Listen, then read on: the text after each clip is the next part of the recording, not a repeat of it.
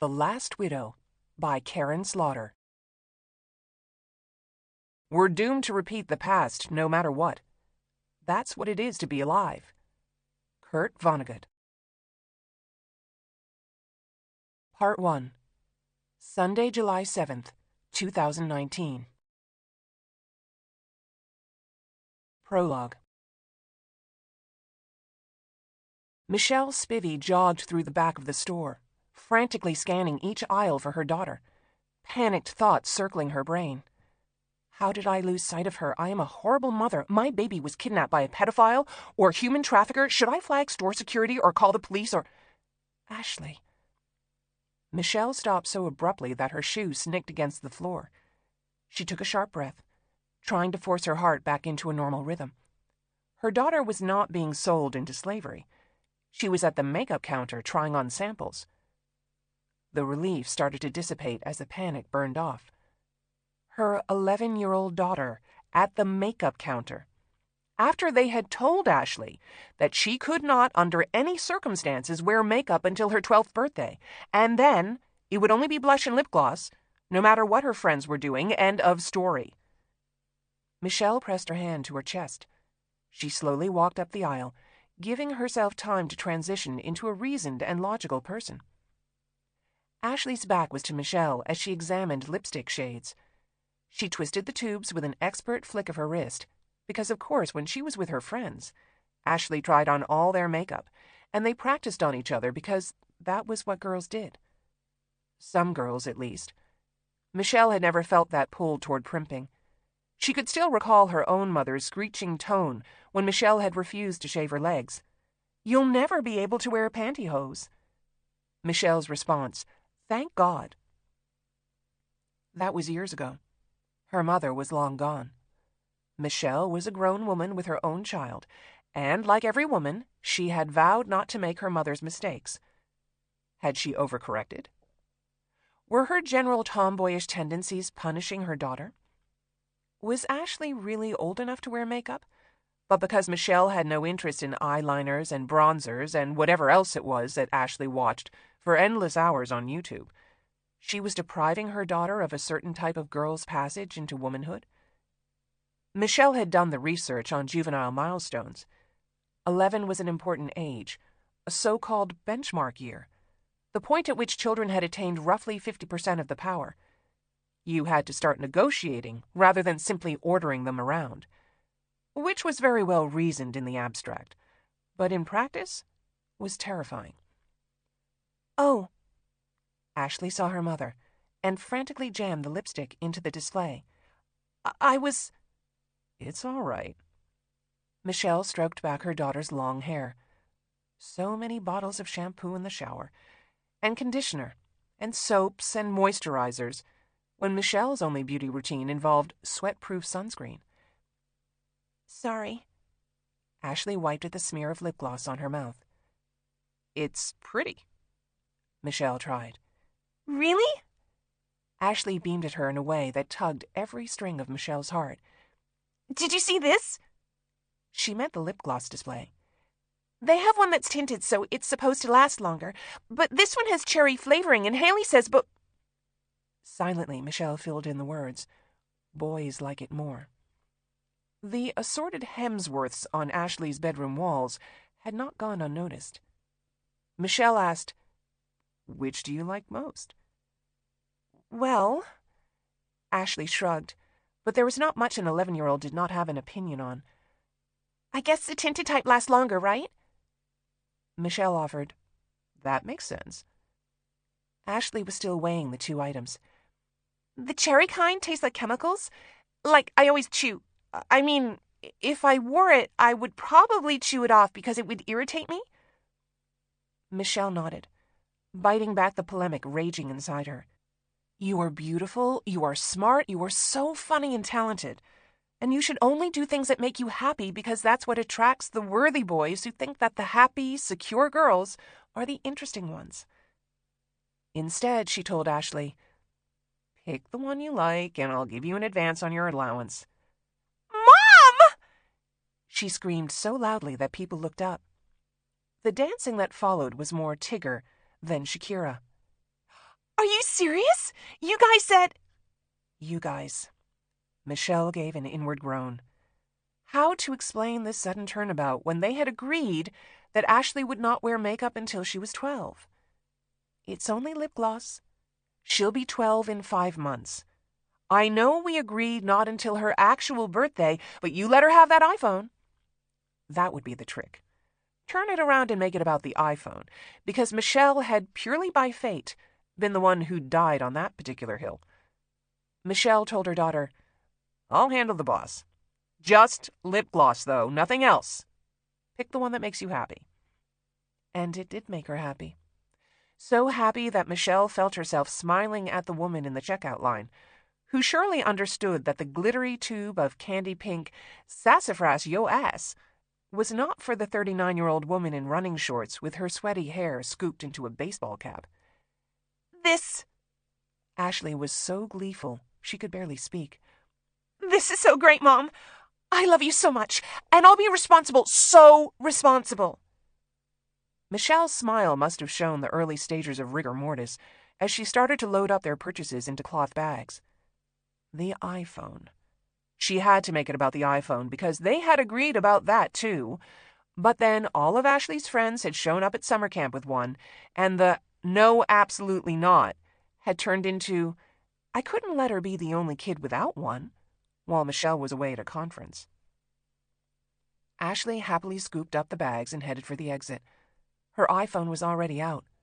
Her thumb slid across the screen as she alerted her friends to the lip gloss, lightly predicting that in a week's time, she'd be sporting blue eyeshadow and doing that curve thing at the edges of her eyes that made girls look like cats. Michelle felt herself start to catastrophize. Ashley could get conjunctivitis, or styes, or blepharitis from sharing eye makeup. Herpes simplex virus, or Hep C from lip gloss and lip liner. Not to mention she could scratch her cornea with a mascara wand. Didn't some lipsticks contain heavy metals and lead? Staph, strep, E. coli? What the hell had Michelle been thinking? She could be poisoning her own daughter. There were hundreds of thousands of proven studies about surface contaminants, as opposed to the relative handfuls positing the indirect correlation between brain tumors and cell phones. Up ahead, Ashley laughed. Her friends were texting back. She swung the bags wildly as she crossed the parking lot. She was 11, not 12. And 12 was still terribly young, wasn't it? Because makeup sent a signal. It telegraphed an interest in being interested in, which was a horribly non-feminist thing to say. But this was the real world, and her daughter was still a baby who knew nothing about rebuffing unwanted attention. Michelle silently shook her head. Such a slippery slope. From lip gloss to MRSA to Phyllis Schlafly. She had to lock down her wild thoughts so that by the time she got home, she could present a reasoned explanation for buying Ashley makeup when they had made a solemn parental vow not to. As they had with the iPhone. She reached into her purse to find her keys. It was dark outside. The overhead lights weren't enough. Or maybe she needed her glasses because she was getting old. Was already old enough to have a daughter who wanted to send signals to boys. She could be a grandmother in a few years' time. The thought made her stomach somersault into a vat of anxiety. Why hadn't she bought wine? She glanced up to make sure Ashley hadn't bumped into a car or fallen off a cliff while she was texting. Michelle felt her mouth drop open. A van slid to a stop beside her daughter. The side door rolled open. A man jumped out. Michelle gripped her keys. She bolted into a full-out run, cutting the distance between herself and her daughter. She started to scream, but it was too late. Ashley had run off, just like they had taught her to do. Which was fine, because a man did not want Ashley. He wanted Michelle. 1 month later. Sunday, August 4th, 2019. Chapter 1. Sunday, August 4th, 1:37 p.m. Sarah Linton leaned back in her chair, mumbling a soft, "Yes, Mama." She wondered if there would ever come a point in time when she was too old to be taken over her mother's knee. "Don't give me that placating tone." The miasma of Kathy's anger hung above the kitchen table as she angrily snapped a pile of green beans over a newspaper. "You are not like your sister. You don't flit around. There was Steve in high school, then Mason for reasons I still can't comprehend, then Jeffrey." She glanced up over her glasses. "If you've settled on Will, then settle on him." Sarah waited for her Aunt Bella to fill in a few missing men, but Bella just played with a string of pearls around her neck as she sipped her iced tea. Kathy continued, "Your father and I have been married for nearly 40 years. Sarah tried. "I never said—" Bella made a sound somewhere between a cough and a cat sneezing. Sarah didn't heed the warning. "Mom, Will's divorce was just finalized. I'm still trying to get a handle on my new job. We're enjoying our lives. You should be happy for us." Kathy snapped a bean like she was snapping an egg. "It was bad enough that you were seeing him while he was still married." Sarah took a deep breath and held it in her lungs. She looked at the clock on the stove. 1:37 p.m. It felt like midnight, and she hadn't even had lunch yet. She slowly exhaled, concentrating on the wonderful odors filling the kitchen. This was why she had given up her Sunday afternoon. Fried chicken cooling on the counter, cherry cobbler baking in the oven, butter melting into the pan of cornbread on the stove, biscuits, field peas, black-eyed peas, sweet potato soufflé, chocolate cake, pecan pie, and ice cream thick enough to break a spoon. 6 hours a day in the gym for the next week would not undo the damage she was about to do to her body, yet Sarah's only fear was that she'd forget to take home any leftovers. Kathy snapped another bean, pulling Sarah out of her reverie. Ice tinkled in Bella's glass. Sarah listened for the lawnmower in the backyard. For reasons she couldn't comprehend, Will had volunteered to serve as a weekend landscaper to her aunt. The thought of him accidentally overhearing any part of this conversation made her skin vibrate like a tuning fork. "Sarah." Kathy took an audible breath before picking up where she'd left off. "You're practically living with him now. His things are in your closet. His shaving stuff, all his toiletries are in the bathroom." "Oh, honey." Bella patted Sarah's hand. "Never share a bathroom with a man." Kathy shook her head. "This will kill your father." Eddie wouldn't die, but he would not be happy in the same way that he was never happy with any of the men who wanted to date his daughters, which was the reason Sarah was keeping their relationship to herself. At least, part of the reason. She tried to gain the upper hand. "You know, Mother, you just admitted to snooping around my house. I have a right to privacy." Bella tisked. "Oh, baby, it's so sweet that you really think that." Sarah tried again. "Will and I know what we're doing. We're not giddy teenagers passing notes in the hall. We like spending time together. That's all that matters." Kathy grunted, but Sarah was not stupid enough to mistake the ensuing silence for acquiescence. Bella said, "Well, I'm the expert here. I've been married 5 times and—" "6," Kathy interrupted. "Sister, you know that was annulled. What I'm saying is, let the child figure out what she wants on her own. I'm not telling her what to do. I'm giving her advice. If she's not serious about Will, then she needs to move on and find a man she's serious about. She's too logical for casual relationships. It's better to be without logic than without feeling. I would hardly consider Charlotte Bronte an expert on my daughter's emotional well-being." Sarah rubbed her temples, trying to stave off a headache. Her stomach grumbled, but lunch wouldn't be served until 2, which didn't matter because if she kept having this conversation, one or maybe all 3 of them were going to die in this kitchen. Bella asked, "Sugar, did you see this story?" Sarah looked up. "Don't you think she killed her wife because she's having an affair? I mean, one of them is having an affair, so the wife killed the affair haver." She winked at Sarah. This was what the conservatives were worried about. Gay marriage has rendered pronouns immaterial. Sarah was having a hard time tracking, until she realized that Bella was pointing to an article in the newspaper. Michelle Spivey had been abducted from a shopping center parking lot 4 weeks ago. She was a scientist with the Centers for Disease Control, which meant that the FBI had taken over the investigation. The photo in the paper was from Michelle's driver's license. It showed an attractive woman in her late 30s, with a spark in her eye that even the crappy camera at the DMV had managed to capture. Bella asked, "Have you been following the story?" Sarah shook her head. Unwanted tears welled into her eyes. Her husband had been killed 5 years ago.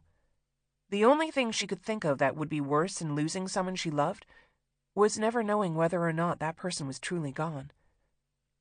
Bella said, "I'm going with murder for hire. That's what usually turns out to be the case. The wife traded up for a newer model and had to get rid of the old one." Sarah should have dropped it, because Kathy was clearly getting worked up. But because Kathy was clearly getting worked up, Sarah told Bella, "I don't know. Her daughter was there when it happened. She saw her mother being dragged into a van. It's probably naive to say this, but I don't think her other mother would do something like that to their child." Fred Tokar's had his wife shot in front of his kids. That was for the life insurance, I think. Plus, wasn't his business shady, and there was some mob connection? And he was a man. Don't women tend to kill with their hands? "For the love of God," Kathy finally broke, "could we please not talk about murder on the Lord's Day? And sister, you of all people should not be discussing cheating spouses." Bella rattled the ice in her empty glass. "Wouldn't a mojito be nice in this heat?" Kathy clapped her hands together, finished with the green beans. She told Bella, "You're not helping." "Oh, sister, one should never look to Bella for help." Sarah waited for Kathy to turn her back before she wiped her eyes. Bella hadn't missed her sudden tears, which meant that as soon as Sarah had left the kitchen, they would both be talking about the fact that she had been on the verge of crying because... why? Sarah was at a loss to explain her weepiness. Lately, anything from a sad commercial to a love song on the radio could set her off. She picked up the newspaper and pretended to read the story. There were no updates on Michelle's disappearance. A month was too long. Even her wife had stopped pleading for her safe return and was begging whoever had taken Michelle to please just let them know where they could find the body. Sarah sniffed. Her nose had started running. Instead of reaching for a paper napkin from the pile, she used the back of her hand. She didn't know Michelle Spivey, but last year she had briefly met her wife, Teresa Lee, at an Emory Medical School alumni mixer. Lee was an orthopedist and professor at Emory. Michelle was an epidemiologist at the CDC. According to the article, the two were married in 2015, which likely meant they tied the knot as soon as they were legally able. They had been together for 15 years before that. Sarah assumed that after 2 decades, they'd figured out the 2 most common causes of divorce: the acceptable temperature setting for the thermostat, and what level of criminal act it was to pretend you didn't know the dishwasher was ready to be emptied. Then again, she was not the marriage expert in the room. "Sarah?" Kathy had her back to the counter, arms crossed. "I'm just going to be blunt." Bella chuckled. "Give it a try." "It's okay to move on," Kathy said.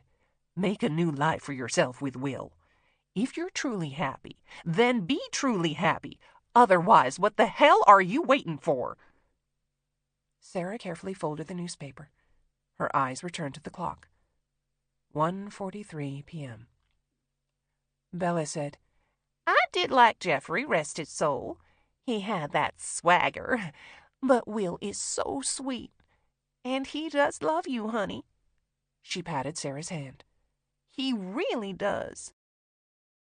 Sarah chewed her lip. Her Sunday afternoon was not going to turn into an impromptu therapy session. She didn't need to work out her feelings. She was caught in the reverse problem of every romantic comedy's first act. She had already fallen in love with Will, but she wasn't sure how to love him. Will's social awkwardness she could deal with, but his inability to communicate had nearly been the end of them. Not just once or twice, but several times. Initially, Sarah had persuaded herself he was trying to show his best side. That was normal.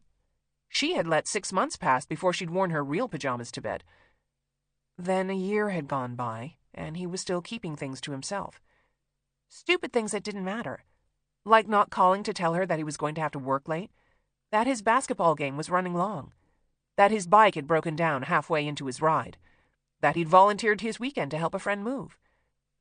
He always looked shocked when she was mad at him for not communicating these things. She wasn't trying to keep track of him. She was trying to figure out what to order for dinner. As annoying as those interactions were, there were other things that really mattered.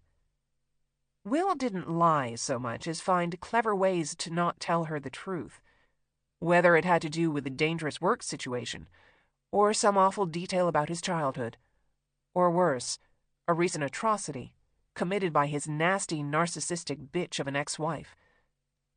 Logically, Sarah understood the genesis of Will's behavior. He had spent his childhood in the foster care system, where, if he wasn't being neglected, he was being abused. His ex-wife had weaponized his emotions against him. He had never really been in a healthy relationship. There were some truly heinous skeletons lurking in his past. Maybe Will felt like he was protecting Sarah. Maybe he felt like he was protecting himself. The point was that she had no fucking idea which one it was, because he wouldn't acknowledge the problem existed. "Sarah, honey," Bella said, "I meant to tell you. The other day, I was thinking about when you lived here back when you were in school. Do you remember that, sugar?" Sarah smiled at the memory of her college years, but then the edges of her lips started to give when she caught the look that was exchanged between her aunt and mother. A hammer was about to drop. They had lured her here with the promise of fried chicken. Bella said, "Baby, I'm gonna be honest. This old place is too much house for your sweet Aunt Bella to handle. What do you think of moving back in?" Sarah laughed, but then she saw that her aunt was serious. Bella said, "Y'all could fix up the place, make it your own." Sarah felt her mouth moving, but she had no words. "Honey," Bella held on to Sarah's hand, "I always meant to leave it to you in my will, but my accountant says the tax situation would be better if I transferred it to you now through a trust. I've already put down a deposit on a condo downtown. You and Will can move in by Christmas. That foyer takes a 20-foot tree, and there's plenty of room for—" Sarah experienced a momentary loss of hearing. She had always loved the grand old Georgian, which was built just before the Great Depression. 6 bedrooms, 5 bathrooms, a 2-bedroom carriage house, a tricked-out garden shed, 3 acres of grounds in one of the state's most affluent zip codes. A 10-minute drive would take you downtown. A 10-minute stroll would have you at the center of the Emory University campus. The neighborhood was one of the last commissions Frederick Law Olmsted took before his death, and parks and trees blended beautifully into the fernbank forest. It was an enticing offer, until the numbers started scrolling through her head. Bella hadn't replaced anything since the 1980s. Central heating and air, plumbing, electrical, plaster repairs, new windows, new roof, new gutters. Wrangling with the Historical Society over minute architectural details. Not to mention the time they would lose, because Will would want to do all the work himself, and Sarah's scant-free evenings and long, lazy weekends would turn into arguments about paint colors and money. Money. That was the real obstacle. Sarah had a lot more money than Will. The same had been true of her marriage. She would never forget the look on Jeffrey's face the first time he'd seen the balance in her trading account. Sarah had actually heard the squeaking groan of his testicles retracting into his body. It had taken a hell of a lot of suction to get them back out again. Bella was saying, "And of course I can help with any taxes, but—" "Thank you." Sarah tried to dive in. That's very generous, but it could be a wedding present. Kathy smiled sweetly as she sat down at the table. Wouldn't that be lovely? Sarah shook her head, but not at her mother. What was wrong with her? Why was she worrying about Will's reaction? She had no idea how much money he had. He paid cash for everything. Whether this was because he didn't believe in credit cards, or because his credit was screwed up, was another conversation that they were not having. What was that? Bella had her head tilted to the side. Did y'all hear something? Like firecrackers or something? Kathy ignored her. You and Will can make this your home, and your sister can take the apartment over the garage. Sarah saw the hammer make its final blow. Her mother wasn't merely trying to control Sarah's life. She wanted to throw in Tessa for good measure. Sarah said, I don't think Tess wants to live over another garage. Bella asked, Isn't she living in a mud hut now? Sissy, hush. Kathy asked Sarah, Have you talked to Tessa about moving home? Not really, Sarah lied. Her baby sister's marriage was falling apart. She Skyped with her at least twice a day, even though Tessa was living in South Africa. Mama, you have to let this go. This isn't the 1950s. I can pay my own bills. My retirement is taken care of. I don't need to be legally bound to a man. I can take care of myself. Kathy's expression lowered the temperature in the room. If that's what you think marriage is, then I have nothing else to say on the matter. She pushed herself up from the table and returned to the stove. Tell Will to wash up for dinner. Sarah closed her eyes so that she wouldn't roll them. She stood up and left the kitchen. Her footsteps echoed through the cavernous living room as she skirted the periphery of the ancient oriental rug. She stopped at the first set of French doors. She pressed her forehead against the glass. Will was happily pushing the lawnmower into the shed. The yard looked spectacular. He had even trimmed the boxwoods into neat rectangles. The edging showed a surgical precision. What would he say to a $2.5 million fixer-upper? Sarah wasn't even sure she wanted such a huge responsibility. She had spent the first few years of her marriage remodeling her tiny craftsman bungalow with Jeffrey. Sarah keenly recalled the physical exhaustion from stripping wallpaper and painting stair spindles, and the excruciating agony of knowing that she could just write a check and let someone else do it. But her husband was a stubborn, stubborn man. Her husband. That was the third rail her mother had been reaching for in the kitchen. Did Sarah love Will the same way she'd loved Jeffrey? And if she did, why wasn't she marrying him? And if she didn't, why was she wasting her time? All good questions. But Sarah found herself caught in a Scarlett O'Hara loop of promising herself that she would think about it tomorrow. She shouldered open the door and was met by a wall of heat. Thick humidity made the air feel like it was sweating. Still, she reached up and took the band out of her hair. The added layer on the back of her neck was like a heated oven mitt. Except for the smell of fresh grass, she might as well be walking into a steam room. She trudged up the hill. Her sneakers slipped on some loose rocks. Bugs swarmed around her face. She swatted at them as she walked toward what Bella called the shed, but was actually a converted barn with a blue stone floor and space for 2 horses and a carriage. The door was open. Will stood in the middle of the room. His palms were pressed to the top of the workbench as he stared out the window. There was a stillness to him that made Sarah wonder if she should interrupt. Something had been bothering him for the last 2 months. She could feel it edging into almost every part of their lives. She had asked him about it. She had given him space to think about it. She had tried to fuck it out of him. He kept insisting that he was fine, but then she'd catch him doing what he was doing now, staring out a window with a pained expression on his face. Sarah cleared her throat. Will turned around. He'd changed shirts, but the heat had already plastered the material to his chest.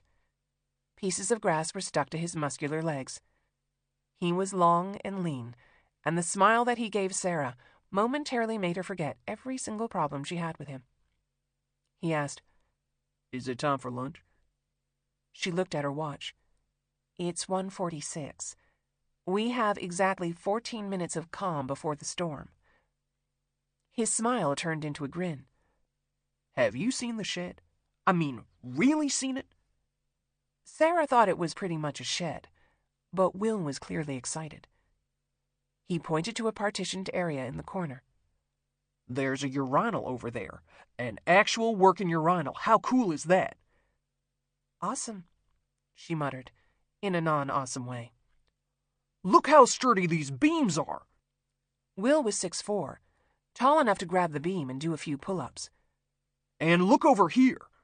This TV is old, but it still works. And there's a full refrigerator and microwave over here where I guess the horses used to live. She felt her lips curve into a smile. He was such a city boy, he didn't know that it was called a stall. And the couch is kind of musty, but it's really comfortable. He bounced onto the torn leather couch, pulling her down beside him. It's great in here, right? Sarah coughed at the swirling dust.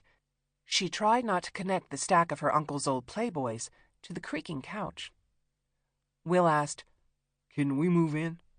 I'm only halfway kidding. Sarah bit her lip. She didn't want him to be kidding. She wanted him to tell her what he wanted. Look, a guitar. He picked up the instrument and adjusted the tension on the strings. A few strums later, and he was making recognizable sounds. And then he turned it into a song. Sarah felt the quick thrill of surprise that always came with finding out something new about him. Will hummed the opening lines of Bruce Springsteen's I'm on Fire. He stopped playing. That's kind of gross, right? Hey, little girl, is your daddy home? How about, Girl, You'll Be a Woman Soon? Or Don't Stand So Close to Me? Or the opening line to Sarah's Smile? Damn. He plucked at the guitar strings. Hall & Oates, too? Panic at the Disco has a better version. Sarah watched his long fingers work the strings. She loved his hands. When did you learn to play? High school. Self-taught. Will gave her a sheepish look. Think of every stupid thing a 16-year-old boy would do to impress a 16-year-old girl, and I know how to do it. She laughed, because it wasn't hard to imagine. Did you have a fade? Duh. He kept strumming the guitar. I did the Pee Wee Herman voice. I could flip a skateboard. Knew all the words to Thriller. You should have seen me in my acid-wash jeans and Members Only jacket. Nember? Dollar store brand. I didn't say I was a millionaire. He looked up from the guitar, clearly enjoying her amusement. But then he nodded toward her head, asking, What's going on up there? Sarah felt her earlier weepiness return. Love overwhelmed her.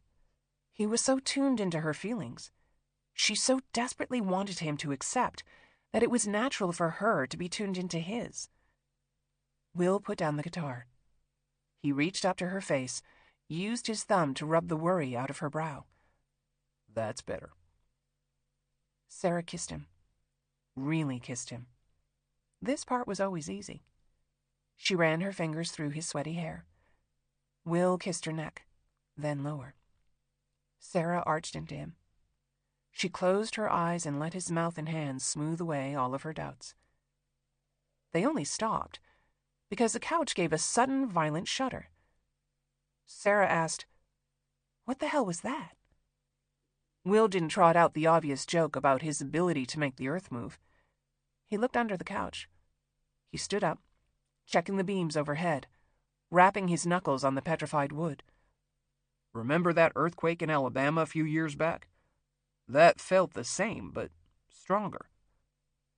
Sarah straightened her clothes. The country club does fireworks displays. Maybe they're testing out a new show? In broad daylight? Will looked dubious. He found his phone on the workbench. There aren't any alerts. He scrolled through his messages, then made a call. Then another. Then he tried a third number. Sarah waited expectant, but Will ended up shaking his head. He held up the phone so she could hear the recorded message, saying that all circuits were busy.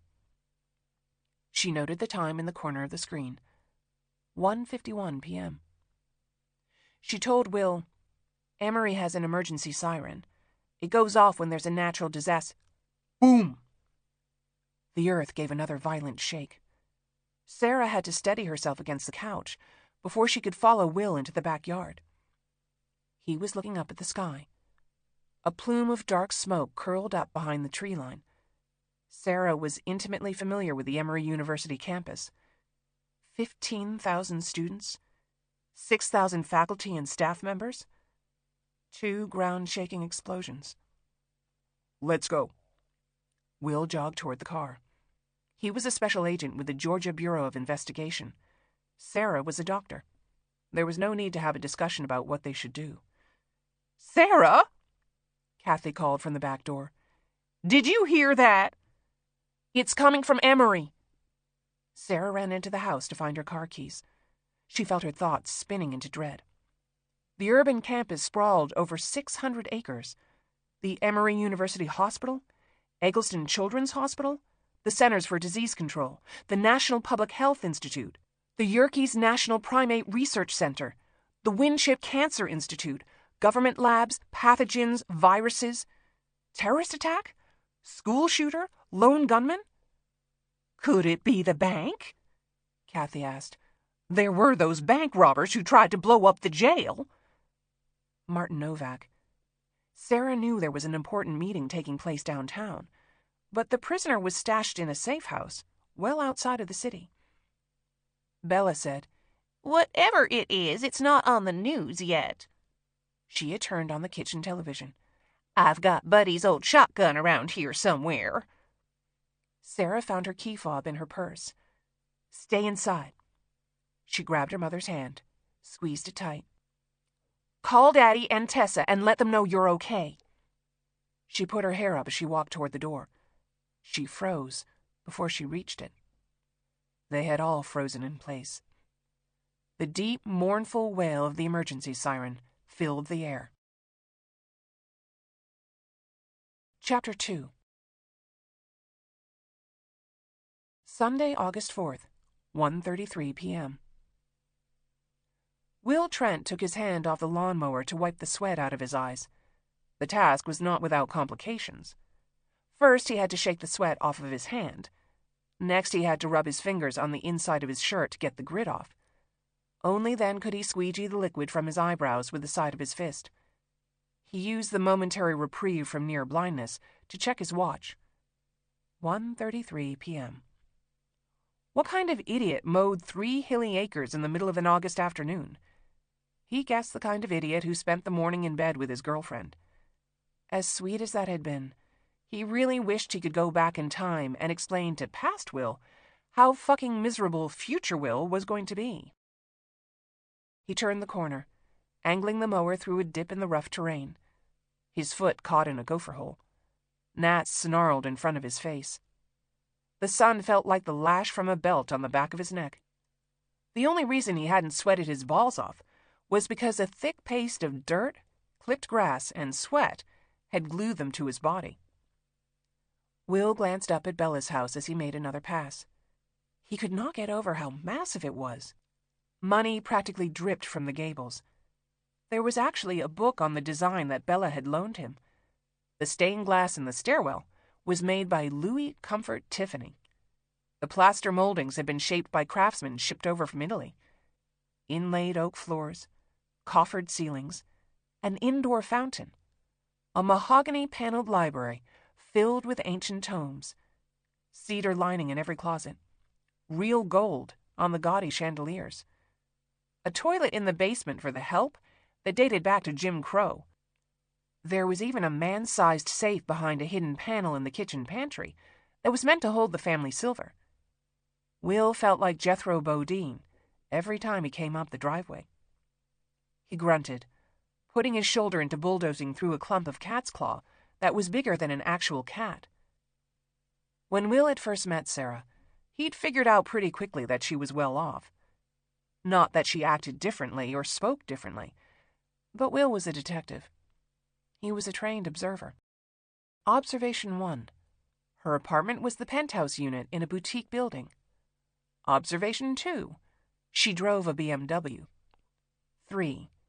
She was a doctor, so his detective skills were not really needed to figure out that she had money in the bank.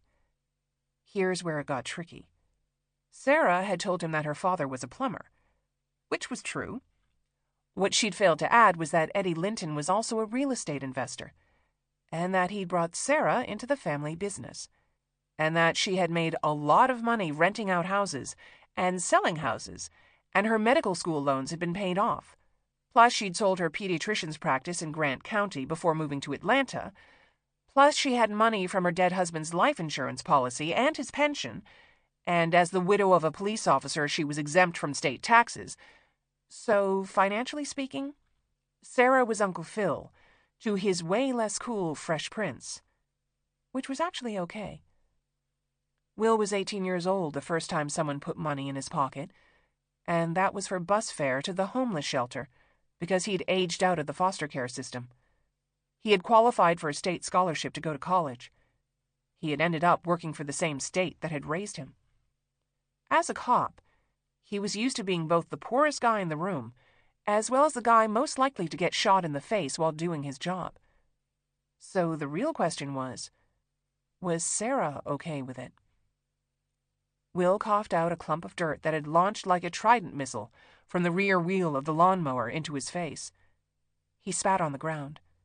His stomach grumbled at the thought of lunch. Bella's mansion was bothering him. What it represented. What it said about the disparity between him and Sarah. Because the place Will had lived in while he'd attended college had been condemned because of asbestos, not listed on the National Registry of Historical Homes. Sarah's aunt was a whole other level of loaded, in more ways than one. Will guessed by the smell coming off her iced tea that she was a fan of day drinking. As far as he could tell, she had made her money by marrying up, and up, and up, which wasn't his business, until her incredible generosity had made it so. Last week, Bella had given Will a trimmer that was worth at least $200. The week before, she'd noticed him admiring one of her dead husband's record collections and foisted a boxful into Will's hands as he walked out the door. Queen's original A Night at the Opera, Blondie's Parallel Lines, the 12-inch maxi single of John Lennon's Imagine, with a pristine green apple on the label. Will could mow this damn lawn for the next 2,000 years and not even come close to repaying her. He stopped to wipe his forehead with his arm. He ended up smearing sweat into sweat. He took a deep breath and inhaled a gnat. 1:37 p.m. He shouldn't even be here. At this very moment, there was a huge, big-shot meeting happening downtown. These meetings had been happening for the last month, and bi-monthly before that. The GBI was coordinating with the Marshals Service, the ATF, and the FBI on the transfer of a convicted bank robber. Martin Novak was currently residing in an undisclosed safe house as he awaited sentencing at the Russell Federal Building. The reason he wasn't biding his time in jail was because his fellow bank robbers had tried to blast a Novak-sized hole in the side of the building. The attempt had failed, but no one was taking any chances. Novak wasn't a typical convict. He was a legit criminal mastermind who ran a team of highly trained bad guys. They killed indiscriminately. Civilians, security guards, cops. It didn't matter who was on the other end of the gun when they pulled the trigger. The team moved through the banks they targeted like the hands of a clock. Every indication was that Novak's group was not going to let their leader die in the bowels of a federal prison. As a cop, Will despised these kinds of criminals. There was nothing worse or more rare than a really smart bad guy. But as a human being, he longed to be in on the action. Will had accepted a long time ago that the part of the job that appealed to him most was the hunt. He could never shoot an animal, but the thought of lying in wait, rifle trained on the center mass of a bad guy, trigger finger itching to remove their miserable souls from the world, was an incredible high. Which fact he would never tell Sarah. He had it on authority that her husband had been the same way. that Jeffrey Tolliver's love of the hunt was probably what had gotten him killed. Will's fight or flight was similarly stuck on fight. He didn't want Sarah to be terrified every time he walked out the door. He glanced up at the house again as he mowed the next row. Rich, drunk aunts aside, he felt like things were going well with Sarah. They had settled into a routine. They had learned to accept each other's faults, or at least to overlook the worst of them, as in two examples. A lack of desire to make the bed every morning like a responsible human being, and a stubborn unwillingness to break the habit of throwing away a jar of mayonnaise, even when there was enough in the bottom to make half a sandwich. For Will's part, he was trying to be more open with Sarah about what he was feeling. It was easier than he'd thought it would be. He just made a note on his calendar every Monday to tell her something that was bothering him.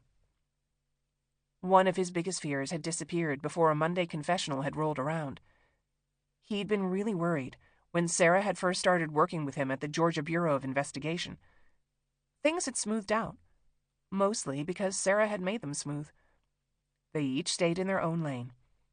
Sarah was a doctor and a medical examiner, the same job she'd had back in Grant County. Her husband had been chief of police, so she knew how to be with a cop. Like Will, Jeffrey Tolliver probably hadn't been in line for any promotions. Then again, what promotion would the man get when he was already at the top of the food chain? Will pushed this out of his brain, because as dark as his thoughts were, letting them dip into that pool would be fairly treacherous. At least Sarah's mother seemed to be coming around. Kathy had spent half an hour last night telling him stories about the first few years of her marriage. Will had to think this was progress. The first time he'd met her, Kathy had basically spit nails in his direction. Maybe his Sisyphean battle against her drunk sister's lawn had persuaded her that he wasn't such a bad guy. Or maybe she could see how much Will loved her daughter.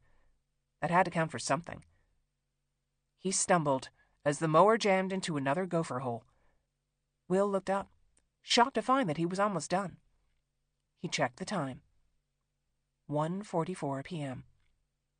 If he hurried, he could grab a few minutes in the shed to hose down, cool off, and wait for the dinner bell.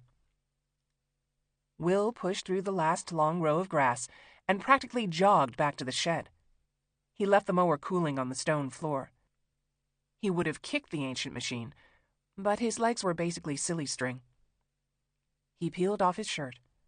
He went to the sink and dunked his head under the ice-cold stream of water. He washed all the important areas with a bar of soap that had the texture of sandpaper. His clean shirt skidded across his wet skin as he put it on. He went to the workbench, pressed his palms down, spread his legs, and let everything air dry. His cell phone showed a notification. Faith had texted him from the big shot meeting that Will was not invited to attend. She'd sent him a clown with a water gun pointing at its head, then a knife, then a hammer, then another clown, and for some reason a yam. If she was trying to make him feel better, a yam wasn't going to pull him over the finish line. Will looked out the window. He wasn't given to navel-gazing, but there was nothing to do but think as he stared at the expertly tended lawn. Why wasn't he in that big shot meeting? He couldn't begrudge Faith the opportunity, or the nepotism. Amanda, their boss, had started out her career partnered with Faith's mother. They were best friends. Not that Faith was skating on her connections. She had worked her way up from a squad car to the homicide division at the Atlanta Police Department to special agent status at the Georgia Bureau of Investigation. She was a good cop. She deserved whatever promotion came her way. It was what came next for Will that would be the real humiliation. Setting aside having to tell Sarah that Faith had moved up while he treaded water, Will would have to break in a new partner. Or, more likely, a new partner would have to break in Will. He was not good with people. At least, not with fellow cops. He was very good at talking to criminals. Most of Will's youth had been spent skirting the law. He knew how criminals thought. That you could lock them in a room and they would come up with 16 different ways to break out, none of them involving just asking someone to unlock the door. The point was that Will closed cases. He got good results. He was a crack shot. He didn't suck up all the air in the room. He didn't want a medal for doing his job. He wanted to know why he wasn't asked to be in the meeting. Will looked down at his phone again. Nothing but yam. He stared out the window. He sensed that he was being watched. Sarah cleared her throat. Will felt his bad mood lift. He couldn't stop the stupid grin that came to his face every time he saw her. Her long auburn hair was down. He loved it when her hair was down. Is it time for lunch? Sarah looked at her watch. It's 1:46. We have exactly 14 minutes of calm before the storm. He studied her face, which was beautiful. But there was a streak of something above her eyebrow that looked suspiciously like the smeared entrails of a dead bug. She gave him a curious look. Have you seen the shed? Will offered her the grand tour, but only as a ruse to get her onto the couch. He was exhausted from the mowing. He was starving. He was worried that Sarah was only fine with a poor cop, as long as that poor cop had ambitions.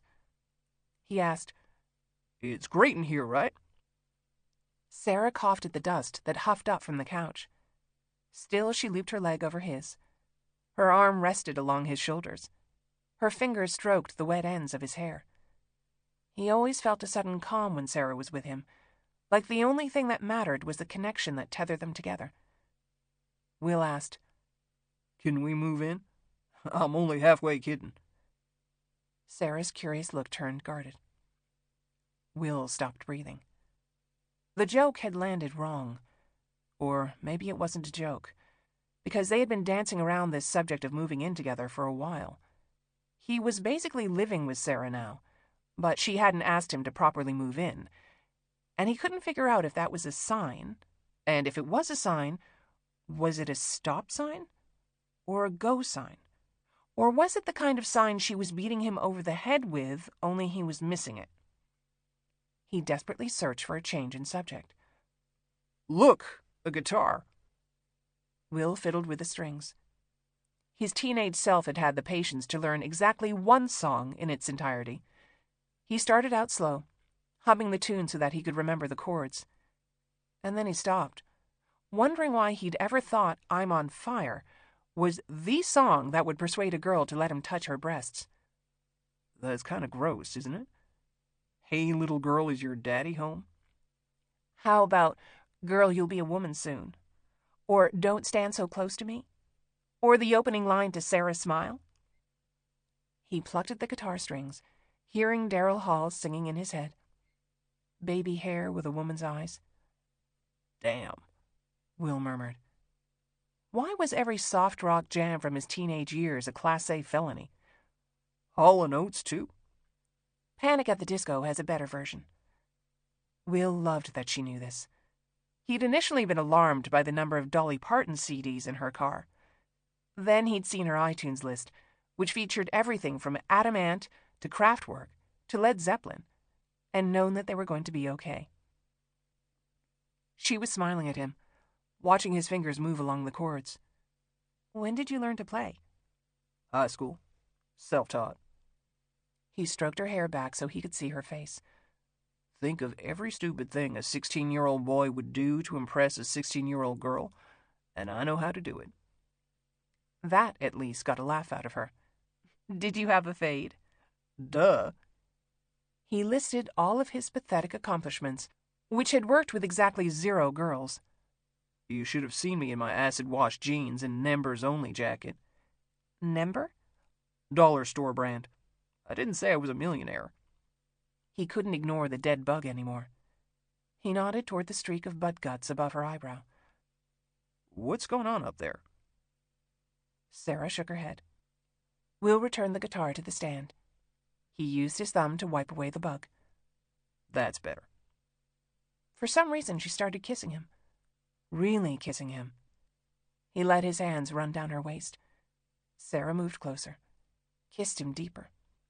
She used her fingertips to press down his shoulders. Then she pushed him down with her hands. Will was on his knees, thinking he would never get tired of the taste of her. when the ground started to shake. Sarah sat up. What the hell was that? Will wiped his mouth. He couldn't joke about making the earth move for her, because the earth had literally moved. He checked under the old couch to see if it was falling apart. He stood up and knocked at the beams, which was probably stupid because the whole shed could fall down on them. He asked Sarah, "Remember that earthquake in Alabama a few years back?" Will had been on a stakeout in North Georgia. The car had shimmied away from the curb. That felt the same, but stronger. Sarah was buttoning her shorts. There was a sound. The country club does fireworks displays. Maybe they're testing out a new show? In broad daylight? Will found his phone on the workbench. The screen gave the time. 1:49 p.m. He told Sarah, "There aren't any alerts." She worked at the GBI too. She knew that the state had an emergency contact system that pinged all law enforcement phones in case of a terrorist attack. Will considered where they were standing. What kind of cataclysmic event could be felt at these coordinates? He recalled attending a seminar given by an FBI agent who'd been at Ground Zero. Even over a decade later, the man could not find the words to describe the awesome kinetic energy dissipated into the ground when a skyscraper fell. Like an off-the-scale earthquake. The Atlanta airport was 7 miles from downtown. More than 250,000 passengers flew in and out every day. Will returned to his phone. He tried to check his messages and emails, but the wheel just spun on the screen. He called Faith, but couldn't get through. He tried Amanda and got the same. He dialed the main office number at the GBI. Nothing worked. He held up the phone so Sarah could hear the 3 tones, then the operator saying all circuits were busy. He dropped the phone onto the bench. It might as well be a brick. Sarah's expression was filled with anxiety. She said, "Emory has an emergency siren. It goes off when there's a natural disaster." Boom! Will almost lost his footing. He ran into the yard and looked up at the sky. A plume of dark smoke curled up behind the tree line. Not fireworks. 2 explosions. "Let's go." Will started running toward the driveway. Sarah? Kathy called from the back door. Did you hear that? He watched Sarah dart into the house. She was probably looking for her keys. He wanted her to stay inside, but knew she wouldn't. Will darted across the sloping front yard. The police would set up roadblocks. There would be nowhere to park a car, and Will could probably run there faster. He thought about his gun locked in the glove box of Sarah's BMW. But if the local cops needed him for anything, it would be crowd control. Will's foot hit the road just as the wail of an emergency siren filled the air. Bella's house was on a straight stretch of Lullwater Road. There was a curve 50 yards ahead that followed the contours of the Druid Hills golf course. Will kept his arms tight to his body, legs pumping hard, as he closed the gap to the curve. He was almost at the bend when he heard another sound. Not an explosion, but the weird pop that 2 automobiles make when they smack into each other. There was another pop. He gritted his teeth as he waded through the ensuing silence. A car horn started to whine, along with the emergency siren. It wasn't until Will had finally rounded the curve that he saw what had happened. 2 cars had marshmallowed a blue pickup truck between them. A red Porsche Boxster S was at the front. Older model, naturally aspirated flat 6, a 3rd radiator behind the opening in the lower front fascia.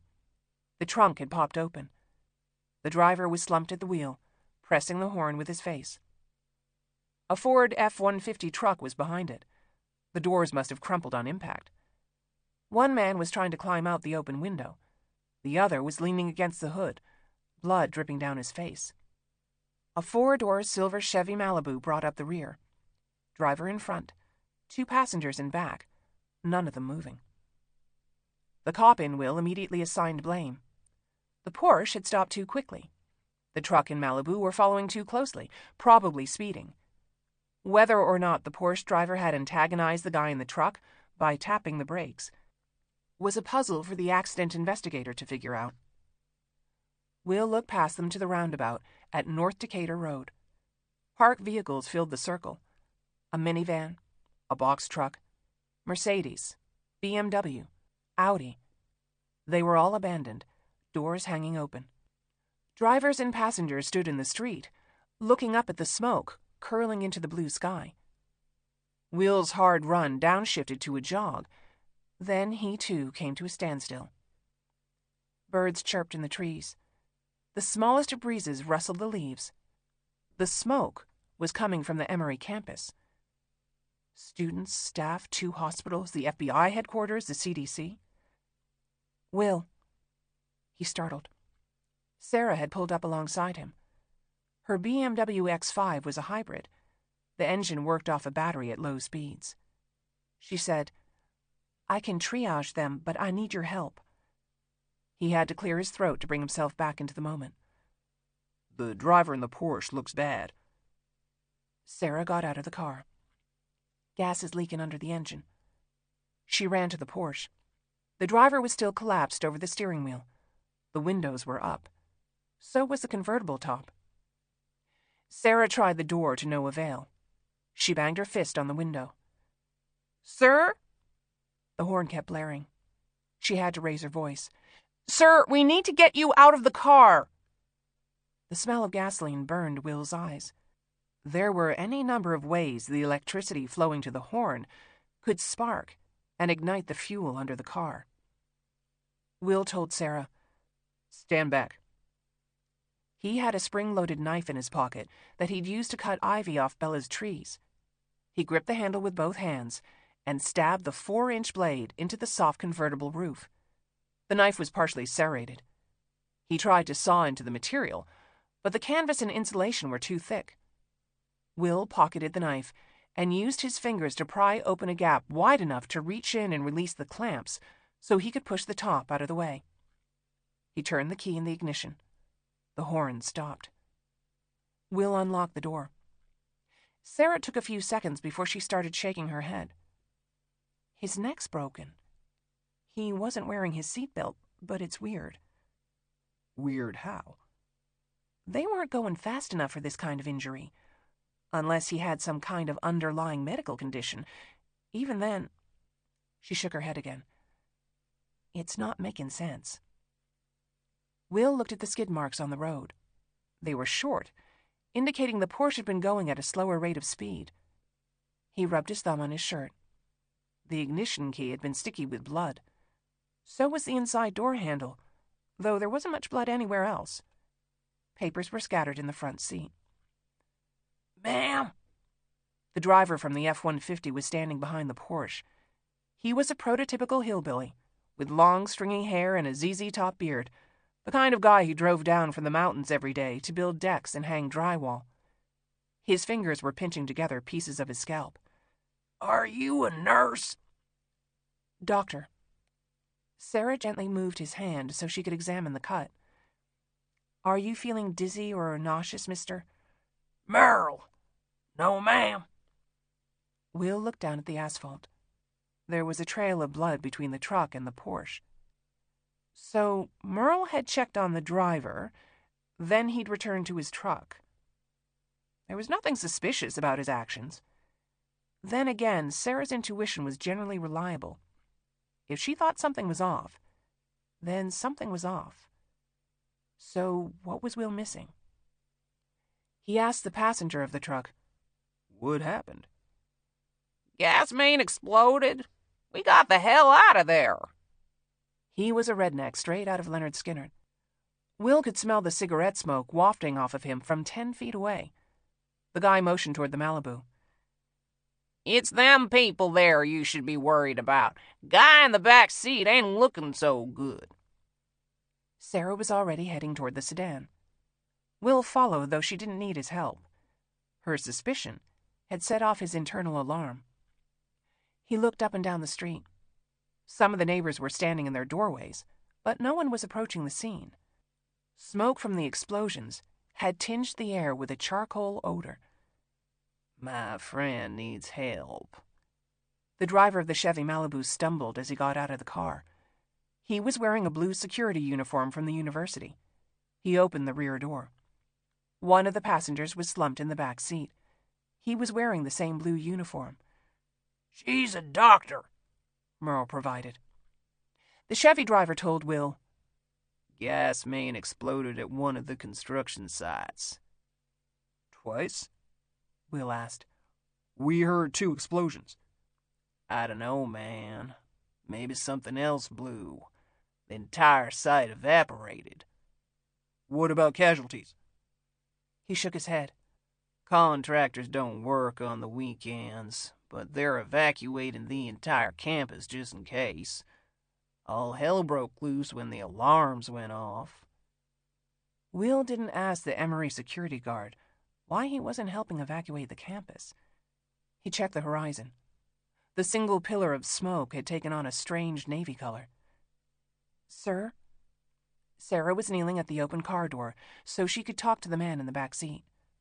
"Sir, are you okay?" "His name's Dwight." The Chevy driver provided. "I'm Clinton." "I'm Vince," the truck passenger offered. Will raised his chin in acknowledgement. He could finally hear squad cars barreling down Oakdale Road, which ran parallel to Lullwater. A white air ambulance helicopter raced overhead. In the distance, fire engines bleated their horns. No one was using Bella's Street. There must have been another accident at the Ponce de Leon end of Lullwater. There was no telling how many people had slammed on the brakes when the explosion started. So why did this particular car accident feel different? "Dwight?" Sarah pulled the man up to sitting. The windows were heavily tinted. Over the top of the door, Will could see Dwight's head lolled to the side. The whites of his eyes showed like bone under his swollen eyelids. Blood dribbled from his nose. He hadn't been wearing a seatbelt either. He'd probably knocked himself out on the seat in front of him. "We need to get him out of here." Clinton's tone had changed. He sounded scared now. "Get him to the hospital. Emory's closed. The emergency room. Everything's closed, man. What the fuck are we gonna do?" Will put a steadying hand on Clinton's shoulder. "Can you tell me exactly what happened?" "I done told you." The man's arms flew up, shirking Will's hand away. "Do you see that smoke, Bubba? Shit's going down is what's happening. And now this car wreck and none of us can get out of here. You think they're gonna send an ambulance for my pal? You think the cops are gonna arrest me for whacking into that stupid truck?" "Clinton, it's nobody's fault," another voice said. The second passenger from the back seat. Mid-30s, clean-shaven, T-shirt and jeans. He had his hands clasped together on the roof. Will could feel the danger radiating off this guy like heat from the sun. What was he missing? The man told Will, "I'm Hank." Will gave him a cautious nod, but didn't offer his own name. It was weird that these guys were identifying themselves. It was weird that the Porsche driver's neck was broken. It was especially weird that Hank was so calm in the face of a fatal car accident where his friend was knocked out cold. You weren't that calm unless you felt like you were completely in control. Hank said, "We heard another explosion. Then the guy in the red car just stopped." He snapped his fingers. "Then the truck hit the red car. Then we rear-ended the truck and—" "Will?" Sarah's tone had changed too. She was holding out the key fob to her BMW. Will caught a slight tremble in her hand. She had worked in emergency medicine for years. She never got flustered. What was he missing? She told him, "I need you to get my medical bag out of the glove compartment of the car." Merle offered, "I can get it." Will took the fob. His fingers brushed against Sarah's. He felt a jolt of panic as his brain processed her very specific request. Sarah kept her medical bag in the trunk because the glove box was too small, and also because that was where Will locked his gun when he wasn't wearing it. She wasn't asking him to get her bag. She was telling him to get his gun.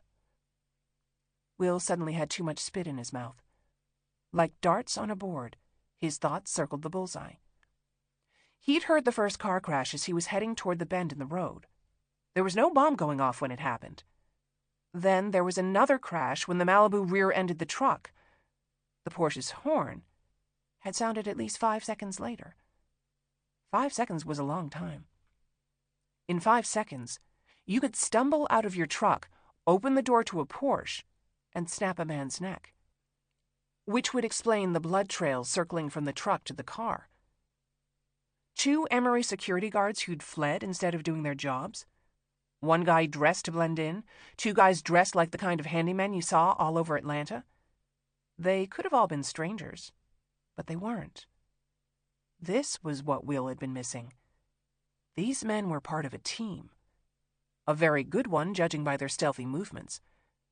Without Will realizing it, they had placed Will and Sarah in the middle of a tactical triangle. Clinton was behind them. Hank was in front of them. Standing at the apex between Will and his gun, Vince and Merle. Dwight was knocked out cold, but Hank was limping around the rear of the car to stand near Sarah. Will rubbed his jaw as he silently probed for points of weakness. There were none. All of them were armed. Hank's weapon was invisible, but a guy like that was always strapped. The bulge at Vince's ankle was a concealed revolver. Clinton had a Glock on his belt as part of the security uniform. Merle's revolver was tucked into the small of his back. Will could see the outline of the grip when the man crossed his arms over his broad chest. He stood like a cop, feet planted wide apart, tailbone curved, because the weight of a 30-pound service belt could break your spine. They all stood the same way. "Give us a hand, big guy." Clinton's feigned helplessness had evaporated. He gestured for Will to help him get Dwight out of the car. "Let's go." "Wait," Sarah tried. "He could have a spinal injury or—" "Ma'am, excuse me." Merle didn't move her out of the way so much as stand there until Sarah moved for him. Together, he and Clinton lifted Dwight out of the car. The guy was dead weight. His feet flopped against the asphalt until they finally flattened back like a duck's. Will let his eyes slide toward Sarah. She wasn't looking at him. She was taking in her surroundings, trying to figure out whether or not to run. Hank was standing beside her. Too close. Most of the front yards were more like football fields. If she took off, he would have a clear shot at her back. So Will would have to shoot him before that happened. He told Sarah, "I'll get your bag." He didn't try to catch her eye. Instead, he stared at Hank in a way that let the man know if he touched a hair on Sarah's head, Will would beat the skin off of his face. There were 30 feet between Will and the BMW. Sarah had parked it at an angle across the road to calm any oncoming traffic. Will walked just fast enough to keep his distance from Merle and Clinton, who dragged Dwight between them. Will felt the heat leave his body. His heart slowed to a steady thump. Some people got calm when they were in control. Will had been out of control enough times in his life to find calm in chaos. His ears strained for sounds. He heard scuffs and grunts and sirens and horns. Nothing from Sarah. No words, anyway. He felt her eyes on him, almost like a tractor beam trying to pull him back to her. How the fuck had he let this happen? Will looked down at his hand. There was a valet key hidden inside the fob. Will slid it out of the compartment. He took a cue from Faith, who always kept the longest key on her ring jutting out like a knife from between her fisted fingers. He thought about using it to rip open Hank's throat. The man wouldn't be so calm with his larynx dangling below his chin. Motherfucker. They weren't just going to take the BMW. That would have been an easy solve. All they'd needed to do was pull out their guns, jump in the car, and make their escape. No conversation required. But they had kept talking. They had given their names, which was Interrogation 101. Establish a rapport with the subject. They had given a bullshit story about a gas main explosion. They had a guy who was injured, one who was knocked out. They couldn't go to a hospital, but they needed medical help fast. They were going to take Sarah. A very specific type of fury coiled every single muscle in Will's body. His nerves were electrified. His vision was crystal clear. His thoughts slid along the edge of a razor. The folding knife in his pocket. The key between his fingers. The gun in the glove compartment. Will couldn't reach into his pocket, press the button on the spring-loaded knife, and have it open in time to do anything but drop from his hand when he was shot. The key was only good for close-quarters combat, and Will didn't have a chance against two guys. He had to get the gun. 4 armed cops or ex-cops. Maybe 5 if Dwight woke up. Will hadn't checked, but the guy should have a Glock on his belt, part of the security uniform. Part of the disguise. Still a real gun. Will could pretend to help Dwight into the car, then grab the Glock. Even close range, he would need to be fast. Clinton first because of the gun on his hip, then Merle because it would take longer for him to reach for the revolver tucked down the back of his pants.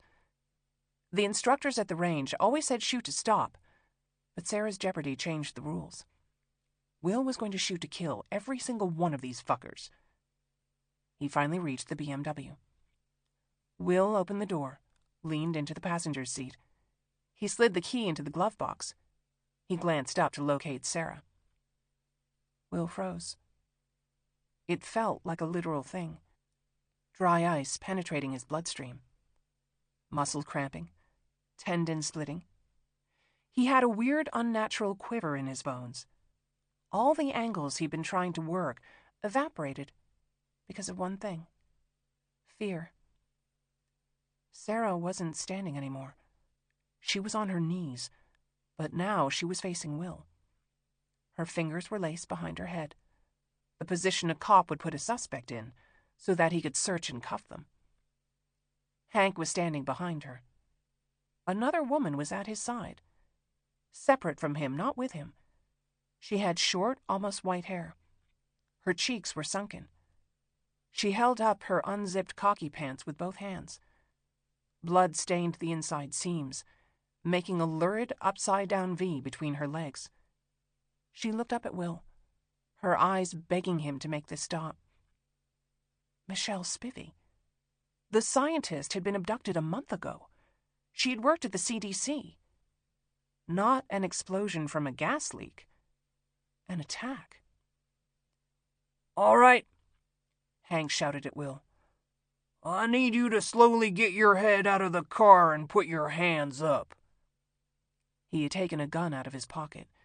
PKO 45. The muzzle barely extended past his finger, which was placed above the trigger guard the way a cop would hold it. The extended magazine peeked out from the bottom of his fist. Tiny, but powerful. It was called a pocket cannon because it could blow the brain out of a woman's skull. Sarah's skull. Because that's where the gun was pointing. Will felt a physical illness rack his body. He did as he was told, his hands slowly going into the air. He looked at Sarah now. Her bottom lip trembled. Her eyes filled with tears. Her fear was so palpable that he could feel it like a fist squeezing the blood out of his heart. Merle jammed his revolver into Will's side. We got no beef with you, big guy. Just need to borrow the doctor. You'll get her back, eventually. Will's eyes found the blood dripping down between Michelle's legs. He opened his mouth, but he couldn't draw air. Sweat streamed down the sides of his face. He looked down at the Smith & Wesson revolver that was prying apart his ribs. If he was shot in the gut, could he still grab one of the guns? Could he give Sarah cover so that she could run? From 4 armed men, across open space. Broken glass filled his throat, his chest, his lungs. They were going to take Sarah. They were going to kill him. There was nothing Will could do but watch it or make it happen faster. Clinton loaded Dwight into the back of the BMW. Dwight was still out, slumped over to the side. His holster was empty. Vince was too far away for Will to take his gun. He had already slipped behind the wheel of Sarah's car. The key fob was inside, so he was able to turn on the vehicle by pressing the button. The battery turned on, but not the engine. Vince laughed. Stealing a hybrid. We're owning the libs. Will forced his shaking hands to still. He flooded out the fear with rage. This could not happen. He would not let them hurt Sarah. He would eat every bullet in every gun if that's what it took to stop them. Careful, bro. Clinton's palm rested on the butt of his Glock. I'm a cop, Will said. You're cops. This doesn't have to go sideways. We need a doctor, Hank called across the chasm between Will and Sarah. No offense, brother. Wrong place, right time. Let's go, lady. Get in the car. Hank tried to pull Sarah up, but she wrenched away. No. Her voice was low, but she might as well have shouted the word. I'm not going with you. Lady, that wasn't a gas main that exploded at the campus. Hank glanced up at Will. We just blew up dozens, maybe hundreds of people. Do you think I give a shit about having your blood on my hands? Will could see the anguish on Sarah's face. She was thinking about the hospitals, the sick patients, the children, the staff who had lost their lives. Will did not care about any of them. All he cared about was Sarah. These men were cold-blooded murderers. If they took her, she would be dead within a few hours. If she refused to go, she would be dead where she knelt on the ground. No, Sarah repeated. She had already made the same calculations as Will. Tears ran down her face. She didn't sound scared anymore. She was clearly resigned to what was going to come next. I won't go with you. I won't help you. You'll have to shoot me. Will's eyes burned, but he would not look away from her. He nodded his head. He knew that she meant it. He knew why she meant it. How about I kill her? Hank pressed the gun against Michelle Spivey's head. The woman didn't flinch. She didn't cry out. She said, Do it. Go ahead, you spineless piece of shit. Clinton laughed, though the woman sounded as resigned to her fate as Sarah. You still think you're a good man? Michelle turned her head toward Hank. Her hands had clenched into fists as they held up her pants. What's your father going to say when he hears about who you really are? Hank's calm composure started to slip. Michelle's words had hit their mark. She had spent a month with these men. She obviously knew their weak points. I heard you talking about your dad, how he's your hero, how you wanted to make him proud, Michelle said. He's sick. He's going to die. Hank's jaw clenched. His last breath. He's going to know what kind of monster he helped bring into this world. Clinton laughed again. Damn, girl, the way you're talking makes me wonder how tight your daughter's pussy is. There's always a moment right before bad things get worse. Split second. Blink of an eye. Will had been in enough bad situations to recognize when it was coming. The air changed. You could feel it when you breathed in, like your lungs were getting more oxygen, or that percentage of your brain that was never used was suddenly awake and processing and preparing you for what was coming next. This is what came next. Hank's fingers slid from the trigger guard down to the trigger. But the gun wasn't pointing at Michelle Spivey when he pulled back. Neither was it pointing at Sarah. Hank's arm had swung in an arc toward the man who had joked about raping an 11-year-old girl. Then, nothing. Just a metallic click, click, click. Here was a big problem with pocket cannons. Pocket lint. The gun had jammed. Clinton screamed, "You son of a—" Everything got slower. Clinton jerked the Glock out of his holster. Will felt the sweet relief of the Smith & Wesson revolver being excised from between his ribs as Merle reached out to stop him. Will grabbed the revolver. It was almost easy, because that wasn't the gun Merle was worried about. The Smith & Wesson didn't jam. The 6-shot was one of the most reliable weapons on the market. As far as accuracy, that depended on the shooter and the range. Will was a good shooter. A 3-year-old could kill a man at close quarters, which is exactly what Will did. Merle dropped, opening up the space so Will had a clear line on Vince, who was reaching for his ankle holster when Will shot him. Wounded him. The fucker fell out of the car. 1 dead, 1 wounded. That left Dwight, Hank, Clinton.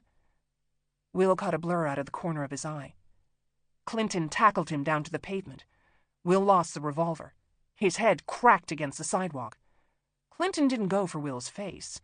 You didn't kill a man by breaking his skull. You killed him by breaking open his organs. Will's muscles clenched against the fists pile-driving into his belly. The breathless pain threatened to immobilize him. But this wasn't Will's first beatdown.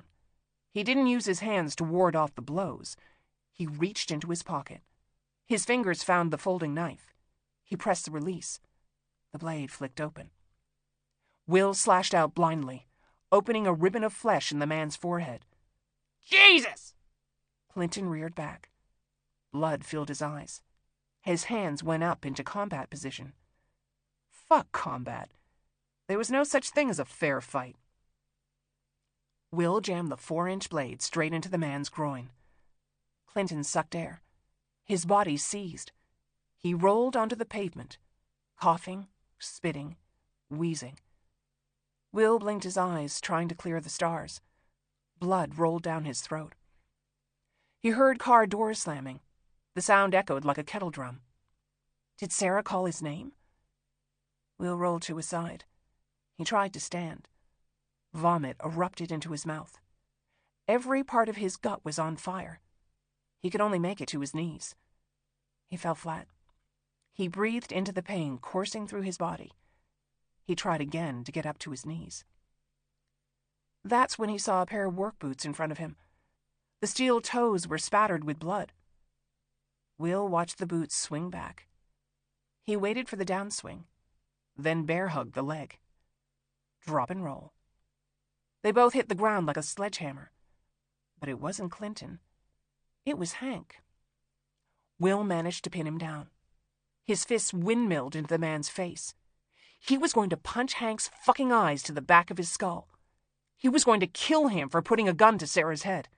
He was going to murder every fucking one of them. Will! Someone screamed. Sarah's voice, but not her voice. Stop it! He looked up. Not Sarah. Her mother.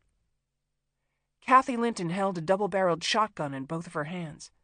He could feel the heat from the muzzle. One of the triggers had already been pulled. The second was cocked and loaded. Kathy stared up the road.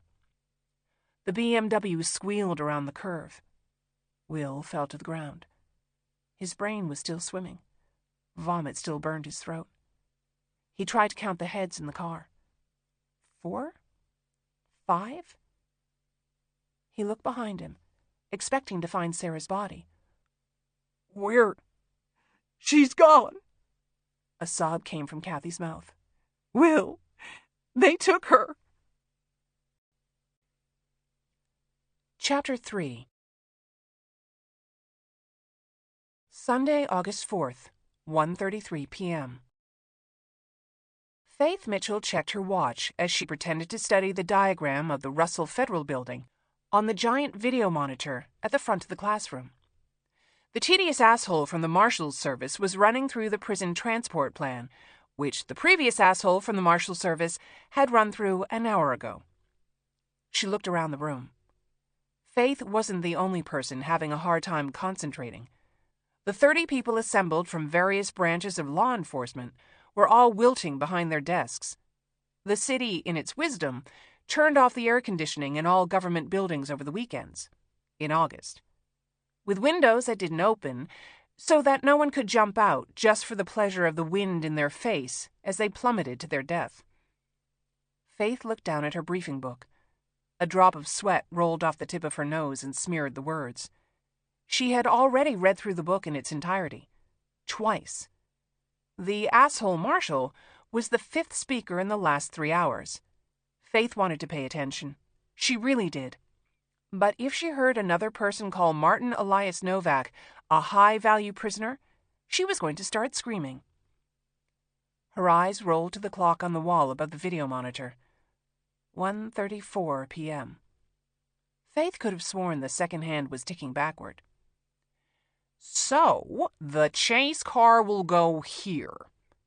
The marshal pointed to the rectangle at the end of the dotted line that was helpfully labeled chase car. I want to remind you again that Martin Novak is an extremely high-value prisoner. Faith tried not to snort. Even Amanda's composure was starting to slip. She was still sitting ramrod straight in her chair, seemingly alert. But Faith knew for a fact that she could sleep with her eyes open. Faith's mother was the same way. Both of them had come up in the Atlanta Police Department together. Both were extremely adaptable, like dinosaurs who'd evolved into using tools and forwarding memes that had stopped being memes 2 months ago. Faith opened her laptop. 8 tabs were open in her browser, every one of them offering advice on how to make your life more efficient. Faith clicked them all closed. She was a single mother with a 2-year-old at home and a 20-year-old in college. Efficiency was not an attainable goal. Sleep wasn't an attainable goal. Eating an uninterrupted meal, using the bathroom with the door closed, reading a book without having to show the pictures to all the stuffed animals in the room, breathing deeply, walking in a straight line, thinking. Faith desperately wanted her brain back, the pre-pregnancy brain that knew how to be a fully functioning adult. Had it been like this with her son? Faith was only 15 years old when she'd given birth to Jeremy. She hadn't really been paying attention to what was happening to her mind, so much as mourning the loss of Jeremy's father, whose parents had shipped him off to live with relatives up north so that a baby wouldn't ruin his bright future. With her daughter Emma, Faith was aware of the not-so-subtle changes in her mental abilities, that she could multitask, but she could barely single-task, that the feelings of anxiety and hypervigilance that came with being a cop were amplified to the nth degree, that she never really slept, because her ears were always awake, that the sound of Emma crying could make her hands shake and her lips tremble, and that sometimes Emma's nightlight would catch the tender strands of her delicate eyelashes, and Faith's heart would be filled with so much love that she ended up sobbing alone in the hallway. Sarah had explained the science behind these mood changes. During the stages of pregnancy and breastfeeding and childhood, a woman's brain was flooded with hormones that altered the gray matter in the regions involved in social processes, heightening the mother's empathy and bonding them closely to their child. Which was a damn good thing, because if another human being treated you the way a toddler did, threw food in your face, questioned your every move, unraveled all of the aluminum foil off the roll, yelled at the silverware, made you clean shit off their ass, peed in your bed, peed in your car, peed on you while you were cleaning up their pee, demanded that you repeat everything at least 16 times, and then screeched at you for talking too much, then you would probably kill them. Let's discuss the tactical quadrangle we've created on the westbound streets, the marshal said. Faith let her eyes take a really slow blink. She needed something outside of work and Emma. Her mother euphemistically called it a work-life balance, but it was really just Evelyn's polite way of saying that Faith needed to get laid, which Faith was not opposed to. The problem was finding a man. Faith wasn't going to date a cop, because all you had to do was date one cop, and every cop would think he could screw you. Tinder was a no-go. The guys who didn't look married looked like they should be chained to a bench outside of a courtroom.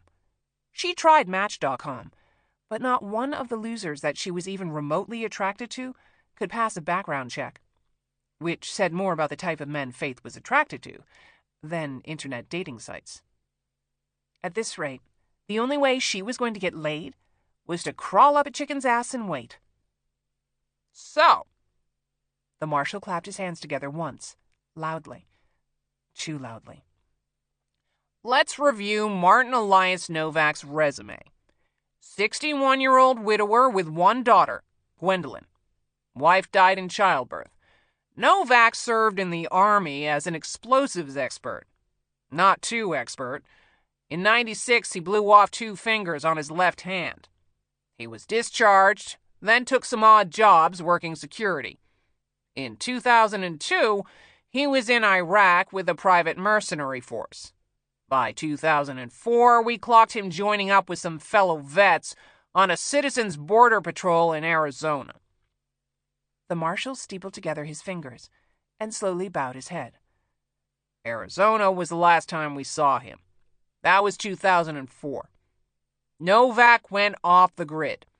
No credit card activity, closed his accounts, canceled his utilities, walked out on his lease. His pension and disability checks were returned as undeliverable. Novak was a ghost until 2016, when he popped up on our radar at a new job, robbing banks. Faith noticed that he'd skipped over a big piece of the puzzle, the same way every single speaker had skipped over the glaring detail in all of the previous meetings. Novak was an anti-government nut, not just a guy who didn't want to pay taxes or be told what to do. Hell, no red-blooded American wanted those things. His time with the so-called Citizens Border Patrol put him at a whole other level of descent. For 6 months, Novak had kept company with a group of men who thought they understood the Constitution better than anybody else. Worse, they were willing to take up arms and do something about it. Which meant that thanks to all of those bank robberies, someone somewhere had $500,000 to aid the cause. And no one in this room seemed to give a shit about it. All right. The marshal clapped his hands together again. Someone in the front row jumped at the sound. Let's bring up Special Agent Aiden Van Zandt from the FBI to talk about the reason Novak is such a high-value prisoner. Faith felt her eyes roll back in her head again. Thank you, Marshal. Agent Van Zandt looked more like a Humperdinck than a Wesley.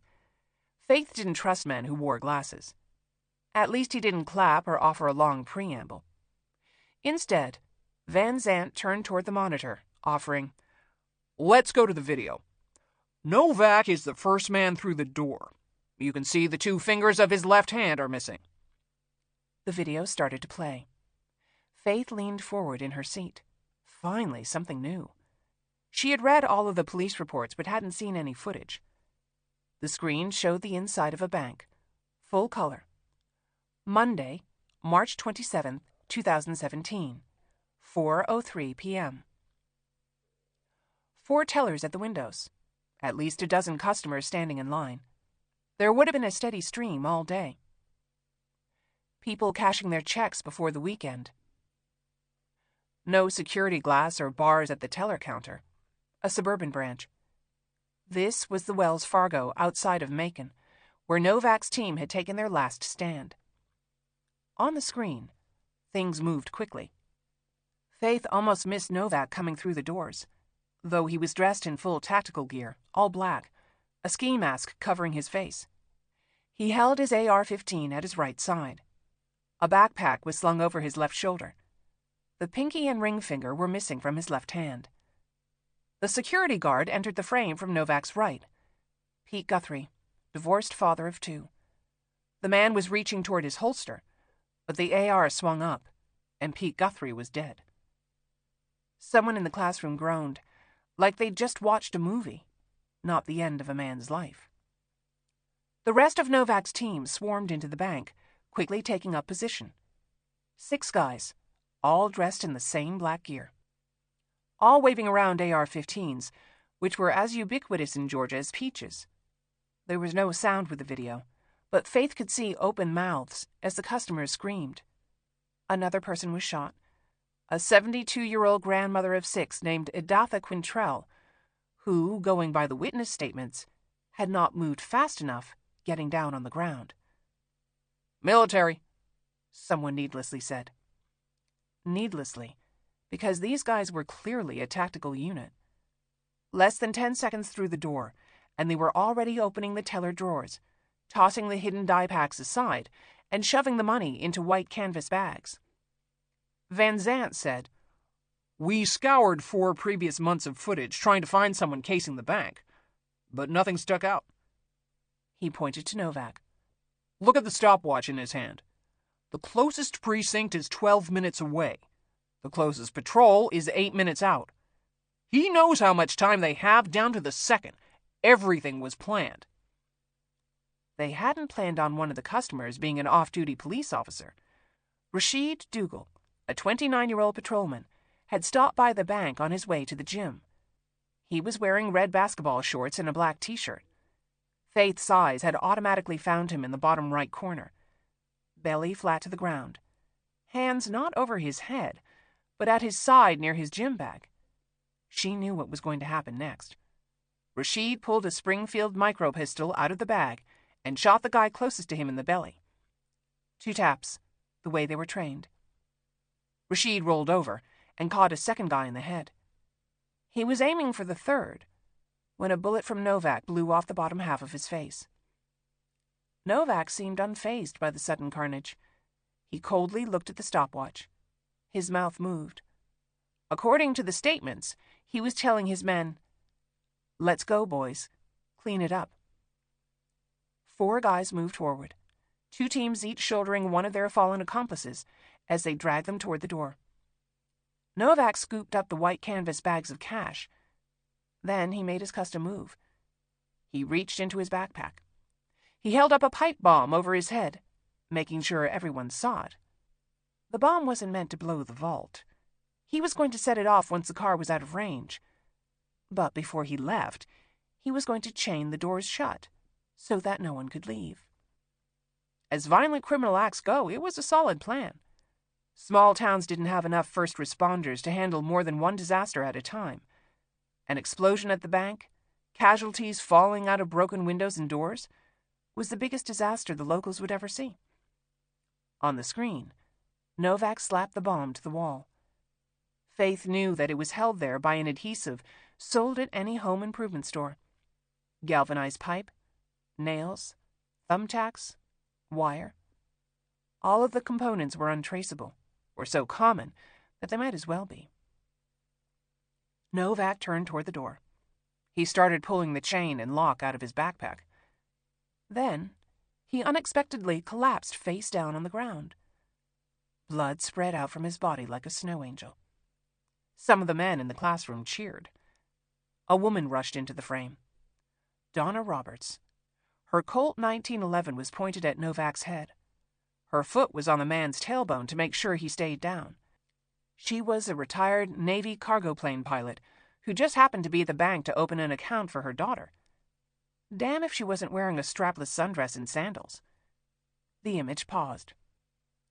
Van Zant said, Novak took 2 in the back.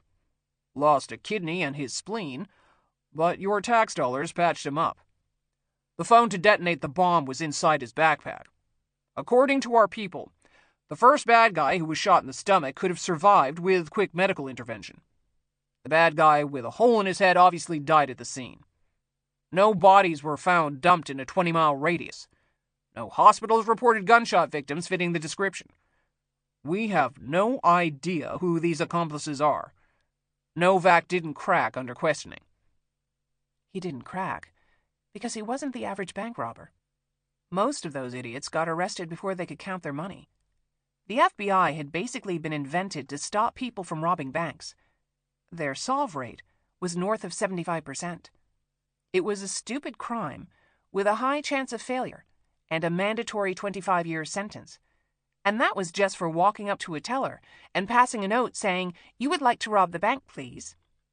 Waving a gun, making threats, shooting people, that was the rest of your life in big boy prison, assuming you didn't get a needle in your arm. So, the marshal was back. He clapped together his hands. He was a real hand clapper, this guy. Let's talk about what happened in the video. Faith checked her Apple Watch for messages, praying for a family emergency that would pull her out of this never-ending nightmare. No luck. She groaned at the time. 1:37 p.m. She pulled up her texts. Will had no idea how lucky he was to be skipping this stupid meeting. She sent him a clown with a water gun to its head, then a knife, then a hammer. She was going to send him an avocado because they both despised avocados, but her finger slipped on the tiny screen, and she accidentally sent him a yam. Let's look at this next chart. The marshal had pulled up another image, this one a flowchart, detailing all the various agencies involved in the transport. Atlanta Police, Fulton County Police, Fulton County Sheriff's Office, U.S. Marshals Service, the FBI, the ATF, the who the fuck cares, because Faith had 2 hours of folding laundry ahead of her, 6 if her precious daughter insisted on helping. She checked to see if Will had texted back. He hadn't. He was probably working on his car, or doing push-ups, or whatever else he did on the days he managed to get out of hideously long meetings. He was probably still in bed with Sarah. Faith stared out the window. She let out a long sigh. Will was a missed opportunity. She could see that now. Faith hadn't been particularly attracted to him when they'd first met, but Sarah had Pygmalioned his ass. She dragged him to a real hair salon instead of the weird guy in the morgue who traded haircuts for sandwiches. She had talked him into getting his suits tailored, so he'd gone from looking like the sale rack at a big and tall warehouse to the mannequin in the window of a Hugo Boss store. He was standing up straighter, more confident, less awkward. Then there was his sweet side. He marked his calendar with a star on the days Sarah got her hair done, so he would remember to compliment her. He was constantly finding ways to say her name.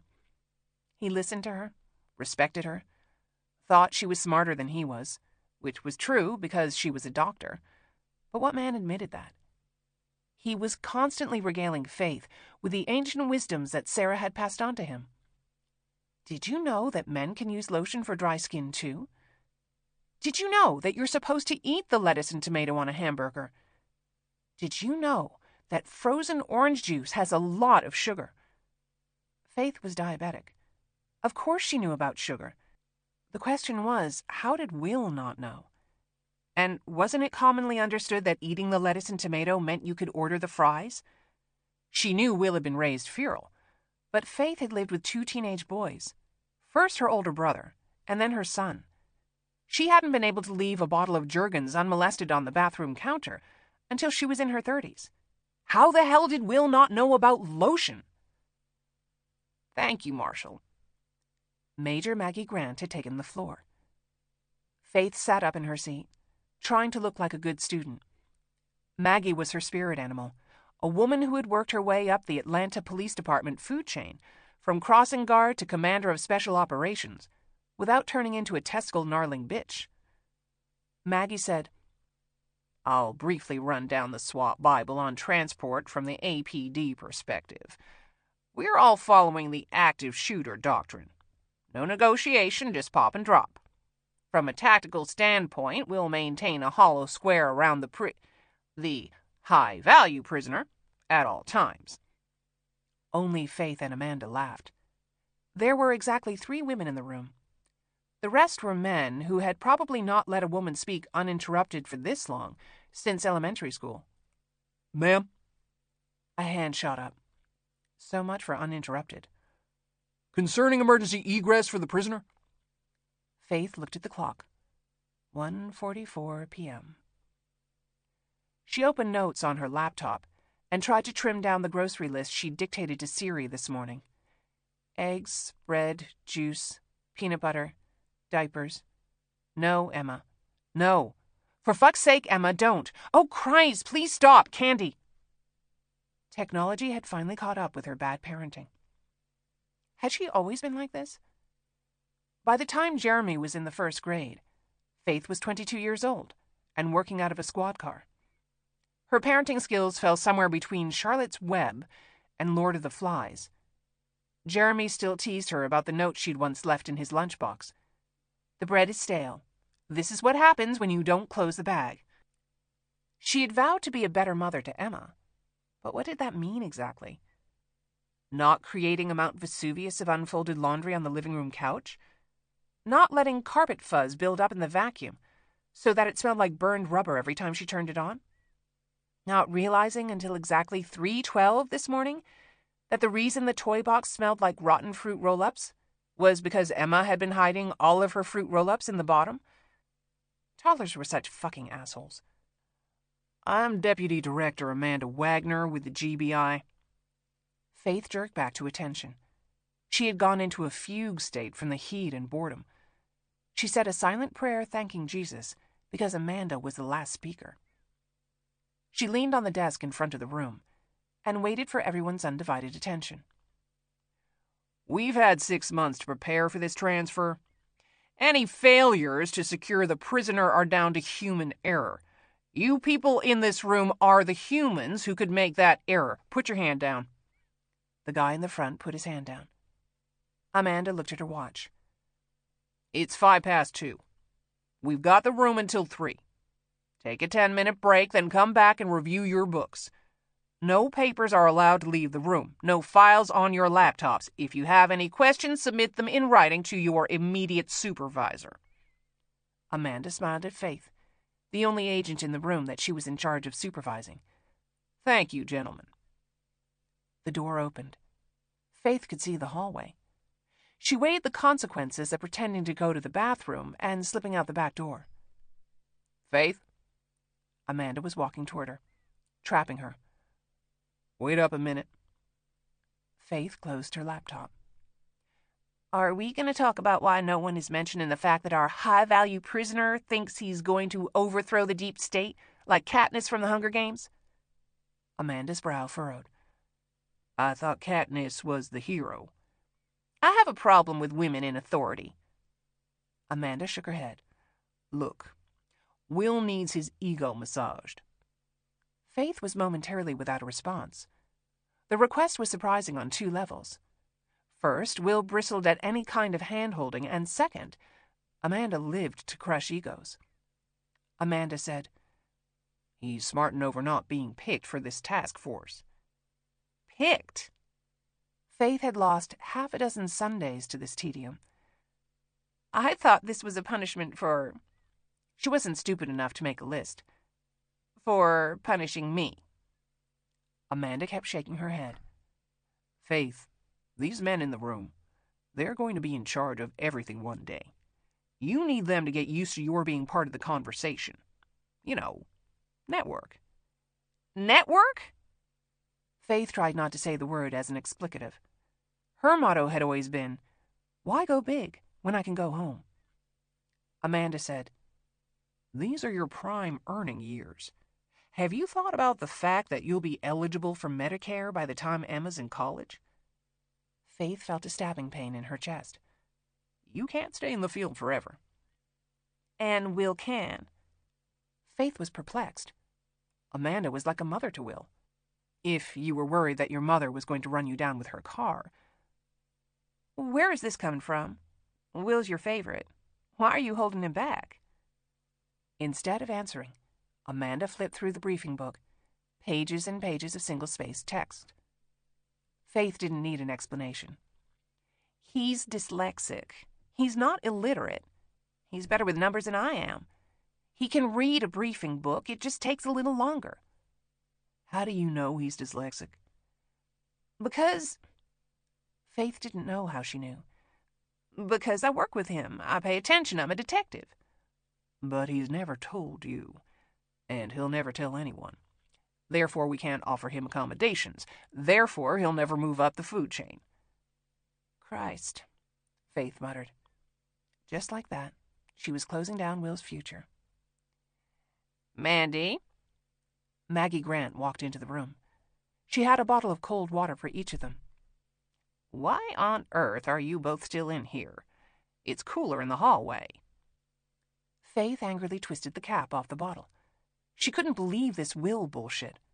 It wasn't Amanda's job to decide what he was capable of doing or not doing. How's your mother?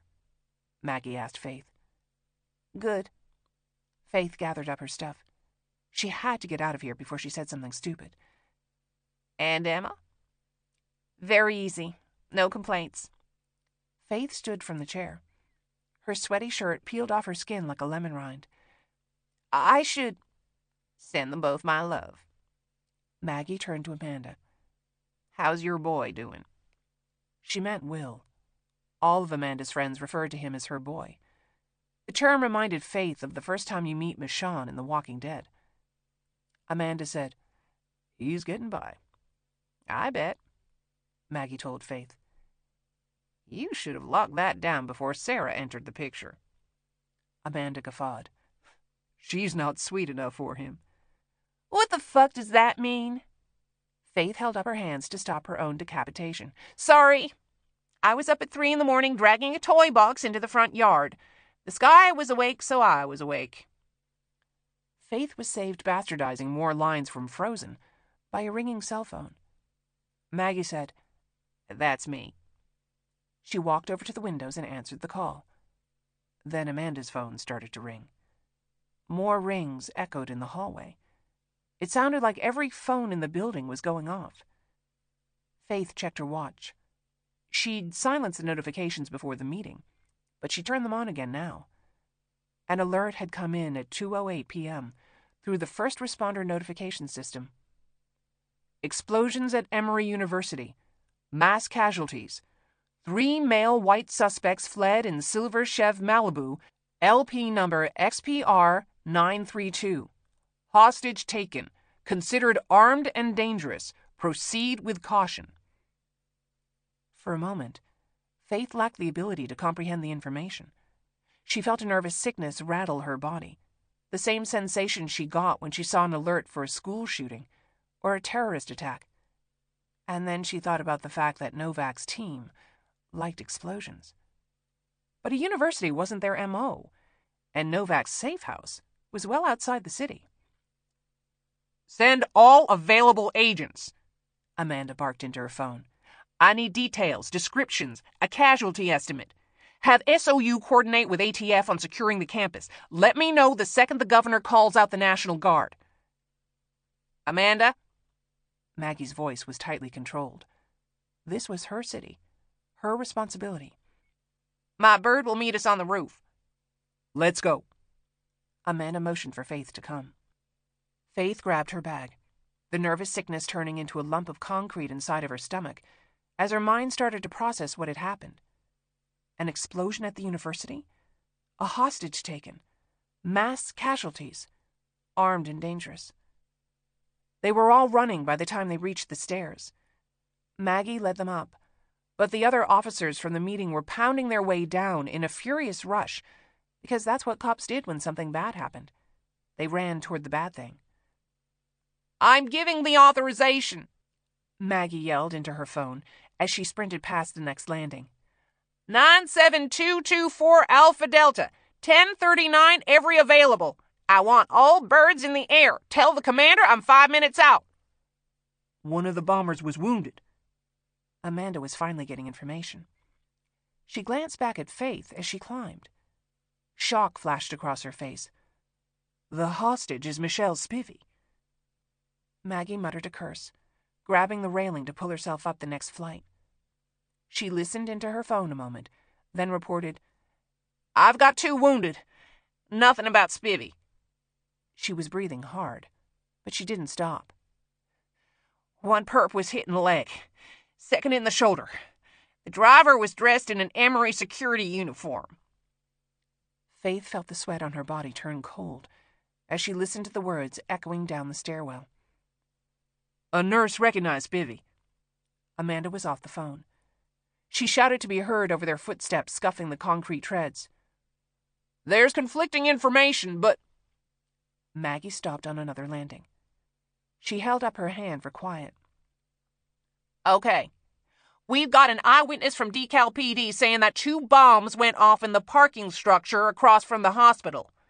The second detonation was timed to take out the first responders. We've got at least 15 people trapped inside, 10 casualties on the ground." Faith tasted bile in her mouth. She looked down at the ground. There were cigarette butts where someone had been smoking. She thought of her dress uniform hanging in the closet, the number of funerals she would be attending in the coming weeks, the number of times she would have to stoically stand at attention while families fell apart. "There's more." Maggie started up the stairs again. Her footsteps were not as brisk. 2 security guards found murdered in the basement. 2 Decal PD killed when the bombers made their escape. 1 more is in surgery. Fulton County Sheriff's deputy. Doesn't look good for her. Faith resumed the climb at a slower pace, feeling gut-punched by the news. She let herself think of her children. her own mother who had done this job. She knew what it was like to wait for news, to not know whether your parent was dead or alive or hurting, and all you could do was sit in front of the television and try to convince yourself that this wasn't the time they wouldn't come home. Amanda stopped for a moment. She put her hand on Faith's shoulder. Ev knows you're with me. Faith made her legs keep moving, kept climbing up the stairs because that was all that she could do. It was all any of them could do. Her mother was watching Emma. Jeremy was at a video game tournament with his friends. They all knew Faith was downtown at the meeting because she complained loudly about it to anyone who would listen. 2 security guards murdered. 2 cops murdered. A deputy who probably wouldn't wake up from surgery. All of those patients in the hospital. Sick people. Sick children. Because there wasn't just one hospital at Emory. There was Eggleston Children's Hospital a block down the street. How many times had Faith driven Emma to the emergency room in the middle of the night? The nurses were so kind. Every doctor so patient. There were parking structures scattered around the building. An explosion could easily send one collapsing onto the hospital. And then what? How many buildings had been destroyed during the aftershocks on 9/11? Finally, Maggie pushed open the door at the top of the stairs. Sunlight sliced into Faith's retinas, but her eyes were already filled with angry tears. The second detonation was time to take out the first responders. She heard the distant chop of helicopter blades. The black UH-1 Huey was almost older than Faith. SWAT used it for fast roping and fire rescue. Men were already suited up in the back. Full tactical gear, AR-15s, more first responders. They would have to go room by room, structure by structure, and ensure there were no other bombs waiting for the signal to detonate. The chopping got tighter as the aircraft drew closer. Faith's thoughts kept a silent cadence between the slicing rotors. 2 guards, 2 families. 2 cops, 2 families. 1 deputy, 1 family. Mandy? Maggie had to yell to be heard over the roar of the engines. There was something in her voice that made the air go taut, a knot being jerked into a string. It's Will, Mandy. They hurt your boy. Chapter 4. Sunday, August 4th, 1:54 p.m. Sarah made a mental note of the Porsche driver's estimated time of death as she checked the F-150 driver's lacerated scalp. Gas main exploded. We got the hell out of there. The truck passenger pointed toward the silver Chevy Malibu. It's them people there you should be worried about. Guy in the back seat ain't looking so good. Sarah was glad to hear Will keeping pace as she jogged toward the Chevy. There was something not adding up about this car accident. The rear-end impact from the truck didn't feel severe enough to break the driver's neck. A mystery for the Atlanta medical examiner to figure out, eventually. There was no telling how long it would take to clear out the gas main explosion. It was sheer luck that the construction site was empty. Still, broken neck, no other signs of trauma, no lacerations, no contusions. Weird.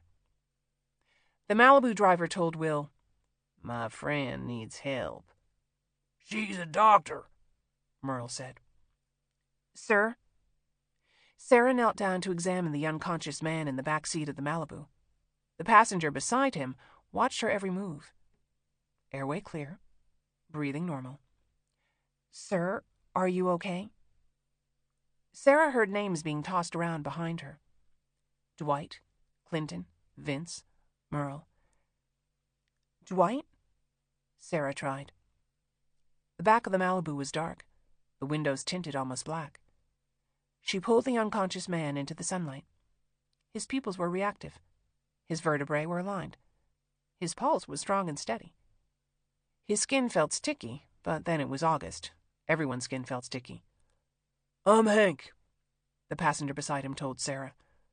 "You're a doctor?" Sarah nodded, but that was all she could give him. This idiot had knocked himself unconscious because he hadn't bothered to put on a seatbelt.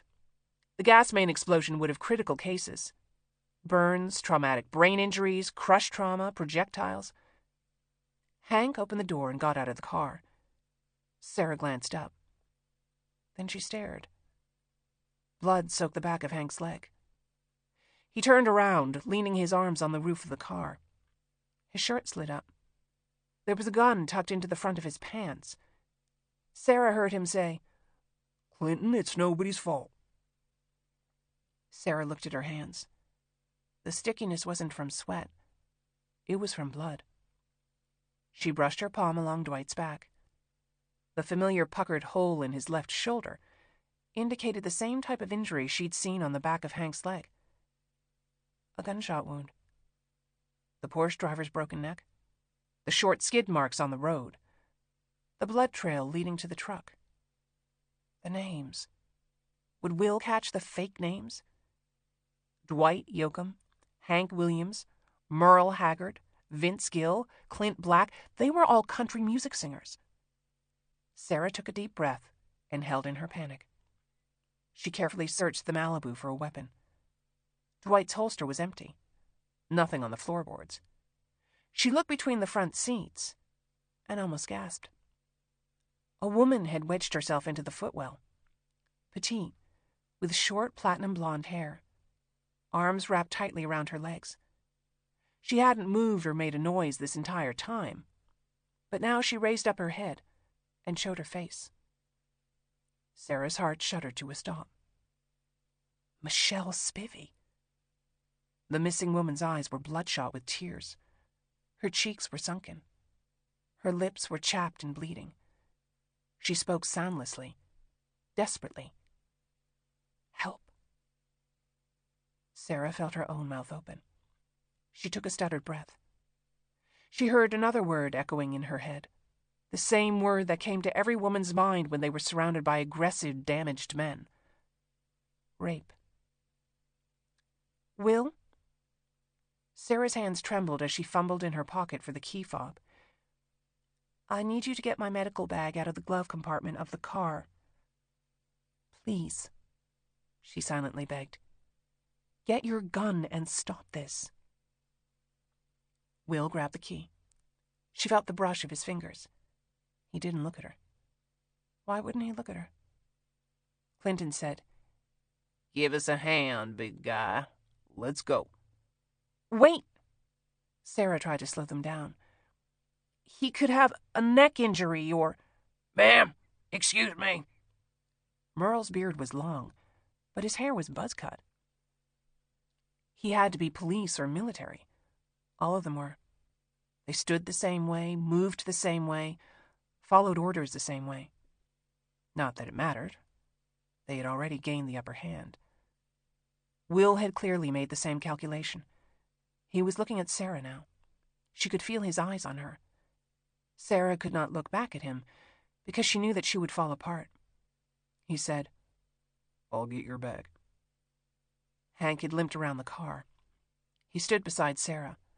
Not too close, but close enough. Sarah could feel the threat of him like a chemical burning her skin. Will gripped the key fob in his fist as he walked toward the BMW. He was angry, which was good. Unlike most men, fury cleared Will's mind. His muscles were tensed. She focused all of her strength, all of her hope, onto his broad shoulders. Vale. Hank was speaking to Vince. He wasn't using their code names anymore. The pretense was over.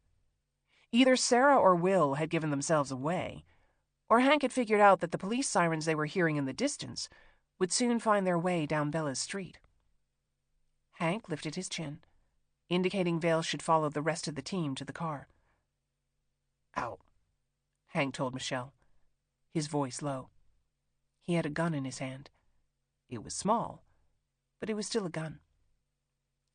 Michelle winced as she crawled over the center console.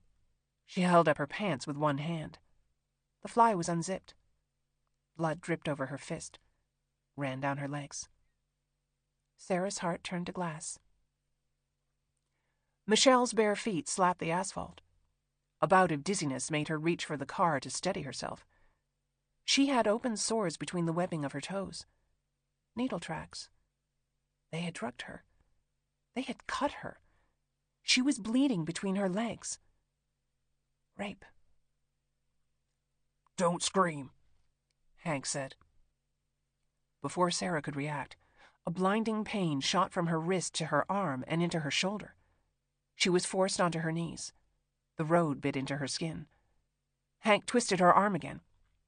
Sarah had her fingers laced behind her head by the time Will reached the BMW. He leaned into the car. He looked up.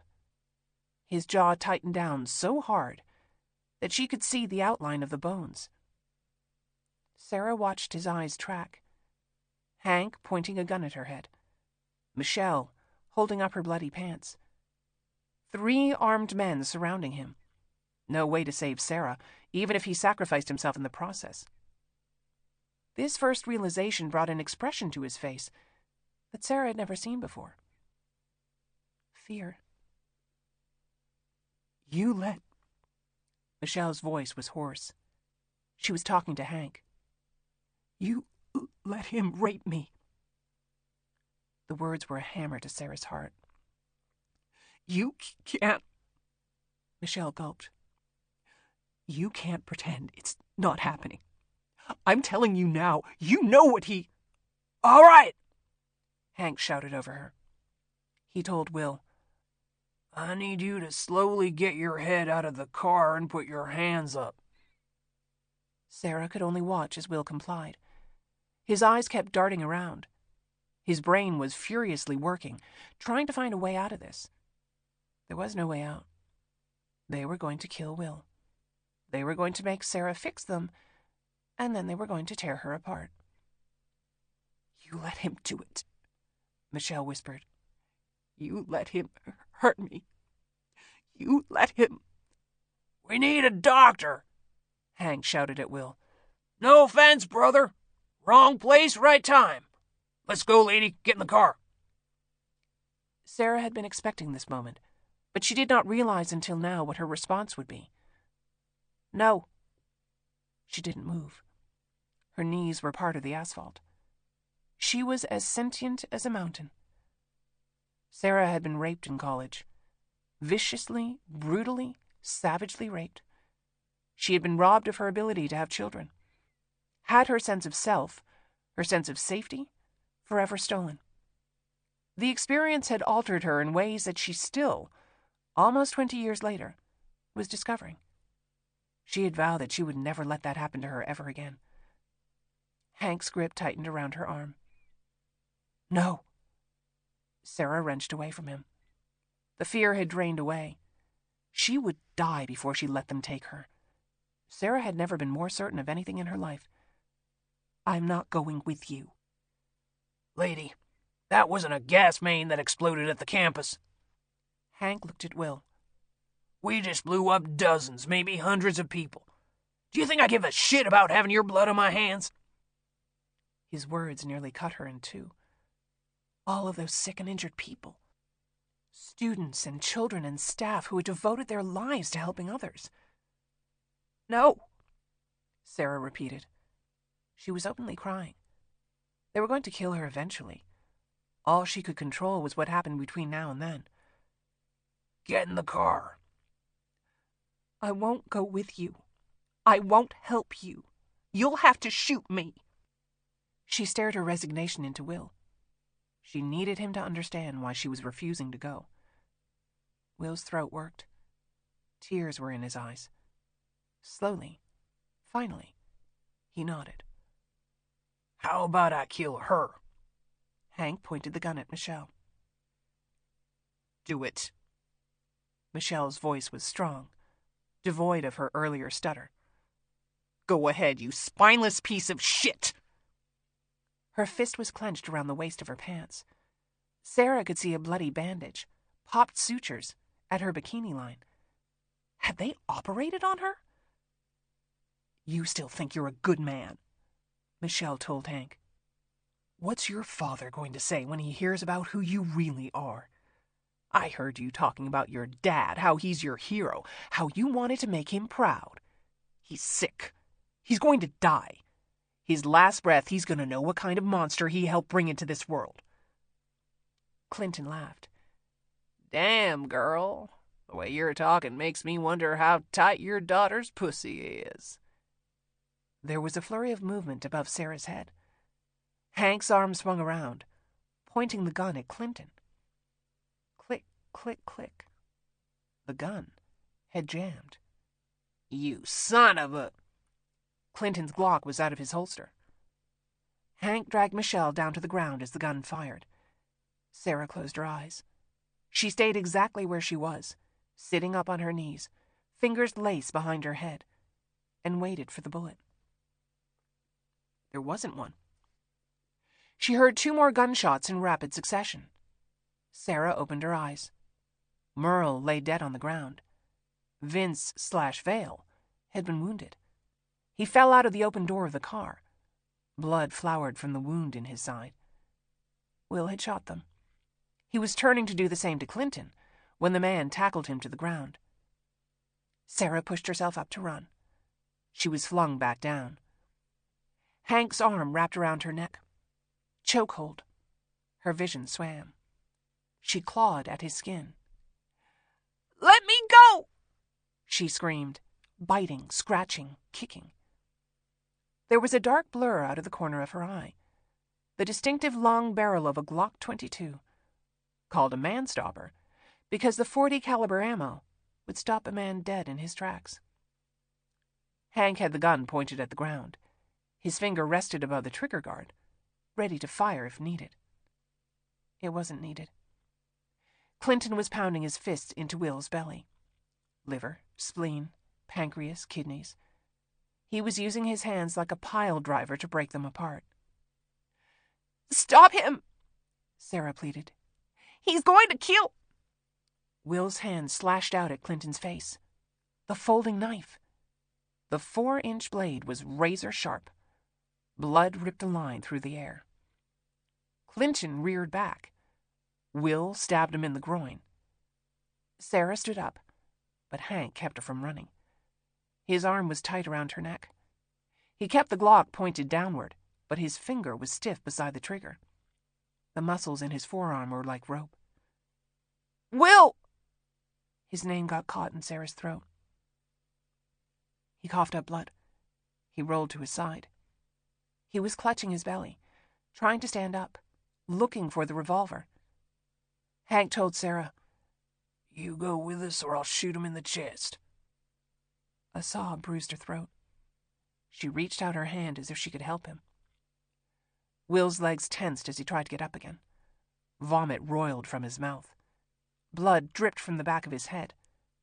He got to his knees, but fell flat. Sarah cried out, as if her own body had slammed into the ground. "Doc!" Hank finally raised the gun, aiming it at Will. Sarah walked toward the BMW. She could barely stay upright.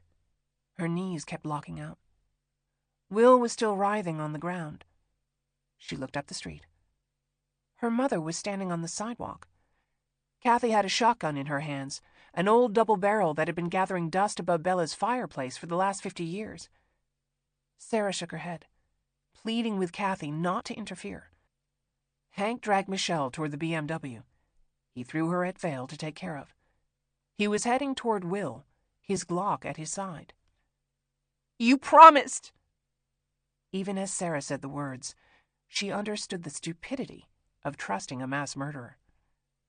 Drive! Vale shoved Sarah into the driver's seat. She could see out of the open passenger side door. Will was on all fours. Vomit and blood dripped from his mouth. His eyes were closed. Sweat ran down his face.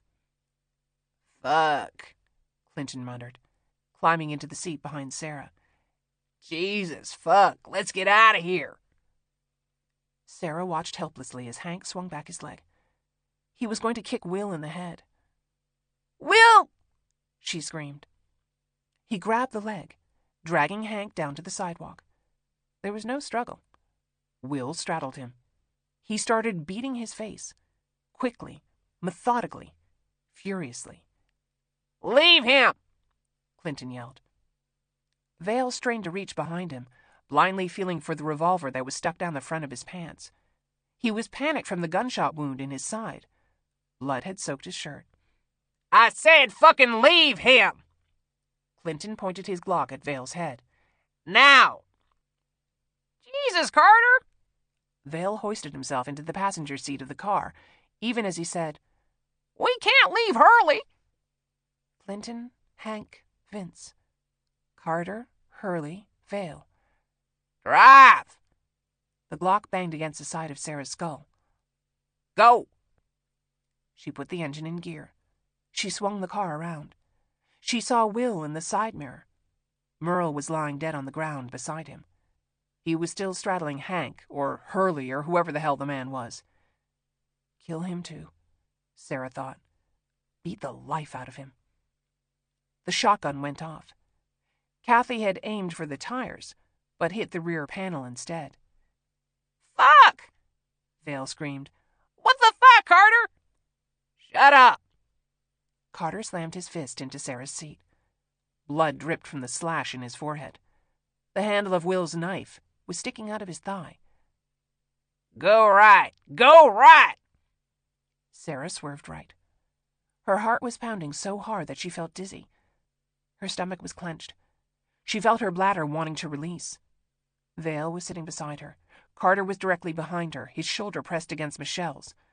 Dwight was passed out in the seat behind Vale, but there was no telling how long that would last. She had trapped herself with these monsters. Her only consolation was that Will was still alive. Fuck! Vale rubbed his face with his hands. He was running out of adrenaline. His body was registering the shock of the gunshot wound. His breath came in sharp, panicked pants. He got me in the chest, bro! I can't breathe! Shut up, you fucking pussy. An Atlanta police cruiser was heading straight toward them, full lights and sirens. Sarah prayed for it to stop. The car shook the BMW as it zoomed past. Go left! Carter's voice was as sharp as the siren. Here, go left! She swerved onto Oakdale. Sarah's eyes followed the cruiser as long as she could. The brake lights glowed red as it turned left onto Lullwater. Toward Will. I can feel the air seeping out! Vale sounded terrified. He could help set off bombs inside of a hospital, but he was whining about a hole in his side. Help me! What do I do? Sarah said nothing. She was thinking about Will. Bruised ribs, broken sternum. If the spleen had ruptured, he could be bleeding into his belly. Had she sacrificed herself only to leave him dying in the street? And now this man, this whining child, wanted her to help him? You're a doctor? Vale whimpered. Help me! Sarah had never in her life felt so little empathy for another human being. She spoke through clenched teeth. Seal the wound. Vale lifted up his shirt, hand shaking as he reached to cover the hole. Put your finger inside, Sarah told him, which was bullshit, because his chest cavity was filling up with blood. Each time he breathed, he pushed more air into the pleural space, which pressed on the lung with a hole in it, causing the lung to collapse more quickly. Eventually, pressure would build up on the opposite lung, and the heart and veins, causing them to collapse too. Her only concern was that it would take him too long to die. Jesus! Vale screeched. The idiot had actually shoved his finger into the hole. The pain took away his breath. His eyes were so wide that the whites showed. Mercifully, he was in too much agony to complain. Vale wasn't the one she should be worried about anyway. Carter was angry, focused, and prepared to do whatever it took to get them out of here. Sarah was aware that at any moment, he could reach around the seat and grab her neck. She looked at the time. 2:04 p.m. The golden hour was already ticking down on Will's clock.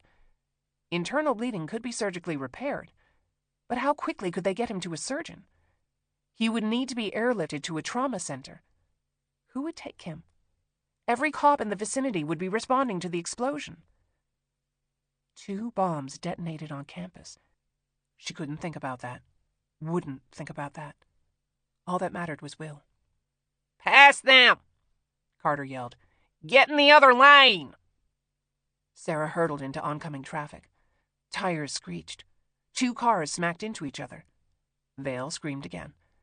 Sarah pressed down on the gas. They were approaching Ponce de Leon. Blow the light. Sarah put on her seatbelt. She went through the light. Horns blared.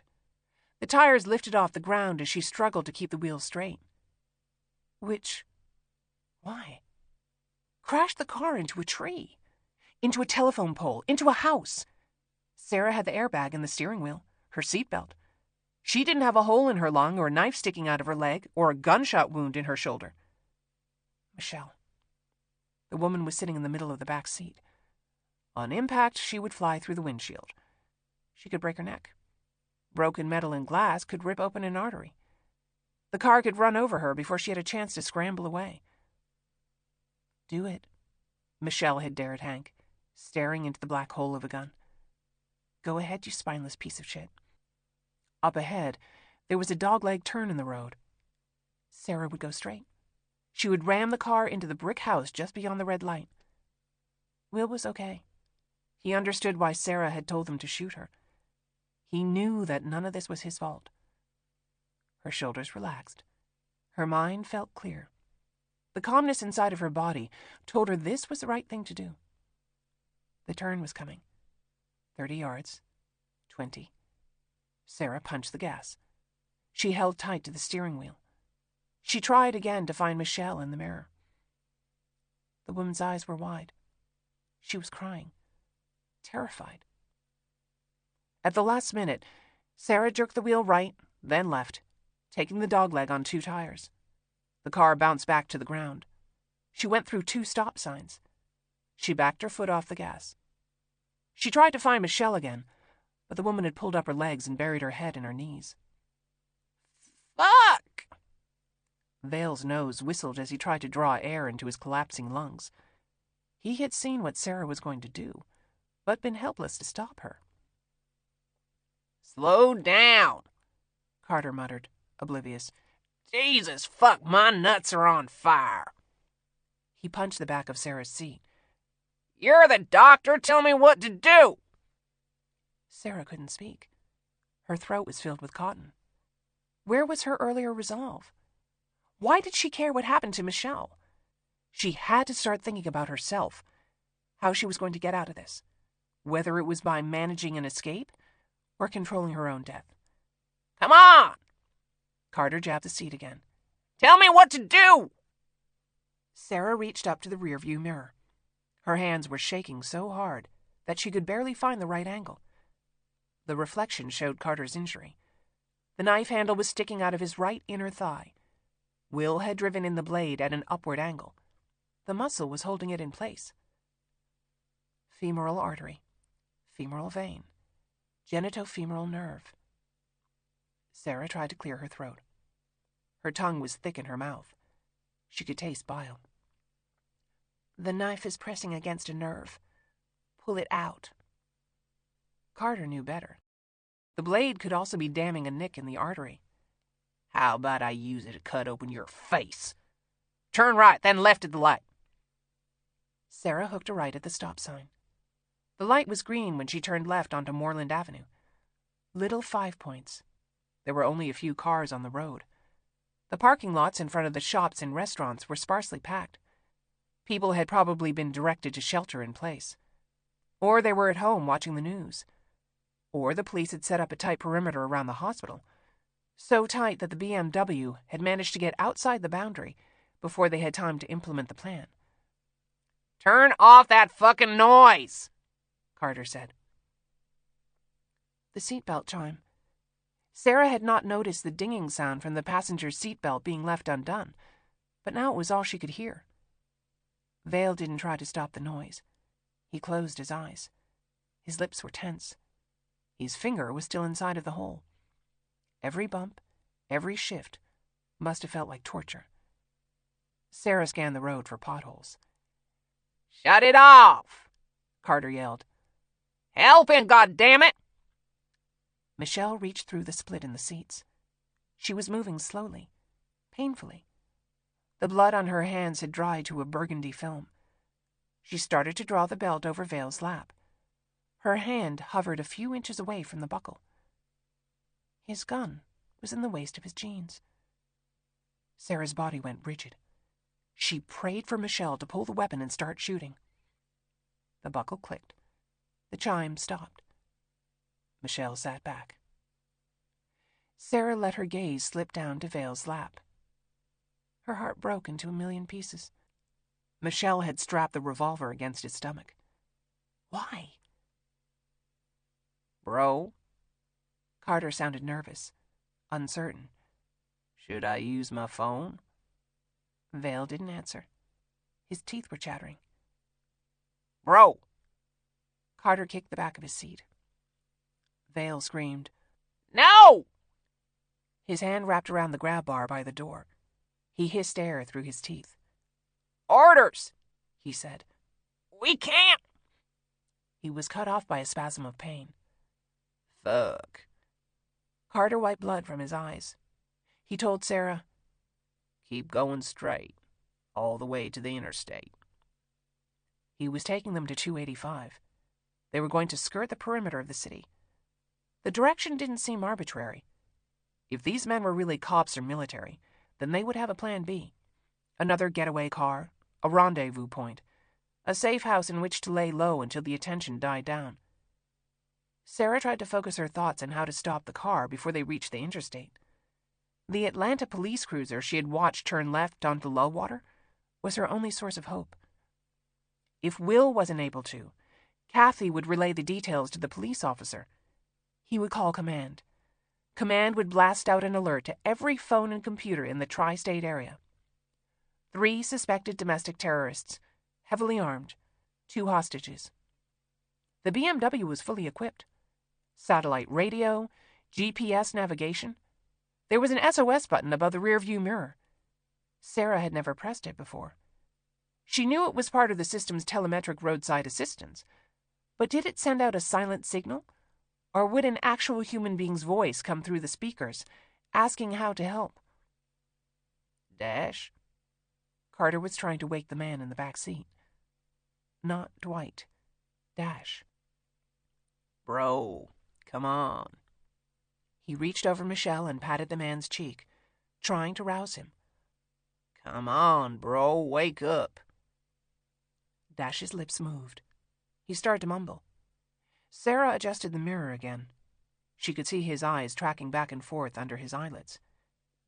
She scanned ahead again, but not for potholes. There were more cars on the streets the farther away they got from Emory. Could she flash the headlights? Should she swerve erratically? Would either of those things endanger anyone who tried to help? Why isn't he waking up? Carter was turning Dash's head side to side. Vale, get that medical kit out of the glove box. Vale didn't move, but Sarah saw the key was still in the lock. The gun. Dash! Carter yelled, slapping at his face. God damn it! He needs a hospital. Sarah pried her eyes away from the key. All I have in my bag is Band-Aids and disinfectant. Fuck! Carter punched his fist into the back of her seat. Dash, come on, bro! Sarah cleared her throat again. She pressed her palm to her chest. Her heartbeats clicked as fast as a stopwatch. Think. She told Carter, He's been out almost 15 minutes. He's probably in a coma. Another lie. His brain was clearly trying to reboot itself. We should leave him near a fire station so they can help him. Shit, this is Dash we're talking about. We ain't leaving him nowhere. Carter reached over Michelle again. No! The woman screamed. She scrambled out of his way, pushing herself over the seat and into the cargo area. Her shoulders were pressed to the glass, arms spread. She looked at Sarah with a wild panic in her eyes. Sarah stared back at her in the mirror. She let her eyes dart to Michelle's right. Her medical bag was in the storage bin. Scalpels, needles, sedatives. Michelle broke contact. She crumpled in on herself, legs drawn up to her chest, head on her knees. What's wrong with him? Carter snapped his fingers in front of Dash's face. The man's eyelids had slid open, but he wasn't responding. Dash? Come on, bro, wake up. Sarah looked at the clock. 2:08 p.m. Kathy would take care of Will. Make sure that he was taken to the hospital, question the doctors. Be there when he woke up from surgery. She would advocate for him the same way she had for Jeffrey. Wouldn't she? Doctor? Sarah looked into the mirror. Michelle was talking to her. Help him, Michelle said. Dash isn't... He's bad, but not like... Shut your fucking mouth, Carter warned. The only thing keeping him from jumping over the seat was the knife in his leg. Look on your right, Sarah silently begged the woman. Open the black bag. Michelle stared at Sarah's reflection. She shook her head, once. She knew about the bag. She wasn't going to do anything. Sarah's heart sank. She was completely alone. Hey!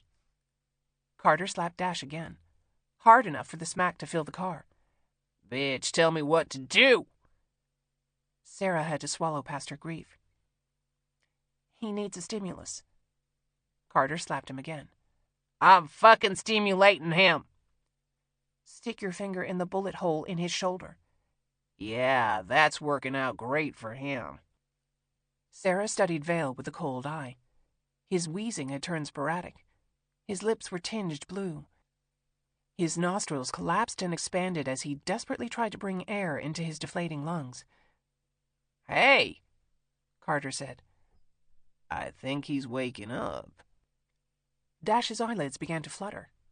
A rumble came from deep inside his throat. He raised his hands, the right higher than the left, fingers spread like a marionette doll. What's he doing? Carter was alarmed. Sarah kept her silence. She tried to find Michelle again, but the woman had returned to her coward position. Carter demanded, What's wrong with him? Dash's eyes had opened. The rumble in his throat turned into a murmur. He blinked once, twice. Slowly, he took in the passengers around him. Michelle, Carter, Vale. He looked at Sarah, confused. Who's she? His words slurred. She. Who if... We picked up a doctor, Carter stammered. He was clearly scared, which meant that Dash was important. We lost Hurley and Morgan. What? Dash tried. What? We took a doctor. Carter didn't answer the implied question. I got a fucking knife in my crotch. Vale's not sounding so good. Dash blinked again. He was still disoriented, but coming around. Sarah lied. His pupils are fixed. He's probably bleeding into his skull. An aneurysm or... Fuck! Carter wiped sweat off his face. He scanned the side of the road. Dash cleared his throat. What happened? He looked at Sarah. Who is she? I told you! Carter gave up. He asked Sarah, What's wrong with him? Post-traumatic amnesia. She tried to think of a way to scare him into dropping Dash by the side of the road. It's a sign of a deep brain injury. We need to leave him at a hospital. Fuck. Dash's hand went up to his face. He touched his cheek with his fingers. He squeezed his eyes shut. He would be feeling nauseous, disoriented. But he was coming back into himself. She could tell by the controlled movements, the way his eyes were focusing on fixed points. Damn it! Carter was looking out the front windshield. Don't even think about waving this guy down. There was a lone squad car coming from the opposite direction. Sarah held her breath, waiting for the cop to recognize the BMW from a system-wide alert. Dash reached clumsily between the seats and rested his hand on her arm. Stay cool, miss. His voice was soft, but his authority was clear. Vale was the whiner. Carter was the hothead. Dash was the man they all obeyed. Sarah watched the cruiser disappear in the side mirror. No brake lights. He wasn't slowing down. There was a license plate scanner mounted to the front and rear of his car. The system would have pinged her plate, which meant that the BMW was not in the system. Carter. Dash winced as he leaned back. He looked older now that he was awake. Fine lines wrinkled from his eyes. That bullet still in my shoulder? Yeah, Carter said. Blood ain't flowing as much. Well, that could be a good thing or a bad thing. He carefully enunciated each word. He wasn't 100%, but he was trying to make them think that he was. Isn't that right, Doctor? Sarah did not answer. The shoulder was mostly bone and cartilage. The bullet would have been white-hot going in, cauterizing the tissue. Bad for Sarah. Good for Dash. He groaned as he crossed his leg over his knee. Carter, use my shoelace to strap the knife to your leg. You don't want it to do any more damage. Paracord snake knot lanyard. Carter started unlacing the boot. Dash said, Doctor, we need medical attention. All of us. I'm a pediatrician, Sarah said, which was technically true. She was also a board-certified medical examiner and crime scene investigator. I'm not a surgeon. These are serious medical issues. They are indeed. Dash was losing control of his words again. His eyes were watering. The sunlight was too much stimulus. He was clearly concussed. Sarah had no idea how badly. Every brain reacted to trauma in its own way. Dash cleared his throat. He rubbed his fingers into his eyes. Carter, has it occurred to you that we're in a stolen, traceable vehicle with a GPS system? Carter was focused on tying the lanyard. We didn't have a lot of options. We had to get out of there. Right, Vale? Vale mumbled a non-answer. His index finger was still deep in the hole in his side. His other hand gripped the grab bar. Sarah studied the revolver trapped underneath the seatbelt. Carter's hands were busy tying down the knife. Dash's reflexes were compromised. She could... Miss? Dash put his hand on Sarah's shoulder. He said, Follow that van, please. A white van was turning into a strip club off of Moreland. The sign outside showed a scantily clad woman beside the words, Club Shady Lady. Work trucks filled the parking spaces. The white van braked, then took a right turn behind the building. There was a Lay's potato chip logo on the side. Dash said, Ah, that's lucky. Keep following. Sarah drove slowly into the narrow alley. She took another turn. The building was on the right, a thick stand of trees on the left. There was no way she could reach over, unlock the glove box, and retrieve Will's gun without being shot. She could open the door, roll out. Carter couldn't chase her with a knife in his leg. Vale was too terrified to move. Dash was in no condition to pursue her. Would Michelle help? Or would she just wait for the bad things to happen? The white van was parked beside the service entrance. The delivery man got out. He gave them no more than a glance as he opened the van doors and started pulling out boxes. Stop here, Dash ordered. Sarah put the gear in park. The music from the strip club was so loud that she could feel it in her chest. She looked at the glove box again. Vale, Dash said, I wonder if you can fetch me whatever is in that glove compartment our friend seems so interested in. Sarah looked out the window at the trees. She could hear the lock click open. Vale's gasp of shock when he saw Will's service weapon. Dash took it from him, saying, Thank you, sir. Sarah closed her eyes. She thought about the BMW's safety features. The doors locked automatically when the speedometer hit 15 miles per hour. The handle required 2 pulls to open. Could she do it fast enough to escape? Dash seemed to realize something. Where are Hurley and Monroe? Dead, Carter answered. We had to leave them. Fucking guy came out of nowhere. It was like punching a sack of rocks. Sarah looked at him in the mirror. His head was down. He was still tying the knot. Dash asked Sarah, What's going on with our friend in the front seat? I don't have the correct diagnostic equipment, she said, implying it was necessary. My best guess is his lung is collapsing. Dash asked, Pardon me again, but can't you put in something hollow? Bring air back into the lungs that way? Sarah didn't know if he was testing her. Saran wrap would have probably helped make a seal around the wound, and she had an IV needle in her medical bag that could deflate the tension. She decided to answer the question with a question. Would you put a hollow tube in a flat tire to reinflate it? Vale sucked in a shallow breath of air. He was trying to follow along. He still had his finger uselessly sticking into the hole in his side. She wanted to tell him to stick it in farther. If the shock didn't kill him, the infection would. We should get to know each other, Dash said. What should I call you? Sarah. She watched the driver of the white van.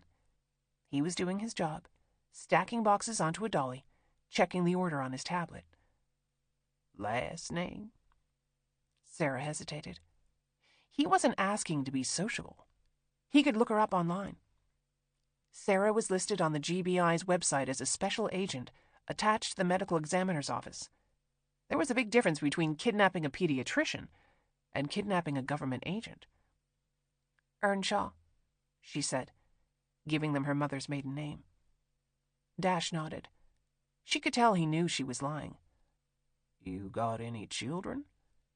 2. All right, Dr. Sarah Earnshaw.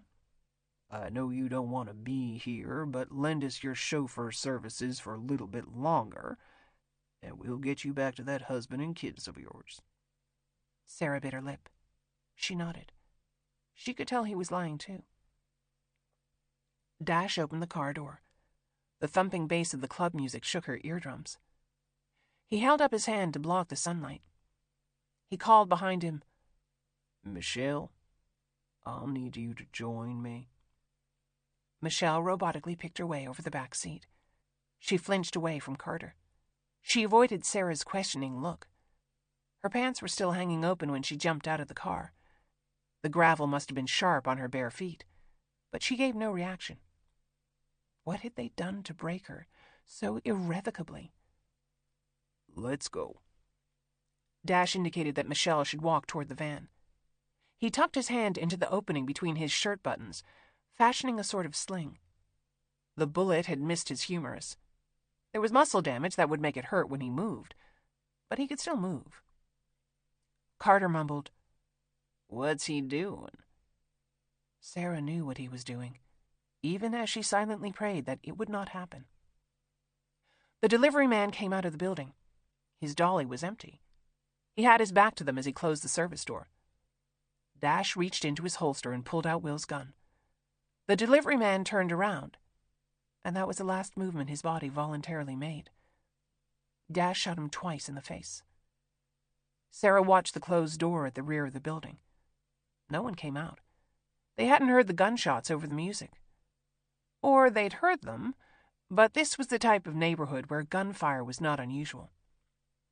Carter said, If you tell him what happened back there, I'll make sure you regret it. Sarah looked into the mirror. That you abandoned Hurley? Or that your bro, Hurley, tried to kill you? Carter's eyes slid toward the front. He silently watched Dash and Michelle load the dead delivery man's body into the van. Carter said, I figure it'll take less than 10 minutes for me to fuck that bad attitude out of your mouth. Sarah felt her throat constrict. She looked at her fingers wrapped tightly around the steering wheel. She had transferred blood from Dash's shoulder wound onto the leather. Merle's blood had to be mixed in there, too. Sarah had touched his head wound at the crash site. Carter's leg had probably bled in the back seat of her car. Vale had provided his own DNA in the front. She told Carter, "Enjoy that burning sensation you're feeling in your balls." She locked eyes with him in the mirror. "Once that knife is out, that's the last time you'll feel your scrotum." Vale gave a sharp wheeze as he inhaled. Shut up. He pointed his revolver at Sarah. His hand was steady. Walk around the front. The front of the car. Sarah reached for the door handle. She saw the time on her watch. 2:17 p.m. She didn't pull the handle.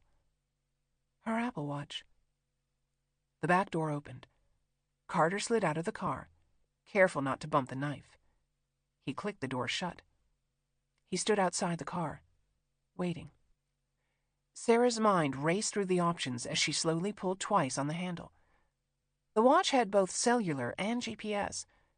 She could make a phone call, but the speaker would play the caller's voice. Sending a text was too cumbersome. There was a walkie-talkie app, but she would have to tap the icon, scroll to the right person, and hold the yellow button long enough to send a message through. She got out of the car. She moved slowly, trying to buy herself some time. Go around the front of the car and help Vale. Carter showed her the Glock, as if she'd forgotten about it. Don't fuck around or I'll put a bullet in your head. Sarah tried to stall. "You should leave him. He's going to die anyway." "We don't leave men behind." "Does Hurley know that?" He punched her in the stomach. The pain was an explosion inside of her body. Sarah doubled over, dropped to her knees. Her head started to swim. She couldn't breathe. "Get up, bitch." Sarah pressed her forehead to the ground. Saliva dripped from her mouth.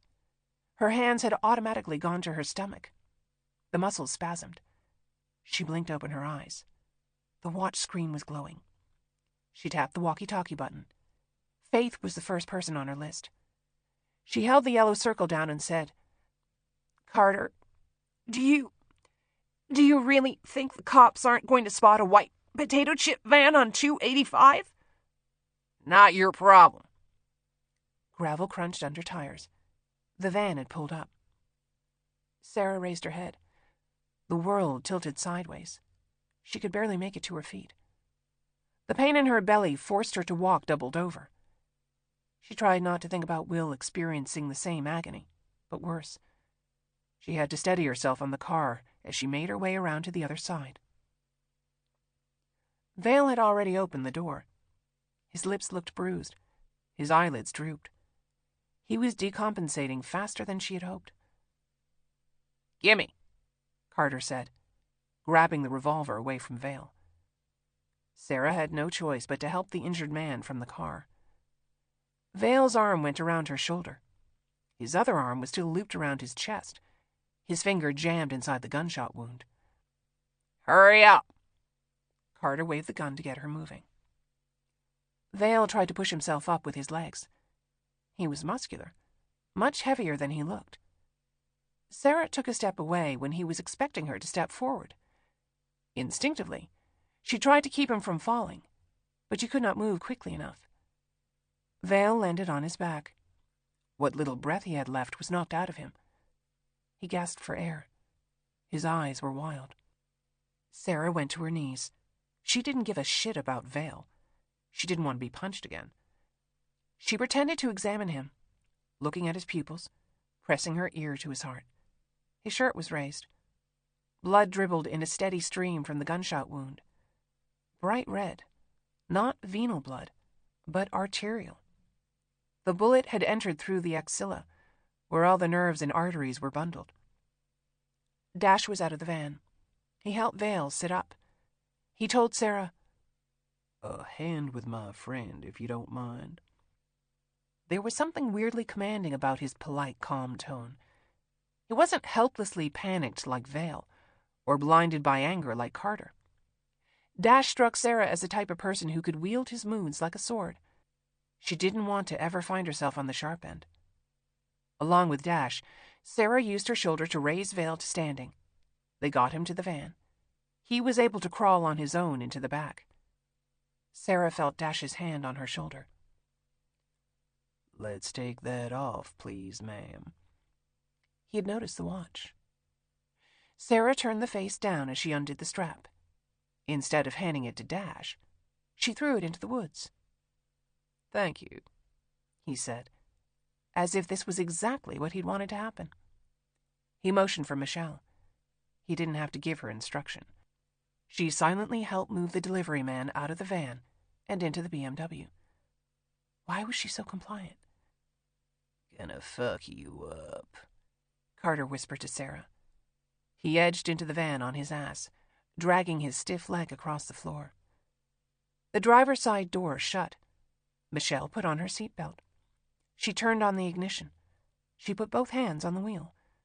She stared straight ahead, waiting to be told what to do next. Why?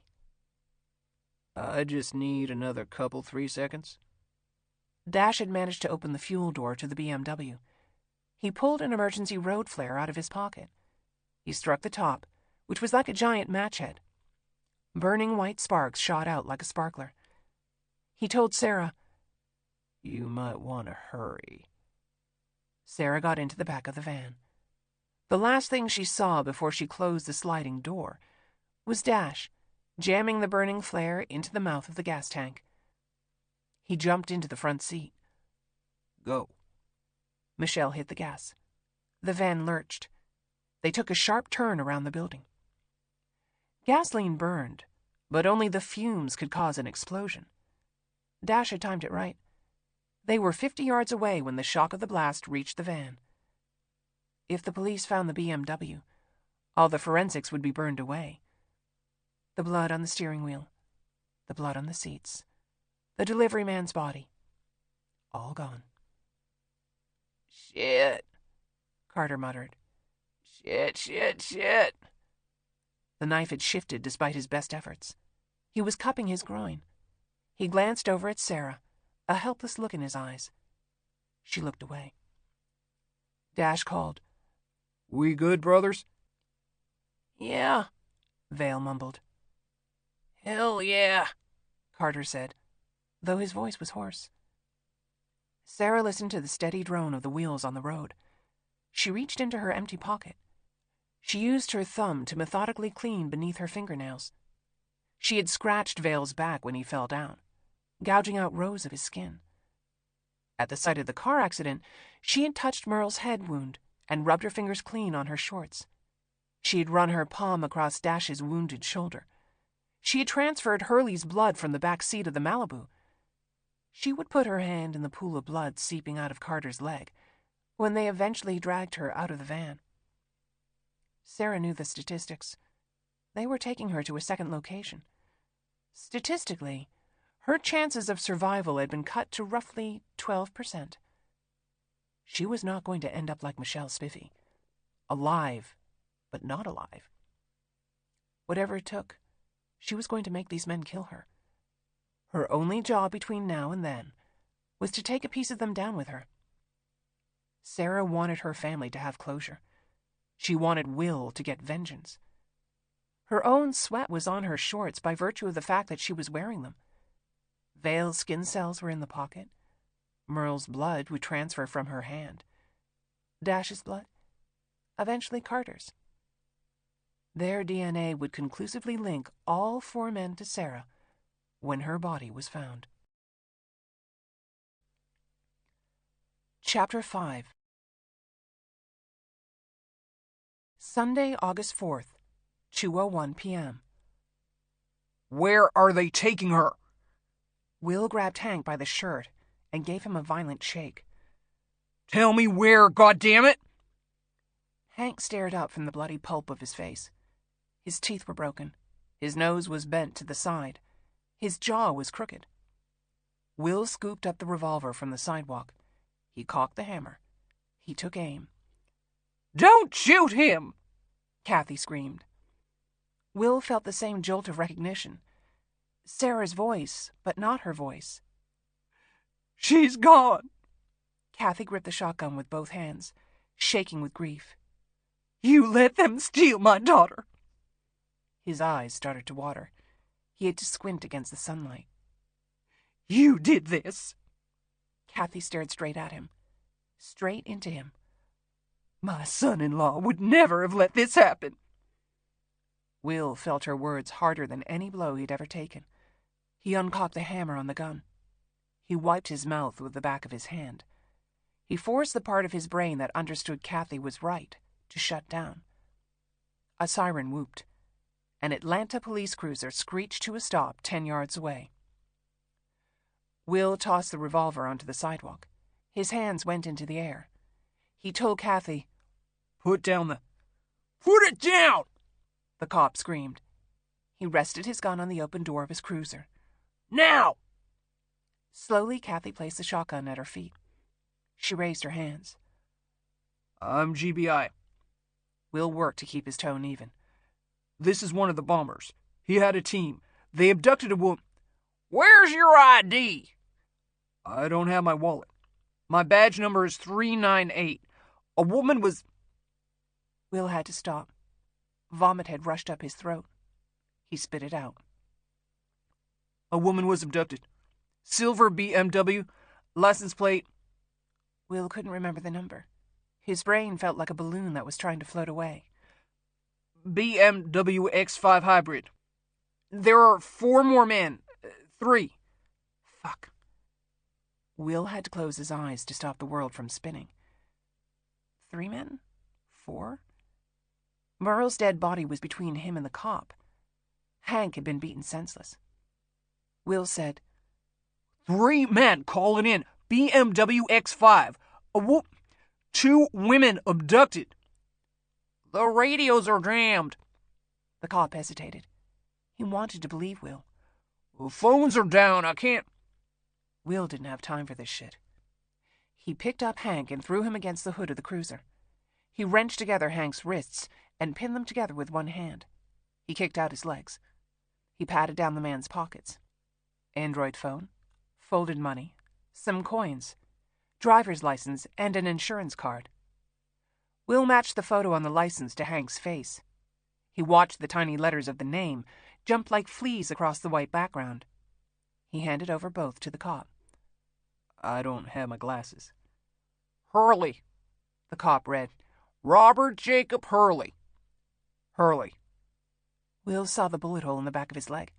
He wanted to jam a pencil into it. He's going to bleed out. We have to get him to the hospital. Will grabbed Hurley up by the collar. He stumbled. The road tilted like a funhouse. The cop tried. Are you?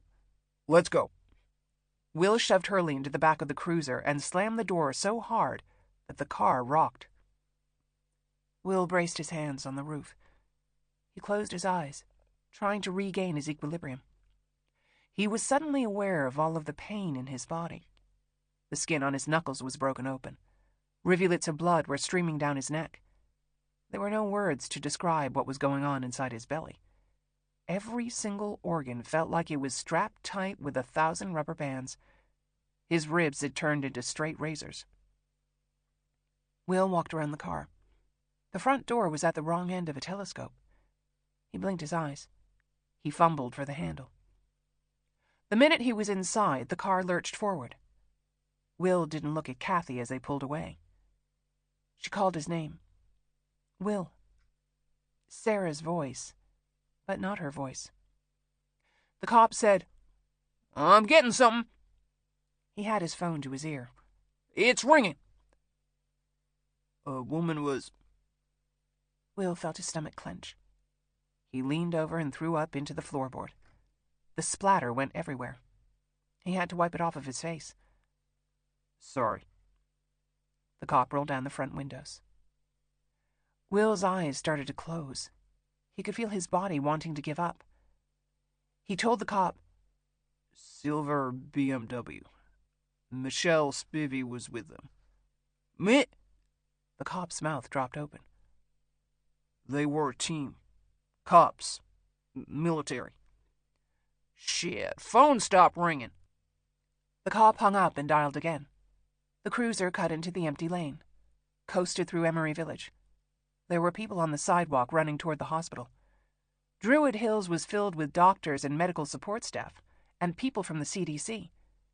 They were all doing what Will and Sarah had tried to do: reach the site of the disaster as quickly as possible. Will's vision fought him as he tried to look at his watch. It took all of his focus to make the number sharpen. 2:06 p.m. Oh, thank fuck, the cop mumbled. This is 32994. Will felt the anvil lift off of his chest. The call had finally gone through. I need the commander. I've got one of the bombing suspects in custody. I have details on... Silver BMWX5. Will heard his words slur. 3 suspects. Abducted 2... Whoa. He couldn't get the information to come out. His head didn't want to stay upright. Amanda Wagner. You need to... Tell her they took Sarah. Tell her... He had to close his eyes against the sunlight. Tell her I fucked up. Will's eyelids peeled open like wet cotton. Thumbtacks were drilling into his pupils. Tears leaked out as he struggled to maintain consciousness. There wasn't a moment of disorientation or forgetfulness. He remembered exactly what had happened, and knew exactly where he was. He swung his legs over the side of the hospital gurney. He nearly fell to the floor. Steady. Nate, the cop from the cruiser, was still with him. You passed out. You're in the ER. Will strained to hear him over the loud noises. Did they find Sarah? Not yet. The car? Will pressed. They can't find the car? There's a full-on manhunt. They'll find her. Will didn't just want them to find her. He needed them to find her alive. The cop said, Maybe you should lay down, buddy. Will rubbed his eyes to clear them. The fluorescent lights were like sewing needles. He realized that he was sitting on one of dozens of gurneys that were parked on each side of the hallway. Patients were bleeding, moaning, crying. Debris covered their faces in gray dust. The atmosphere was eerily calm. No one was shouting. Nurses and doctors walked briskly back and forth with tablets tucked under their arms. The hospital staff were prepared for this. The real panic would be out in the streets. Will asked Nate, How many people are dead? There's no official count. Maybe as few as 20. Maybe as many as 50. Will's brain couldn't comprehend the number. He had heard the bombs go off. He had run to help the survivors. He had been mentally prepared to do whatever it took to save as many people as possible. Now his only concern was Sarah. Nate said, They are clearing each building in teams, looking for more. Will slid off the bed. He waited for the nausea and dizziness to return. Neither made a repeat appearance, but his head throbbed with each beat of his heart. He closed his eyes, tried to breathe. What about the BMW? It's in the system, but the system... What time is it? 2:38. Which meant that Sarah had been gone for over half an hour. Will's head dropped to his chest. His stomach was still grinding inside of his belly. His hands were bleeding from punching Hurley, while Sarah was taken right out from under him. My son-in-law would have never let this happen. Her son-in-law, Sarah's husband, the chief of their town, would not have let this happen. Hey, Nate said, you want some water or something? Will rubbed his jaw with his fingers. He could still smell Sarah on his hands. Will! Faith was running down the hallway. Amanda walked behind her. She was talking into a satellite phone. Will's throat felt so raw that he could barely get out the question. Did you find Sarah? The entire state is looking for her. Faith pressed her hand to his forehead, the same way she did when she was worried that Emma had a fever. Are you okay? What happened? I let them steal her. Faith put her hand back to his head. We stopped to help them. Will bullet-pointed the details of the car accident. They drove up the byway. That's the last I saw of her. I don't... He stopped to cough. It felt like another punch to his gut. I don't know why she went with them. Amanda asked, "Why are you slumped over like a hobo?" Before he could answer, she raised his shirt. Red and purple splotches showed the broken blood vessels under his skin. "Jesus Christ," Faith whispered. Amanda told Nate, "You're dismissed, officer. Report to your squad. Faith, go find a doctor. Tell them he could be bleeding internally." Will tried. I'm not... Shut up, Wilbur. Amanda made him sit down on the gurney. I'm not going to play that game where I order you to go home and you wander off like a wrecking ball. I'll keep you with me. You'll hear everything I hear, but you have to do exactly as I say. Will nodded his agreement, but only as a way to make her talk. First, you need to take this. It's aspirin. It'll help with the headache. Will stared at the round tablet in her palm. He hated drugs. Amanda broke the tablet in half. This is the last time I compromise. You're either playing by my rules or you're not. He tossed the pill into his mouth and dry swallowed, and then he waited. Amanda said, Michelle Spivey was admitted through the ER this morning. Her appendix had burst. She was immediately sent to surgery. Robert Jacob Hurley identified her as his wife, Veronica Hurley. He showed admitting his group insurance card. He's divorced from his wife, but she's still on his SHBP. The state health plan, Will said. So Hurley's a cop. He served on the GHP until 18 months ago. Shot an unarmed man during a traffic stop. Hurley, Will said. The connection to Georgia Highway Patrol made the name familiar. Will had followed the story the way every cop followed that kind of story, hoping like Christ that the shoot was legit, because the alternative was first-degree murder. He said, Hurley was cleared. Correct, but he couldn't right himself. He dropped off the force 6 months later. Pills and alcohol. His wife left him. Who was with him? Who planted the bombs? Unsubs. Unknown subjects. The FBI is using facial recognition on the CCTV footage. One of them left fingerprints, but they're not in the NGI. The FBI's next-generation identification system. If the unsub had ever been in law enforcement, military, or cleared a background check for a job or licensing, his details would have been stored in the searchable database, alongside the criminals. Why did they have Spivey? Will asked. They deliberately bombed the hospital. They took Sarah by chance. He heard Hurley's words. Wrong place, right time. He asked Amanda, Where are they going? What do they want? Why did they blow up? Doctor? Amanda was waving her hand toward a man in scrubs. Over here. A nurse is the best you're going to get.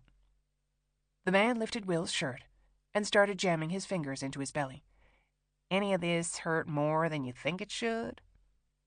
Will's jaw had clamped tight at the first touch. He shook his head. The nurse pressed his stethoscope around, listening, moving it along, listening. When he was finished, he spoke to Amanda instead of Will. All the MRIs are backed up. We can do a CT to check for internal bleeding.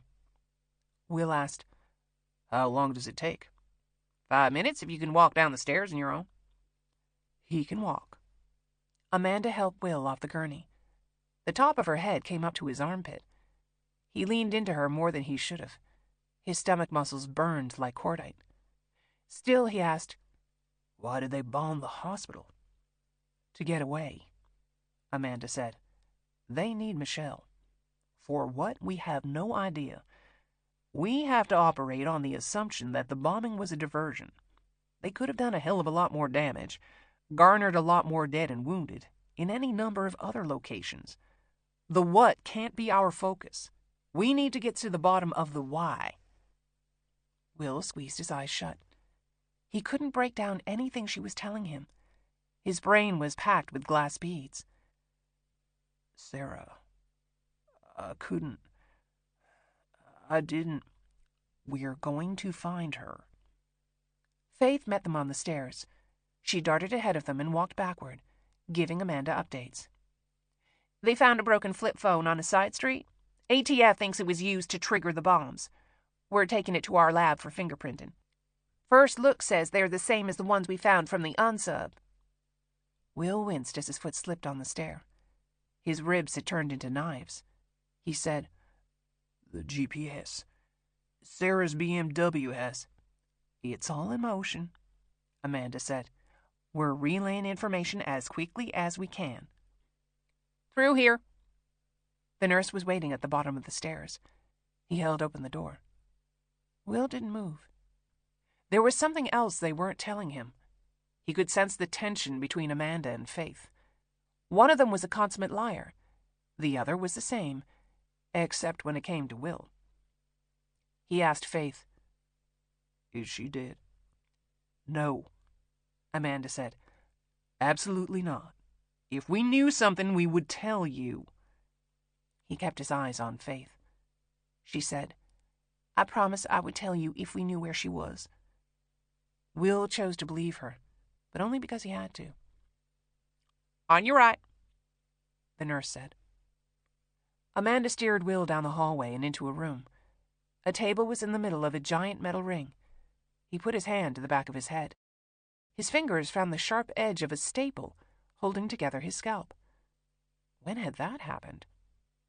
Amanda said, "We'll be out here." The door closed. Will was helped onto the table by a technician. She disappeared inside a little booth and told him what to do, that he needed to lie still, hold his breath, let it go. Then the table was moving back and forth through the circle, and Will had to squeeze his eyes shut because the metal ring turned into a quarter spinning on its edge. He didn't think about Sarah. He thought about his wife, ex-wife. Angie had disappeared on him, constantly, repeatedly. She had grown up in state care, too. That's where Will had met her. He was 8 years old. He was in love the way you can love something that's the only thing you have to hold on to. Angie could never settle in one place for long. Will had never blamed her for leaving. He had always had a knot in his stomach while he waited for her to return. Not because he missed her, but because when Angie was away from him, she did bad things. She hurt people. Maliciously, unnecessarily. Will had always felt a sick sense of responsibility every time he woke up to find her things gone from his house. Like she was a rabid dog he couldn't keep chained up in the yard. It was different with Sarah. Losing her, letting someone steal her, felt like he was dying. Like there was a part of him that Sarah had breathed life into, and without her, that part would wither away to nothing. Will didn't know how to be alone anymore. All right. The scan was finally over. The technician helped him off the table. Will rubbed his eyes. He was seeing double again.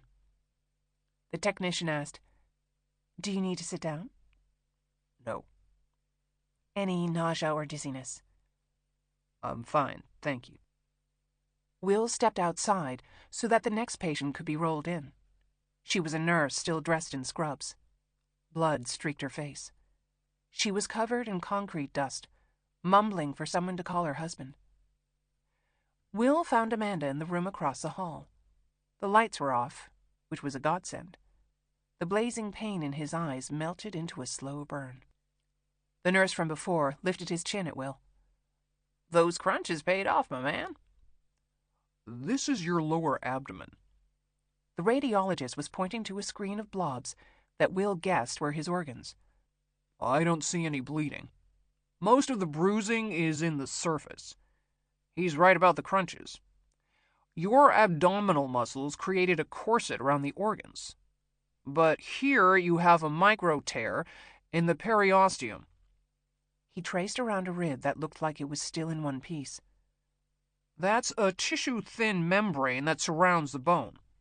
You need to ice it 3 times a day. Take Advil or get something stronger if you need it. We'll put you on a pulmonary plan to keep your lungs healthy. Moderate activity is okay, but nothing strenuous. He looked up at Will. You got lucky, but you need to take it easy.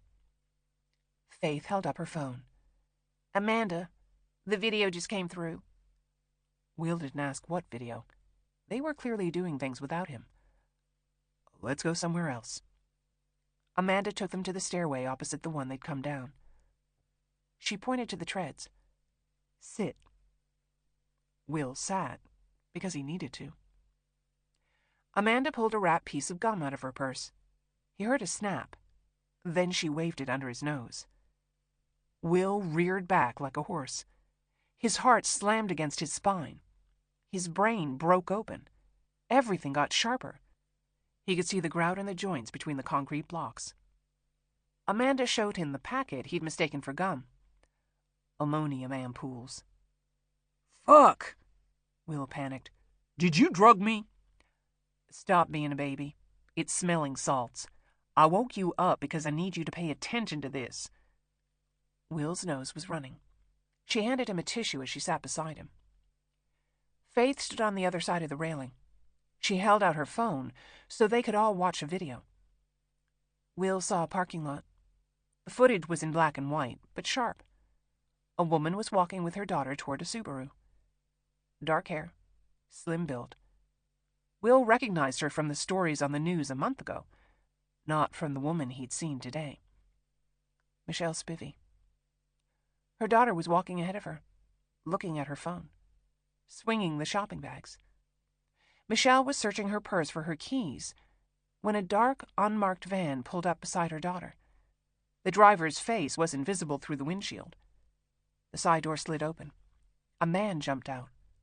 The daughter ran. The man reached for Michelle. Faith paused the video and zoomed in on the man's face. That's him, Will said, the driver of the Chevy Malibu. Clinton. That's what they called him, but I'm sure that's not his name. Faith mumbled under her breath. Who is he? He's not in the system. Amanda motioned for Faith to close the video. We're working the case. This is another piece of the puzzle. Will shook his head. She had made a mistake using the smelling salts. He wasn't half out of it anymore. You're lying to me. Her satellite phone rang. She stuck her finger in the air for silence, answering, Yes. Will held his breath, waiting. Amanda shook her head. Nothing. She walked out into the hallway, letting the door close behind her. Will didn't look at Faith when he said, You know his name, don't you? Faith took a sharp breath. Adam Humphrey Carter. He's been in and out of prison for grand larceny, B&E, domestic violence, making terroristic threats. And rape, Will guessed. Faith took another breath. And rape. The words stayed balanced on the edge of the cliff between them. The door opened. Faith? Amanda waved her over, whispered something into her ear. Faith headed up the stairs. The hand she put on Will's shoulder as she ran past did nothing to reassure him. The elevators are too slow, Amanda said. Can you manage 6 flights? Will gripped the railing and pulled himself up. You said you'd tell me everything. I said you would hear everything I hear. Do you want to be with me when I talk to Hurley or not? She didn't wait. She started up the stairs. Her spiked heels stabbed into the treads. She rounded the corner without looking to see if he was following. Will trudged up after her. His brain kept throwing up images. Sarah standing in the doorway of the shed. Sarah running ahead of him to the Chevy.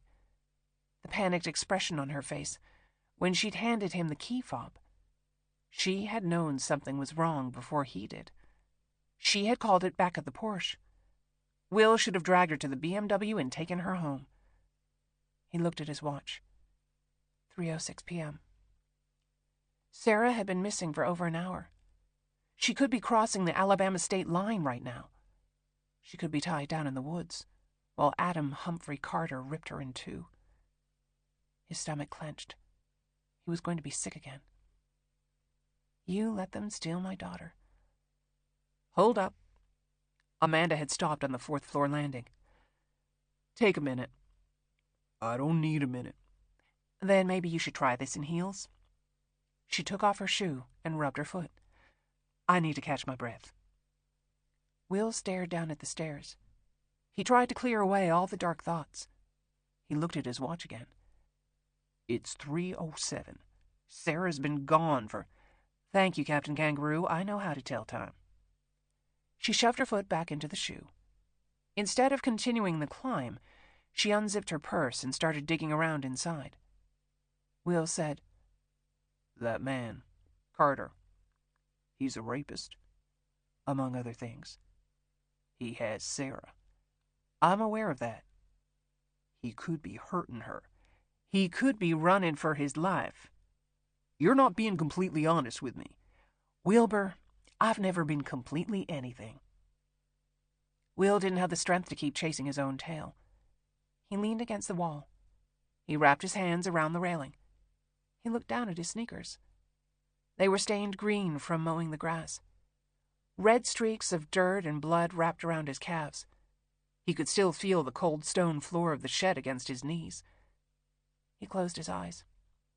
He tried to summon up the memory of that blissful moment before everything went wrong, but all he could feel was guilt gnawing a hole in his chest. He told Amanda. She was driving the car. She looked up from her purse. When they left, Sarah was driving. They didn't have to knock her out or... He shook his head. She told them to kill her. She wasn't going to go with them. But she went with them. She drove them away. He looked down. Amanda had wrapped her hand around his. Her skin felt cool. Her fingers were tiny. He always forgot how small she was. I haven't... Will was an idiot to confess anything to her, but he was desperate for absolution. I haven't felt scared like that since I was a kid. Amanda rubbed his wrist with her thumb. I keep thinking of all these things I could have done. But maybe... He tried to stop himself, but he couldn't.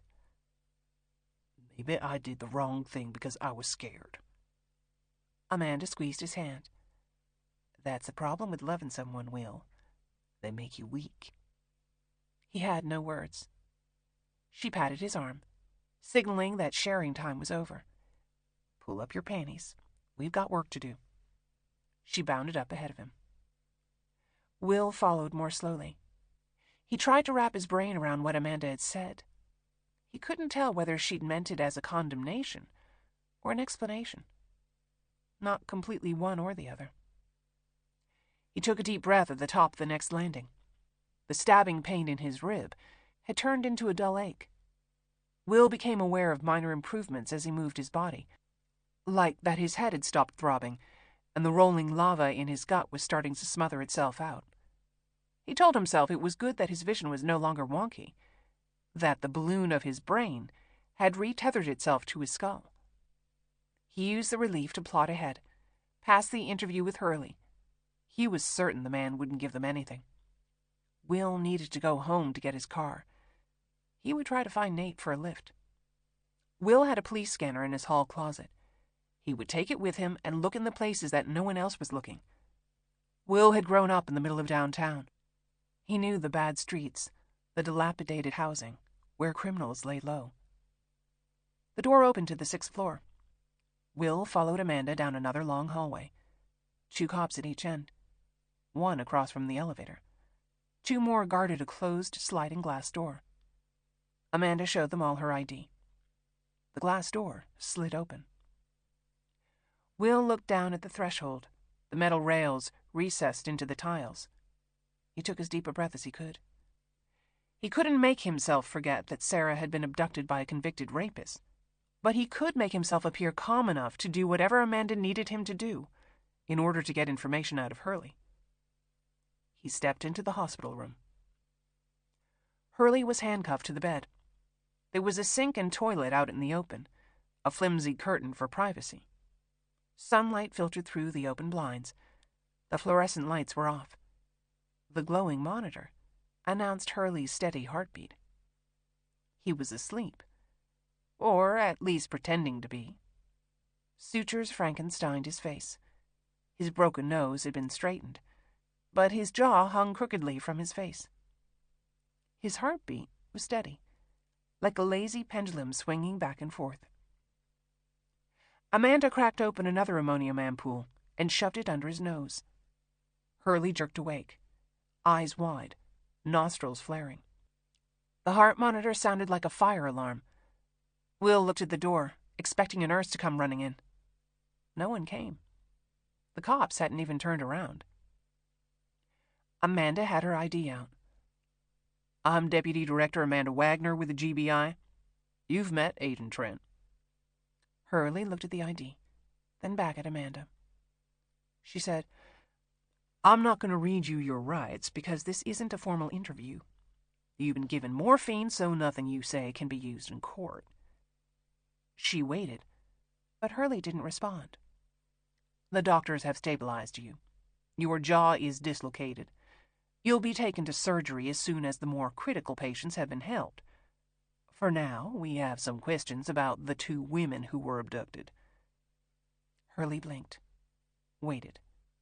He was making a point of ignoring Will, which suited Will because if the man looked at him wrong, he wasn't sure he could keep his shit together. "Are you thirsty?" Amanda pushed aside the curtain around the sink and toilet. She unwrapped a plastic cup, turned on the faucet. Will leaned against the wall. He shoved his hands into his pockets. "You were a cop." Amanda filled the cup with water. "You know the charges. You've murdered or participated in the murder of dozens of civilians. You aided and abetted the abductions of 2 women. You were part of a conspiracy to use a weapon of mass destruction, not to mention healthcare fraud." She turned around, walked to the bed with a full cup of water. "These are federal charges, Hurley. Even if by some miracle a jury deadlocks on the death penalty, you're never going to breathe free air ever again." Hurley reached for the cup. The handcuff clanged against the rails. Amanda paused long enough to let him know that she was in charge. She held the cup to his mouth. She pressed the tips of her fingers below his jaw to help his lips make a seal. He made an audible gulp with each swallow, draining the cup. She asked, "More?" He didn't respond. He leaned back in the pillow. He closed his eyes. "I need those women home safe, Hurley." Amanda found a tissue in her purse. She wiped out the cup before tossing it into the trash can.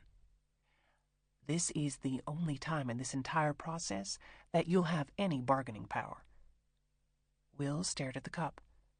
What had she given him? "On average, it takes 15 years for the federal government to administer the death penalty." Amanda dragged over a chair and sat by the bed. She crossed her legs. She brushed lint off her skirt. She looked at her watch. "It's a bit ironic, but did you know that Timothy McVeigh was caught on a traffic violation?" The Oklahoma City bomber. McVeigh had set off a truck bomb outside of the Murrah Federal Building, murdering almost 200 people, injuring almost 1,000 more. Amanda said, "McVeigh was sentenced to death. He had 4 years at Florence AdMax before he petitioned the courts to bring forward his execution date." Hurley licked his lips. Something had changed. Her words, or maybe what she'd tricked him into drinking, were chiseling away at his calm. Amanda said, "Ted Kaczynski, Terry Nichols, Joe Kartsarnaev, Zacharias Moussaoui, Eric Rudolph."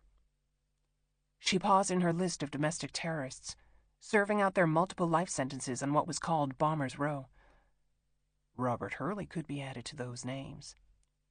"Do you know what it's like inside an ADX?" She was asking Will, not Hurley. He knew, but he said, "What's it like?" "Inmates are confined to their cells for 23 hours a day. If they're allowed out, it's only for an hour, and then it's at the pleasure of the guards. Do you think the guards are kind to people who blow up people?" "No," Will said. "No," Amanda agreed. "But your cell has everything you need to survive. The toilet is your sink and your water fountain. There's black and white TV if you want to watch educational classes or religious programming. They bring you your food, The window is 4 inches wide. Do you think you can see much of the sky through 4 inches, Will? No. He repeated. You shower in isolation. You eat in isolation. If you're lucky enough to get yard time, it's not really a yard. They have a pit, like an empty swimming pool. You can pace it off in 10 steps, 30 if you walk in a circle. It's 15 feet deep. You can see the sky, but you can't write home about it. They stopped giving inmates pencils because they kept using them to rip open their own throats. Hurley's eyes were open. He stared up at the ceiling. Amanda looked down at her watch again. Will checked the time for himself. 3:18 p.m. Hurley, Amanda said, I don't care about your other charges. I care about returning those 2 women to safety. So, this is what I'm offering. She waited. Hurley waited. Will felt his stomach tighten. You'll die in prison. I can't do anything about that. But I can keep your identity out of the news. I can give you a new name, a new rap sheet. The marshals oversee plenty of prison inmates in witness protection. You'll be in Gen Pop maximum security, but you won't be caged like an animal while you slowly lose your mind. She paused. All you have to do right now is tell me where to find those women. Hurley sniffed. He turned his head to look out the window. Blue skies. Sun on his face. His heart had returned to its slow, lazy beat. He was calm because he felt like he was in control, the same way he'd been back at the car accident. At least until Michelle Spivey had opened her mouth and started talking about Hurley's father. He's your hero. You wanted to make him proud. Will said, your father's sick, right? That's what Michelle said, that he was going to die. Hurley's head had swiveled around.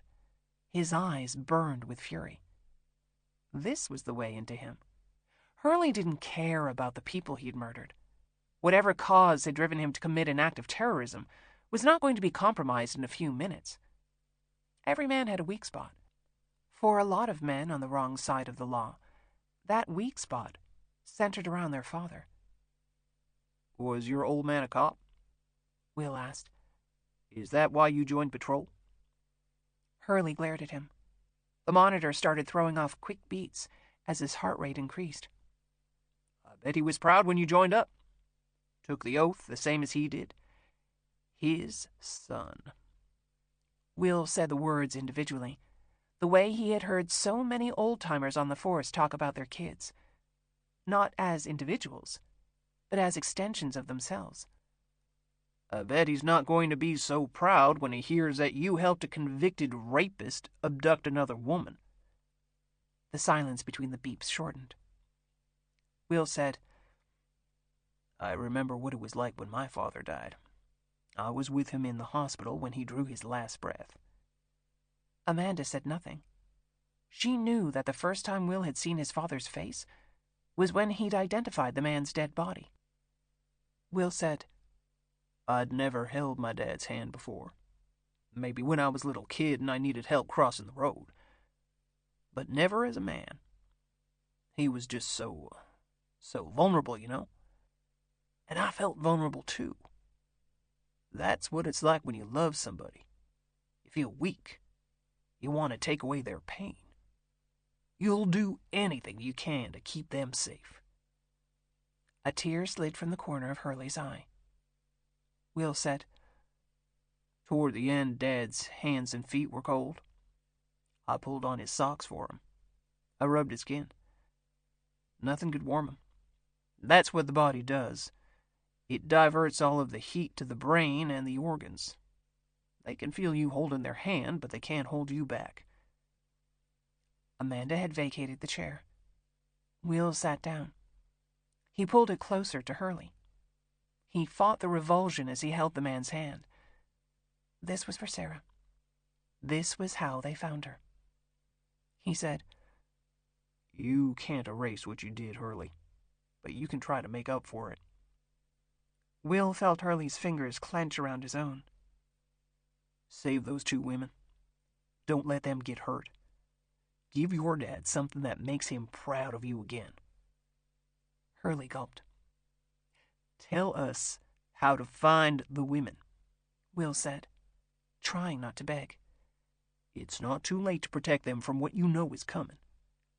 Let your dad's last thoughts be that his son was a good man who did some bad things, not a bad man who couldn't do good. Hurley's eyes were closed again. Tears soaked the pillow. It's all right. Will looked down at their hands. Hurley was squeezing so tight that the broken skin on Will's knuckles was bleeding again.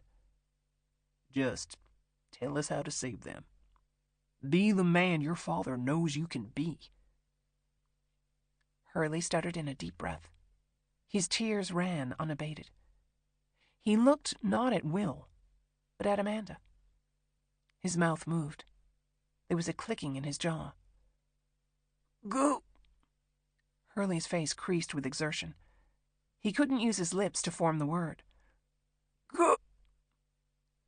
Gilmer? Gwinnett? Gordon? Amanda gave up on naming counties and searched her purse. I have something you can write on. No! Hurley shook off Will's hand.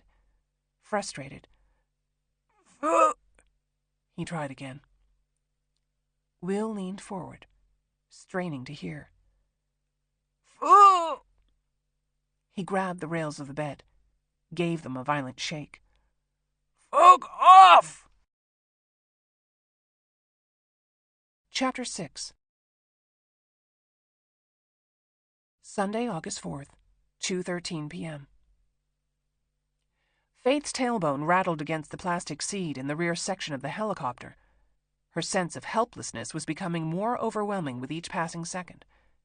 Will was down there somewhere, probably feeling just as hopeless, while she was trapped inside an overloaded washing machine. The sun baked the metal skin of the Huey. To her left were 6 very large men wearing SWAT uniforms and carrying AR-15s. Their legs were spread wide. Their arms were the size of tree trunks. Their expressions were hard. They were angry, ready to do battle. But for now, they were stuck in a holding pattern. The air ambulances had priority over the hospital's landing pad.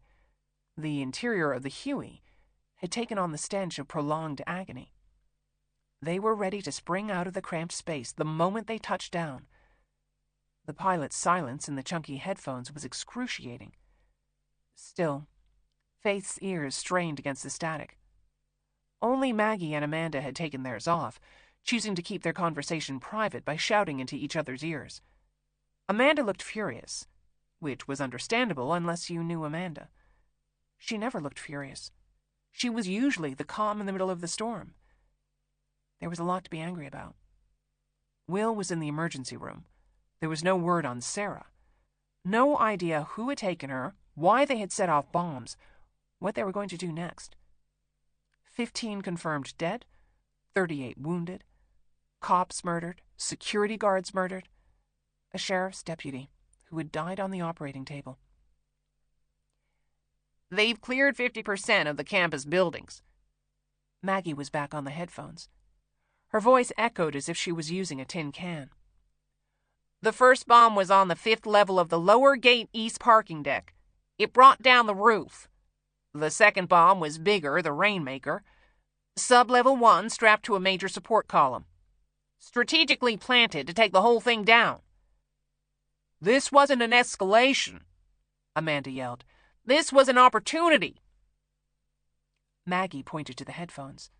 The line was not secure. The pilot said, "We're clear for landing." The helicopter made a sharp dip before hurtling toward the campus.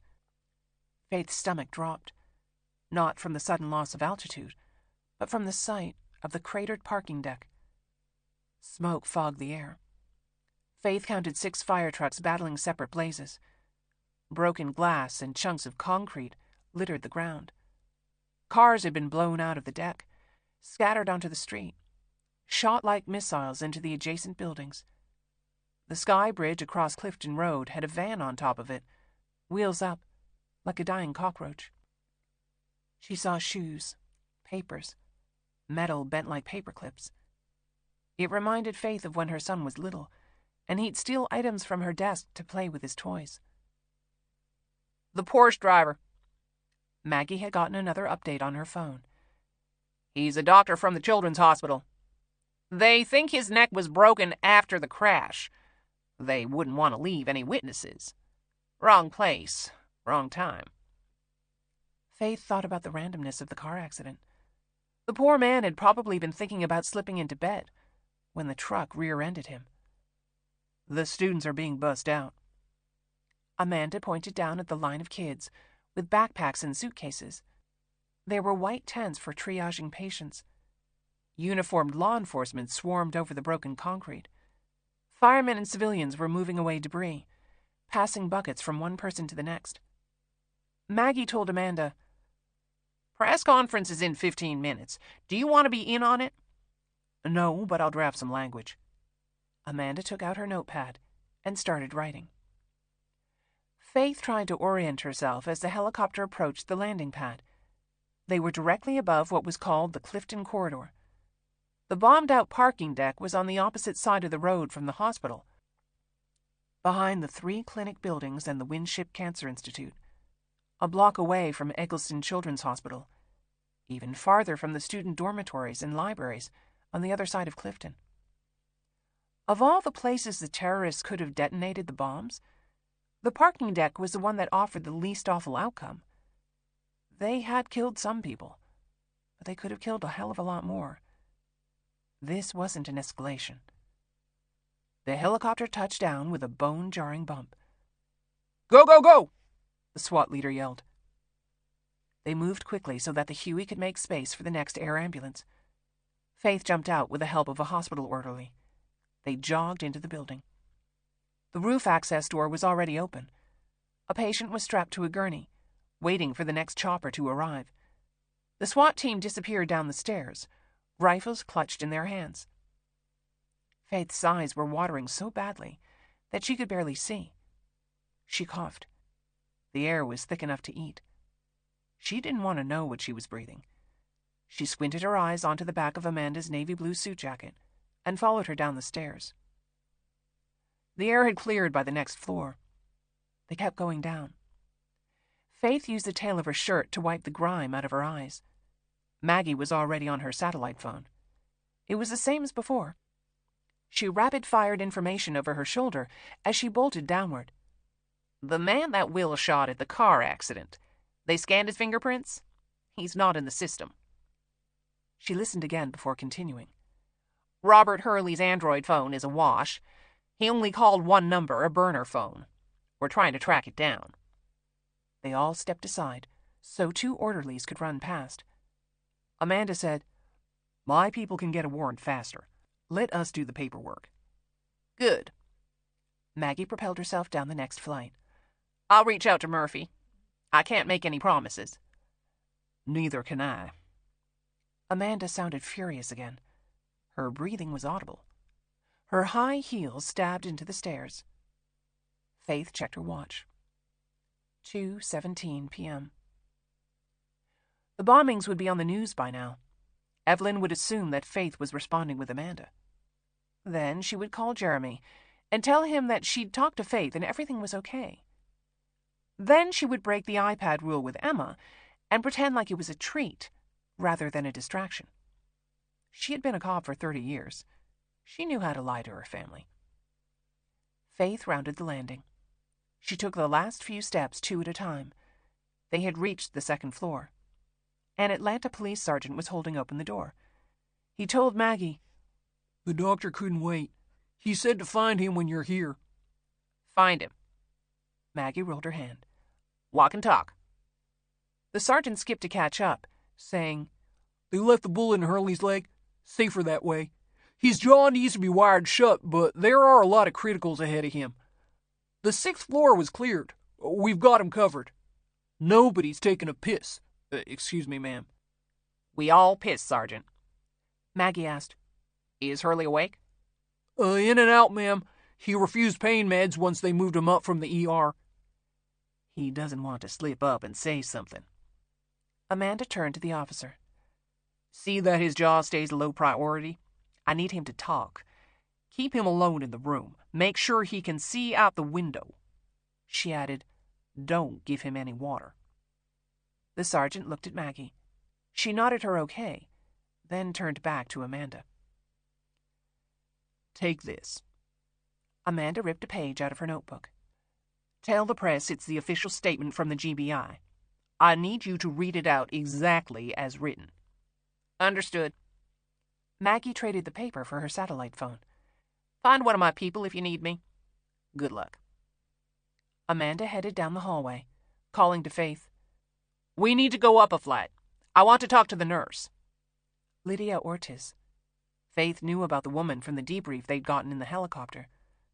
Ortiz had recognized Michelle Spivey in the surgical recovery area. She'd called security, but before they could arrive, all hell had broken loose. "This way." Amanda passed the elevator. There was a closer set of stairs, but crime scene investigators were scouring it for clues. Robert Jacob Hurley had dragged Michelle Spivey out of the recovery area on the 3rd floor. He had met his 2 accomplices outside the 2nd floor landing. As they were going down to the ground floor, 2 cops were coming up. The officers were responding to Lydia Ortiz's SOS. Both were shot in the head. Another officer, a sheriff's deputy, was waiting for them when they exited the building. She was shot in the chest when they made their escape to the silver Chevy Malibu. She had gone down firing, hitting Hurley in the leg and his accomplice in the shoulder, before Hurley turned around and shot her in the face. Faith opened the door. She told Amanda, "They detonated the bombs in the parking deck while they were driving away."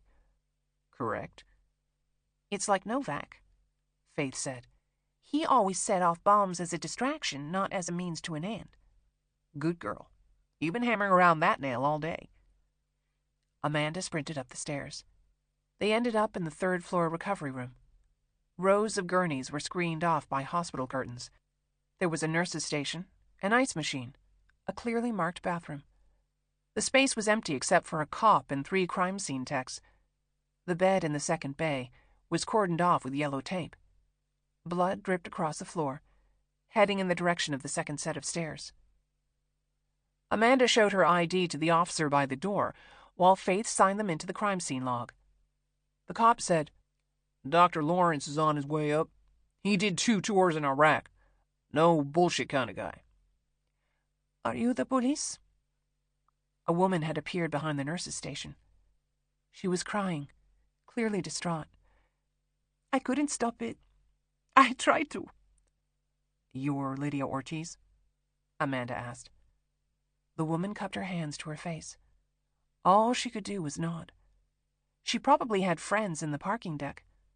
She had come face to face with a mass murderer and a woman who had been abducted right in front of her 11-year-old daughter. Faith said, "Take your time." She found her notebook in her bag. She flipped past a bunch of empty pages. She twisted her pen open. Amanda asked, "What are the symptoms of appendicitis?" Ortiz hadn't been expecting the question. "Nausea, vomiting, spike fever, constipation." "Does it hurt?" Amanda asked. She was trying to center the woman with the familiar. "Yes, the pain is off the charts. Here." She put her hand to her right lower abdomen. "Breathing, moving, coughing, it feels like you're being stabbed." "How long before it ruptures?" She shook her head, but said, 24 to 72 hours from onset of symptoms. And it doesn't rupture like a balloon, it's more like a tear. The bacteria leaks into your bloodstream, where it leads to sepsis. Faith could have looked this up on WebMD, but she wrote it down in her notebook anyway. "Now," Amanda said, "take me through when you first saw Michelle. They brought her into recovery. Was she on a gurney?" "Yes." Ortiz took a tissue from her pocket. She blew her nose. "She was in Bay 2. One of the porters brought her husband. He said to call him Hurley, from the waiting room. I introduced myself to him. I ran down the usual post-op care." "Did he ask any questions?" "No. He barely listened. He kept asking for the scripts. Scripts? Prescriptions. Antibiotics, generic. You can get them for free at Walmart. I got the feeling that he wanted them so they could leave. What was her medical prognosis? I'm not supposed to tell you because of patients' rights, but fuck it. She needed to be admitted. The husband refused. She signed herself out AMA, against medical advice. The doctor was loading her up with antibiotics. She's going to need follow-up care. Sepsis isn't a joke. Would she have died without the surgery? Yes. She could die anyway. Hurley didn't seem interested in managing her care. Faith stared at her notepad. Ortiz didn't know about the car accident, that Hurley had a team, and that the team had abducted a doctor. Faith wrote down a question for later. Hurley needed Michelle alive. For what? Amanda asked, "When did you recognize the patient as Michelle Spivey?" I didn't. Not at first. It was the husband who set me off. There was something about him. He felt squirrely. We get abusers sometimes where the husband won't leave the wife alone. He's afraid she'll ask for help. Did she show any signs of abuse? She looked malnourished. I gave her some warm blankets, but then I realized she didn't have socks. So I put socks on her feet. That's when I saw the track marks. Faith looked up from her notebook. Ortiz said, "That's when it happened. I was putting on her socks. I looked up at her face, and from a different angle, something clicked. Her hair's been cut and bleached blonde, but I recognized her. And that's when she looked at me, right in the eye. She mouthed the word, 'Help.'" Faith wanted to make sure she got this right. "She asked you for help. Not audibly. But you can read the word on somebody's lips, right?" Ortiz walked over to the bed. "I was here. She was sitting up." "Did the husband see her mouth the word?" "No, I don't know for sure. I went back to the nurse's station. I said I was going to get her some Vaseline. Her lips were really chapped. I gave the emergency code to Daniel, the porter. He was real cool about it, just slipped out the door, but the husband had picked up on something. When I turned around, he was making her put on her pants. She couldn't get them zipped. The sutures broke. She was bleeding. She started to cry. He wouldn't let her put on her shirt. He gave her his jacket. He pulled her into the stairs. That's the last I saw of them. I heard gunfire downstairs. We got the alarm to shelter in place. Then, a few minutes later, the bombs went off." She shook her head. "They're saying Hurley had a group of men with him, that they shot a bunch of people." Amanda didn't offer to fill in the blanks. She walked around the gurney. She looked down at the floor. "Is this her shirt?" Ortiz nodded. Amanda bent down. She used a pencil to move the shirt. Cotton, short-sleeved, button up front, white with red vertical stripes. Homespun. Faith knelt beside her. The seams looked hand-stitched. The cloth could have been from a sack of flour. "Thank you, Ms. Ortiz." Amanda stood up. She told Faith, "Meet me in the hall." Faith used her phone to photograph the shirt. She zoomed in on the seams. The buttons were all the same color, but they were mismatched. Michelle Spivey had worked at the CDC.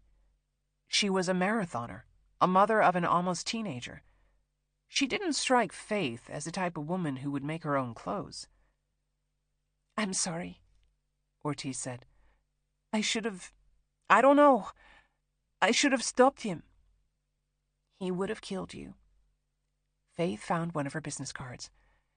"Call me if you think of anything else, okay?" Back in the stairwell, Amanda was ending a call on the satellite phone. She told Faith, "Sarah's mother is claiming that her daughter went with the kidnappers in order to protect Will."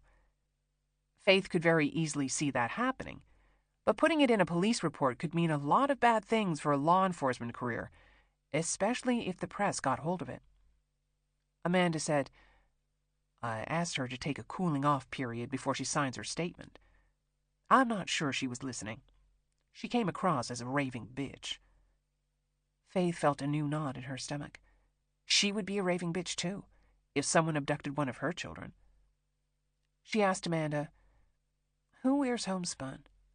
Not a woman who makes $130,000 a year. Faith skipped over the astounding salary and tried to talk out what she knew.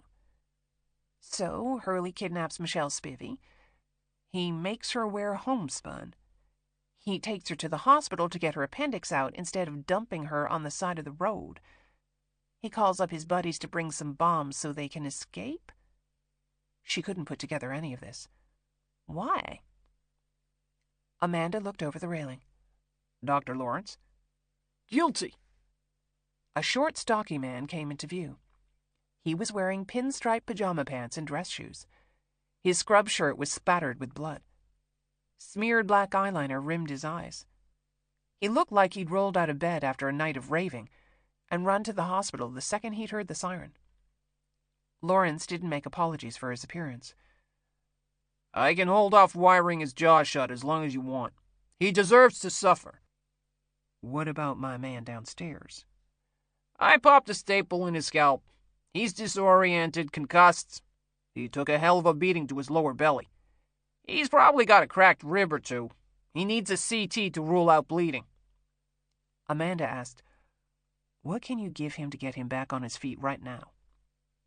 Lawrence thought for a moment. This'll have my ass in front of the medical board, but a tab of Percocet 10 should do the trick.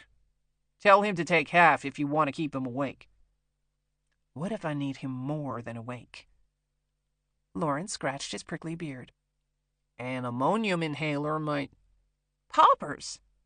Faith felt the word explode out of her mouth. You can't be serious. It's not a popper. It's a nasal irritant. It'll make him take a really deep breath and put a lot of oxygen in his body. He told Amanda, we got some downstairs. Give him a hit when he needs his game face on. Faith shook her head. She didn't trust any of this. Lawrence was already leaving. Find Conrad downstairs if you want the meds. He won't take medication, Faith told Amanda. Will treated headaches with root beer and strained muscles with more exercise. Amanda said, I have a hunch that Robert Hurley didn't abduct Michelle Spivey. I think a man named Adam Humphrey Carter took her. He spent 6 years upstate for sexual assault. And I think he's with Sarah right now. Faith put her hand to her mouth. Georgia distinguished the crime of rape from sexual assault. The latter meant that the assailant had supervisory or custodial authority over the victim. A teacher or a daycare worker or... Carter was a Noonan County police officer, Amanda confirmed. He pulled over a 22-year-old woman, dragged her into the woods, raped and battered her, then left her for dead. Where did... Faith struggled to get out a question. You didn't pull Carter's name out of a hat. Why do you think he's involved? There are things I can't tell you right now. It's a hunch, but it's a well-informed hunch. Amanda gave Faith a moment. I've asked a friend to send the video of Spivey's abduction to your private email. Wait, there's video? Faith had been following the story over the last month. She'd thought it was just another horrible random kidnapping. The news said there were no suspects. Amanda didn't explain the deception. These are the pieces we need to focus on putting together right now. Is Carter the man in the Spivey abduction video? If Carter is the abductor, can Will identify him as one of the men who took Sarah? The idea that Carter could have Sarah made Faith feel sick. And then? Then they can't argue that Michelle is being trafficked. You heard about the track marks. They could say that Carter finished with Michelle, then sold her on to Hurley. A transaction, not an alliance. The more she talked, the less clear things got. Who's they who are going to argue that? And why does it matter what the motivation is? Faith felt her watch tapping her wrist. The haptic feedback was signaling that she had an alert. She glanced down, saying, I guess cell service is... Sarah Linton tried to reach you, but you were unavailable. Fuck! Faith scrolled through the walkie-talkie options. Sarah! Talk with Sarah. Open walkie-talkie. Fuck! Faith, Amanda said. For God's sakes. Sarah what? She tried to walkie me at 2:17. That was 21 minutes ago. Sarah could be on her way to Tennessee, the Carolinas, Alabama, Florida. Fuck! What did she say? It doesn't work like that. Faith started to explain that the app worked on the FaceTime platform, but then she remembered her audience. It's like a real walkie-talkie. It doesn't record or store the message. You have to listen to it when it comes in. Amanda's lips snapped into a tight line. She exhaled sharply, then said, They found the BMW 10 minutes ago. Faith's jaw dropped. There was an explosion. The gas tank was set on fire. There's a body in the back seat. They can't tell if it's male or female. The car has to cool down before they can go in. Faith reached behind her to find the wall. She needed something solid to keep her anchored. Sarah wasn't only Will's girlfriend. She was Faith's friend. Maybe even her best friend. You can't tell Will any of this. Amanda started down the stairs. He can't help us if he's in mourning. Faith dragged behind her. She felt punch-drunk. Will had a right to know what was happening. Faith was his partner. Her job was to be honest with him. Or at least as honest as she could be. Amanda pulled open another door. They were in the ER. She stopped the first worker she could find. I need Conrad. Will was slouched on a gurney at the end of the hall. Faith ran toward him, calling, Will!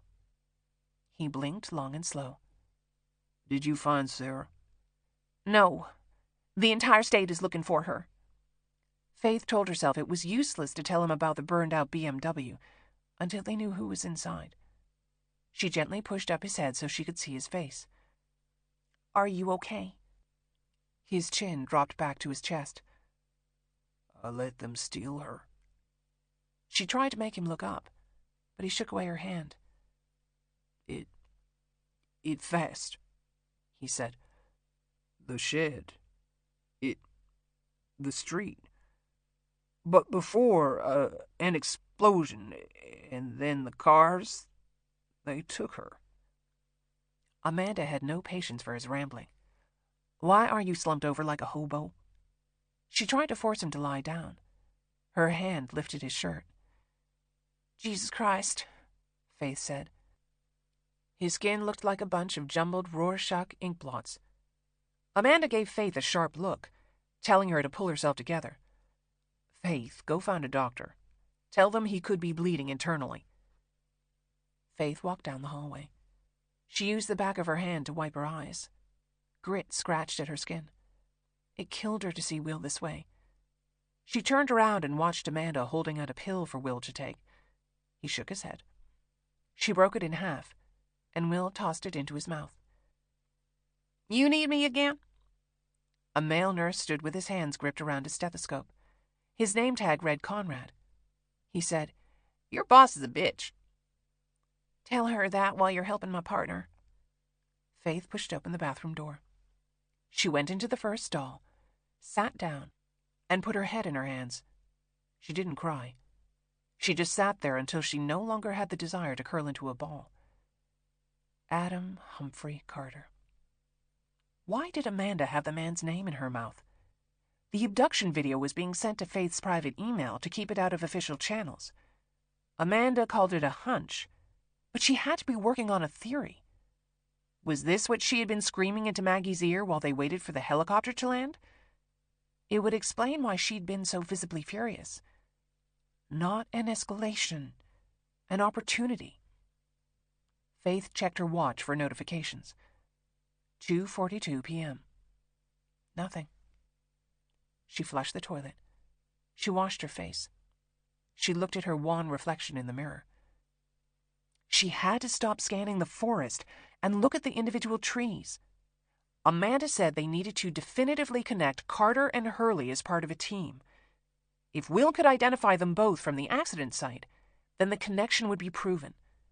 That was all Faith was going to worry about for now. Once the connection was made, she would move on to the next tree. It was the only way she was going to make it through the forest. She pushed open the door. Down the hall, Amanda was struggling to help Will navigate the stairs. He was almost 100 pounds heavier than she was, at least a foot taller. The sight would have been comical if it wasn't so tragic. Faith skirted around them, stepping backward down the stairs in front of Will in case he fell. His words slurred as he asked about Hurley, the GPS on Sarah's car. It's all in motion, Amanda soothed. We're relaying information as quickly as we can. Through here. Conrad stood at the open door. Amanda tried to lead Will into the tunnel, but Will's docility had finally run out. He looked at Faith. Is she dead? Her mouth opened, but Amanda spoke first. No, absolutely not. If we knew something, we would tell you. Faith forced herself to look him in the eye. She told him the only truth she could muster. I promised I would tell you if we knew where she was. He nodded, and she let them walk ahead of her so she wouldn't give anything else away. She looked down at her watch. She took out her cell phone. They were underground. There were no bars on either device. She would need to go upstairs or try to find the Wi-Fi login. Faith! Amanda was alone in the hall, riffling through her purse. She held out her pill case. I can't find my reading glasses. Locate the oval blue pills. I need 2. Are you? Faith was going to ask if Amanda was sick, but she saw the tiny words on the blue tablet. Xanax 1.0. Put them in here. Amanda uncapped a small plastic bottle. Faith dropped the pills in. Amanda started twisting the top like a pepper grinder. She saw Faith's expression and said, You can unclench your asshole. It's not for Will. I need to loosen up Hurley, and before you lecture me, call your mother and ask her about her famous blabbermouth pills. Faith chewed at the tip of her tongue. She hated when Amanda told her terrible things about her mother. Amanda dropped the container in her suit jacket pocket. Human rights are women's rights. This is how we level the playing field. Ma'am? A man had appeared in the hallway. I'm Dr. Schooner, the radiologist. He fell asleep on the table, so we thought we'd give him some time before the next patient comes down. He motioned them into a dark room filled with glowing screens. Conrad was in the chair with his arms crossed. There were signs taped to the walls. What to do if someone had an allergic reaction. The numbers for poison control. The Wi-Fi password. Faith started tapping the network info into her phone as Dr. Schooner explained Will's results. His brain shows no anomalies. He pointed to the monitor in the middle. No swelling, no bleeding, no fractures to the skull, though the bone is bruised. He needs to rest somewhere. Eyes closed, lights off, no stimulus. Should be better in a week, but full recovery is closer to 3 months. We'll make sure he gets rest, Amanda said. Faith went into the hall to give herself some deniable culpability. She tried to think about what Sarah would want her to do right now. She would be worried about Will. She would want Faith to knock him out and drag him home and make him sleep in a dark room so that he could recover. But he would eventually wake up, and he would never forgive Faith. Faith checked her email. The video hadn't come through. She opened the browser on her phone. She logged into the GBI secure site. She pulled up Adam Humphrey Carter's rap sheet. Another knot twisted into her stomach. Not just a rapist, but a car thief, a burglar, a batterer. Like Robert Hurley, a woman had taken out a restraining order against him. His sheet was littered with domestic violence charges, because these kinds of men always had domestic violence charges.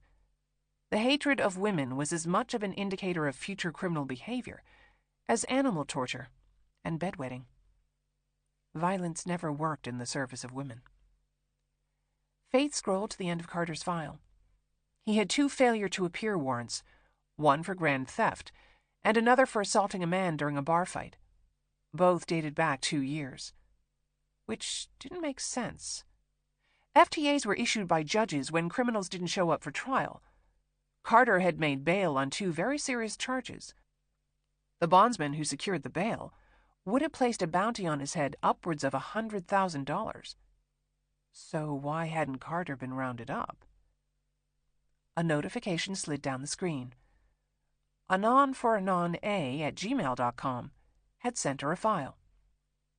She went back in the room and told Amanda, "The video just came through. Let's go somewhere else." Will and Faith followed her to the opposite end of the tunnel. Another door. Another stairwell. Amanda made Will sit down on the stairs. Before Faith knew what was happening, she'd popped an ammonium ampoule and stuck it under Will's nose. Fuck! Will reared like a horse, arms flailing. Did you drug me? Stop being a baby, it's smelling salts. Faith watched the download circle until the video opened. She leaned over the railing so that Will and Amanda could see the screen. Watching the abduction of Michelle Spivey was not as shocking as it should have been. Between work and Dateline, Faith had seen countless black and white images of women being snatched under the watchful lens of a security camera. The thing that pulled at her heart was Ashley Spivey Lee, Michelle's little daughter, who was blissfully texting into her phone when a van pulled up a few feet away from her. The little girl ran. Michelle reached into her purse, her mouth opened in a scream. Faith paused the video when a man jumped out of the van. She zoomed in on the abductor's face. She had recognized the scumbag from his mugshot. She prayed like hell that Will would not. He said, "That's him. Clinton. That's what they called him, but that's not his name." "Fuck," Faith muttered. "He's not in the system." Amanda gestured at Faith to play along. "You're lying to me," Will said. He wasn't guessing. Faith was only good at hiding the truth when she felt there was a good reason to hide it. Amanda's phone rang. She held the receiver to her ear and waited. They all waited. Will for news of Sarah. Faith for whether or not the charred body in the back of Sarah's car had been identified. Amanda shook her head, then disappeared into the tunnel. There was a finality to the click from the door closing. In the silence, Faith could hear her own heart beating in her ears. Will said, "You know his name, don't you?" She told him the man's name. She gave him the rundown of his sheet. At least, part of it. Will wasn't stupid. He knew that she was leaving something out. He said, "And rape." Faith had to swallow before she could speak. "And rape." The door opened. Amanda called her over. She put her mouth near Faith's ear. "Charred remains are a male delivery driver. His van was found abandoned at the Bullard Road exit off I-16. Florida, Alabama, South Carolina." Amanda whispered, "They're going to read you in upstairs. Give them hell. Don't take anything they say at face value. There's always an ulterior motive." Faith didn't ask questions she knew would not be answered in front of Will. She squeezed his shoulder as she made her way up the stairs, around another landing, then to the first floor of another building. The Winship Cancer Institute. Faith recognized the entrance. Air whistled past her head. The windows had been shattered on the east side. The air conditioning was being sucked out. She heard heavy equipment beeping, diesel engines revving. The air was like breathing sand. Her eyes immediately started to water. Her nose was running so bad that she had to search her bag for a tissue. "Mitchell?" The FBI agent from the Martin Novak meeting waved to her from the end of the hall. The sweaty classroom seemed like a lifetime ago. Both of them were worse for the wear. Gone was the straight-laced G-man. The bridge of his glasses were held together with white surgical tape. His face was caked gray with dust. Blood streaked his previously white shirt. The sleeve was ripped open. Blood seeped from the arm. "We're down here." He bypassed the elevator, then took a left beyond the stairs. The overhead lights were off. Faith had never been in this part of the building. I gotta say, I'm surprised Amanda sent you. What was your name again? Aiden Van Zant. Call me Van. It's easier. He used his sleeve to wipe his face. Look, you can spare the lecture. Our CI has been solid for the last 3 years. Faith didn't ask who his confidential informant was. Never get in the way of a talker. Van said, We've been able to flip or lock up some high-value targets because of the information he's provided us. Faith kept her expression neutral. I know how your boss feels about this whole operation, but keep in mind, she was the one using us. He glanced at Faith. And we were ready. We had it all lined up. He wiped his face again. He was just smearing dirt around. Faith had tissues in her bag, but fuck this guy. He said, We can still slot in another agent. They don't know what he looks like, just that he's a guy who's had some problems. Faith felt a light bulb flickering on over her head. Not completely on, but getting there. Was this why Will wasn't in the Novak meetings? Amanda was keeping him out of the mix because she wanted him to go undercover in a joint operation with the FBI. Faith tried to frame a question she could climb out of. When was Will supposed to get involved? We were discussing dates, but it was going to be a matter of days. The online chatter about the group has been huge lately. There's some kind of statement they're planning to make. And trust me, these guys don't make little statements. Group? Faith's mouth went dry. Michelle's abduction and the attack were bigger than the 5 men at the car accident. There was an organization behind this, a cell that was working on an even bigger act of destruction. She quoted Amanda. The bombs weren't in escalation. No, they were about getting Spivy's medical emergency dealt with, and making sure they all got the hell out of here so they could live to fight another day. He added, Classic diversion tactic for these people. The crime is never about the explosion. She tested the waters. And Novak? Careful, he warned. Through here. Van held open the door for her. The conference room had a large table with about 20 chairs around it. A very elegant blonde woman stood up from one of the side chairs and walked over with her hand out. She was about Amanda's age, but taller and thinner and beautiful, in a way that was disconcerting if you were not. I'm Executive Assistant Director Kate Murphy from Intelligence. The woman had a firm handshake. Has Aiden brought you up to speed? Faith felt waylaid by the title. The executive assistant part didn't make her a secretary. This woman was 3 rungs down from the director of the FBI.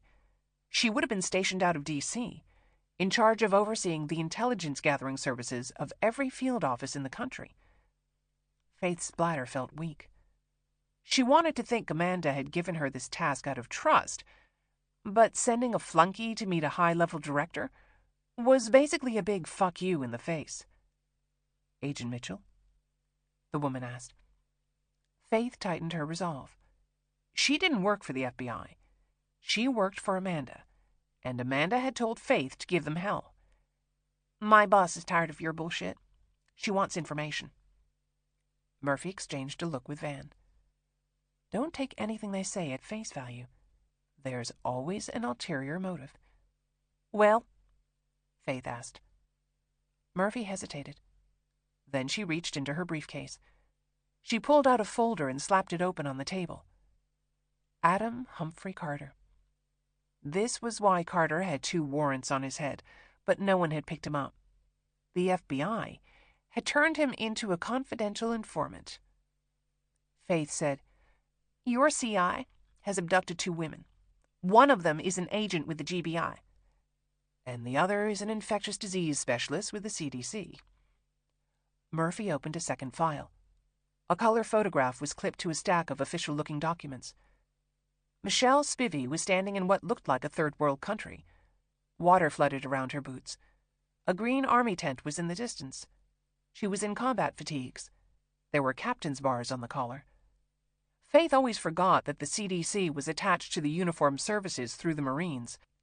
The agency had started out quarantining ships to keep diseases out of ports and evolved into a worldwide response unit for public health.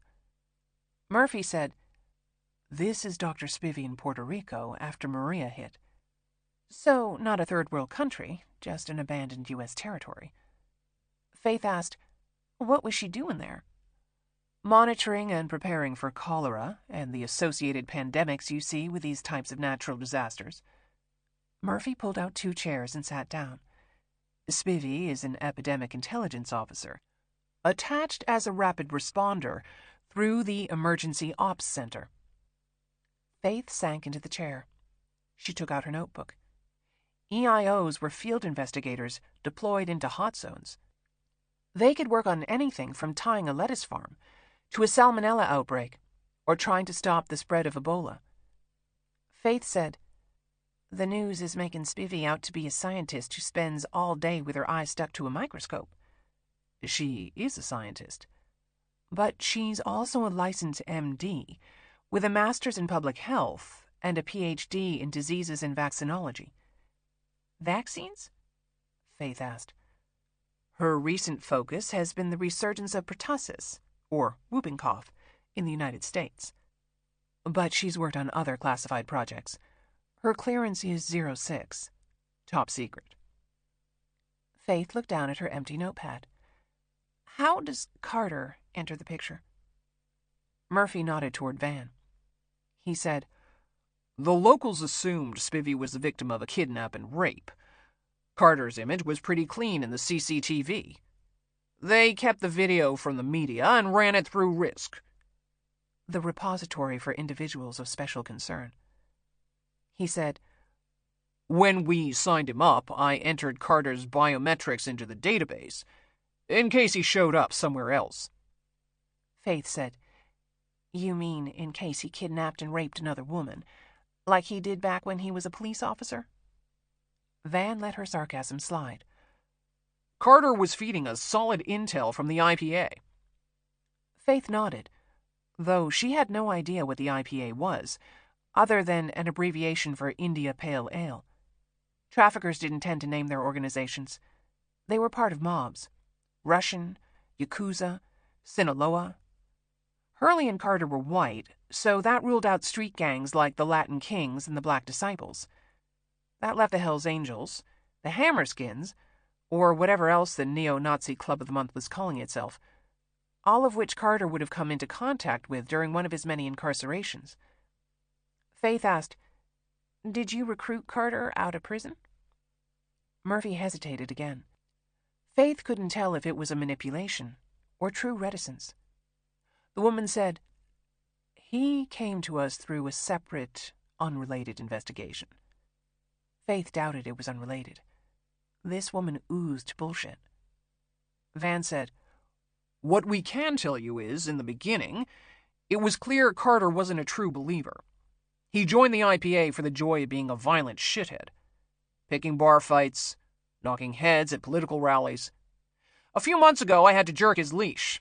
It seemed like he was turning into a good soldier. Cut his hair, shaved off his beard, stopped drinking, which was a giant neon warning. He went radio silent after that. That's when the chatter started on our channels, telling us something big was in the works. The next time I saw Carter was in the video snatching Spivey." Faith said, "The IPA directed him to kidnap her." "Not necessarily," Murphy countered. "The Bureau isn't convinced that the IPA is involved in the abduction. Carter is a bad actor with a lifetime of crimes under his belt." The light bulb over Faith's head turned into a solar flare. Kate Murphy was the they Amanda was referring to when she had talked about removing the sex trafficking angle from the equation. If the FBI was running a joint operation with the GBI, the FBI would be in charge of setting the parameters. If Amanda didn't play by their rules, then it would no longer be a joint operation. So it was up to Faith to convince the FBI that they were wrong. Michelle hadn't been abducted for sex. She had been abducted for something far more sinister. Faith told Murphy, "My partner already identified Adam Humphrey Carter as the man who abducted Michelle Spivey. He recognized Carter's face, because Carter was one of the men who took Sarah Linton. Murphy's eyebrow raised, but that was all she gave. Faith said, Carter was part of the team that brought Michelle Spivey to the hospital. She was going to die without surgery. They risked everything to keep her alive. You don't open yourself up to that kind of exposure if you're trafficking a woman for sex. She gets sick. You cut her up and cram her into a suitcase, or you dump her in a field and drive away. You can always grab another woman off the street, assuming you've got a kink for 40-year-old lesbian mothers. Without thinking, Faith had leaned forward the same way she would during an interrogation, cutting off Murphy's personal space to let her know who was in charge. She went with her body's instinct.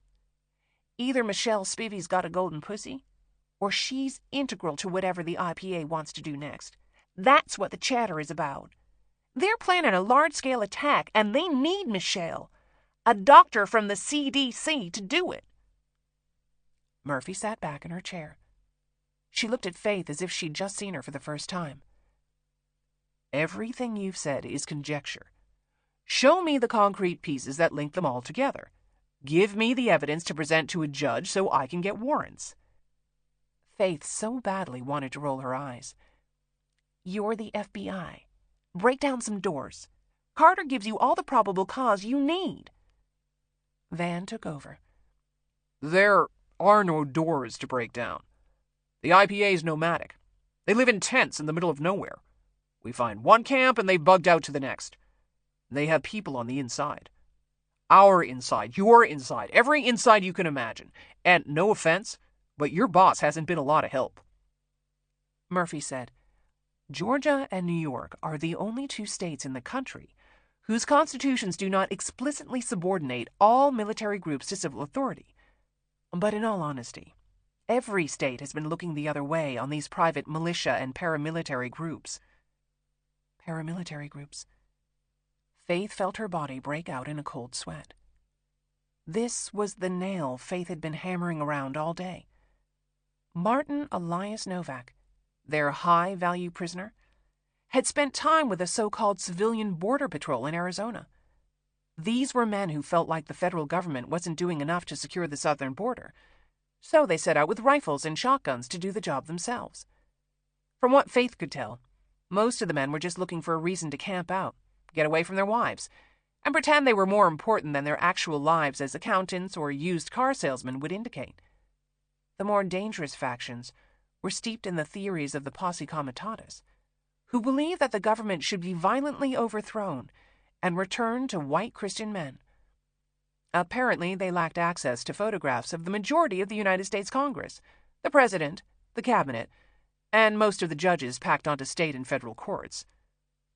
Murphy provided, There are around 300 paramilitary groups active in the U.S. right now. This isn't a regional issue. Every state has its share. So long as they keep their heads down, there's no reason to poke the bear. We don't want another Waco or Ruby Ridge. She wasn't wrong to worry. Both sieges had not only been public relations disasters for the FBI, they had reportedly inspired countless acts of violence, from the bombing of the Murrah Federal Building and the Boston Marathon, to perhaps even the Columbine High School massacre. Then again, the FBI had mishandled tip-offs about the Parkland shooter, Larry Nassar, the Pulse nightclub shooter, the Texas terrorist attack, and countless red flags around Russia's involvement in various misdeeds. Not to mention one of their own informants had just helped a bunch of his buddies set off 2 bombs at a major urban hospital. Van seemed to read her mind. These multi-pronged investigations take money and patience. We're hoping this latest display will shake more resources out of D.C. Novak robbed all of those banks for a reason. They're sitting on a ton of cash. The chatter points to something big happening. Novak is not necessarily connected to any of it. Murphy kept tempering Van's words. You didn't climb that high in the FBI without being a political animal. The IPA cannot at this time be definitively linked to anyone but Carter. Yes, we have chatter, but it's called chatter for a reason. It could be nothing. We don't leap to conclusions in the Bureau. We build solid cases based upon actionable evidence. Your partner was supposed to go undercover and gather that evidence, but that's impossible now that they know what he looks like. Faith felt a question niggling in the back of her mind.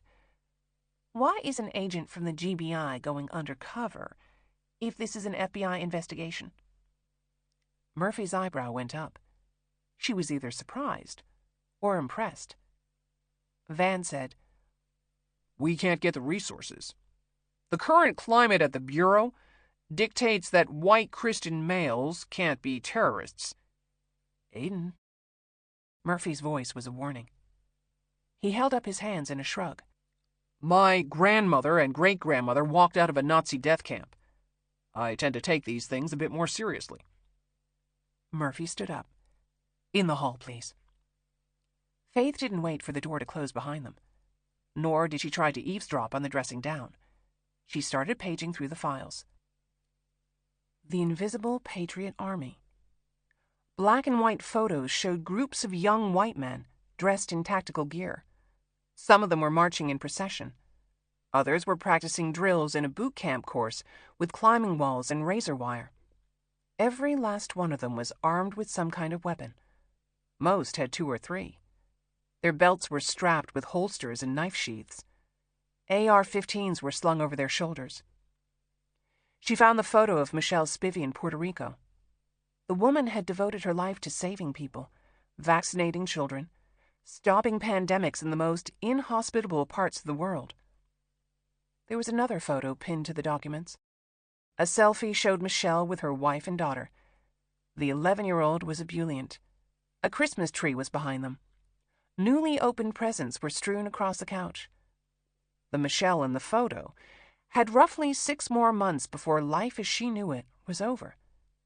Which begged the question, what did a well-funded, well-trained paramilitary organization want with a woman who specialized in the spread of infectious diseases? Chapter 7. Sunday, August 4th, 2:26 p.m. Sarah closed her eyes against the darkness. She could feel the vibrations of the road shaking through her body. They were in the back of a box truck now, the sort of thing you rented to move an apartment. Michelle and Sarah were handcuffed to rails on opposite sides. Both of them were gagged, so they couldn't communicate with each other or call for help. As if their voices would carry over the truck's diesel engine and the rumble of endless roads they traveled down. What this meant in the immediate was that Sarah's walkie message to Faith about the white van was useless. 2 men had met them at a closed gas station off of 285. They were muscle-bound and young, sporting the sort of square jaw looks that you saw on Army recruitment posters. One drove off in the white van. The other followed him in a nondescript car. Sarah didn't have to be told that they were going to abandon the van as far away from their true destination as possible. Nor did she have to be told it was a very bad sign that neither man had bothered to conceal his face. Sarah knew too much, and what she didn't know, she was quickly figuring out. Dash never raised his voice, but the effect of his words was like a general on the battlefield. Sarah had overheard him relaying softly worded instructions into a burner phone as she was being led to the truck. She'd caught some names: Wilkins, Peterson, O'Leary, before Dash had broken the phone in 2 and tossed it into the woods. Every man that Sarah had laid eyes on so far had the bearing of a soldier. Shoulders back, eyes forward, hands clenched. They were organized into a command structure. They had committed an act of domestic terrorism against a hospital. Militia, freemen, weathermen, guerrillas, eco-terrorists, Antifa. The groups went by different names, but they were all aligned by the same purpose: using violence to bend the rest of America to their will. Did it matter? Sarah's world had shrunk to the 4 walls in which she was trapped.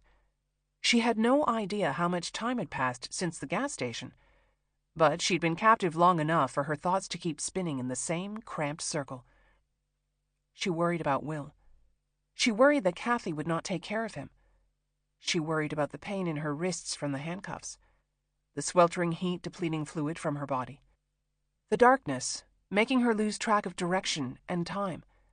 She worried about Will. Only occasionally did she drop the barrier that kept her thoughts so tightly wound and worry about herself. Sarah knew what was coming next. Michelle Spivey had been raped and drugged into submission. Even if Carter was waylaid by his injury, there would be others like him, comrades in arms. There were numbers to the organization. In the squalid heat of the truck, arms handcuffed above her head, Sarah tried to resign herself to the inevitable. She had survived it once before. Hadn't she? Back in college, Sarah had been lucky in her rape. It felt strange to frame it that way, but Sarah was not considering the physical violation. That act had been the most devastating moment of her life, until the death of her husband. The luck came after. She was a young, educated white woman. She came from a solidly middle-class family. She had, at that point in her life, only had one sexual partner, her boyfriend from high school. She was more likely to dress in sweatpants than a miniskirt. She seldom wore makeup. She didn't really drink. She had tried pot once in high school, only to prove to her sister that she could. Most of Sarah's life had been spent with her head in a textbook or her butt in a desk chair. In other words, there wasn't a lot of material for the defense lawyer to use in his quest to turn the blame onto Sarah. The attack had happened inside a women's toilet stall at Grady Hospital. Sarah had been handcuffed, vaginally raped, stabbed in the side with a serrated hunting knife. She had yelled no once before her mouth was duct-taped shut. There was no argument to be made for consent. She couldn't recall many of the details before or after. That was the nature of trauma. But she could, to this day, clearly summon the face of the man who had raped her. The crystal blue eyes, the long, stringy hair, the rough beard that smelled of cigarettes and fried food, the clamminess of his pale skin when he thrust against her. And still, Sarah was lucky that her attacker had been found guilty of rape, that he wasn't offered a plea deal on a lesser charge, that she was given the opportunity to have her voice heard in court, that the judge wasn't lenient in his sentencing, that there were other women her attacker had raped, so there was not just one lone woman accusing him, but several, which mattered so much more than it should. After the trial, Sarah was very lucky that her parents had forced her to move back home. She had already dropped out of her hard-won neonatal surgical fellowship, fallen behind on her bills, stopped going outside, stopped eating, stopped breathing the same, sleeping the same, seeing the world the same as she had before, because nothing was the same as before. When Sarah had left for college, she had vowed that she would never live in Grant County again, but she'd found herself grateful for the familiarity. She knew almost everyone in town. Her mother and sister were there to hold her when she was racked by uncontrollable sobbing. Her father slept on the floor of her bedroom until Sarah felt safe enough to be on her own. But she never truly felt safe the way she had before. She did eventually feel better.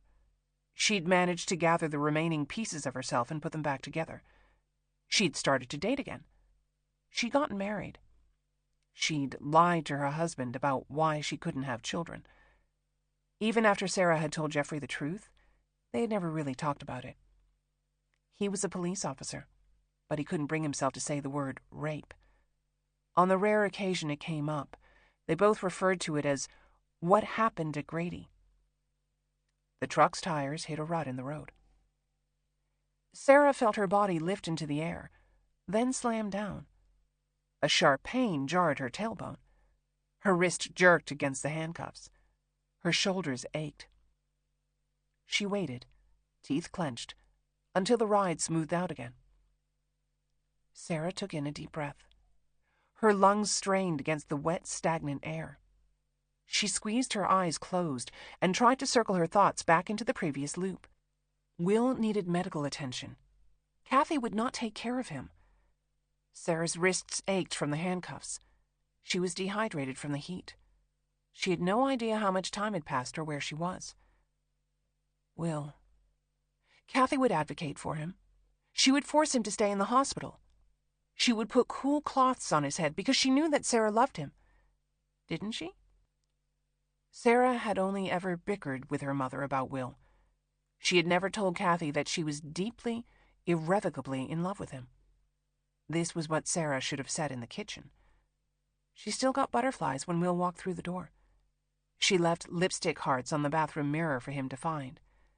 She had intrinsically trusted Will from the moment she'd met him. So much that Sarah had told him what happened at Grady, even before they had started a relationship. His childhood had been steeped in abuse. He hadn't tried to soothe Sarah, or fix her, or soften the language around what had happened because he couldn't live with the truth. Will understood at a basic level why a random noise could still terrify her, why she never went for a run past dusk, even with the dogs.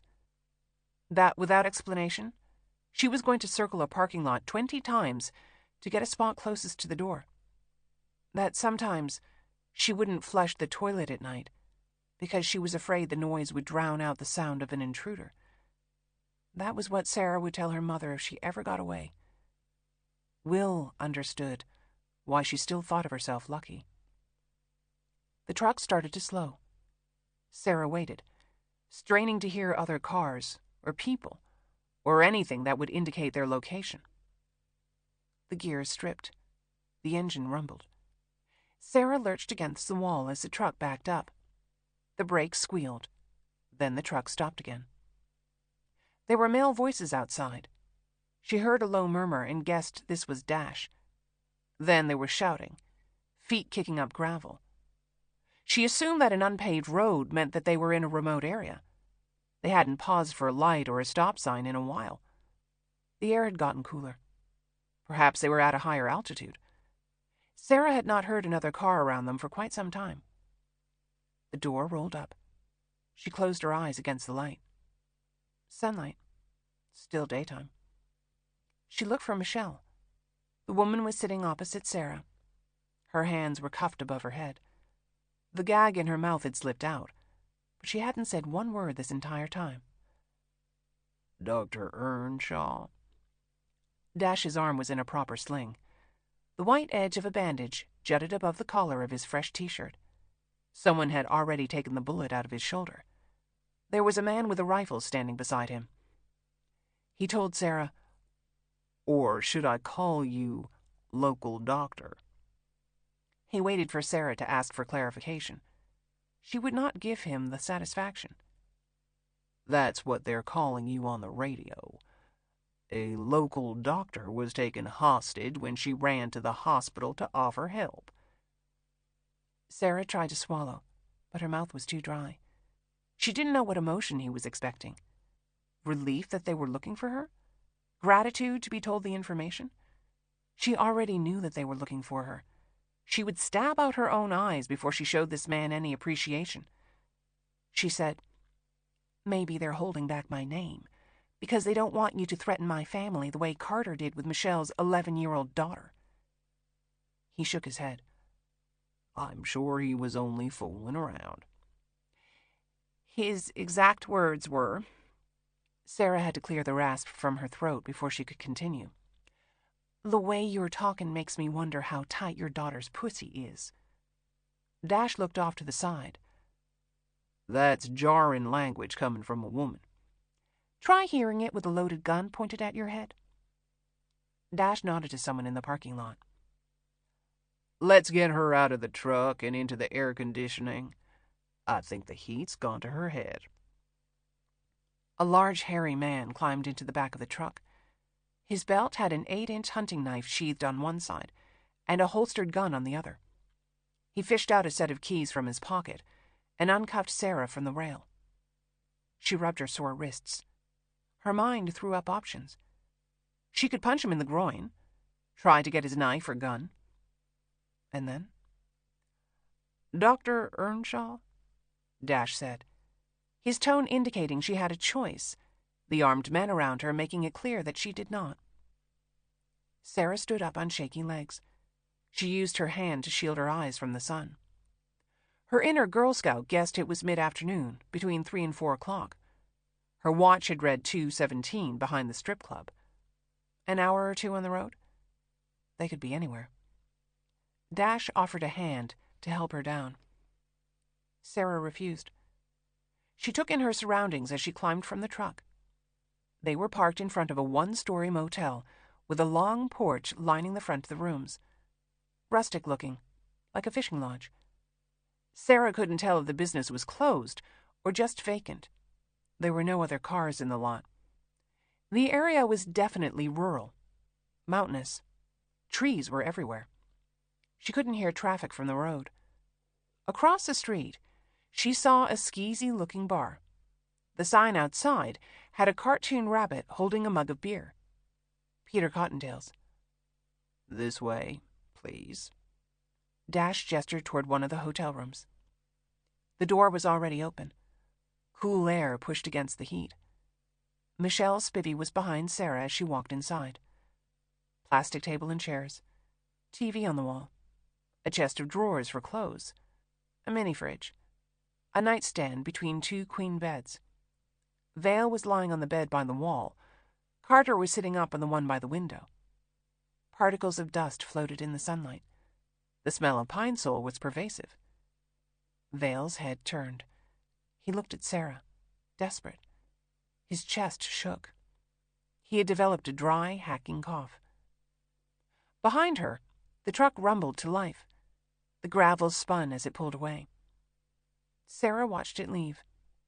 Nondescript, white, like all the other trucks on the roads and highways. Doctor? Dash waited for her to move aside before he shut the door. He had kept 3 men with him. 2 were armed and cut from the same mold as the others. One was dressed more casually, in an untucked, long-sleeved dress shirt with the sleeves rolled up. A pair of cargo shorts hung loose from his slim hips. His hair was longer than the others. His beard was growing out. He carried a large backpack over his shoulder. There was a Red Cross emblem on the front, above an American flag. An Army field medical kit. Sarah looked for Michelle. She'd gone to the far corner of the room and sat down on the floor. Her arms circled her knees. Her head was down again. Was this how Carter had trained her to sit? Or was it merely self-preservation? Dr. Earnshaw. Dash handed Sarah a bottle of water. He nodded for the 2 men to station themselves outside. The third one, the casual one, rested his backpack on the plastic table. My friend Bo here would be happy to assist you. Sarah couldn't find her voice. The monotony of the truck had beaten down her terror, but now it was revving up again. She was inside a seedy motel, trapped with these men who reeked of testosterone. Michelle had been right to cower in the corner. Bo started unzipping the field kit. His fingers traced down items, removing gear to start an IV drip. There was a bag of saline in the rear compartment. He had enough equipment to perform minor surgery. Sarah watched his hands move, quickly, efficiently. Despite the casual wear, he clearly knew what he was doing. More importantly, he would know what Sarah was doing. She had lost her opportunity to either kill Vale and Carter or to let them die through neglect. Damn, dude, Carter said. Hook me up with that. My sack is on fire. Bo ignored the request. He had already inserted the catheter in Vale's arm. He secured it with tape. He opened the drip. The man had clearly done this thousands of times before. Sarah assumed he'd been the one to take the bullet out of Dash's shoulder. Bro, Carter tried. Come on. Bo said, Most critical first. I'm fucking critical. I got a knife 1/2 inch from my junk. Bo glanced at Carter's injury. You strapped it down too tight, bro. You don't fix a vagina by making the hole bigger.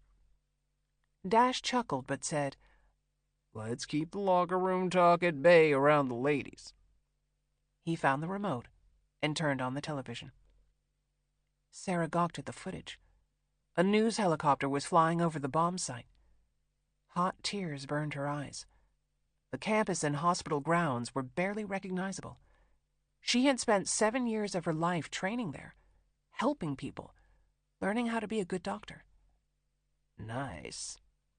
Dash turned up the volume. A woman was standing at a podium, dressed in an Atlanta police uniform. The banner said the news conference had been pre-recorded.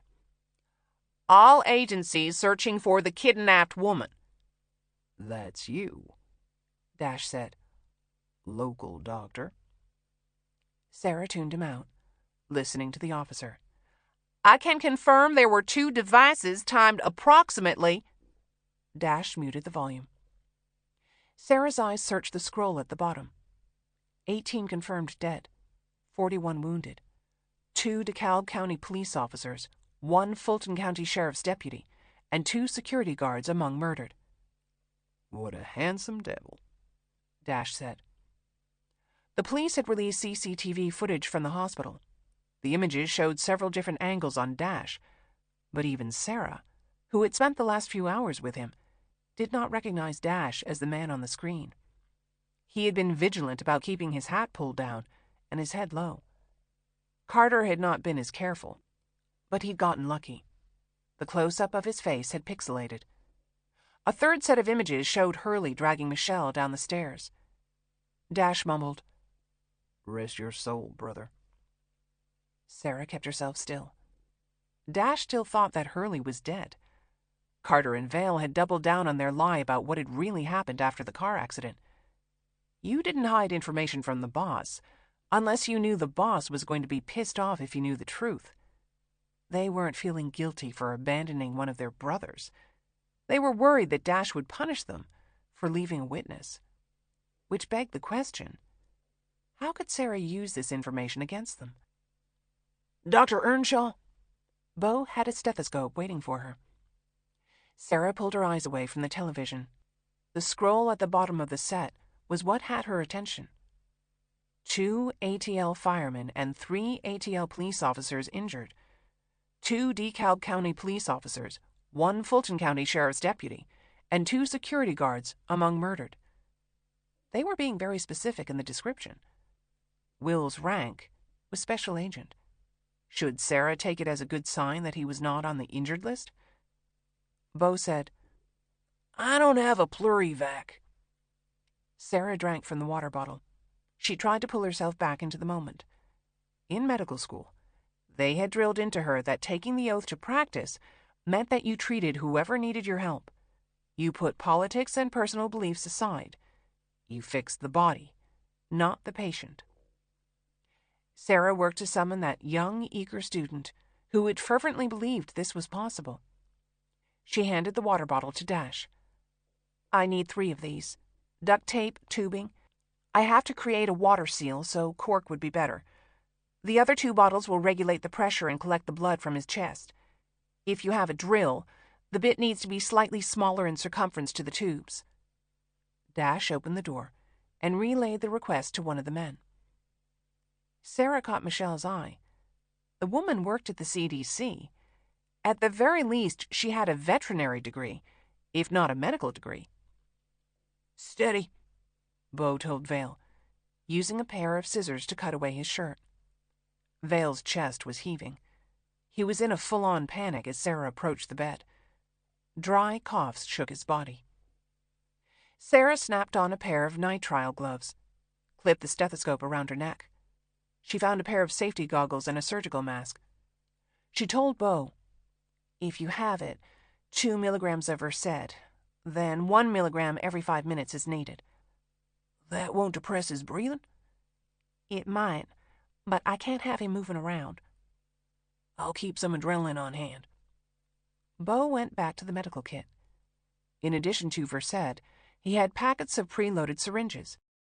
She recognized the distinctive 10 inside an open burgundy square. 5 individual doses of 10 milligrams of morphine. Sarah could use them to knock out the men in the room. She could use them all on herself. Versed on board. Beau injected the drug into the IV port.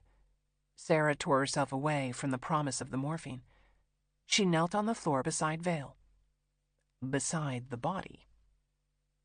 More of Beau's handiwork was evident. The gunshot wound had been patched with a halo chest seal, an occlusive bandage that was basically a sticky version of saran wrap. This was good, but the Russell chest seal she'd seen in the kit would have been better. Beau knew some things, but he didn't know everything. Sarah palpated the patient's ribs, feeling the pointed shards of displaced fractures. Counting down from his nipple, the bullet had entered between the 7th and 8th rib. His skin was taut. The pleural cavity had filled with air. She used her stethoscope. Breath sounds were absent on the right side. The thorax was hyperresonant. The jugular vein showed distension. Vale coughed, wincing at the pain. She looked up at Beau. He was monitoring Vale's blood pressure. The adrenaline syringe was nearby, just in case. Sarah listened to the chest again, moving the stethoscope around. She checked bowel sounds. She pressed into the abdomen. None of this was necessary. She wanted time to study the hem of Beau's untucked shirt. The edge below the last button showed a crescent-shaped tear. Not just a tear, a repetitive use mark, the sort of thing she used to identify John Does in the morgue. Carpenters tended to have little notches worn in their front teeth from holding nails in their mouths. Warehouse workers had extremely well-developed calves, no matter the width of their waists. UPS drivers had calluses on their ring fingers because that was where they were trained to keep their key rings when they got out of their trucks. And bartenders oftentimes used the tails of their shirts to open bottles. This wasn't a random motel or fishing lodge. They had stopped here for Beau. He most likely worked at the bar across the street. Sarah finished the fake part of the exam. She told Beau, "Tension pneumothorax." He nodded once, but she could tell he understood that this wasn't the only issue. The symptoms of the collapsed lung presented the most visible sign of injury, but there was a bullet inside this man's chest. Judging by the cracked ribs, the projectile had ricocheted around before settling. The heart was always the primary concern with a chest wound, but in truth, every area of the chest was a concern. Nerves, arteries, veins, lungs, thorax. Sarah was not a cardiothoracic surgeon. She could make him more comfortable, but he would need someone far more skilled and with very precise equipment to repair the damage inside his body. Beau must have known this. Still, he offered Sarah an IV catheter from the transfusion pack. Sarah found the midpoint of the clavicle. Beau swabbed the area clean. She inserted the catheter perpendicular to the skin, just under the clavicle. The hiss of air coming out of the hollow needle was like a balloon being deflated. Vale's chest rose with a deep breath. He gasped. His eyes opened. He blinked. Every man in the room seemed to breathe easier alongside him. Carter said, "Okay, now fix me." Sarah looked to Beau for his input. She had to remind herself that he was not her nurse. He was a bad man. He was, of his own volition, using his skills to patch up other bad men. Sarah came clean with Dash. "I can keep Vale comfortable, but his surgical needs are beyond my capabilities." Dash rubbed his jaw with his fingers. Sarah had to look away. Will did the same thing when he was upset. Beau said, "She's giving it to you straight. If you're not going to take him to a hospital, the chest tube will delay the inevitable." Dash asked, "He's going to die?" Jesus Christ! Carter's tone was somewhere between pleading and belligerent. Why are you wasting time on him when my scrotum could be fucking dying? Dash kept rubbing his jaw, considering. "All right. Get the knife out of his leg." Beau returned to the medical kit. Sarah struggled against her revulsion. Treating Vale was one thing. The man was terrified, floating in and out of consciousness. But every time Carter opened his mouth, whether it was to threaten to rape Michelle's daughter, or to tell Sarah he was going to fuck the bad attitude out of her mouth, She was reminded of how much she wanted him to die. Beau had already started cutting away Carter's jeans. He went up and over, exposing the man's naked lower half. Carter sneered at Sarah. He didn't speak, but she knew what he was thinking. She ignored him. Will made him look like a Ken doll. Beau asked, "What's the plan?" Sarah said, "You're going to have to knock him out if you want me to do this." "I can take the edge off." Beau drew Versed into a fresh syringe. He hadn't bothered to run a saline line. He jabbed the needle into Carter's arm so hard, the plastic tube popped against the skin. So Beau wasn't a Carter fan either. He started lining up supplies on the top of the mini-fridge by the bed. Clamps, scalpels, gauze, forceps. "Get this myth." The drug hit Carter in slow motion. His chin dropped to his chest. His mouth gaped open. His eyes were slitted as he tried to follow what they were doing. Sarah changed out of her gloves. Mentally, she worked to separate Carter, the abhorrent human being, from the patient with a knife in his leg. She studied the insertion point of the blade, summoned her anatomy mnemonic for the femoral triangle. Navel. Starting laterally. Nerve, artery, vein, empty space, the femoral canal, and lymphatic. Beau cut the shoelace lanyard away from the knife. His fingertip held it in place. They could both see the handle pulsing. The blade had shifted, or maybe Carter had been lucky this whole time, because there was clearly a hole in his femoral artery. The pulse was from his heart, pushing out oxygenated blood. The effect was like a high-pressure hose. The only thing keeping Carter from bleeding out was the side of the blade plugging the hole. She told Beau, "I'm not a vascular surgeon." "Understood." "I can cut down while you hold the knife steady. I'll try to clamp the bleed. We don't have any suction.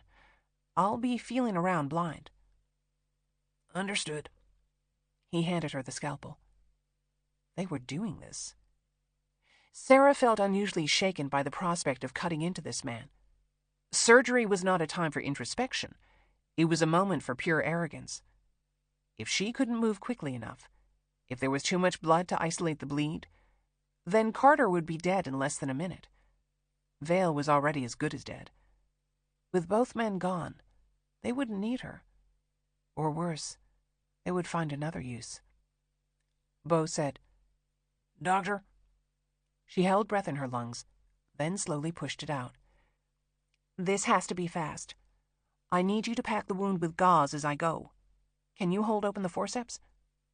Beau nodded, but said, "We need a third set of hands." Sarah could feel the heat of Michelle staring at her back.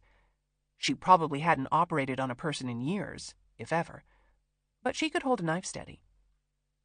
Dash indicated his sling. "I'm down half a set." Fuck! The word jumbled out of Carter's mouth. She ain't touching. He meant Michelle. Dash said, "It appears that you don't have a choice." Sarah wasn't sure whether he was talking to Carter or Michelle, but it didn't matter in the end. Slowly Michelle stood. Her head was still down. Her eyes stayed on the floor. It wasn't until the last second that Sarah saw her hands clench. What happened next was clearly planned. Maybe Michelle had been thinking about it at the car accident, or when she'd walked into this dingy motel room. Or maybe her actions were something she'd practiced in her mind for the last 4 weeks. The when didn't matter. The what was spectacular. Michelle waited until she was close to the bed, then pushed off from the balls of her feet. She launched herself into the air. She straddled Carter. She ripped the knife out of his leg and started stabbing him. Slap, slap, slap. The blade made the same sound over and over again as it punctured the skin. There were no wasted movements. The attack was the visual realization of a deep understanding of human anatomy. The jugular, the windpipe, the axillary arteries, the heart, the lungs. Michelle gave out a primal scream and drove the final blow into the man's liver. Then she collapsed. Beau had injected her with the rest of the Versed. The vestiges of Michelle's primal screams echoed around the room. No one could move. Vale's staggered breathing served as an audible pulse to the blood squirting from Carter's carotid. Slowly, Sarah took off her streaked safety glasses. Ropes of blood had slashed across her face and hair. At some point, the door had flung open. The two sentries stood motionless, weapons drawn. Dash's arm was out. He said, "Let's keep it calm, boys. We need her alive." The men stayed where they were. They didn't seem to know what to do. Sarah wiped her face. She wiped blood from her forehead. Every item in the room shadowed the slashing of the knife, from the beds to the TV to the ceiling. Even in death, Carter was a nuisance. He hung on for 20 seconds or more. Gurgles came from the back of his throat. Red bubbles popped on his blue lips. He stared blindly down at the knife sticking out of his belly. Urine soaked his pants. His hands and fingers twitched. A line of blood dripped from his open mouth. The spray of blood coming from his carotid dwindled into a leak, like a lawn sprinkler that had suddenly lost pressure. His last breath was taken with visible terror. He had known what was coming every single second that preceded his death. Sarah put her hand to her chest. Her heart was like a trapped bird. She was elated by his suffering. "Well." Dash went into the bathroom. He came out wiping his face with a hand towel. He had a second towel for Sarah. She caught it mid-air. He looked down at Michelle. She had collapsed across Carter's legs. Sarah had expected Dash's preternatural calm to finally break, but he only said, "I wonder why she did that." Sarah put her face in the clean towel and shook her head. "Gentlemen, let's clear the room." She could hear them lift Michelle from the bed. Dash said, "Put her next door. Make sure she's handcuffed. We don't want any more sudden acts of mayhem." Mayhem? Sarah wiped her face. Michelle's arms flopped to the side as she was carried out. Her eyes were closed. There was something like peace in her expression. "Dr. Earnshaw?" Dash asked. "Can you enlighten me?" Sarah studied his face for guile. Did he really not know that Carter had raped Michelle? She said, She felt Vale's hand on her shoulder. The sudden violence had pierced the fog of the muscle relaxer. His eyes were opened, filled with fear. Dash waited another moment, then asked, "Dr. Earnshaw?" Sarah shook off Vale's hand. He raped her, repeatedly. He threatened to rape me.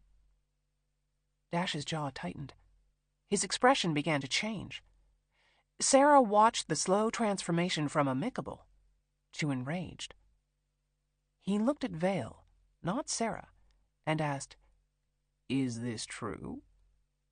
Vale shook his head wildly. "Soldier, is this true?" Vale kept shaking his head. Dash turned away from him. He rubbed his jaw with his fingers. Then he turned around and shot Vale twice in the chest. Sarah jumped. She had been close enough to feel the heat of the bullets whizzing past her face. Dash returned the gun to his holster. He told Sarah, "I hope, Doctor, you don't think that we are the sort of animals who use rape as a weapon of war." Sarah said nothing. They had bombed a hospital and kidnapped 2 women. Pretending to hold themselves above the pettiness of rape was laughable. Beau grabbed the handle of Will's folding knife and pulled it out of Carter's belly. He wiped the blade with cotton gauze. He folded the knife and stuck it into his own pocket. Then he started to pack up the medical kit. He put the used items in a pile on the table. He took out a card to start an inventory. or to make sure Sarah hadn't taken anything. Dash patted Vale's pockets. He found some cash, but nothing else.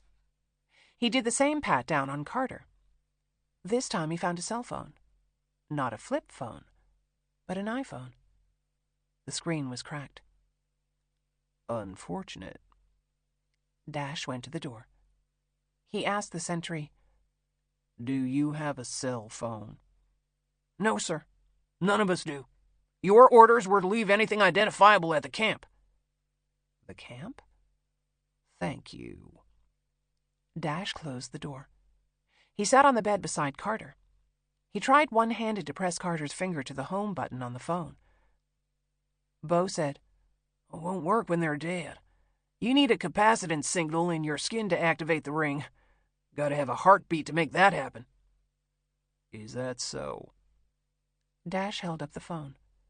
He stared at it as if he could divine a way into the contents. We don't want to be using any of your devices, do we? No, sir. We don't. Bo's tone implied he was taking a position. So maybe he wasn't as aligned with the group as the others. A former recruit? A hired gun? A medic who charged by the injury? Dash tossed Carter's phone onto the bedside table. He rubbed his jaw again. He turned to Sarah. Doctor, if I could have your attention. He pointed to the front and back of the room. I've got your exits blocked. I can handcuff you to the bed, or you can believe me. Sarah swallowed so hard that her throat made a sound. I believe you. Dash left, but the tension did not leave with him. Bo was clearly angry. He yanked on the zips to his field kit. He collected the trash into a pile. The bloody gauze, the scissors, even the water bottles. He used an alcohol swab to wipe down the field medical kit. Sarah bit her lip so that she would not smile. Carter's blood would be embedded in the seams, the teeth of the zippers. Bo's sentimental attachment would put him in the middle of a double homicide. Sarah looked at the television. She read the scroll at the bottom of the screen. 2 DeKalb County police officers, 1 Fulton County Sheriff's deputy, and 2 security guards among murdered. Official statement. GBI will put on active duty ATL agents to assist local and state law enforcement. Sarah's heart flipped inside her chest. Her eyes followed the text before it disappeared from the screen. Will put on active duty ATL agents to assist local and state law enforcement. She kept her eyes on the television as the program went into a commercial break. Sarah tried to do a reality check. Amanda would have been responsible for writing the official statement. Was Sarah reading too much into the stilted language? Was she so desperate for news that she was making crazy leaps? Will put on active duty. ATL. Agents assisting local and state law enforcement. Tears welled into Sarah's eyes. She wanted so badly to believe that Amanda had written the statement specifically for her, because what the statement could be saying filled her with relief. Will was classified as active duty. ATL was the common abbreviation for Atlanta, but it was also police slang for attempt to locate. Will was all right. He was looking for Sarah. Local and state law enforcement was looking for her. Bo said, Dash is suspicious.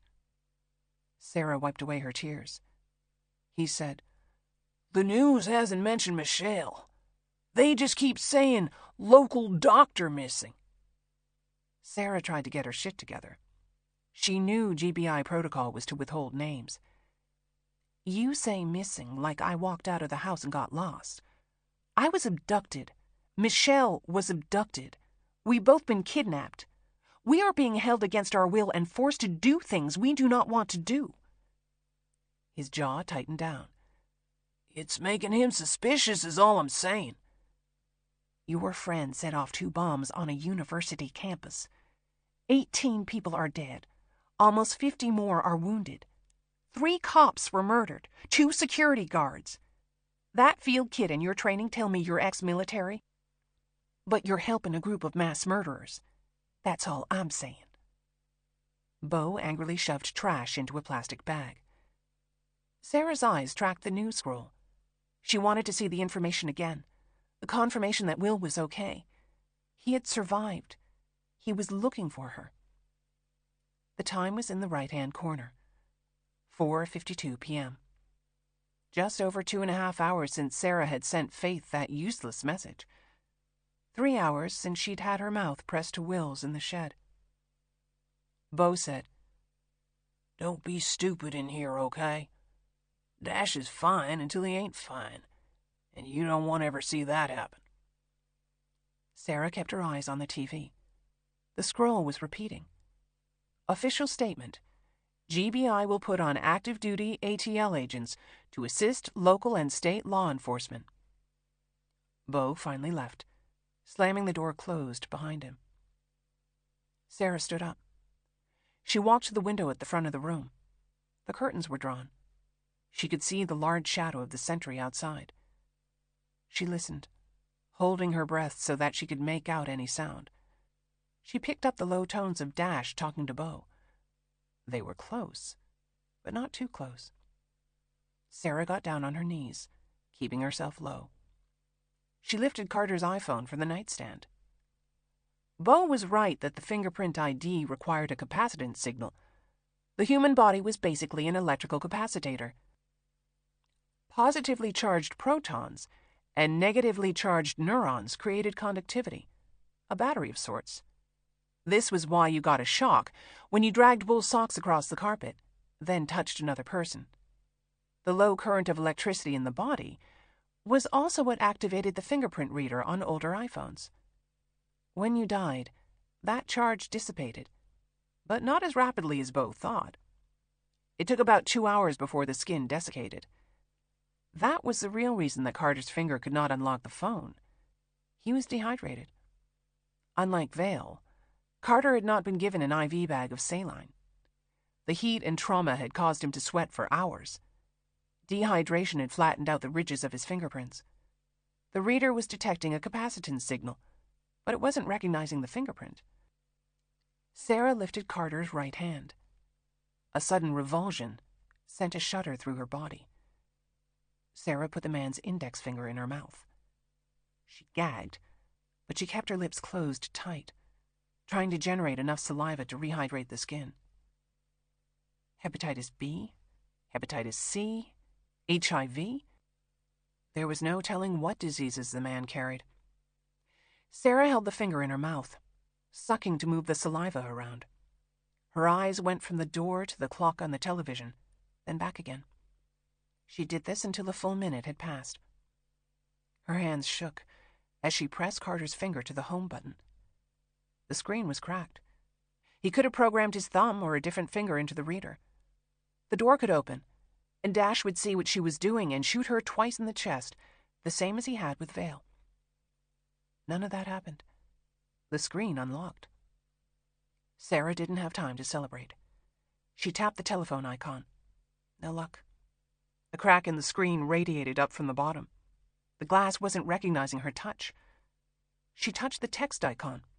The keyboard slid up. The cracked glass made most of the letters unusable. Through fits and starts, she was able to enter Will's phone number. Sarah never texted him words. She sent him sound files or emojis to save him the trouble of reading. She pressed the microphone icon. She opened her mouth to speak, but only a sound came out. Will. She sent the sound file anyway. Her heart pounded like a metronome until the blue status bar indicated it had been sent. She pressed the microphone again. She opened her mouth, but to say what? The name of the bar across the street? Bo, Dash, Carter, Vale. The box truck. The fact that they were a group. That they were organized. That she loved Will. That she ached for him. That she knew he was looking for her. Sarah started to speak, but the doorknob turned. Dash opened the door. His back was to her. He was still talking to Bo. "Well, son, I'm sure we can make that happen." Sarah clicked the phone off. She had tossed it onto the nightstand by the time Dash turned around.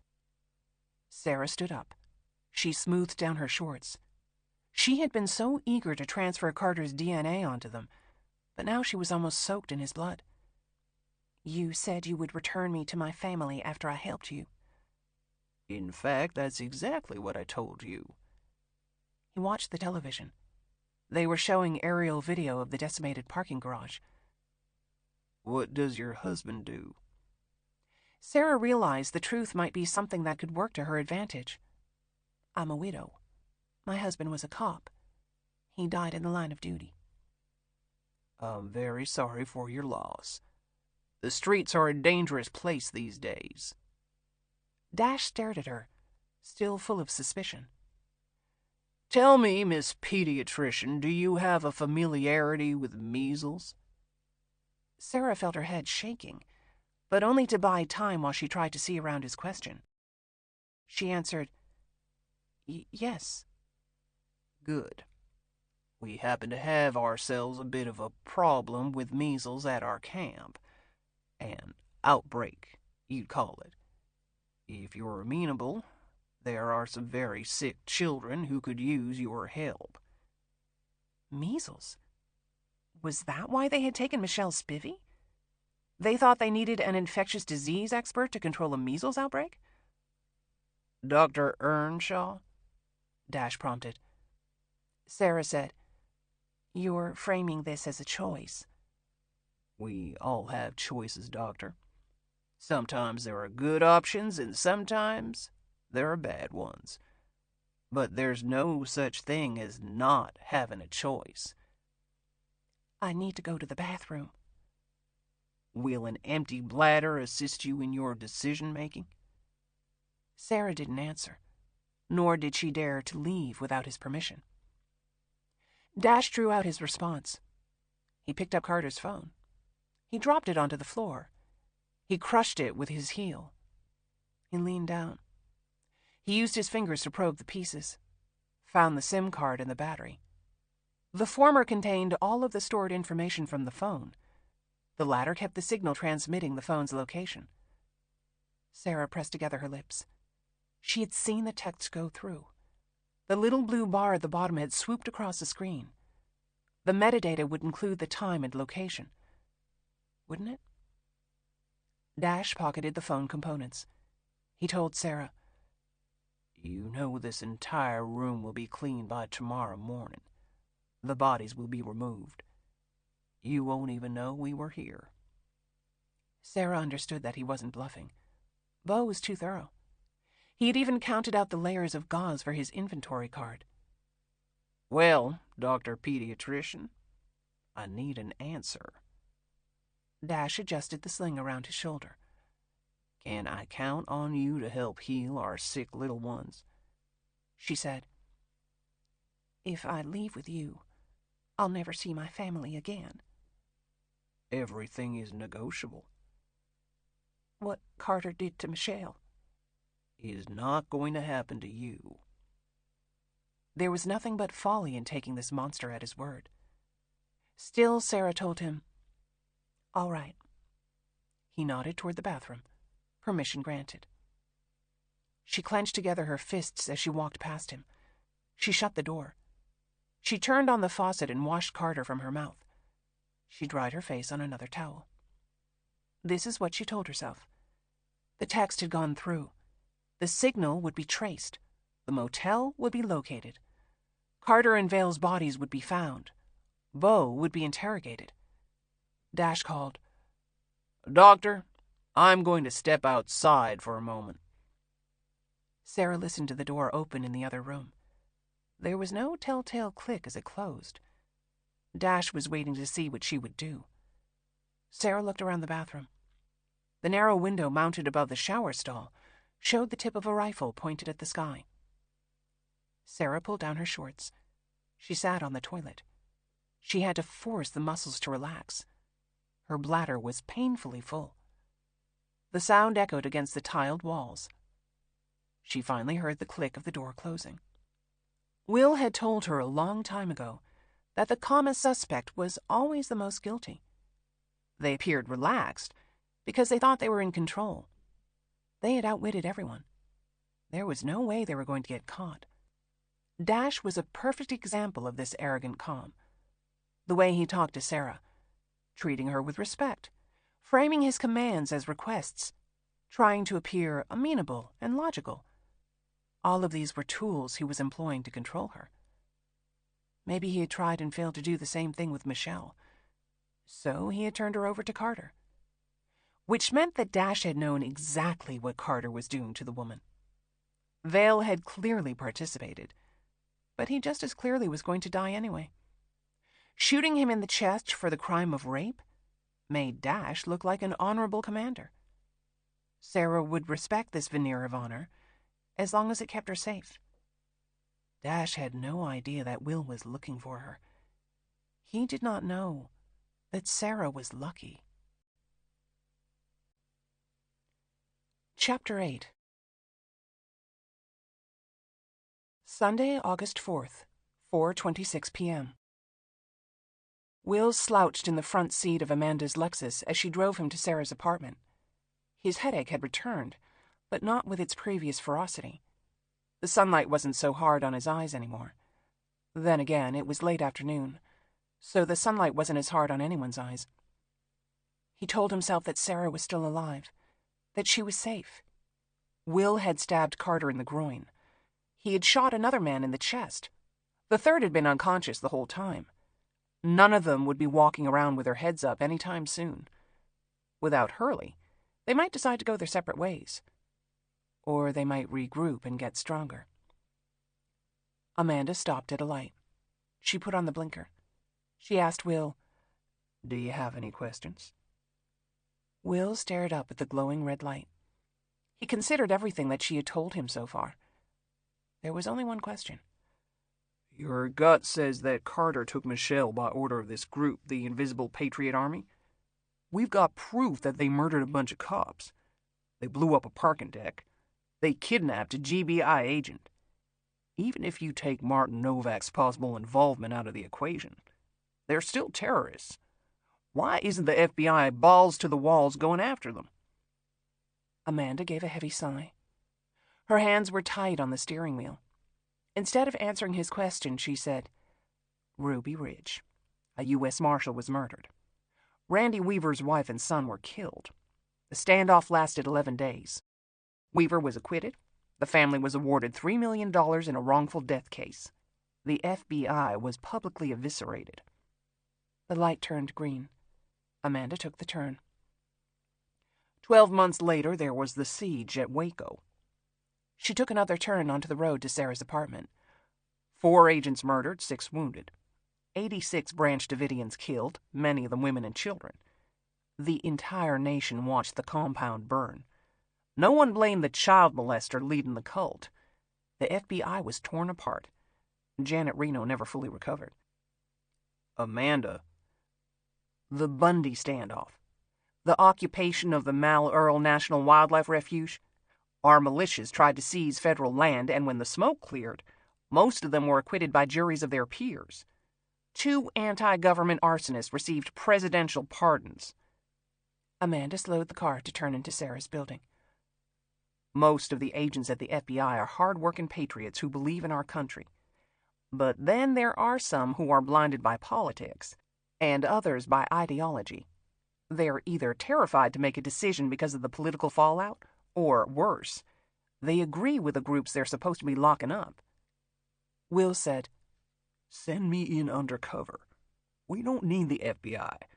These are state charges on state land. I'll get the evidence to..."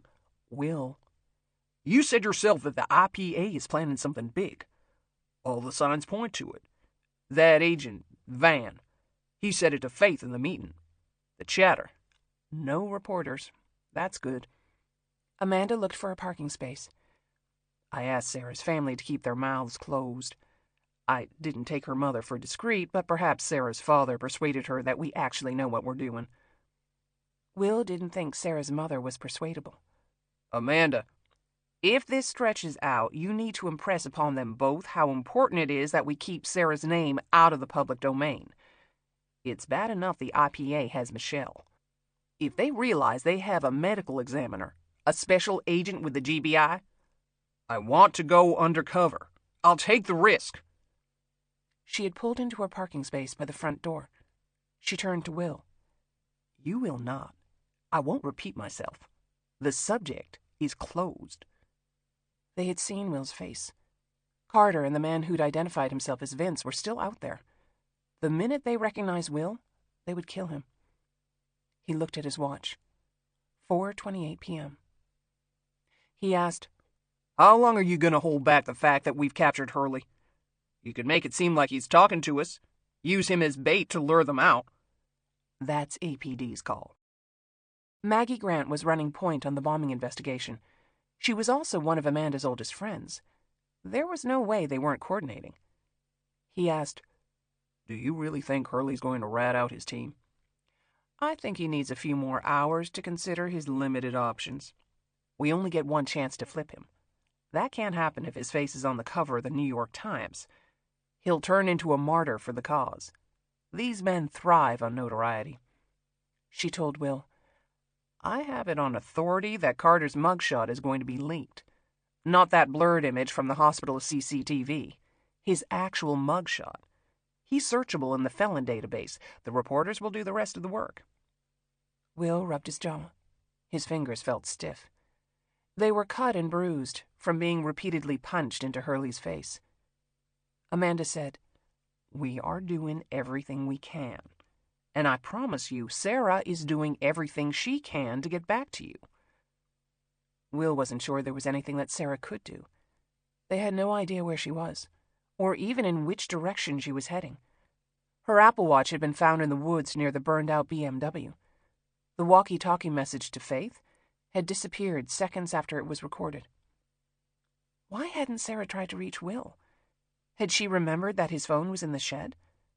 Or did she blame him too? My son-in-law would have never let this happen. Kathy's voice sounded so much like Sarah's. When Will replayed the words in his head, it felt like the indictment was coming from both of them. Go change, Wilbur. Amanda patted his leg. Shower off. Take care of the dogs. I'll grab us some food from Mary Mac's. Shouldn't take more than 20 minutes. Then we'll head to Panthersville. GBI headquarters. The body of the man who'd called himself Merle was in the morgue. Sarah's BMW was being scoured by arson investigators.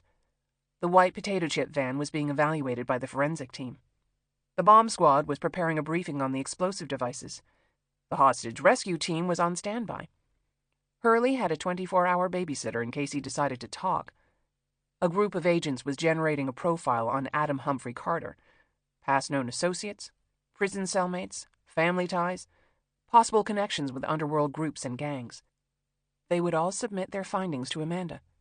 It would be good intelligence, but probably not actionable intelligence. Will craved action. He opened the car door. His legs ached when he stood up. He was still wearing the grass-stained shorts and sweaty t-shirt from before. His feet dragged as he walked into the building. He could have gone to his own house, his tiny two-bedroom house that felt weirdly smaller without Sarah. Most of his clothes were at her apartment. His shaving kit, his toothbrush, his dog, his life. Will bypassed the stairs and punched the button for the elevator. His belly pain had simmered into a low boil. His headache was worse under the artificial light. He leaned against the wall as he waited for the doors to open. He was completely depleted. His heart ached in his chest.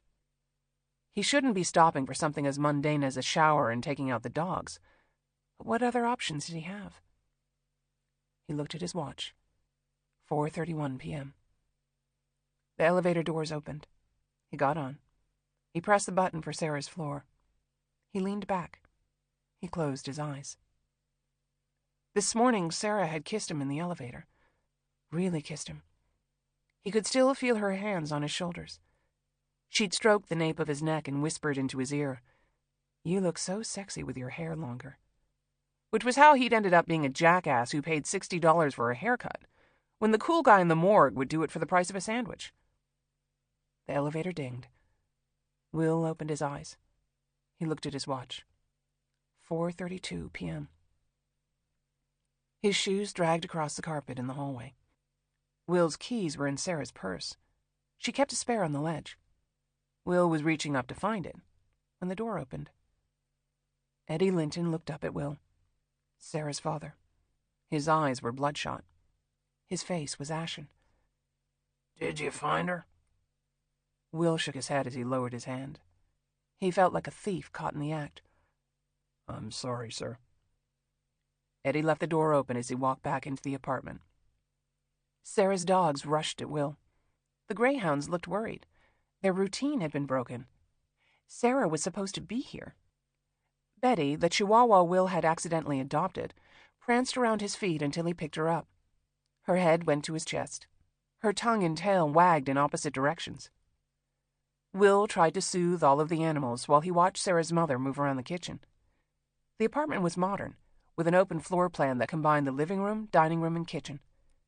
Kathy was opening and closing kitchen cabinets. She found a glass. She poured tea from a pitcher. She sat down at the island. There were bowls of uneaten food in front of her. She looked at Will, then looked away. Eddie said, "All the news stations are repeating the same thing every 30 minutes. Nobody knows anything." His eyes were focused on the muted television in the living room. Words ran in the banner along the bottom. "Sir Verbalot just wants to gallop in on his cartoon horse and stir up trouble." Will stared at the TV, head tilted to the side. The reporter was actually Jake Tapper. "We found your phone when we closed up the shed." Eddie pointed to Will's phone charging on the other end of the island. "And, Tess is flying over. She'll be here Tuesday morning. It's a 15-hour flight, but she's got to get to the airport and—" His voice trailed off. "We haven't told anybody but Tess that Sarah was taken. We're doing exactly what the police said. Keeping her name out of it so they can't go on their computers and find out who she is. We don't want to jeopardize the investigation. We just want her home." He rubbed his stomach. "Do you think they'll demand a ransom?" Kathy stiffened. Eddie changed the subject, asking Will, "Are you hungry?" Will's jaw was so tight that he could only shake his head. Betty licked his neck. He put her down on the floor. Her toenails clicked across the hardwood as she joined the greyhounds on their dog bed. "Come eat." Eddie waved toward the vacant stool beside Kathy. She jumped up like the seat had caught on fire. She went into the kitchen. She started opening and closing the cabinets again. Will didn't know if she was looking for something, or just relishing the slamming of cabinet doors. He sank down onto the bar stool, the one Sarah always sat in. He tilted up his phone, but only to see the wallpaper. The screen showed Sarah with the dogs, a greyhound on each side, Betty in her lap, smiling for Will. 4:38 p.m. Kathy slammed the cabinet door so hard that the glasses clinked. Will cleared his throat. He tried, "Are you?" Kathy cut him off with a furious look. She bent down and rummaged through the lower cabinets. She slapped an empty storage bowl on the counter. Then another. She was looking for lids. Will knew she wouldn't find ones that fit. Sarah said that lids were the unicorns of the storage world. "I should, Will tried to get up from the stool. A stabbing pain in his ribs almost doubled him over. "I came to take a shower and a change. For work, I have clothes here. All my—" "Stuff," Kathy finished. "Your stuff is here. Your dog is here. He lives here, Eddie. Did you know that?" The words had rushed out like an accusation. Eddie sat down beside Will. He clasped his hands on the counter. "No, I did not know that." Will chewed at the side of his tongue. Why hadn't Sarah told her father that they were together? "You can't!" Kathy put her fist to her mouth. Her earlier anger had only intensified. "Sarah is my oldest daughter, my firstborn. You have no idea what she's been through." Will said nothing, but he did know what Sarah had been through. He was basically living with her. He shared her bed, loved her more than any woman he had ever known. He spent every free moment he had with her. all of which she had apparently not shared with her parents. She is not a fighter! Kathy was talking to Eddie, screaming at him. You think that she is, but she's not. She's my baby. We should have never let her leave home. Nothing good has ever come of it. Nothing. Kath! Eddie shook his head, clearly pained by her recriminations. Not now. It's too late, she yelled. She was swallowed up again by this horrible place. This horrible city. With this. Will waited to hear what he was, the this in Sarah's life. Not her husband. Not Kathy's son-in-law. Not someone Sarah had talked to her father about. Will cleared his throat. He had to get out of this room. He managed to slide off the stool without the pain stopping him. The dogs scrambled up from their bed. They thought they were going out. Will pushed past them as he walked toward the hallway. He had 5 yards before turning the corner, but his feet were encased in concrete. There wasn't a part of this apartment that didn't conjure a memory of Sarah. The couch where she sprawled across him like a cat while they watched TV. The dining room table where he'd met her friends from the hospital. Will had never been to a dinner party before. He'd been nervous because he knew that he was bad with people. But Will had done okay, because Sarah had made it okay. That's what she did for him. She made everything okay. He turned around. He looked at Sarah's parents. Kathy's arms were crossed. She was staring angrily at the floor. Only Eddie would look him in the eye. He was waiting for Will to say something, to justify his existence in this space that belonged to their beloved oldest child. Will didn't want to say anything, but words started coming out of his mouth. She listens to Dolly Parton when she's sad. Kathy kept her gaze on the floor. Eddie's brows zigged in confusion. Will said, She doesn't listen to Dolly with me. He added, At least, not like when your son-in-law cheated on her, or when he got himself murdered because his ego was more important than his wife. Will said, We've been riding our bikes on the Silver Comet Trail. Did she tell you? Eddie hesitated, then said, She showed us the thing, the satellite stuff. GPS, Kathy mumbled. She wiped her eyes with her fist, but still would not look at Will. He told them, She made me get my hair cut different, and change my suits. I had to get rid of a lot of them. He shook his head, because that sounded bad. I mean, not like she forced me to, but she does this thing where she says, I bet you'd look good in a shorter jacket, and before I know it, I'm at the mall spending money. Eddie gave a reluctant smile, as if he was familiar with the tactic. She beats my ass at tennis. Will told them. Seriously, she will not let me win, but I'm better at basketball. And I don't get colds, which is good, because she gets angry when you're sick. Not patients, but people she knows, cares about. She says it's not true, but it is. Eddie was no longer smiling, but he looked like he was waiting for more. Will said, We are rewatching Buffy together. And we both like the same movies, and pizza, and she makes me eat vegetables. But I stopped eating ice cream before bed because the sugar was keeping me up, which I didn't know about, and... There was too much saliva in his mouth. He had to stop to swallow. I'm good for her, too. That's what I'm saying that maybe you don't know. Hadn't realized. I'm really good for your daughter. Eddie was still waiting. I'll make her laugh. Not all the time, but she laughs at my jokes. And she cleans the house, but I do the bathrooms. And she washes the laundry and I fold it. And I do the ironing. She says she's bad at it, but I know she doesn't like to do it. Will laughed, because he'd just figured that out. She smiles when she kisses me, and... He couldn't get into the details with her parents. That Sarah sometimes drew tiny hearts on his calendar. That once she had spent a wonderful amount of time using her mouth to suck a heart-shaped hickey onto his stomach. Will said, We eat lunch together at work every Tuesday. She's really good at her job.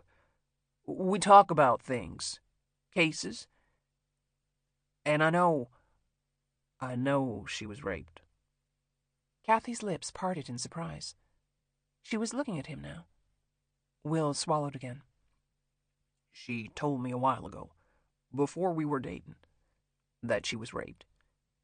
And then later she told me the details, that he stabbed her, that she testified at the trial, what it was like to move back home, everything she had to give up. I know that you helped her get through it, all of you. I know she was grateful that she was lucky. Will gripped his hands together like he was begging them to understand. She told me she was raped because she trusts me. I grew up with kids who were raped. More than raped. Christ, all he was saying was rape. I know it's different because Sarah was in college, but it's not really that different no matter what age it happens, right? Abuse is always with you. It's in the DNA of your shadow. You turn around and it's never not there. All you can do is learn to live with it. He walked toward Kathy. He needed to know she was listening. Sarah told me that she would die before she was raped again. That's why when we were in the street today, when she was on her knees with a gun pointed at her head, she told the man to shoot her. She had two choices and she was ready to die rather than go with them, rather than risk being raped again. And I believed her. The guy with the gun believed her. Will had to sit down. He leaned across the counter. His hands were still gripped together because he was begging for an answer. Why did she go? He asked Kathy. That's what I can't understand. Why did she go with them? Tears ran down Kathy's cheeks. She closed her eyes, shook her head. Please tell me, Will pleaded. She looked right at me when she told him to shoot her. She wanted me to know why she had made the choice. He waited, then said, Sarah didn't want me to live with the guilt, but now you're saying that I should. Will would have gotten on his knees right now if it made Kathy give him an answer. Please tell me why you blame me. Tell me what I did wrong. Kathy's lips trembled. She turned her back to him. She rolled off a paper towel and wiped her tears. She blew her nose. Will thought she wasn't going to answer him, but she said, I don't blame you. You let them steal her. It's not your fault. My son-in-law would have never let this happen. Kathy turned around. She folded the paper towel and dabbed at her eyes. They grabbed her, the two men. They lifted her up and carried her to the car. She tried to fight them. She couldn't. Will shook his head, disbelieving. They were both injured. Sarah is strong. I know you don't think she's a fighter, but she could have fought them off. She tried to. They overpowered her. But she was driving the car. She didn't have a choice. Kathy wiped her eyes again. She lost her nerve. I've known my daughter a hell of a lot longer than you will, Trent. It's easy to say you're willing to die in the moment, but that moment passed. I watched it happen. They carried Sarah to the car. They handcuffed her to the steering wheel. They put a gun to her head and made her drive. You can question it all you want, but that's what happened. That's what I'll put in my sworn statement. He tried. But Kathy's hard look dared him to contradict her. Eddie said, It's been a long day, son. He walked around the counter. He wrapped his arms around his wife. He told Will, Go take your shower. Will was glad to get away from them. So many times he had stood exactly where Eddie now stood and held Sarah. Betty followed him down the long hallway. Will was too sore to bend down and pick her up again. She ran ahead and jumped onto the bed. Will lingered at the door. The sheets were still tangled from their bodies. He could smell Sarah on everything.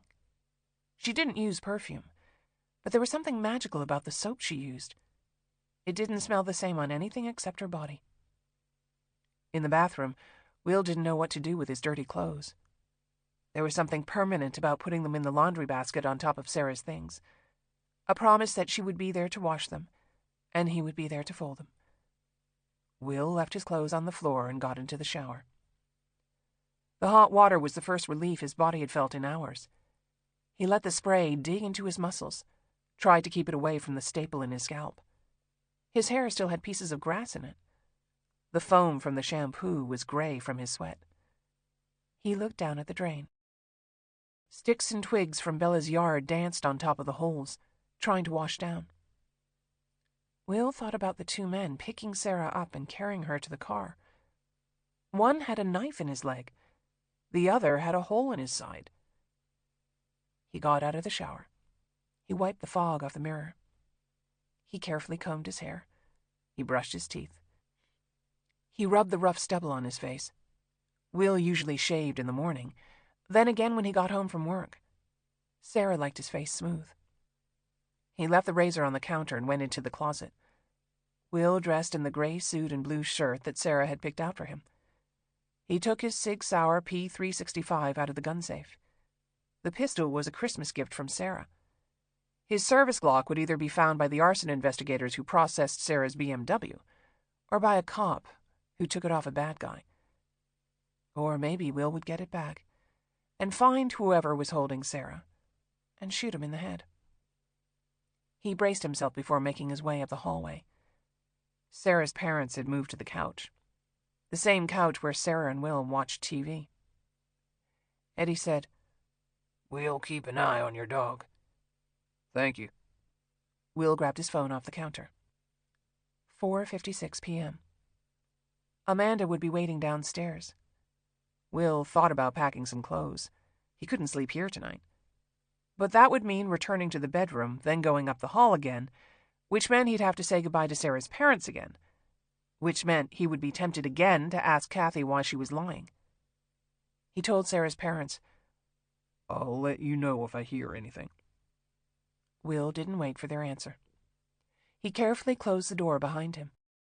In the hall, he pressed the button for the elevator. His phone vibrated with a message. He cursed, assuming it was Amanda, but the number was one he didn't recognize. Will opened the text. A sound file had been sent at 4:54 p.m. The length of the recording was 0.01, less than a second. Will stopped breathing. Sarah was the only person who texted him sound files. He swallowed so hard his throat hurt. His hand was shaking. He had to tap the arrow twice to get the recording to play. The sound was faint, like someone clearing their throat. He maxed out the volume. He pressed the speaker to his ear. "Will..." Sarah. The Lexus was sweating heat by the time Amanda exited off the split-lane state highway. Sarah's voice text had served as a beacon. All they knew back in Atlanta was that the cell tower that had pinged her text was located in North Georgia. Amanda had started driving toward the downtown connector while the phone company worked on triangulating the signal. 10 minutes later, they were told to go northeast, so Amanda had jumped onto I-85. There was a long, unbearable stretch of silence. Then suddenly, the cell phone's last known location was pinpointed to a radius of less than 20 feet. Amanda had forked onto Lanier Parkway by the time the Rabun County Sheriff's Department had raided the Kingfisher Camping Lodge. 2 deceased males. No witnesses, no suspects. "There it is," Amanda said, steering a hard turn into the motel parking lot. Gravel spit up from her tires. She had trimmed the nearly 2-hour journey by half an hour. Every minute had felt like a year off Will's life. No Sarah, no Michelle. No license plates to follow up on. No witnesses, no suspects. No one to talk to who could tell them a damn thing. Amanda slotted the Lexus into a space between the motel office and the GBI's crime scene unit bus. Will reached for the door handle. Amanda put a hand on his arm. "Careful what you say." She nodded toward the cops milling on the wide porch that skirted the front of the motel. Rabun County Sheriff's deputies, the Georgia Highway Patrol, the City of Clayton Police Department. Will asked, You don't trust them? This is a small town. I don't trust the people they'll talk to at church or over fried chicken at the diner. She let go of his arm. There's Zeven. Zeven Lowell, the GBI agent from the Appalachian Regional Drug Enforcement Office, approached the car with 2 cups of coffee in his hands. Amanda took one of the cups as she got out of the car. Run it down for me. Nothing new to report, boss. Charlie's processing the room as fast as he can. He's got a crew coming up from Atlanta. Will stared at the motel room in the center of the building. The door was open. A sheet of plastic kept the air conditioning inside. Bright work lights beamed onto the porch, leaked around the curtain in the window. Charlie Reed would be on his hands and knees combing the carpet for evidence. He was the best crime scene investigator in the state. He worked closely with Sarah. He would do everything in his power to help find her. Motel's been vacant for over a year. Zeven took his notepad out of his pocket and flipped it open. Owner was a guy named Hugh Hunt Hopkins, real estate attorney from Atlanta. He died without a will. It's been caught up in probate while his 2 kids battle it out. Are they local? One lives in Michigan, the other's in California. There's a caretaker in and out. Makes sure the roof's not leaking, pipes aren't freezing. He shifted around so that Amanda's eyes were out of the sun.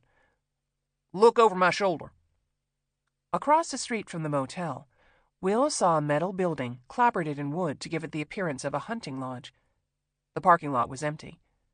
The sign showed a rabbit holding a mug of beer. Peter Cottontails, Amanda said. This isn't a dry county. Why is it closed? It's a social club. Keeps its own hours. The building's held by a shell corporation. Been that way for 8 years. The guy we believe runs the place is Bo Ragnarsson. He's also the motel caretaker. He makes his money down in Macon. Ah. Amanda pursed her lips. Something had rung a bell, but she didn't stop to explain. Go direct that choir practice for me. Choir practice was slang for a bunch of gossiping police officers. She told Will, Let's go. He followed her toward the motel room. Part of the parking lot was taped off. The gravel showed tracks where a box truck had backed into the space. The wheels had stopped 6 feet from the porch. The tires had lost traction in the gravel, but Charlie had already set plaster casts in the best impressions. Will stared at the spot where the truck would have parked. The gravel looked disturbed where someone's feet might have been, but maybe that was wishful thinking. He wanted to believe that Sarah had jumped down under her own steam, that she wasn't carried in, kicking and screaming, that she wasn't knocked out, tied up, drugged into oblivion. Here. Amanda found 2 pairs of shoe protectors in Charlie's duffel bag outside the door. She pulled aside the plastic sheet. She took a moment to collect herself before going in. Will instinctively ducked his head down as he followed her. The ceiling was low. The room felt claustrophobic. Brown shag carpet, beige walls. Looking around, he understood Amanda's need to steel herself. Will had been to hundreds of crime scenes. He'd seen worse, but he had never felt worse. Blood painted the room in dark, violent streaks. Across the 2 beds, the mini-fridge, the nightstand, the television, the chest of drawers, the ceiling, the ugly carpet. The source seemed to be the dead man sitting up in the bed by the window. His head was bent down, but not in the guise of peacefulness. His torso was ripped open like an animal had torn its way out of his chest. Will swallowed down acid. The man was naked from the waist down. His penis was black with blood.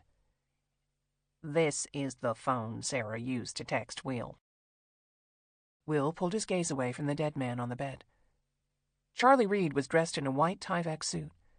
He was holding an evidence bag that contained the remnants of a shattered cell phone. He told Amanda, The IMEI number matches what the wireless company has on file. We're getting a warrant for the user's name. Good, Amanda said. Don't waste your time telling me you're not a medical expert. How did these men die? Charlie pointed to the bed by the wall. This one received medical treatment prior to death. The bullet wound in his side was patched with a chest seal. An IV was run into his right arm. A needle was used to draw the tension out of what was probably a pneumothorax. Sarah, Amanda guessed. I'm assuming. Charlie said. I'm praying, actually. Will didn't care about prayers. That's the guy who called himself Vince. He was the passenger of the F-150. I shot him in Sarah's BMW. Amanda did not respond. Charlie offered, Someone shot him again, twice, in this room. One of the bullets penetrated the mattress. The other round is still in his chest. We're going to rush ballistics and see if anything comes up on the gun. Amanda asked, and the second man? Without being a doctor, Charlie caught her look. I think we can assume he was stabbed to death. Look at the handprint on the headboard. Now that he was pointing at it, Will could make out the bloody outline of 4 slender fingers and a thumb wrapping around the wooden edge. Charlie said, My guess is that the attacker was either a woman or a very small man. Will looked at his own hand, as if holding Sarah's hand for so long had made him an expert on the bloody impression her fingers would leave. Could she kill a man like that? Straddle him? Stab into his neck and chest so many times that the skin started to pulp? He fucking hoped so. Amanda snapped her fingers for Will's attention. She was waiting. He walked around the bed. He squatted down on the floor. He looked up. The taste of the man's name filling his mouth was sickening. Adam Humphrey Carter. Charlie said, That tracks with the wound in his upper thigh. The femoral artery was nicked. His pants were cut off. I'm assuming a procedure was started to remove the knife. Then... The then doesn't matter. Will drilled his words into Amanda. There were 5 guys at the car accident. The one called Merle is already at the morgue. Vince is dead. Carter is dead. The 4th guy, Dwight, was knocked out the entire time. Hurley is the only man left who can identify my face, and he's cuffed to a hospital bed under armed guard. She pressed her lips together. Anything else, Charlie? Charlie looked uncomfortable to be caught between them. I think someone was taken into the adjacent room. The bedspread shows blood transfer, not active bleeding. Also, you probably didn't smell it when you walked in, but I caught a whiff of rubbing alcohol when I opened the door. Someone tried to remove any trace of their fingerprints from the scene. The table has been wiped down, so he or she must have been confined mostly to this area by the window. I'll need to luminol the entire motel to make sure we're not missing anything. But if we find a fingerprint in blood, that puts the person here when the murders took place. Amanda asked, What about blood typing? Are we sure that no one else was bleeding? I can't say with absolute certainty, but it seems probable that the majority of the blood came from Carter. Latent fingerprints are going to give us the quickest snapshot. Sarah's are on file, so are Michelle Spivey's. I need the laptop from the other bus to start running comparisons. Half of my equipment is being repaired. The only reason I started without the team is because of Sarah. I wanted to see if something jumped out at me. Nothing jumped out. He shook his head, but said, There are some bloody shoe prints on the bathroom floor. Looks like a man's size 7. Maybe a woman's 9, which would match Sarah. He motioned for them to follow him. He stood outside the cramped bathroom. The toilet's not flushed, but the seat is down. It's weird. These guys don't strike me as the type who sit down to take a piss. Weird. Will ducked his head under the doorframe and looked around. The first thing he smelled was urine. The first thing he saw was bloody footprints pacing out almost every part of the laminate floor. The walls were clad in the same laminate. The drop ceiling hung half a foot lower than the ceiling in the room, probably to hide a roof leak. Plastic sink with a cabinet base. Blood in the basin where someone had washed their hands. Toilet crammed against the shower tub combination. Grab bar bolted to the wall through a piece of plywood. He felt Sarah in here the same way he'd felt her outside in the parking lot. Amanda asked, Did you check above the ceiling? Charlie said. All I found were spider webs and rat droppings. There's no access to the room next door. It's a decorating choice, I guess. Amanda said, We'll finish up here and meet me outside. We need to regroup. Will did not immediately follow her. He couldn't shake the sense that he was missing something. He took one last look around the tiny bathroom. He ducked his head under the doorframe, but then... Maybe it was the grab bar. Or maybe it was because he'd just said the word rape 80 times to Sarah's parents. But Will looked up at the ceiling. Sarah had been attacked in a public restroom. The rapist had crawled through the drop ceiling in the adjacent men's room and jumped down into her stall. Before Sarah could manage more than a gasped no, the attacker had handcuffed her to the grab bars on either side of the toilet. Will asked Charlie, Where's your black light? It's on the other bus. Why? Did Sarah show you that trick? Charlie grinned. He went to his duffel bag outside the door. He returned with 2 colored Sharpies and a roll of clear tape. Then he took out his cell phone. Will said, You have to layer it. Even though Charlie knew what he was doing. He knew because of Sarah. Her nerdiness ran deep. The only thing she loved more than helping people was regaling them with the magic of science. Charlie stuck a clear piece of tape over the light on his phone. He used the Sharpie to color a blue circle over the light. He fixed the ink with another piece of tape. Then he colored a purple circle over the blue one and fixed that with more tape. Will turned off the lights. He closed the door. The curtains were already pulled. The room was dark. Charlie tapped the flashlight app on his phone. The blood slashing around the room started to glow, because that was the point of a black light. The ultraviolet wave turned bodily fluids luminescent. Fluids like urine. Will said, Point it up at the bathroom ceiling. Charlie stood outside the door. He shined the light upward. Will blinked at the glowing greenish-yellow letters that Sarah had written on the drop ceiling. 4 tiles across, 3 tiles deep. All but one had either a single word or a number. Charlie read, Bo, Bar, Dash, thinks, Hurley's dead, Spivvy, me, okay, for now. Will heard the words, but at the moment he didn't care. All he could see was the crude little heart that Sarah had drawn for him in the corner. Part 2. Monday, August 5th, 2019. Chapter 9. Monday, August 5th, 5:45 a.m. Sarah was pulled awake by her own sweat dripping into her eyes. She squinted at her watch, but found only her bare wrist. She turned to see if Will was in bed, but there was no Will, and there was no bed. Sarah had fallen asleep with her back wedged into the corner. The camp. At least Sarah assumed she was in the camp. Last night a black van had picked them up at the motel.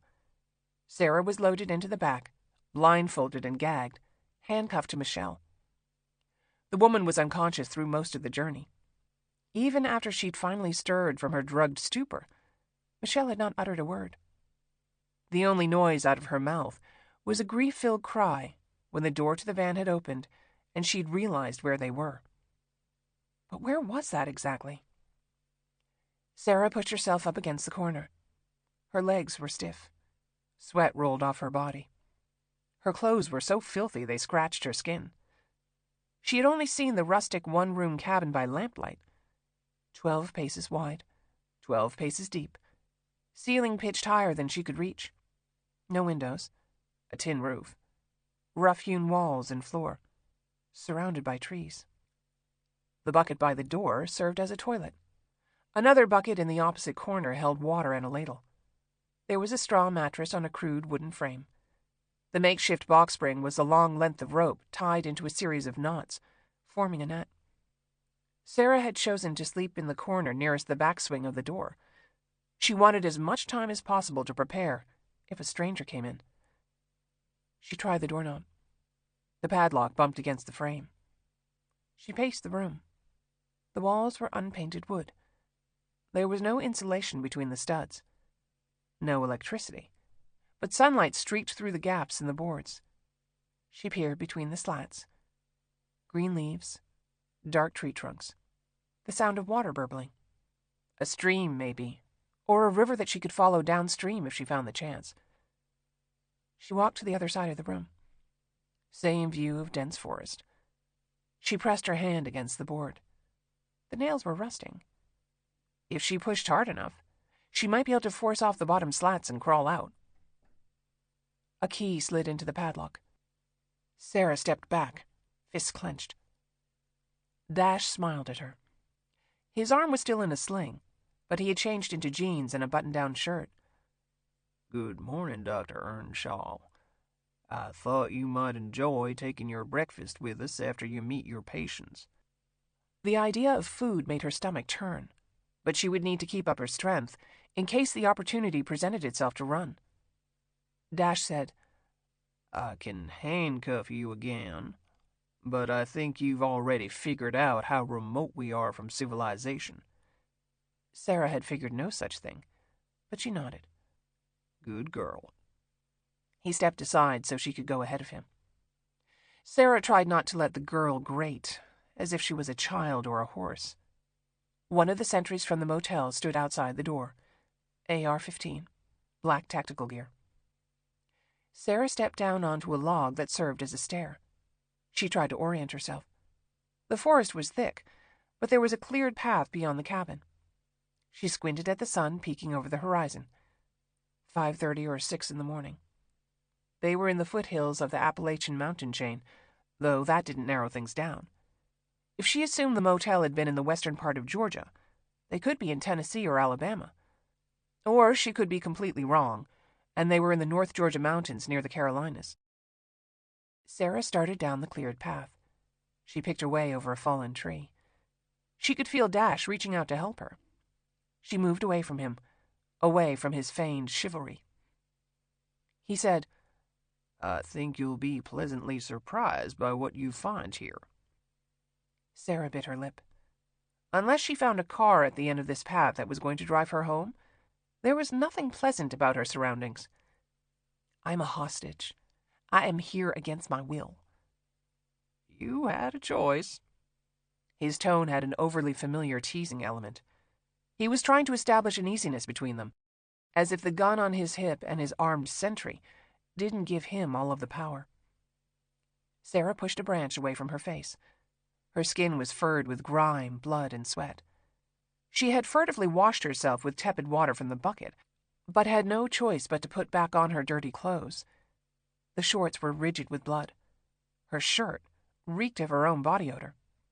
Her bra and underwear had turned into sandpaper. There was no shortage of forensic evidence on her now. She wondered if there was something she should do. Cut herself on a bramble. Leave a blood trail. Mark the path in some way so that Charlie Reed or Will would know that she had been here. Will. At the motel, Sarah had drawn the heart on the ceiling first. She had been taking a risk leaving the message, but the most important thing she wanted to convey was that she knew that he was looking for her. Will put on active duty. ATL. Daddy! A little girl screamed with excitement. Daddy!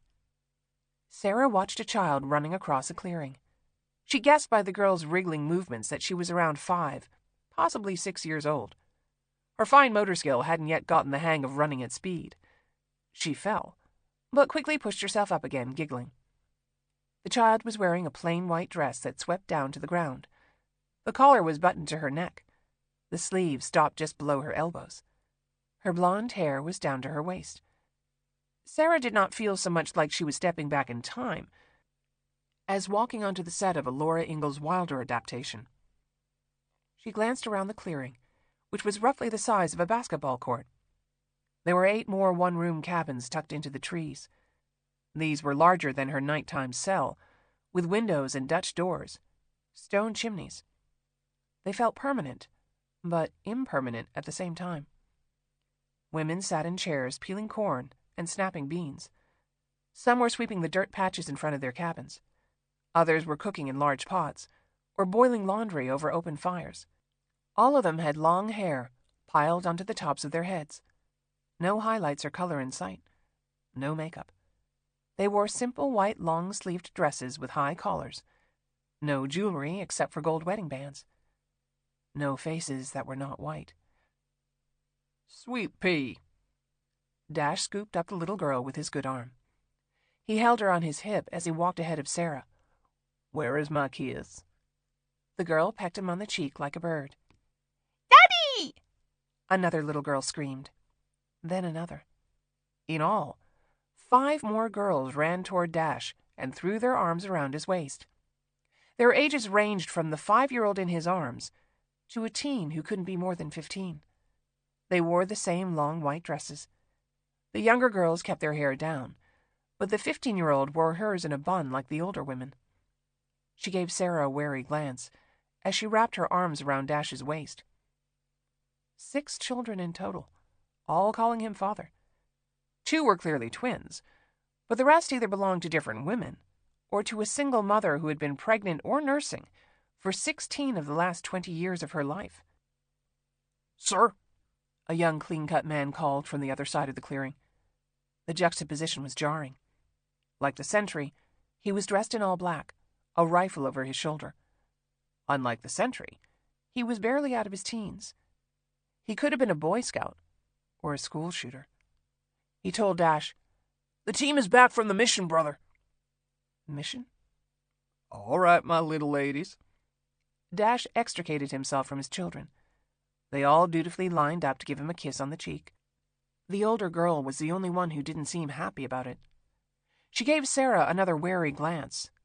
It was hard to tell whether she was being protective of her father or just embarrassed, the way teenage girls were always embarrassed. Dash told Sarah, "Dr. Earnshaw, please excuse me. My wife will be with you momentarily." Her eyes followed him as he walked up a steep hill. In the light of day, she thought Dash was older than she'd initially guessed, probably mid-40s. He had one of those baby faces that made his age hard to pin down. Actually, everything about him was hard to pin down. His relentless pleasantness made him inscrutable. Of all human emotions, anger was the fastest and most direct way to communicate emotion.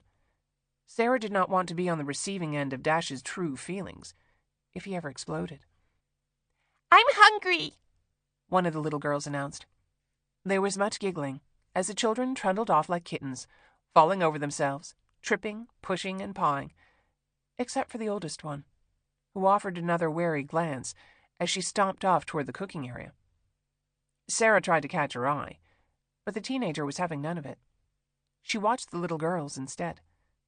They were spinning in circles, trying to make themselves dizzy.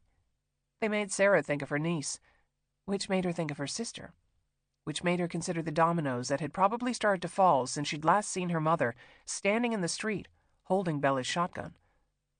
Tessa would be flying in from South Africa.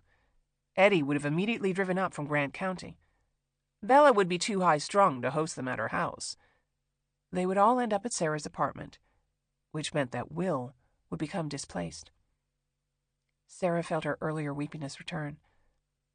Her parents would overwhelm him. He would worry about saying the wrong thing, which would make him say even more wrong things.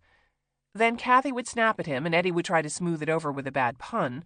But Will didn't understand puns because dyslexia was a language processing disorder, so instead of smiling or even laughing to break the tension, Will would tilt his head to the side and give that puzzled look, which would make her father wonder what was wrong with him, and Sarah's only hope was that Tessa's flights wouldn't take more than 24 hours, because her sister was the only person on Earth who could rescue Will from their parents.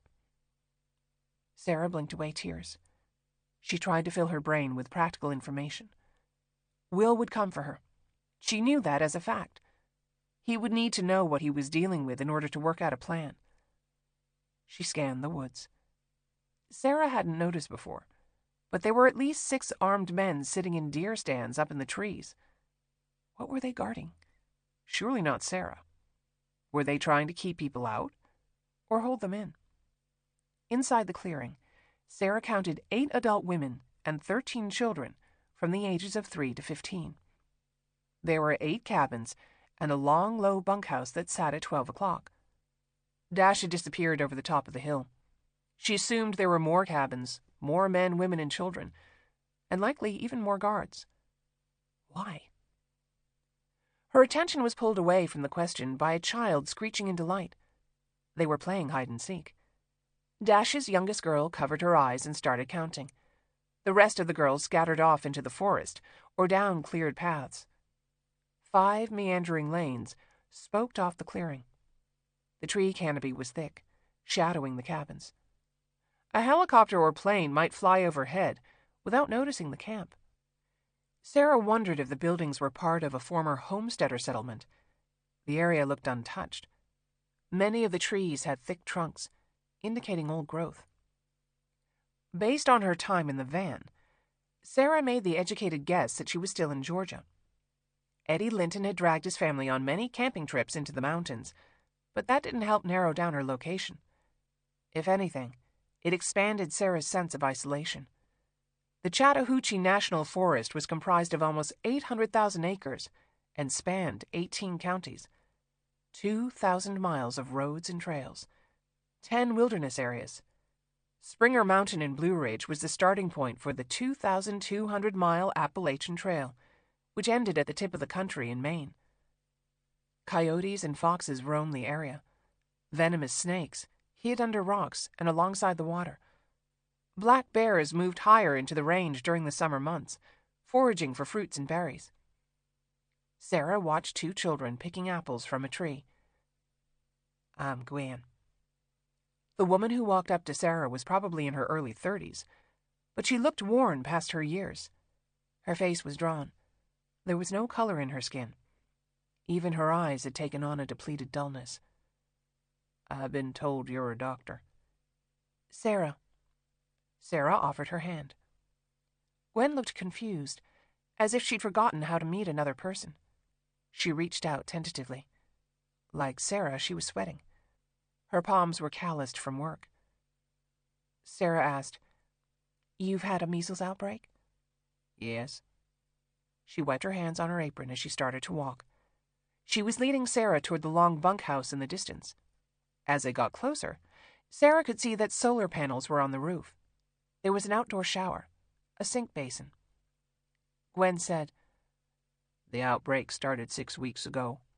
We tried to quarantine, but it kept getting worse." Sarah was not surprised. Measles was one of the most contagious diseases known to man, carried on sneezes, coughs, breaths. Simply being in a room for up to 2 hours after an infected person had left still put you at risk of catching the disease, which was why it was critically important to vaccinate as many healthy children as possible. Sarah asked, "How many were infected?" Gwen's eyes brimmed with tears. 2 adults, 19 children, 11 are still quarantined. We lost 2 of our little angels." Sarah tried to tamp down her anger. 2 children dead by a disease that had been successfully eradicated from the United States almost 2 decades ago. "You are sure it's measles and not German measles?" "Yes, ma'am. I'm a nurse. I know the difference between rubeola and rubella." Sarah pressed together her lips so that she would not explode. Gwen had not missed her reaction. She said, "We're a closed community. One of those infected adults brought in measles from somewhere." Sarah told herself to stop, but she couldn't. "Your husband and his men were in Atlanta yesterday. They murdered dozens of people, police officers among them, and set off 2 bombs. Sarah watched the woman's face.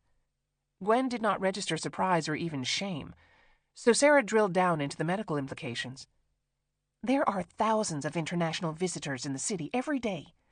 Any one of your people could have brought back whooping cough, mumps, rotavirus, pneumococcal disease, Hib." Gwen's chin tucked to her chest. She wiped her hands on her apron again. Sarah asked, "Where is Michelle?" "I understand the appendix ruptured before they could remove it. I gave her 400 milligrams moxifloxacin PO and resutured the incision." Sarah let out a long breath. The bloody surgical bandage on Michelle's lower abdomen finally made sense. "She needs 5 days of that, minimum. Push fluids, Keep her on clear liquids and bed rest." "I will." "Why did they bring her here? What was she supposed to do?" Gwen kept her head down. She held out her arm, indicating the bunkhouse. "This way." Sarah walked ahead of her. She wasn't finished needling this woman for information. "Clearly you know quarantine protocols. You can provide supportive care. You obviously have access to antibiotics. Why did they abduct Michelle?" Gwen stared at her feet as if she needed to concentrate on her steps. She was stooped, cowered just as much as Michelle. Her hands went to her apron again. She kept wringing them into the cloth. In the distance, Sarah heard children laughing.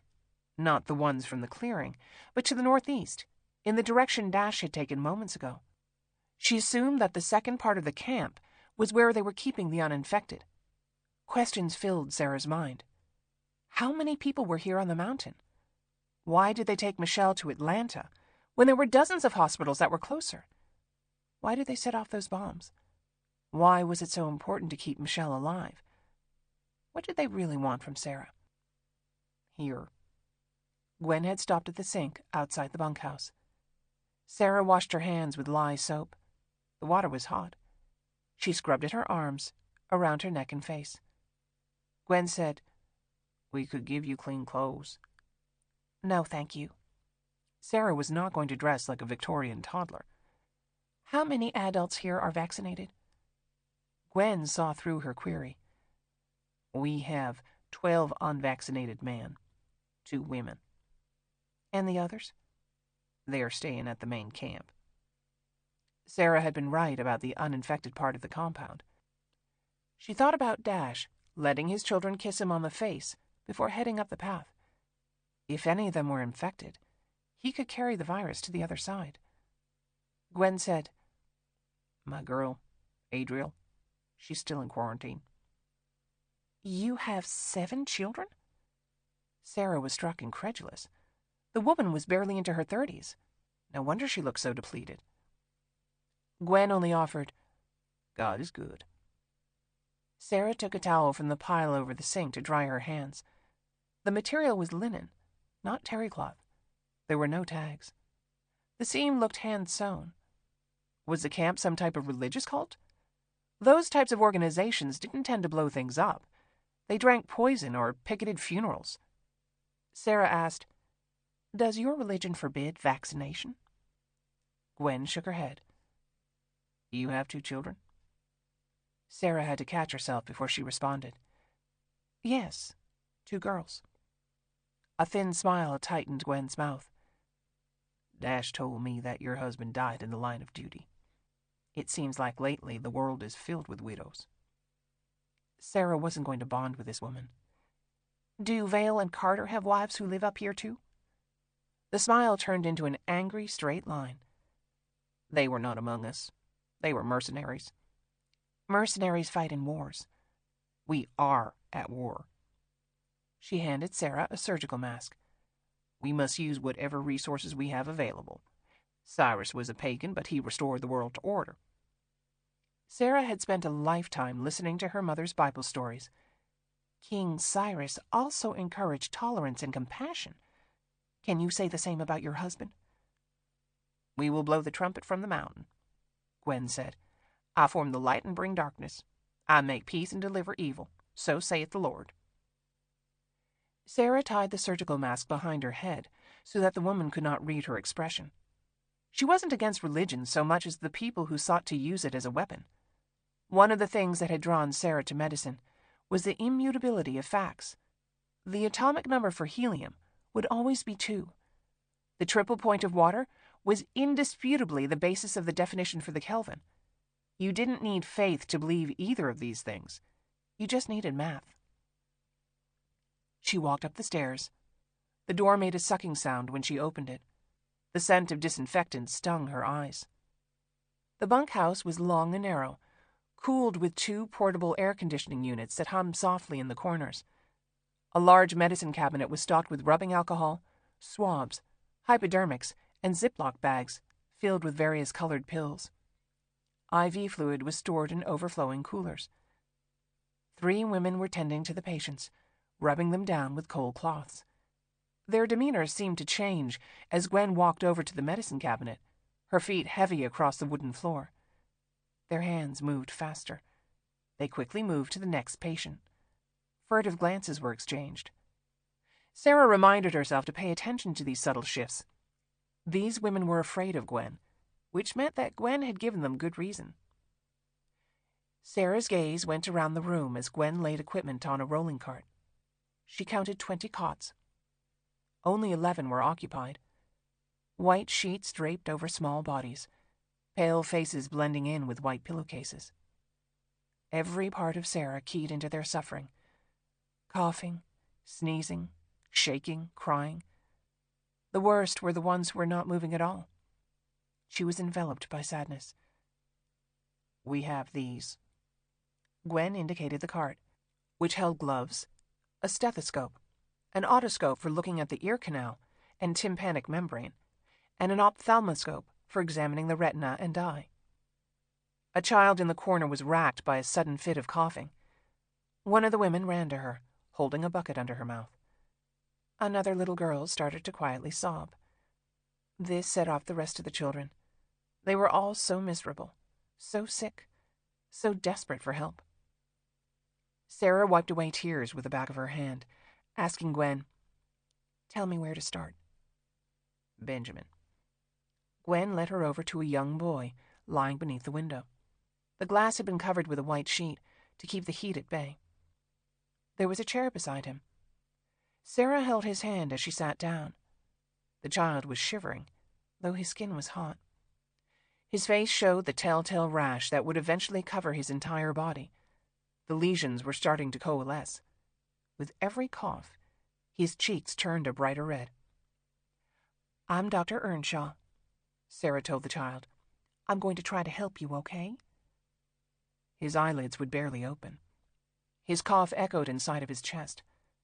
Normally, Sarah would explain everything she did and why, but this boy was too sick to follow along. All she could do was give him the peace of a quick examination so that he could return to his broken sleep. She found a chart by his bed. 8 years old, BP 85/60, temp 100 degrees. The prodrome started with fever, malaise, anorexia, and the 3 Cs: cough, coryza, and conjunctivitis. The cough was on full display. The child could not stop. His nose was running so badly that the mucus had chapped his upper lip. His eyes looked as if someone had poured bleach into them.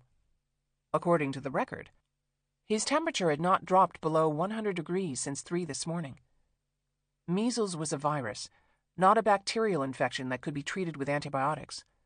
All they could do was give him Tylenol, IV fluids, and tepid sponge baths to keep him comfortable.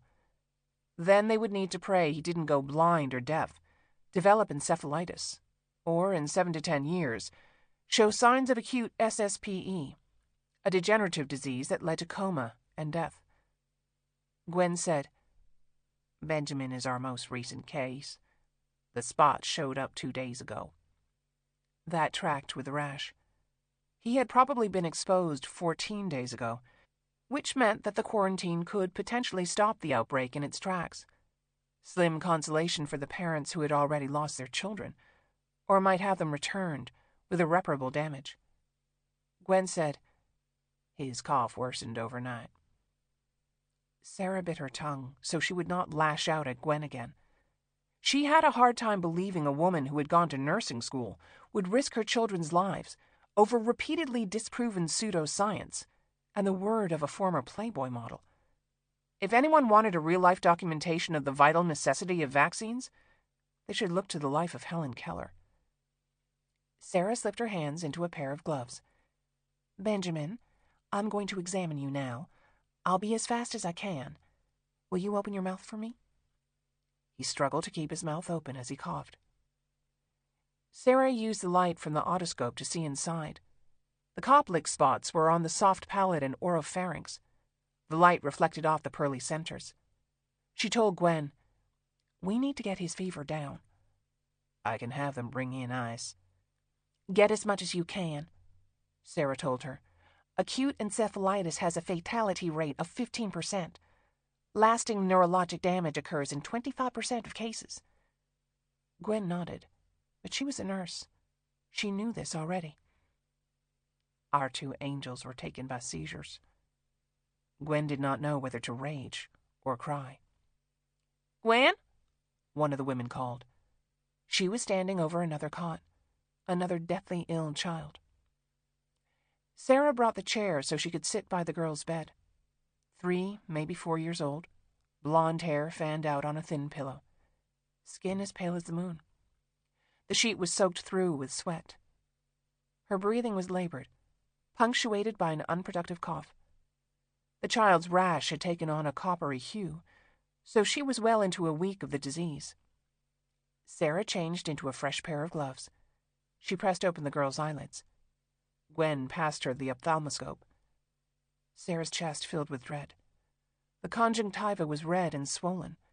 The edge of the cornea had become infected. She listened to the girl's lungs. Both had an achingly familiar crackle. If the double pneumonia didn't kill her, then she would probably be blind for the rest of her life. Gwen said, "This is my Adriel." Sarah struggled against an overwhelming helplessness. "We need lab tests to see if the pneumonia is bacterial or viral." We have Zithromax. Sarah took off one of her gloves. She pressed her hand to Adriel's head. She was roasting with fever. The antibiotic could wreck the girl's intestinal tract, but they had to take the chance. "Give it to her." Gwen started to speak, then stopped. She changed her mind again. If you give me a list, I can try to get whatever you think would help. What would help was an air ambulance to take these children to civilization. Gwen found a notepad and pencil beside one of the beds. We can get bulk from the pharmacy. Tell me what you need. We can dose it ourselves. Sarah looked at the sharp pencil end resting on the first line of the page. She tried to gather her thoughts. 10 tubes of Tobrex ointment, 10 of the drops, 10 of Vigamox. We don't know if these eye infections and earaches are going to spread. Sarah changed her gloves. She watched Gwen's pencil move down the page. The quantity, a dash, then the name of the medication. 5 digoxin, 5 Seroquel, 20 or more tubes of hydrocortisone cream for the rashes, 10 erythromycin, 5 Lamisil cream for the fungal infections. Are you getting this? Gwen nodded. 10 erythromycin, 5 Lamisil. Sarah kept dictating until the page was filled. They weren't going to the local pharmacy for these supplies, which meant that they needed someone on the outside to bring them in. I'm assuming you don't want my license or DEA number? No. Gwen checked the list, tapping each word with her pencil. I'm not sure. This is a lot. There are a lot of sick children, Sarah said. Whoever's going to the pharmacy, tell them it's listed in order of importance. Anything is better than nothing. Gwen tore the page from the pad. She passed the list to one of the women, who silently left the bunkhouse. Sarah hooked the stethoscope into her ears. She turned to the girl in the next cot, whose name was Martha. The rash in the corners of her mouth was cracked with candida. The child beside her, Jenny, had pneumonia. Sarah moved to the next patient, then the next. Their ages ranged from 4 to 12. All but Benjamin were girls. 6 had pneumonia. Adriel's conjunctivitis had spread to another child. 2 were showing ear infections that could be cultured and diagnosed in any pediatrician's office. Sarah could only advise warm compresses, in the slim hope that they would keep their hearing. There was no telling how much time had passed when she finished with the last little girl, a dark-haired, blue-eyed 4-year-old named Sally, who'd coughed so hard that she'd developed a bleed in her right eye. Sarah made a second round with the sickest children. All she could do was hold their hands, stroke their hair, give them the impression that as a doctor, she could magically restore their health. They would be playing soon, drawing with their crayons, running around in the fields, spinning like tops until they were so dizzy that they fell down. The weight of her lies felt like a rock pressing the breath out of Sarah's chest. She peeled off her gloves as she walked down the steps to the bunkhouse. The heat sweltered around her. She washed her hands at the sink. The water was so hot she could feel the skin burning. Sarah was numb to the pain. There was a tremble she could not get out of her body. One, maybe two more of those children were going to die. They needed to be in a hospital right now. They needed nurses and doctors and lab results and machinery and modern life to pull them back into the living. Gwen walked down the steps, her hands wringing in her apron again. Dash sent the list to our supplier. We should have it this afternoon around. Sarah walked away. She didn't know where she was going, only that she could not go far. The armed men tightened the periphery as she walked across the clearing. 2 jumped down from their deer stands. 2 more appeared out of the trees. They had knives on their belts, guns in their holsters, rifles gripped between their meaty hands. Without exception, they were young, some of them no more than teenagers. All of them were white. Sarah ignored them. She pretended that they were nothing in her life because at this moment they did not matter. She listened for the burbling sound of water that told her the stream was nearby. She followed one of the meandering paths. The burbling turned into a rush. The stream was actually a river. Sarah fell to her knees at the water's edge. Rocks had created a waterfall. She put her hands into the rush of ice-cold water. She dunked her head underneath. She needed something to shock herself out of this nightmare. There was no shock that was strong enough. She sat on her knees, hands in her lap, hair hanging down in thick, wet strands. Sarah felt useless. There was nothing she was going to be able to do for these children. Had Michelle felt the same way? She had been here for a month. She had watched 2 children die, tracked the infection spreading around the camp. She had known what was coming and been unable to stop it. Sarah couldn't stop it either. Her hands went to her face. Tears streamed from her eyes. She could not stop crying. Her body shook from grief. She was doubled over by it, unable to stop. Sarah gave in to every emotion, not just her fears for these children, but for her own loss. Years ago, she had come to terms with her inability to have a child, but she found herself hating Gwen, hating every woman in this camp who had left their child, their gift, so vulnerable. A twig snapped behind her. Sarah jumped up, fists raised. Dash said, "Thank you for your help, Doctor. I know it's difficult." She wanted to spit in his face. "Who are you people? What are you doing up here?" "We are families who've decided to live off the land." "Those children are sick. Some of them—" "That's why you're here, Doctor. The Lord was kind enough to send us a pediatrician." "He should have sent you oxygen tents, IV antibiotics, respirators." "We'll get you everything you put on the list," Dash said. "Gwen has told me she is confident in your abilities." "I'm not!" Sarah realized she was shouting. She didn't care. "If you believe in miracles, then pray for one. Your daughter is gravely ill. All of those children are in critical danger. I understand having a religious objection to vaccines, but you don't. You clearly don't object to modern medicine. You took Michelle to the hospital. You can help your children, but instead you're letting them suffer. For what?" Dash stapled together his hands, but not in prayer. He was giving her time to collect herself, as if it was possible to recover from the tragedy she had been dragged into. Finally, he said, "You seem to have some questions for me." Sarah didn't believe she'd get an honest answer, but she asked, "What's the point of this place?" "Ah," he said, as if she was speaking a different language that only he could decipher. "You want to know how we got here, yes?" Sarah shrugged, because he was going to say what he was going to say. "We've been on the mountain for over a decade. Our way of life is simple. We take care of our own. The family units remain whole. We respect the land. We don't take more than we need, and we give back when we can. Our blood is in this soil. Dash paused, as if he expected Sarah to key into the familiar white nationalist chant of blood and soil. When Sarah did not oblige, Dash said, We were led here by Gwen's father, a righteous believer in the Constitution and American sovereignty. Sarah kept waiting. Our leader has been taken away from us, but we'll continue the mission without him. Dash explained. That's the beauty of the system. We don't need a leader so much as believers in the world that we're trying to return to. A world of law and order, where people know their place and understand where they belong in the system. Every wheel needs a cog if it's going to turn properly.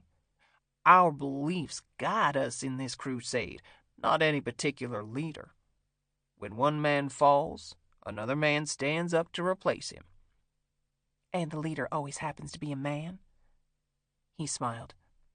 That's the natural order of things. Men lead, women follow.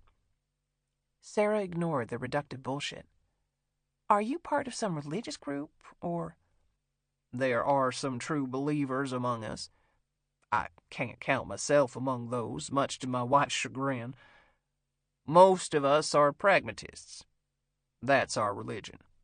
We are all Americans. That unites us. Michelle is an American, too.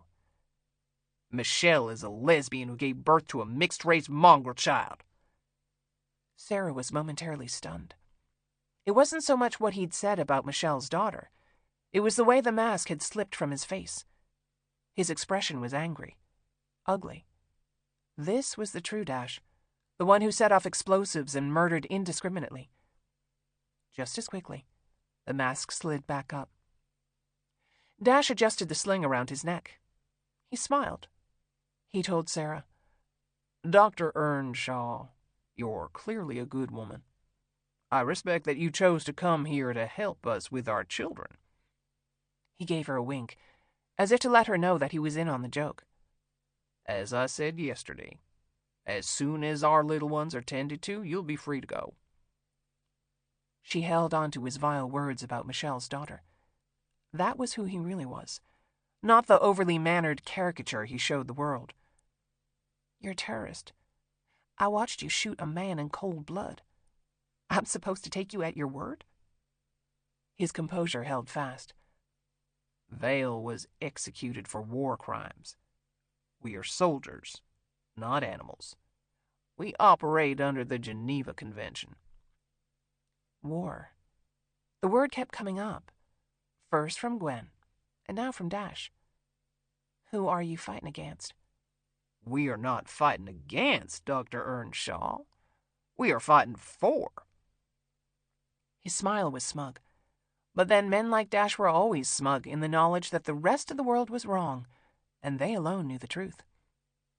I know you missed breakfast because you were with your patients. Lunch is being put on the tables. I hope you'll join us. The thought of sitting with him, having a normal meal, was more revolting than the idea of putting food in her mouth. But she had to keep herself strong. Sarah could not give in to despair.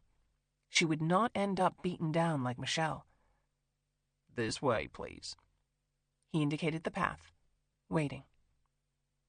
Sarah walked through the woods toward the clearing. Her hands were still shaking. Her stomach was filled with bile. Her clothes were disgusting. Everything about her felt disgusting. She combed her fingers through her wet hair. Steam rose from her scalp. The sun was high above the ridgeline. She was momentarily blinded by a flash of light. The sun had hit a pane of glass. She stumbled on a rock. She righted herself before Dash could. Sarah kept walking, her head pointed straight, her eyes looking to the side. There was a greenhouse just beyond the trees. She had missed the glass enclosure on her way to the stream. The roof was peaked in the center. Skylights vented heat. The building was narrow, roughly the size of a mobile home. The roof and walls were glass, but a tent had been erected inside the structure. The material was reflective, the color of aluminum foil. Electrical cords ran outside to a wooden shed. She saw a towable generator with a muffler. More solar panels. Her ears picked up a soft hum of machinery behind the glass walls. Inside the tent, metal scraping metal. Items being moved around. The occasional murmur of a voice. Sarah heard the industrious sound of people working long after she had lost sight of the building. The camp. Women and sick children. Boys playing G.I. Joe. A compound hidden amongst the trees. A glass greenhouse with a reflective thermal tent that would prevent a helicopter or plane with a heat-seeking camera from peering inside. When Sarah had questioned Gwen about her husband, she had quoted Isaiah. I form the light and bring darkness. I make peace and bring evil. 15 people had been murdered at Emory. One of their own team had been killed during their escape. Dash had murdered a delivery man and one of his mercenaries, right in front of Sarah's eyes. What other evil was he planning to bring? Chapter 10. Monday, August 5th, 6:10 a.m. Will sat across from Amanda's desk at the GBI's Panthersville Road headquarters. The clock on the wall said it was 10 after 6 in the morning. He watched her read through the overnight reports. Autopsies on the man Will had shot at the car accident, and the 2 men found dead at the motel. Forensic results from the abandoned potato chip van, Sarah's BMW, the motel room. Bo, Bar, Dash, thinks Hurley's dead. Spivvy, me, okay, for now. Will gripped his hands together. The knuckles were swollen and bruised. His headache was tapping on the back of his eyeballs like a ball-peen hammer. His thoughts had turned into Velcro, sticking to inconvenient parts of his brain. The pain in his belly had spread into his kidneys. He was sitting on the edge of his seat because it hurt too much to lean back. He told Amanda, Sarah wrote that she was okay for now. The voice text was sent at 4:54 yesterday. That's basically 13 hours ago. 16 hours since she was taken. Amanda glanced at him over her reading glasses. He said, Whatever you're reading in those pages, it won't change the fact that 3 men from the car accident are dead and a 4th is in custody. No one knows what I look like, or that I was even there. Put me under cover. The IPA is 4 men down. They need somebody with skills for whatever they're planning next. I need to be in there so we can figure out how to stop them. Amanda was silent for a moment longer, giving him the impression that she might be considering his request. The FBI's confidential informant was your way into the IPA. Unfortunately, he's currently in a refrigerator drawer. Adam Humphrey Carter couldn't be the only way in. I know you, Amanda. You wouldn't send me in with someone else's CI. You've got another guy on the inside who can vouch for me. She didn't disagree with him. Are you forgetting that there were 5 men at the car accident? You can't be sure that Dwight didn't see you. He was unconscious the entire time. What about Michelle? Will couldn't answer that. He didn't know what would happen if Michelle Spivey recognized him. She was defiant one second, then terrified the next. Wilbur. What about Sarah's message? He asked. The first word she wrote on the ceiling was Bo. Sarah's second word was bar. Maybe she overheard Bo talking to Dwight, or they went to the bar. I know that you... Here's what I know. Amanda threw one of the stapled reports at him. Charlie's findings at the motel. Will stared at the pages. His head was hurting too much to try to decipher the words. He wasn't going to use a ruler to pin down each letter like a first grader, especially not in front of Amanda. He settled on a belligerent, So? She snatched the report out of his hands. Michelle Spivey stabbed Carter to death. Her fingerprints were on the headboard. The evidence suggests that she jumped on him, straddled his legs, braced her right hand by his shoulder, then stabbed him 17 times in the neck, chest, and belly. Will tried to frame the killing frenzy into a positive. She's fighting back. She could be an ally. She's dangerous and unpredictable, and I can't risk her nutting up around you. At worst, she could stab you to death. At best, she could tell her captors exactly how she knows you." Will shrugged, because he had already decided that the next time it came down to Sarah's life or his, he was going to make the decision for both of them. Amanda thumbed through the pages of another report. "The man you killed at the car accident? He called himself Merle. He's been identified as Sebastian James Monroe, ex-Army Corps of Engineers. Dishonorable discharge for domestic violence. He's kept his nose clean since then, but obviously he's been up to something." Will didn't ask her how she'd come across the information. The Pentagon didn't usually volunteer details without a warrant and 10 miles of paperwork. "Domestic violence. Does that include rape?" It does not. He couldn't tell if she was lying. "What about Vince? The guy shot in the chest?" Oliver Reginald Vale. Also ex-Army, but he has no overlaps with Monroe that we can find. Honorable discharge 5 years ago. No rap sheet. And going by the fact that these men chose country western pseudonyms corresponding with the first letters of their names, we can assume that Dwight is the dash from Sarah's bathroom ceiling message. Obviously a nickname. "Dash," Will repeated. The name stirred up a boiling fury. Will couldn't remember a damn thing about the man, beyond his average height, weight, and coloring. All of his attention had been on the conscious men. He thought Hurley was in charge. He told Amanda, "Sarah's message said that Dash thinks Hurley is dead." "And we plan to keep it that way." She was missing the point, probably on purpose. Sarah had told them that what Dash thought about Hurley was what mattered, which meant that their focus right now should be on identifying Dash. If they didn't know who he was, then they wouldn't know how to find him. And if they couldn't find Dash, then they would likely never find Sarah. So this is what they had to do.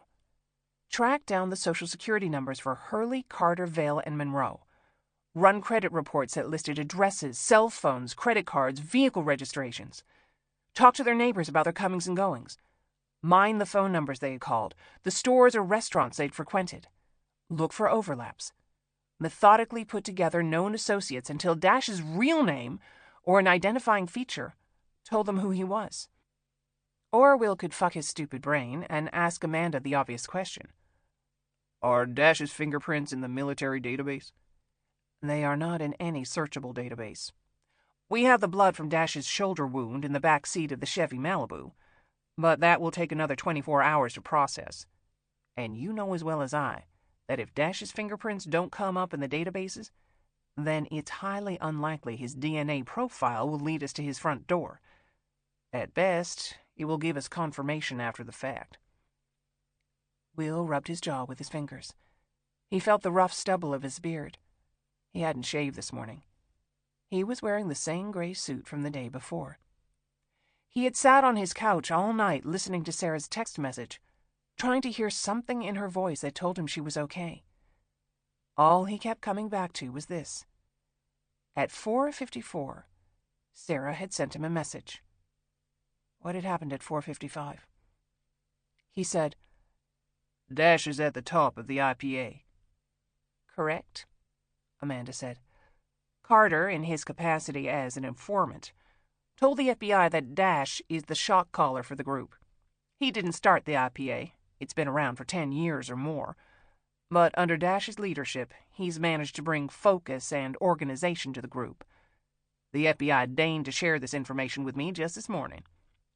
The description they have for Dash is about as good as yours, which is to say nothing. And the Amory CCTV video was as useless as the both of you. Dash knew exactly where the cameras were. He wore a hat and kept his head down. The man is incredibly adept at avoiding identification. You could say that Dash puts the invisible in the invisible Patriot Army. Will gripped his hands together and rested them on her desk. "Amanda, I am begging you. Put me under cover. I will find Dash. I will serve him up to you on a platter." Amanda scooped up another report. She read, Comparison weapon is a registered Glock 19 Gen 5 with reverse magazine catch and slide-stop lever for a left-handed shooter. The NIST algorithm using the CMC method produced a probability rating of... It's my gun, Will said. Your Glock was used to kill Vale in the motel room. Will tried to shrug again, but the twinge in his ribs stopped him. You discharged your weapon twice at the car accident. You killed a suspect. You shot a second one as he was fleeing. You beat the hell out of a third. Technically, you should be suspended with pay pending an internal investigation. Suspend me, Will said. He had a plan. Sebastian James Monroe, Oliver Reginald Vale, Adam Humphrey Carter, Robert Jacob Hurley. He would circle their lives like a coyote going in for the kill. Stay in your seat, Wilbur. Amanda looked past Will into the hallway. What have you got? Faith dropped a pile of sealed evidence bags onto Amanda's desk. She looked at Will, then did a double-take. Faith? Amanda was waiting. Faith rested her hand on Will's shoulder. She told Amanda, This is everything Ragnarsson had in his pockets. They're going through his truck. Zevon already found a sawed-off shotgun under the seat. Will rubbed his jaw. The name Ragnarsson drew a blank, but Zevon Lowell was a GBI agent who had met them at the motel last night. He asked Amanda, What's going on? An investigation. What did you think was going on? Amanda pushed around the bags on her desk. A man's leather wallet, an iPhone, a set of car keys, a folding knife. Wait. Will moved the knife around inside of the bag so he could get a better look. This is mine. I stabbed Carter with it. The last time I saw it, it was sticking out of his crotch. Amanda said, I imagine that's the 4-inch blade that was repeatedly stabbed into Carter's chest and torso. Will could not stop staring at the knife. He forced his thoughts to sharpen on this one piece of evidence. Will had stabbed Carter with this knife. Michelle had used it to stab Carter. Someone had removed the knife from Carter's dead body, which meant that the someone who had the knife had been at the motel last night. A man's leather wallet, keychain with a GMC Denali logo, an iPhone in a black rubber case. Will had to swallow before he could speak.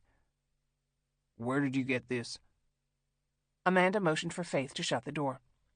She sat back in her chair. She took off her glasses. She folded her arms across her chest. She told Will, The knife was found on Bo Ragnarsson. Bo. Bar. He's an ex-Army medic attached to Special Forces, the Green Berets. The file on him is too tight for me to break open. We've sent the paperwork up the chain to the Pentagon, but it'll be at least a month before we hear anything. All my contact can give me is that Ragnarsson saw heavy action in Iraq and Afghanistan. He was awarded a Purple Heart and took shrapnel in his back. Will recalled Zevon's cryptic conversation with Amanda last night. The special agent worked with the drug squad. He hadn't gathered all of that background information on Bo Ragnarsson in the 2 hours it had taken Amanda to drive up to Rabun County. Will quoted Zevon. He makes his money down in Macon. Faith sat down beside Will. She gave him a worried look. Ragnarsson runs black tar heroin. Jesus. Will couldn't hide his shock. Black tar heroin was usually cut with black shoe polish, or sometimes even dirt. George's distinctive red clay gave it a brownish color. You didn't use it unless you were desperate or had a death wish. Amanda said, When I was in uniform, I saw a lot of vets coming home from Nam chasing the dragon. Shooting it up calcifies your veins. Distilling it into nose drops can cause you to choke to death on your own blood. Suppositories lead to internal bleeding. There's no easy way out of it that doesn't take you through the morgue. Will rubbed his jaw. This was why he hated drugs. As a kid, he'd seen too many adults do too many unspeakably terrible things in search of a fix. Amanda said, The Mexicans have a stranglehold on the H flowing into the suburbs. Black tar is mostly used by minorities. In Macon, this means African Americans. The price point is on par with crack in the mid-1980s. Ragnarsson isn't a big dog in the trade. He's established a niche market. Faith had her notebook out. She said, Beau's serious bank comes from pills, but not what you're thinking. Antibiotics, insulin, statins, legitimate medications that people need but can't afford. There's a huge black market for it in Macon. Lots of uninsured people with chronic medical conditions. Macon PD picked him up twice with pills in his glove box, unmarked Ziplocs. They assumed opiates. May of 2017, the lab result came back with metformin, and Beau's record was cleared. The second time, February 2018, it was something called gabapentin. It's used to treat a lot of things, but mostly nerve pain. The judge kicked him with time served. Amanda took over. Macon PD suspects that Ragnarsson is also an on-call medic, courtesy of his army training, I would assume. He mostly works with the local gangs. If you get shot and don't want the police asking questions at the hospital, he's your man. Faith said, Okay, I've got a wild hair on this one. Amanda waited. The Wells Fargo bank where Martin Novak was apprehended was just outside of Macon. One of Novak's guys was shot in the belly. We were told in the meeting yesterday that there was no way the guy could have survived the gunshot wound without medical intervention. She waited for Amanda to pick up on her train of thought, but when she didn't, Faith asked her directly. Do you think Beau Ragnarsson got the bullet out? Amanda passed an autopsy report to Faith. Sebastian James Monroe, a.k.a. Merle, the man who was killed by Will at the car accident, showed extensive abdominal scarring from a previous gunshot wound, likely received within the last 2 years. The report says he was patched up by someone with medical knowledge, a veterinarian or a surgical nurse. Or a former Special Forces medic. Faith snapped her fingers. Jackpot. That puts Monroe at the Wells Fargo, which ties him to Novak. This is proof that Novak is connected to the IPA. You've got to tell the FBI. They can rain hellfire down on this thing. Everything you've told me is either speculation or wishful thinking, Amanda said. The FBI has already been informed of your theory. They remain unconvinced. Faith tossed the report onto the pile. Of course they do. I want to make this very clear to both of you, Amanda said. Our focus is on finding Sarah and Michelle Spivey. That's it. The larger conspiracy pieces are not in our purview. The marshals have custody of Martin Novak. It is not the job of the GBI to tie Novak to the IPA. The FBI is investigating the bombing. It is not the job of the GBI to tie the IPA to the bombing. We are working an abduction and kidnapping case, Faith said. So we hammer everything but the nail? Listen to me. Amanda tapped her desk for attention. Why do I have to keep reminding you of Waco and Ruby Ridge? The FBI has dealt with these paramilitary white nationalist organizations far longer than we have. Yeah, they made them too white to fail. Faith. Amanda was clearly trying to hold in her temper. We need to take a page from the history books. Do you want the GBI to turn Dash and the IPA into a group of martyrs that inspire the next generation of domestic terrorists? Or do you want us to slowly, methodically work the case and bring about a solid conviction? Will didn't give a shit about building a case. He was going to find Dash, because that was how he would find Sarah. Where is Beau? Is he here? Faith waited for Amanda to nod her permission. He's cooling off downstairs, she told Amanda. On the plus side, we've arrested him for assaulting an agent. Beau wasn't happy about being yanked out of bed in the middle of the night. He punched Zevon hard enough to break his nose. The middle of the night. The phrase woke up Will's brain. Beau hadn't been arrested on a whim. Amanda had brought him in while Will was sitting on his couch, waiting for the alarm to go off, so he could do his fucking job and find Sarah. Amanda asked, Wilbur, do you have something to say? He had a lot to say, but he settled on, I want to talk to him. I'm sure you do. Inside one of the evidence bags, Beau's cell phone screen flashed with a notification. Faith turned her head to read. It's an email. Gmail account with random letters and numbers. The subject line is ASAP, but that's all I can see with the screen locked. Amanda stood up from her desk. She took her jacket off the back of the chair and slipped it on. Faith, bring his phone. Will opened the door. He kept his hand tight on the knob, fighting against the spin in his eyeballs. Amanda walked ahead of him, BlackBerry out, thumbs moving across the keys. Will's vision turned rickety as he followed her down the hall, which had rolled out like a giraffe's tongue. The fluorescent lights were strobing. Or he was having a stroke. You look like shit, Faith hissed. Either go home or ask Amanda for the other half of that pill. Will gritted his teeth, but that only made his headache worse. The lights were the problem. Someone had turned them up too high. You can barely walk straight. Faith was no longer using her inside voice. If you want to help Sarah, then you need to look like a human being. Take the fucking pill. Will kept his fingers to the wall as he walked. She was worried about him. She always yelled when she was worried. He should probably acknowledge that in some way. I'm fine. Sure you are, dumbass. Faith used her teeth to rip open the evidence bag. Beau's iPhone 10 dropped into her hand. It was the bigger kind that didn't have a home button. Will guessed the black tar heroin and pill trade was pretty lucrative. Amanda opened the door to the stairs. Faith, I need you to do another meeting for me this afternoon. Faith muttered under her breath as she trundled down the stairs behind Amanda. She was examining Beau's phone. The screen was still locked. The case was black rubber with a corrugated grip. She peeled away the corners to see if there was anything hidden between the phone and the case. Nothing. The door opened below them.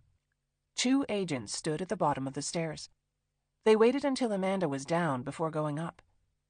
Each one lifted his chin at Will. He guessed as a sort of recognition for what he was going through. Sarah was the only reason they even saw him. Will had never felt a sense of camaraderie with anyone in this building aside from Faith and Charlie. Then Sarah had started working here, and after 15 years, Will suddenly belonged. Amanda was already halfway down the hall. Will had to lengthen his stride to catch up. She opened the door to the viewing room, but didn't go in. She nodded for Faith to continue down the hall. She told Will, "The FBI took Hurley into custody. They're moving him out of state. We won't get another bite at him. The bombing is a federal investigation.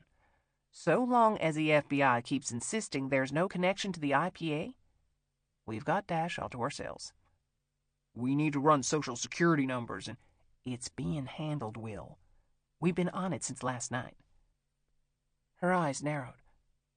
Are you up for this? He went into the viewing room. The lights were off. His headache instantly backed off a notch. He stood in front of the 2-way mirror with his hands in his pockets. He stared at the man he assumed was Beau Ragnarsson. The former soldier was slumped over the table with his cuffed hands gripped together. A chain ran through a metal ring on the table. 2 plastic chairs were across from him. His head was down. Sweat rolled down his face. He had been arrested at least twice before, but that was Macon PD. A man who had cornered the market on desperate sick people knew the difference between wrangling with the locals and coming up against the full force of the state. Faith opened the door. She said, "Hey, asshole." Beau looked up. Faith showed him his iPhone. The facial recognition software scanned Beau's features and unlocked the screen. "Fuck!" Beau's wrist jerked against the chains. The table was bolted down. All he could do was kick a chair into the wall. On the other side of the glass, Will heard a muffled thunk. The walls inside the interrogation room were paneled in thick acoustic board, so that the microphones could catch every sniff, cough, or mumbled confession. Faith was smirking when she came into the viewing room. She told Amanda, "The ASAP email to Beau's phone says, 'Meet at regular spot 4 p.m. today.' Then there's a long list of medications with quantities. 10 Tobrex, 10 Vigamox, 5 Digoxin, 5 Seroquel, 20 hydrocortisone cream, 10 erythromycin, 5 Lamisil, 5 phenytoin, 10 Delantin, 10 Zavirax, 10... Wait a minute. Amanda was looking over Faith's shoulder. Hydrocortisone, erythromycin, Lamisil, phenytoin. What did the first letters of each word spell? Oh, fuck, are you kidding me? Faith was practically shouting. Look farther down the list. Lidocaine, ibuprofen, neosporin, Taxol, ofloxacin, Nebupen. Clever girl. Amanda pumped a triumphant fist into the air. Faith swooped up her hand for a high five. Will offered a lame slap. He had no idea why they were celebrating a list of medications. Will. Faith showed him the phone. There's a message embedded in the list. Ignore the other words. Look at these 2 sections here. The first letters of each medication, they spell out a code. HELP, then LINTON. Will shook his head, hearing what she was saying, but not understanding. Amanda said, Sarah dictated this list. She sent us another message. Help Linton. Help Linton. The words had a weird echo in his ears. Will braced his hand against the wall. He stopped breathing, stopped thinking, stopped processing anything but the fact that Sarah was reaching out to him again. Help. Here. Faith zoomed in the list like that would make it better. She pointed at the letters. H-A-L. Will nodded so she would stop. He could see the numbers, but the words got tangled. This was the important part. At 6:49 this morning, Sarah was alive and okay enough to send a coded message. We know Sarah met Beau, Amanda told Faith. She must have put it together that he would be the one who filled the shopping list. Band-Aids, Gatorade. Faith kept reading. Boudreaux's butt paste. That's for diaper rash, but you can use it for chapped skin, burns, scrapes. Most of this looks like the kind of stuff you need for kids. Amoxicillin, cefuroxime, liquid acetaminophen. I've got gallons of this stuff in my medicine cabinet. Aspirin, Amanda read. You wouldn't give that to a child because of Ray's syndrome. Faith said, We need a doctor to look at this list and tell us if there's anything that we're missing. Go, Amanda said, but Faith was already out the door. The subject line said ASAP, Will told Amanda. Beau has to meet them in person to give them the drugs. I want to be there. We can figure out a cover story. It won't be Dash who meets Ragnarsson. The man in charge doesn't run errands. He'll send a flunky.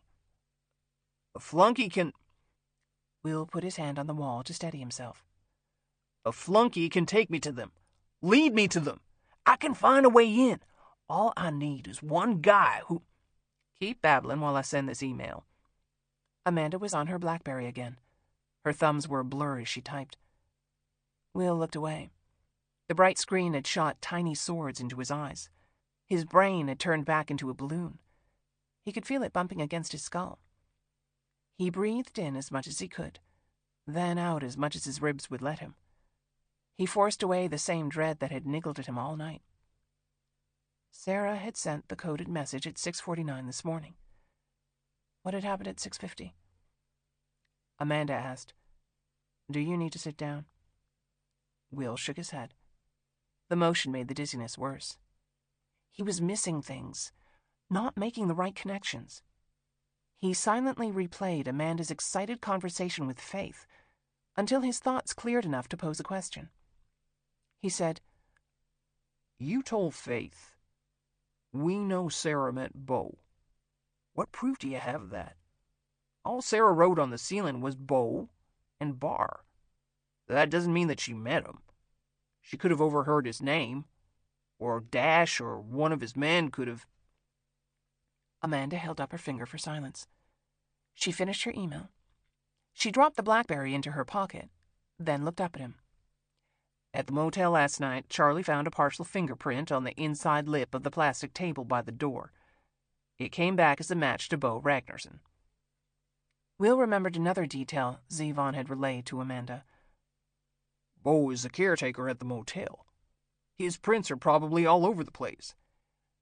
Ragnarson's fingerprint was pressed into Carter's blood. Charlie says that, based on the composition of the print, the blood was fresh when Ragnarsson touched it. That puts him at the scene at the time of the stabbing. That's how we got the search warrant for Ragnarsson's house. The print is clear proof that he was in the room where a murder took place. We served a no-knock warrant at 3 this morning. At 3 this morning, Will was sitting on his couch, replaying Sarah's phone message like a desperate teenager. He felt his jaw clench in anger. Not at Amanda. He might as well be mad at a snake for slithering. He should have never gone home in the first place. He asked, "Why didn't you tell me this last night?" "Because you still need, to rest. Alone, without sound, in the dark. You are severely concussed. You killed one man and shot another.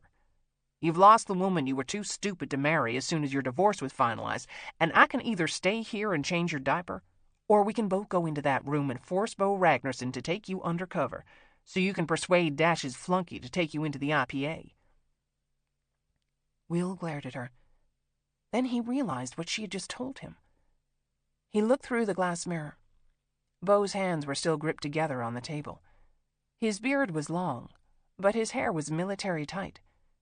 He was wiry and muscled in an MMA way. He sold black tar heroin to desperate junkies and took cash for patching up criminals. Right now, he was the only chance Will had to get Sarah back. He asked, "Do you have the other half of that aspirin?" She reached into her coat pocket. Her pill case was silver with a pink rose enameled into the top. "I've got more in my purse. You'll have to ask if you need them. Aspirin can tear up your stomach." Will dry swallowed the pill. He didn't let Amanda leave the room first. He didn't hold open the door for her. He walked into the hall. He headed down to the interrogation room. The bright lights cut into his pupils. His eyes started to water. He opened the door. Bo didn't look up this time. He stared down at his hands. There was a wiriness about him, spring-loaded like Will's stolen knife. His heel tapped against the floor. He was either a junkie who needed a fix, or he had realized that life as he knew it was over. Actually, he was probably both. You didn't wear long sleeves in August, unless you were trying to hide the scars on your arms. Will clenched his stomach muscles so he could pick up the chair Bo had kicked across the floor. He gently placed it in front of the table. He gripped the back with his hands and waited. "Good morning, Captain Ragnarsson." Amanda breezed into the room and took the second chair. "I'm Deputy Director Amanda Wagner with the GBI. This is Special Agent Will Trent." Bo finally looked at Will, sizing him up. Will straightened his fingers on the chair, drawing attention to the cuts and bruises. He wanted this guy to know that he was not above beating the shit out of somebody. Amanda said, "Captain Ragnarsson, you've already been read your rights. I want to remind you that anything you say in this room is being recorded. You should also know that lying to an agent with the Georgia Bureau of Investigation is a crime, punishable by up to 5 years in prison. Do you understand me?" Bo's eyes were still on Will. He clearly didn't like another man hovering over him. He lifted his chin up in a defiant nod to Amanda. "For the record," the prisoner nodded his understanding. Amanda said, "Captain Ragnarsson, you are currently under arrest for assaulting Special Agent Zevon Lowell, but a few more charges have been added to the list since we last spoke to you." Bo pulled his gaze away from Will. He looked Amanda up and down, his mouth twisted inside the pelt of his beard. He clearly didn't like a woman being in charge, which to Will was the beauty of having a woman in charge. Amanda said, "Based on the search of your vehicle, we've added to your arrest warrant that you illegally altered the barrel of a weapon designed to be shot from the shoulder, which is a violation of Georgia Code Title 16. Further, the barrel was sawed off to 17 3/4 inches, which is a 1/4 inch less than allowable under the National Firearms Act of 1934. That's a Class 4 felony with a 2 to 20-year sentence. If you are proven to have possessed that weapon while you were involved in or abetting the commission of other felonies, kidnapping, murder, rape, robbery, that bumps your possession of the illegal weapon to a Class 2 felony, with a 20-year to life sentence. And that's before we start layering in your making side business in black tar heroin and pharmaceuticals. Beau's mouth kept working, but he said nothing. Amanda sat back in her chair, arms crossed. She had been facing down bad guys longer than this man had been alive. Ragnarsson thought his silence was keeping him in control, when he was actually following the same script as every stupid perp before him. Amanda said, "I'm glad you're choosing to remain silent for now, Captain Ragnarsson. I need you to listen to me very carefully, because when I'm finished, you're going to have an important decision to make. I think, actually, that you're going to be begging me to accept whatever help you can offer." She had given Hurley roughly the same speech in the hospital, but Ragnarsson was no Robert Hurley. He said, "What if I ask for a lawyer?" "That's certainly your right." "Damn straight it is." The chain clicked against the edge of the table as Beau slowly leaned back in the chair. He sniffed the way perps sniff when they can't be bothered to tell you to go fuck yourself. But he didn't ask for a lawyer. He told Amanda, "Make your gorilla sit down." Will waited for Amanda to nod. The aspirin hadn't kicked in yet. He had to tighten every muscle in his body to leverage himself into the chair without wincing. Beau asked Will, "What do you bench, bro?" Will kept his expression neutral, like he hadn't been asked a douche question. Amanda said, "Tell us about Dash." One of Beau's shoulders went up in a defiant shrug. "We do business sometimes." "Which of your businesses? Pharmaceuticals? Emergency surgery? Black tar heroin?" "Tar is a Negro's drug. I don't sell that shit to white people." "We all have standards." "Damn straight I do." Beau leaned forward. "I'm helping people, lady. The government has failed us. Left sick people to die in the street. Abandoned our soldiers, closed our factories, stolen food from our mouths. Somebody's got to step up." Amanda ignored the speech, the same way she'd ignored the racism. "The 2019 GMC Yukon Denali you drive starts at $71,000 for the base model. That's some pretty high stepping for a good Samaritan." "Shit." Beau shrugged her off again. "What do you want from me, bitch? You'd have my ass in jail right now if you were finished with me. What's the trade?" "You'll know when the time comes," Amanda promised. "First, let's establish whether or not you're worth this conversation. Captain Ragnarsson, please describe for me the events that took place with Dash yesterday between the hours of 4 and 5 p.m. at the Kingfisher Camping Lodge." Beau went silent. He was clearly trying to craft an answer that would be his quickest way out of this room. The man wasn't stupid, but being trapped had narrowed his focus to the point of a pin. Otherwise, he would have worried more over the question, which assumed that both he and Dash had been at the motel yesterday during the same time period that Sarah had sent the text to Will. "Okay," Beau said. "The truth, all right? I got there after the shit went down. Dudes were both dead. Blood was everywhere. The blonde, I don't know her name. She was in the room next door. There was another lady with red hair sitting on the floor." Will bit the inside of his cheek so hard that the skin broke open. Amanda asked, "List for me everyone who was there." "Dash, couple of 3 of his guys. I don't know names. 2 were at the door, 1 was around the back. Guarding these 2 women, all right? Only one of them went fucking psycho with a knife. The other dude on the bed, he was already shot in the chest. He was dead when I got there. Dash wanted me to clean that shit up, but I said no fucking way. Do it yourself. I was in that room less than 60 seconds before my ass was back in my truck. Drove it across the street, had myself a beer, tried to forget what I'd seen." "You wiped down the table in the motel room," Amanda said. Beau hesitated. "That wasn't me. Must have been one of the women." Amanda raised an eyebrow. but she seemed content to let him play out the story. Look, I'm telling you the truth. Bo nervously rubbed at his wrists under the handcuffs. Dash said they'd leave. I went to the bar. It's right across the street. I wasn't waiting around, all right? None of my business. Next thing I know, it's dark and I'm hearing sirens. I look out the window and there's cops crawling all over the place. I jumped in my truck and went home. Got nothing to do with me. His shoulder gave an eat-shit shrug. That's all I know. Will flexed his hands under the table. Even with his brain on fire, he could spot the gaping holes like, how did Dash get into the motel room in the first place? The lock on the door wasn't broken. Bo claimed to have been in the room for less than a minute. How did he know that Vale was shot in the chest without examining him? How did he know that Michelle was in another room? How did he know that Dash had placed another guard at the rear of the property? And most importantly, how did this fucker end up with Will's knife in his pocket? Amanda said, "Tell me about the hostages. How many were there?"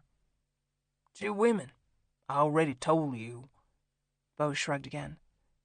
The only thing that kept Will from driving a spike into the man's shoulder was the knowledge that Bo was on tape, admitting that he knew both Sarah and Michelle Spivey were being held hostage. Amanda asked, "How were they acting?"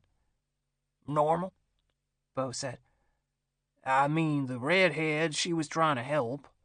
Dash told me she was a doctor. He seemed to spot an opportunity. Which was why they didn't need me. They already had a doctor. Then why were you there, asshole?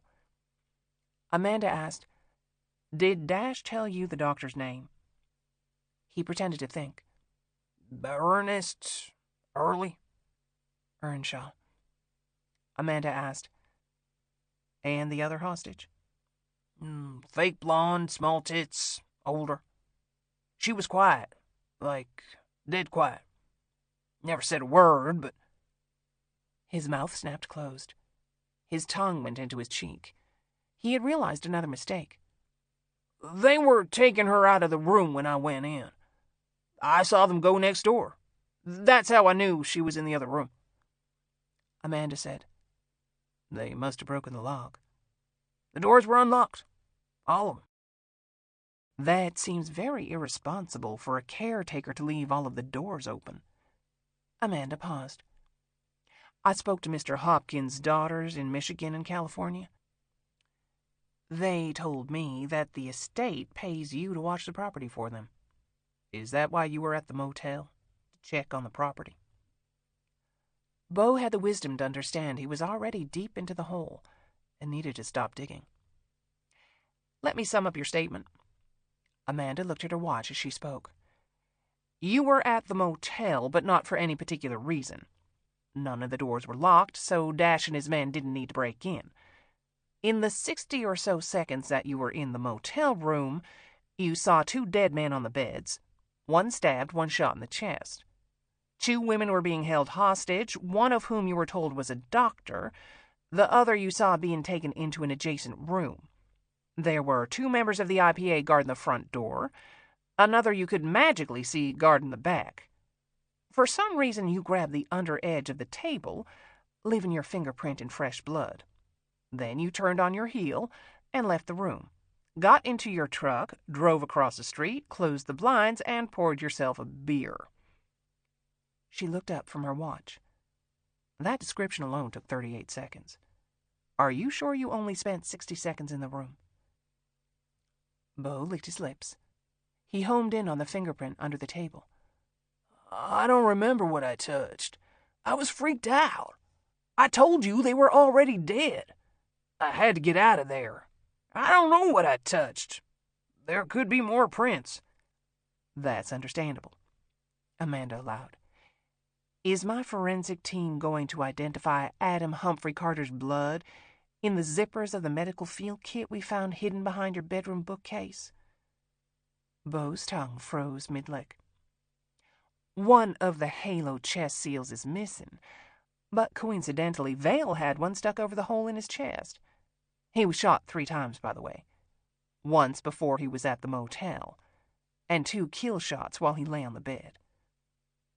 Amanda leaned forward again.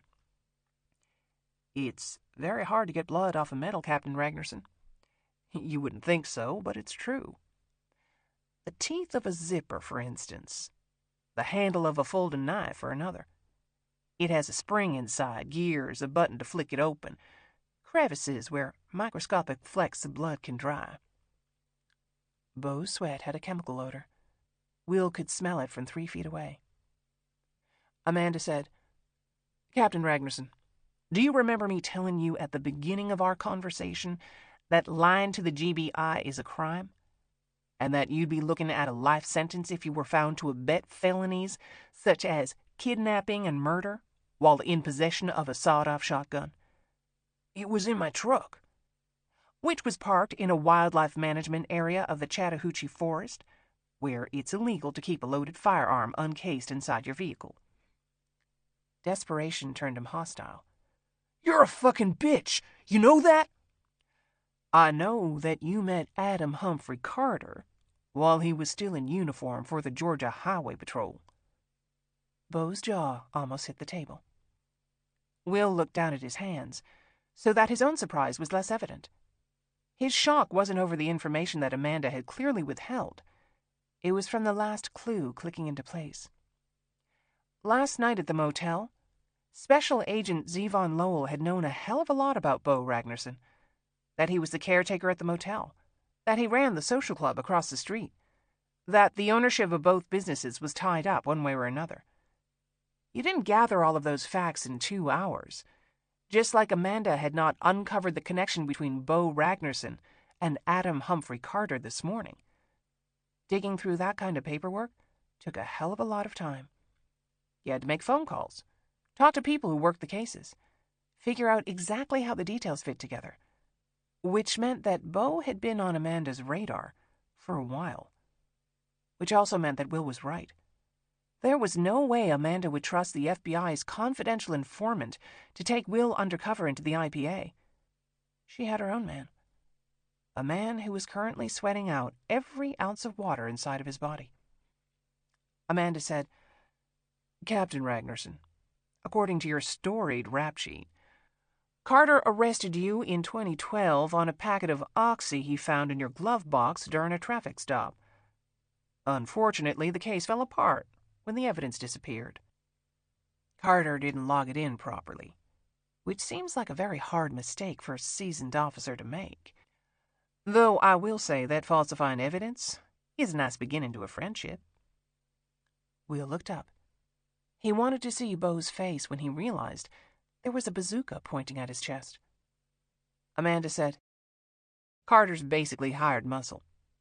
Over the years, you've used him to help collect debts and knock over pharmacy supply houses. Carter also referred you to some friends who might require your skills. One of those men he introduced you to was Dash. You've been helping him in the IPA ever since. Beau's jaw was clamped down like a bear trap. Will could feel the man's desperation. What else had she figured out? Amanda asked, How well do you know Dash? He started shaking his head. I don't know him. I met him in person maybe 3 times before yesterday. That's over like 5 years. Dash is a good customer. He emails me a list, one of his dudes shows up with a bag of cash. He doesn't ask for weird shit, just antibiotics and statins and normal stuff. Sometimes I patch somebody up for him at the motel. Young guys doing stupid things. A knife fight gets out of hand, or some dumbass shoots himself in the foot. That's it. It's always at the motel. Yeah, or we meet near Flowery Branch off 985. Dash meets you there? I told you he sends one of his guys with the cash. Another guy serves as backup, but I've never seen him get out of the van. I don't meet the same guy every time. I can't give you any names. We don't fucking introduce ourselves.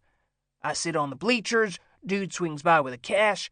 We trade out our bags, pills for the money, then he hoofs it, and I wait around a couple beats before I go. Just like in the movies. Dash called you directly yesterday, Amanda said, which had to be a calculated guess. He was in a jam, Beau confirmed. I hadn't heard from him in months. Listen to what I'm saying. Dash was Carter's guy, all right? And I always had to cut Carter in because he's a thieving, conniving dick. I was never his friend. Not in any way. I'm glad he's dead. He was a sick motherfucker. Everybody knows what he was sent up for. What he did to that woman. I've got a sister, a mother. I could never hurt a woman like that. I'm not implying that you would, Captain Ragnarsson. As a matter of fact, I know exactly what kind of man you are because I've been following you. Bo was too shocked to form a response. Amanda said, I have a tracking device on your truck. I've got another one on your Harley. I even put one on your fishing boat. I've listened to your mother cry about your drug addiction at her Nar-Anon meetings in the basement of her church. I bought gum at the 7-Eleven where your sister works and talked to your ex-wife at the daycare center off Route 8. I know who you are, what you are, where you are at all times. He looked scared, but he tried.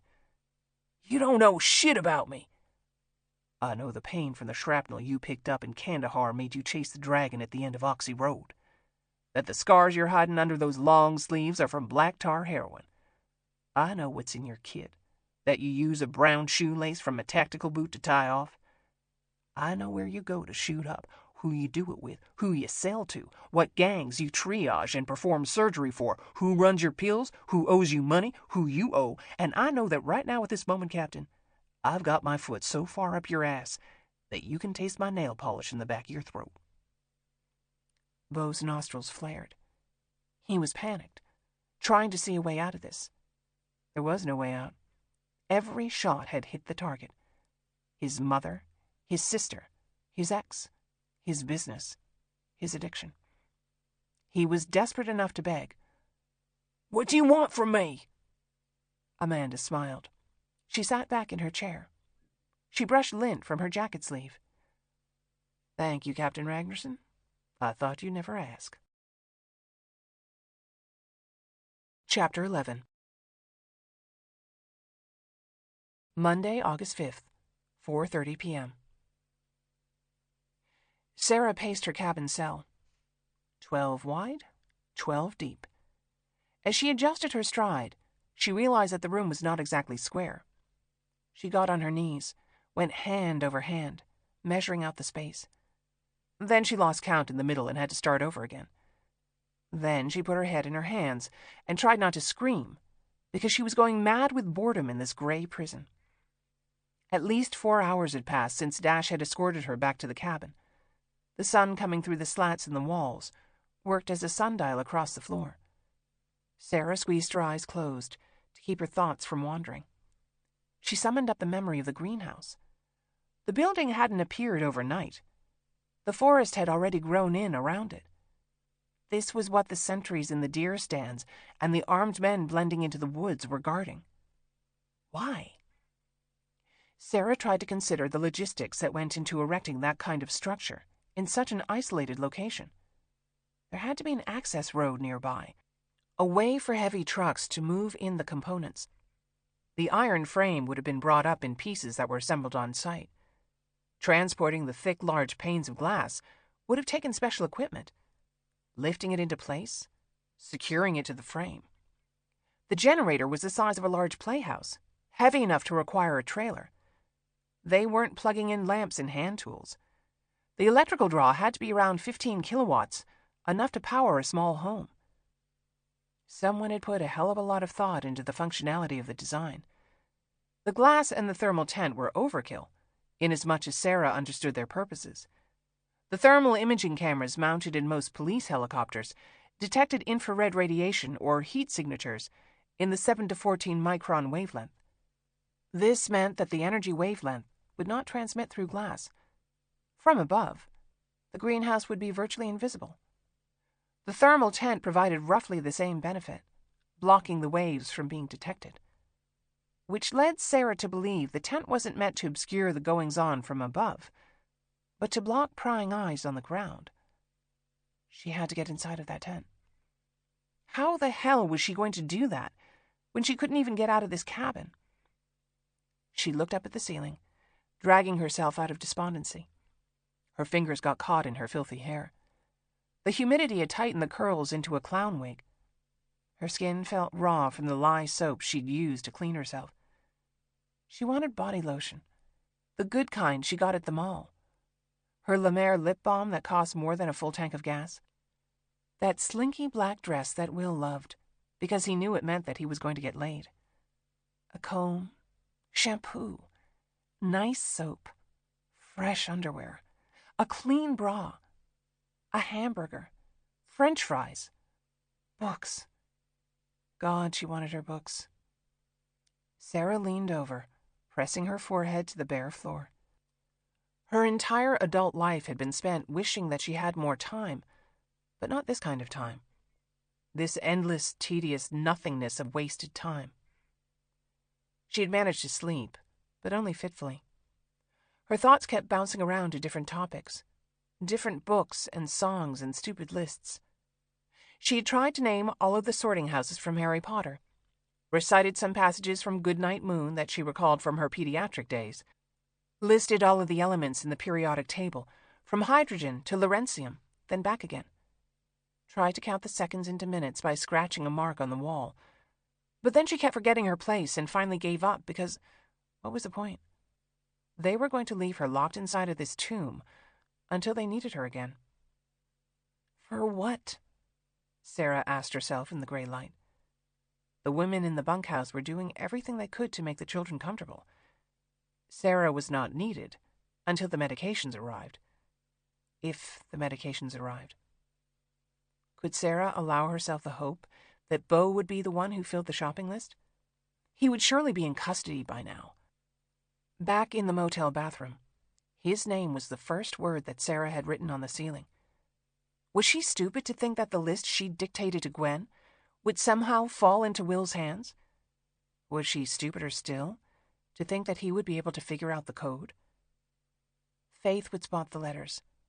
Amanda, Charlie. Will had people around him who could help. Help. Sarah kept her voice at no more than a whisper. She was mindful of the sentry outside her cell. For the most part, he sat on the stair with his rifle on his lap. The 2-inch gap under the door gave her a sliced view of his left shoulder. Sometimes he would stand, stretch, and walk from one side of the cabin to the other. Occasionally he would check the perimeter. She could hear his feet shuffling, his sniffles and coughs, and frequent bouts of intestinal distress that took place mercifully downwind. Sarah made herself stand up from the dirty floor. She felt lightheaded. She pressed her palm to her growling stomach. She hadn't eaten much lunch. The vegetables and venison had looked delicious, but the food wasn't the problem. Watching Dash play the good father to his doting girls was nauseating. He was clearly putting on a show. Sarah had seen the real Dash down by the river, when his formal, gentlemanly mask had slipped away. He had spoken about Michelle's daughter as if her heritage made her less than human, less than American. Jeffrey had been murdered by a gang of neo-Nazi skinheads. Hearing Dash regurgitate their racist ideology had made Sarah look at the man's children through a different lens. Their blonde hair, sparkling blue eyes, and white dresses that made them look like they belonged on top of a wedding cake now felt more Stepford than Laura Ingalls Wilder. She blinked in the darkness. Who wrote that book? The Stepford Wives.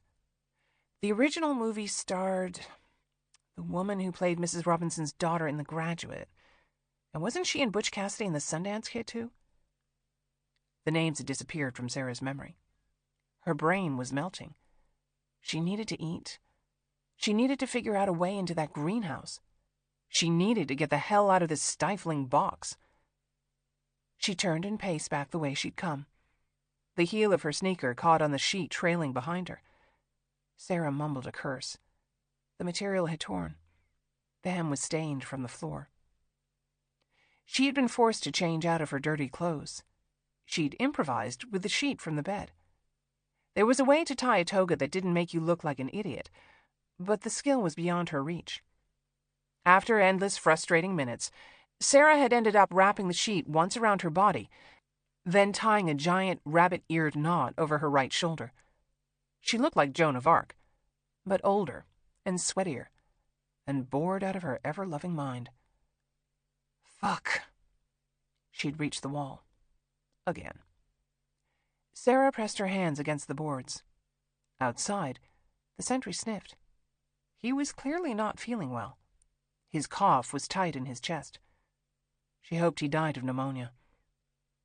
Sarah turned and paced a diagonal line. Then she zigzagged, which brought some novelty to the exercise. Then she exercised. Lunges, squats, deep knee bends. She thought about the gym in her apartment building, the treadmill, the elliptical machine. She didn't miss her phone or her computer or television. She missed air conditioning. She missed having things to do. She missed Will. Frankly, she didn't just miss him. Sarah longed for Will, the same way she had longed for him during the first year of their relationship. Not that it could have been called a relationship during those early months. Angie, Will's wife, was still in the picture. Sarah was still mourning Jeffrey. They had met in the ER at Grady Hospital. Will had looked at Sarah the way a man looks at a woman. She hadn't realized until that moment how much she had craved that look. His desire had drawn her in, but in truth, Sarah had fallen in love with Will because of his hand. To be completely accurate, it was his left hand. They were both standing in one of Grady's long subterranean hallways. Sarah was enduring one of Will's maddening, prolonged silences. She had been about to walk away, but then he had grabbed her hand. His left, her right. His fingers had laced through hers. Sarah had felt like every nerve in her body was suddenly awake.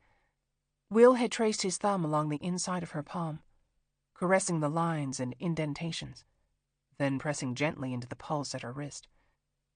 Sarah had closed her eyes, trying not to purr like a cat, thinking about nothing but what his mouth would feel like against her own.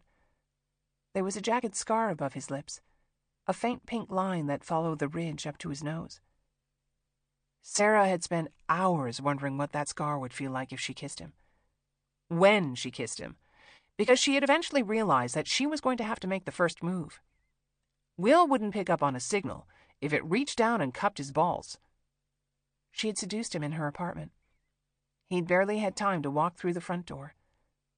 Sarah had unbuttoned the cuff to his long-sleeved shirt and licked the scar that traced up his arm. Will's breath had caught.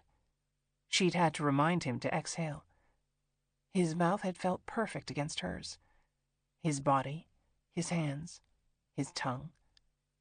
Sarah had wanted him so badly, had anticipated that moment so many times, that she'd started to come the second he was inside of her.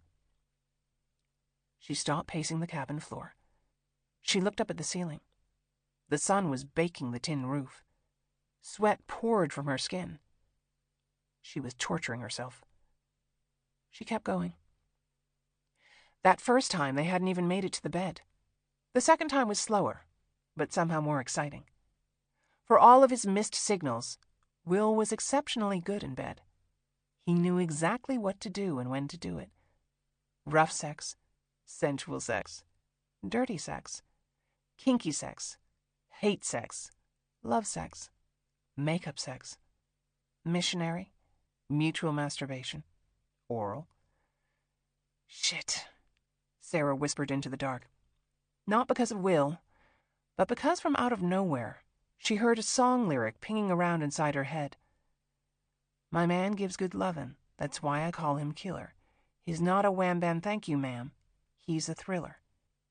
Sarah groaned. What was the name of the song? She shook her head. Sweat flung onto her bare shoulder. 2 women rappers, 1990s. One of them had the side of her head shaved. He's got the right potion.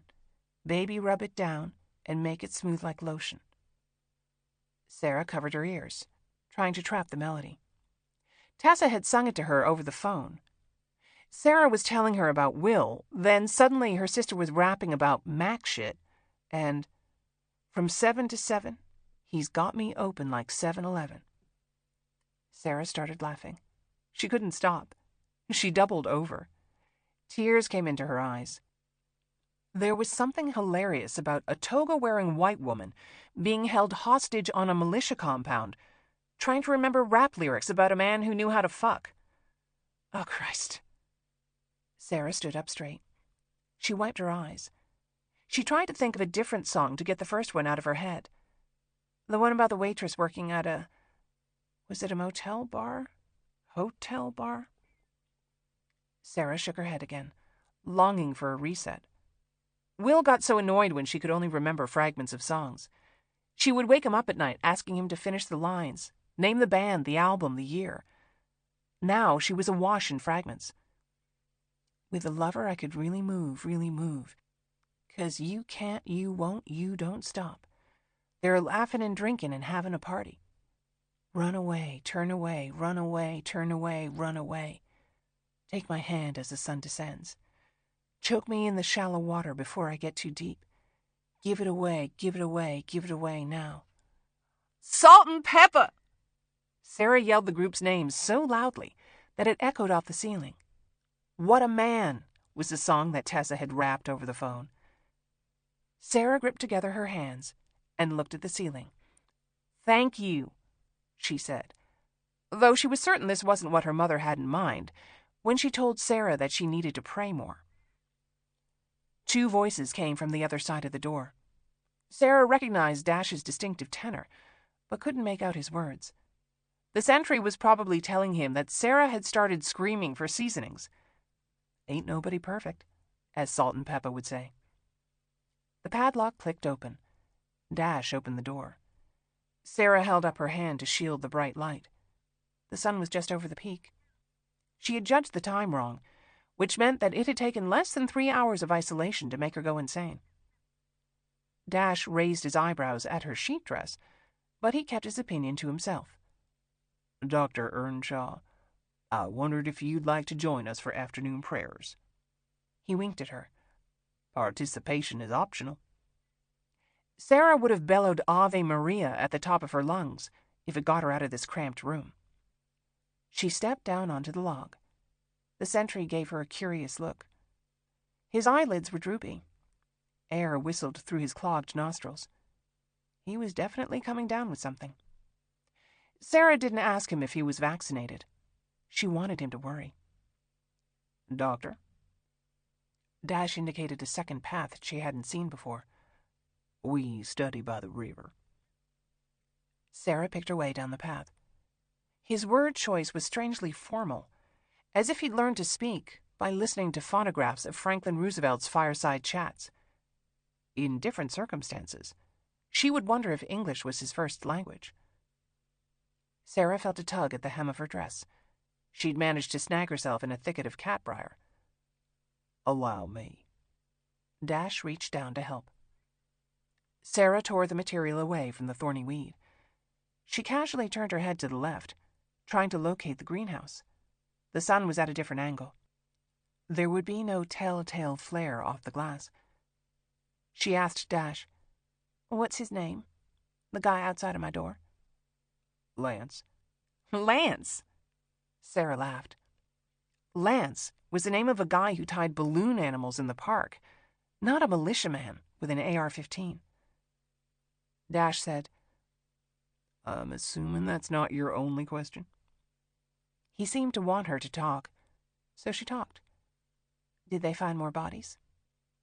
Dash didn't answer. At Emory. Sarah turned to look at him. The last I saw on the news, there were 18 dead, 50 wounded. Deaths were up to 21 as of a few minutes ago. I'll have to get back to you on the unfortunate survivors. He didn't seem bothered by the numbers. Nor did he seem bothered that he'd given Sarah proof that he was in contact with the outside world. There had to be a phone or tablet in the camp with internet access. Dash said, My apologies, miss. I almost forgot. I brought you something. Sarah turned around again. He was pulling an apple out of his sling. Sarah didn't take it. She was starving, but she was suspicious. I'm not the snake, though you could certainly make a case for being Eve in that attire. He took a small bite near the stem to prove it wasn't tainted. By my estimation, you haven't eaten a meal in 20 hours. More time had passed than that. Sarah took the apple. Instead of continuing down the path, she stood in place, taking as big a bite as she could. Taste flooded her mouth. This was not the irradiated produce from her local grocery store. Sarah had forgotten what a real apple was supposed to taste like. Dash said, "We can get you some cheese if you like. I assume you aren't eating our meals because you're a vegetarian." Sarah had no idea why he'd made this assumption, but she said, "Cheese would be good. Beans, lentils, peas, anything you can muster." "I'll tell Gwen to pass it on to the kitchen. Your requested medical supplies should arrive soon." Dash was watching her carefully. "I sent one of my men to pick them up. He should be back in a few hours." Sarah nodded, wondering if that meant they were a few hours away from Atlanta, or a few hours away from the motel. She told Dash, "I meant what I said before. Those children need a hospital." "It won't be your concern for much longer." He indicated the path ahead. "Please." Sarah finished the apple as she walked. She considered his words. Was Dash referring to his false promise of letting her leave? Or was there a clock ticking down on what he had planned next? Sarah furiously scanned the woods around her for the greenhouse. The next was connected in some way to what they were hiding underneath the tent. There was another path parallel to the one she was on. If Sarah managed to sneak out of her cabin, she could go to the greenhouse. Lance would probably fall asleep at some point. Sarah looked for markers she could follow in the dark. She was so intent on strategizing that she didn't notice what was 20 feet in front of her. Michelle Spivey was walking up the path. Instead of continuing straight towards Sarah, she took a fork to Sarah's left, toward the general direction of the greenhouse. Sarah slowed her pace. Her eyes followed Michelle. The woman must have known that Sarah was there, but she didn't look up from the ground. She was limping. Her skin was pale, almost ghost-like. She was wearing the same homespun dress as the rest of the women. Her hand was pressed to her lower abdomen. She was clearly in a lot of pain. There was a sentry behind her, a young man with a rifle. He was floating his hand along the tops of an elderberry bush. He was barely giving Michelle any of his attention. There was no need to. Even from 10 yards away, Sarah could tell that Michelle was very sick. She told Dash, "She should be resting. She's septic. The bacteria in her blood is going to kill her." "She'll rest when she's finished." Sarah didn't ask what Michelle was expected to finish. What she knew was that the infectious disease specialist had not been abducted and dragged into the mountains to stop a measles outbreak. Michelle was here to do whatever they were doing in the greenhouse. Her contribution was so invaluable that Dash had risked taking her to the hospital to save her life, which meant that Michelle was close to completing whatever project she had started. Otherwise, they would have kept her in bed and given her time to recover. It won't be your concern for much longer. "Daddy?" The 15-year-old with a wary eye was standing with her hands on her hips. "Mama says hurry." Dash chuckled. "She's old enough to start nagging me." Sarah hurled the apple core into the forest. She tried to adjust the knot in her dress. The tree canopy had cleared at the river. The sun was brutal overhead. The problem with auburn hair was that it came with skin that lent itself to self-immolation. She could already feel her bare shoulders starting to burn.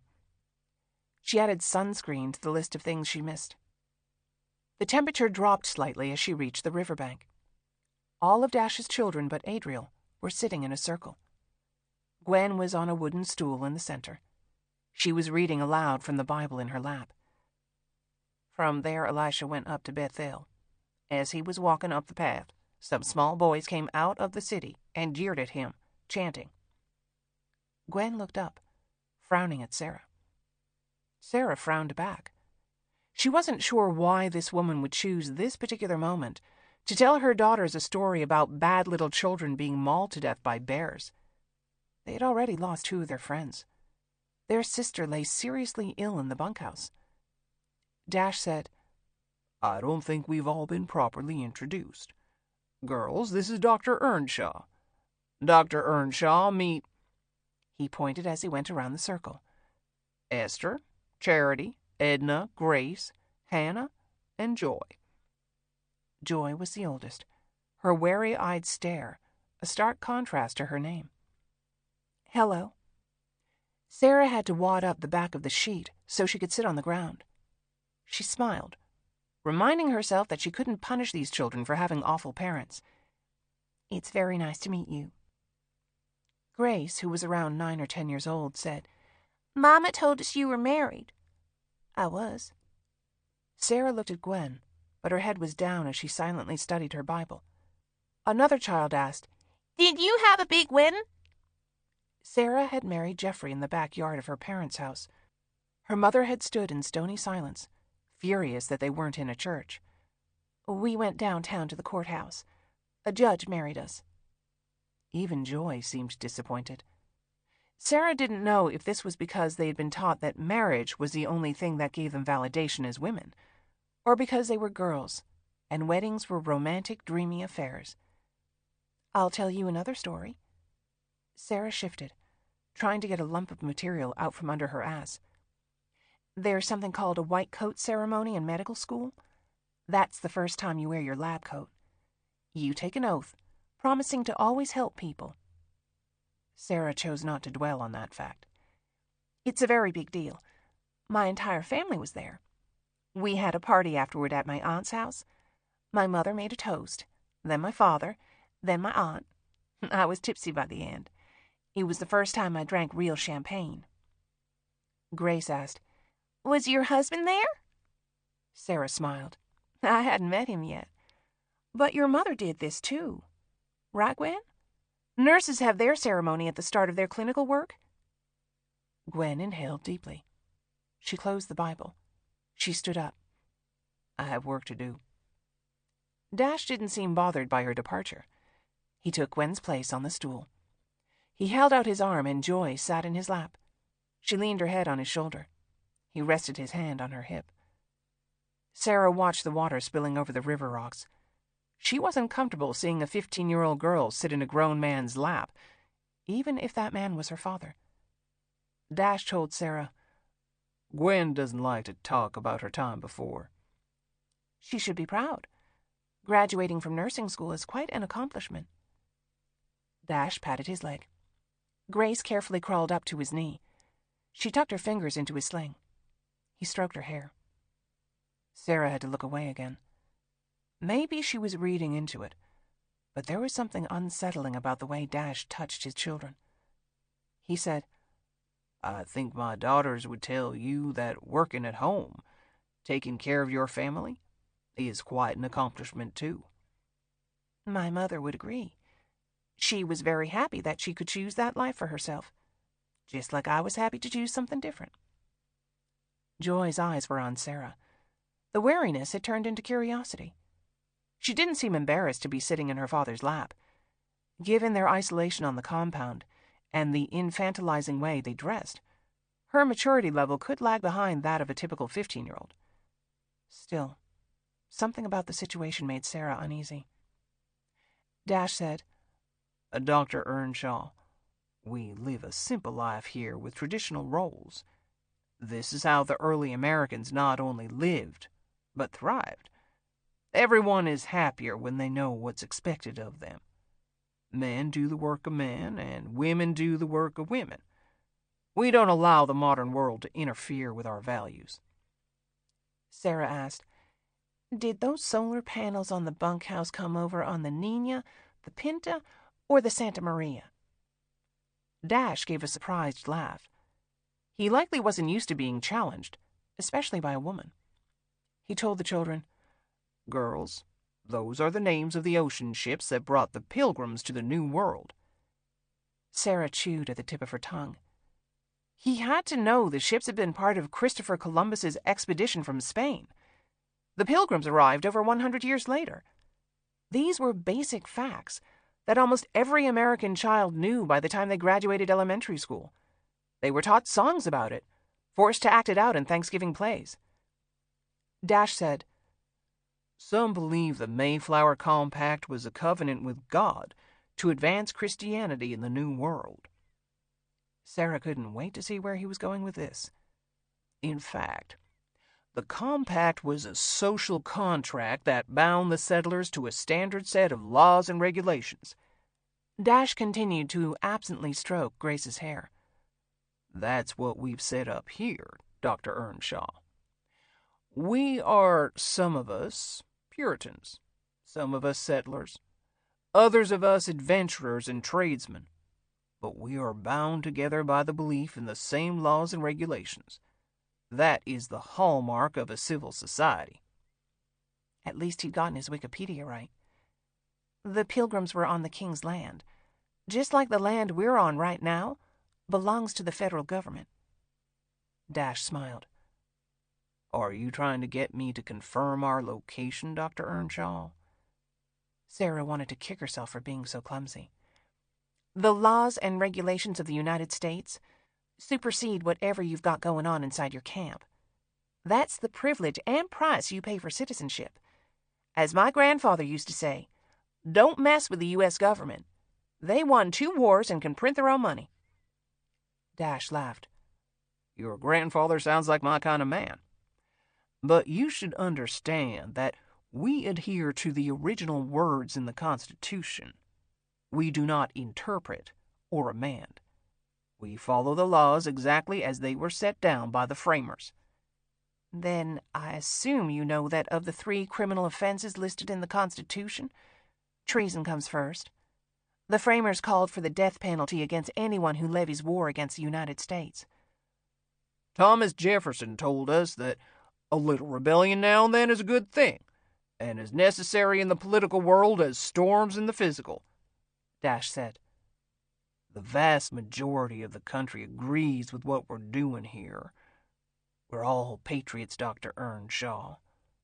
That's what we call ourselves, the Invisible Patriot Army. Army? Sarah asked. IPA? I've heard that abbreviation before.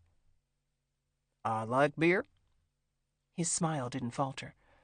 Benjamin Franklin, another great patriot, wrote that beer is proof that God loves us and wants us to be happy. Franklin had actually been talking about French wine, but Sarah didn't correct him. She smoothed out the folds in her dress. She was sweating. Bugs were swarming around her face. Her skin was burning in the sun. It was still better than being confined in the cabin. She asked, You ever notice how George Clooney never goes around telling people how handsome he is? Dash raised his eyebrows, expectant. It makes me curious. If you're really a patriot, do you have to put it in your name? Dash chuckled, shaking his head. I wonder, Dr. Earnshaw, if I was a writer, how I would describe you in a book. Sarah had read books by men like Dash. He would list the color of her hair, the size of her breasts, and the shape of her ass. Are you writing a book? A manifesto? I should. His jocularity was gone. What we are doing up here, what I have created, must be replicated if our people are to survive. The world will need a blueprint to follow after the pillars fall. What pillars? Dash! Lance's panic scream broke the moment. Instinctively, Sarah was on her feet. The man looked as if he was on the verge of hysteria. He was running toward them, rifle gripped between his hands, mouth wide open. He screamed, Tommy fell! It's really bad! His leg is all... He stopped a few feet away, bending at the waist to catch his breath. It was during the drill. His leg... Lance shook his head, unable to put words to the image. Gwen says bring the doctor right now. Dash studied Lance. He had not moved. Neither had his girls. Joy waited until he patted her on the leg like a dog, then got down from his lap. He told Sarah, Hope you don't mind joining me. For the first time since she'd met this sadist, Sarah was actually willing to go with him. She wanted to see this place where Tommy was doing drills. Dash kept to his usual pace as they walked through the forest. Lance rushed ahead, almost frenzied. He stumbled over a fallen log. His rifle flew out of his hands. He tried to stand up, but fell again. Steady, brother. Dash picked up the rifle. He wiped off the dirt. He handed it back to Lance. Deep breath. Lance's inhalation was shallow. His breath smelled sour when he exhaled. Good man. Dash patted his shoulder, then continued up the path. He was clever. Sarah had to give him that. She used the same technique in the emergency room. Trauma tended to heighten emotions. When everyone was freaking out, being calm instantly put you in a place of authority. This way, please. Dash was leading them away from the greenhouse, over the hill to what Sarah had assumed was the main compound. She could hear a siren wailing in the distance. Then she realized it wasn't a siren. Someone was screaming at that blood-curdling pitch that could only be achieved by being in excruciating, life-threatening pain. Sarah started to run toward the sound. The path opened up onto another clearing. It was twice the size of the other one.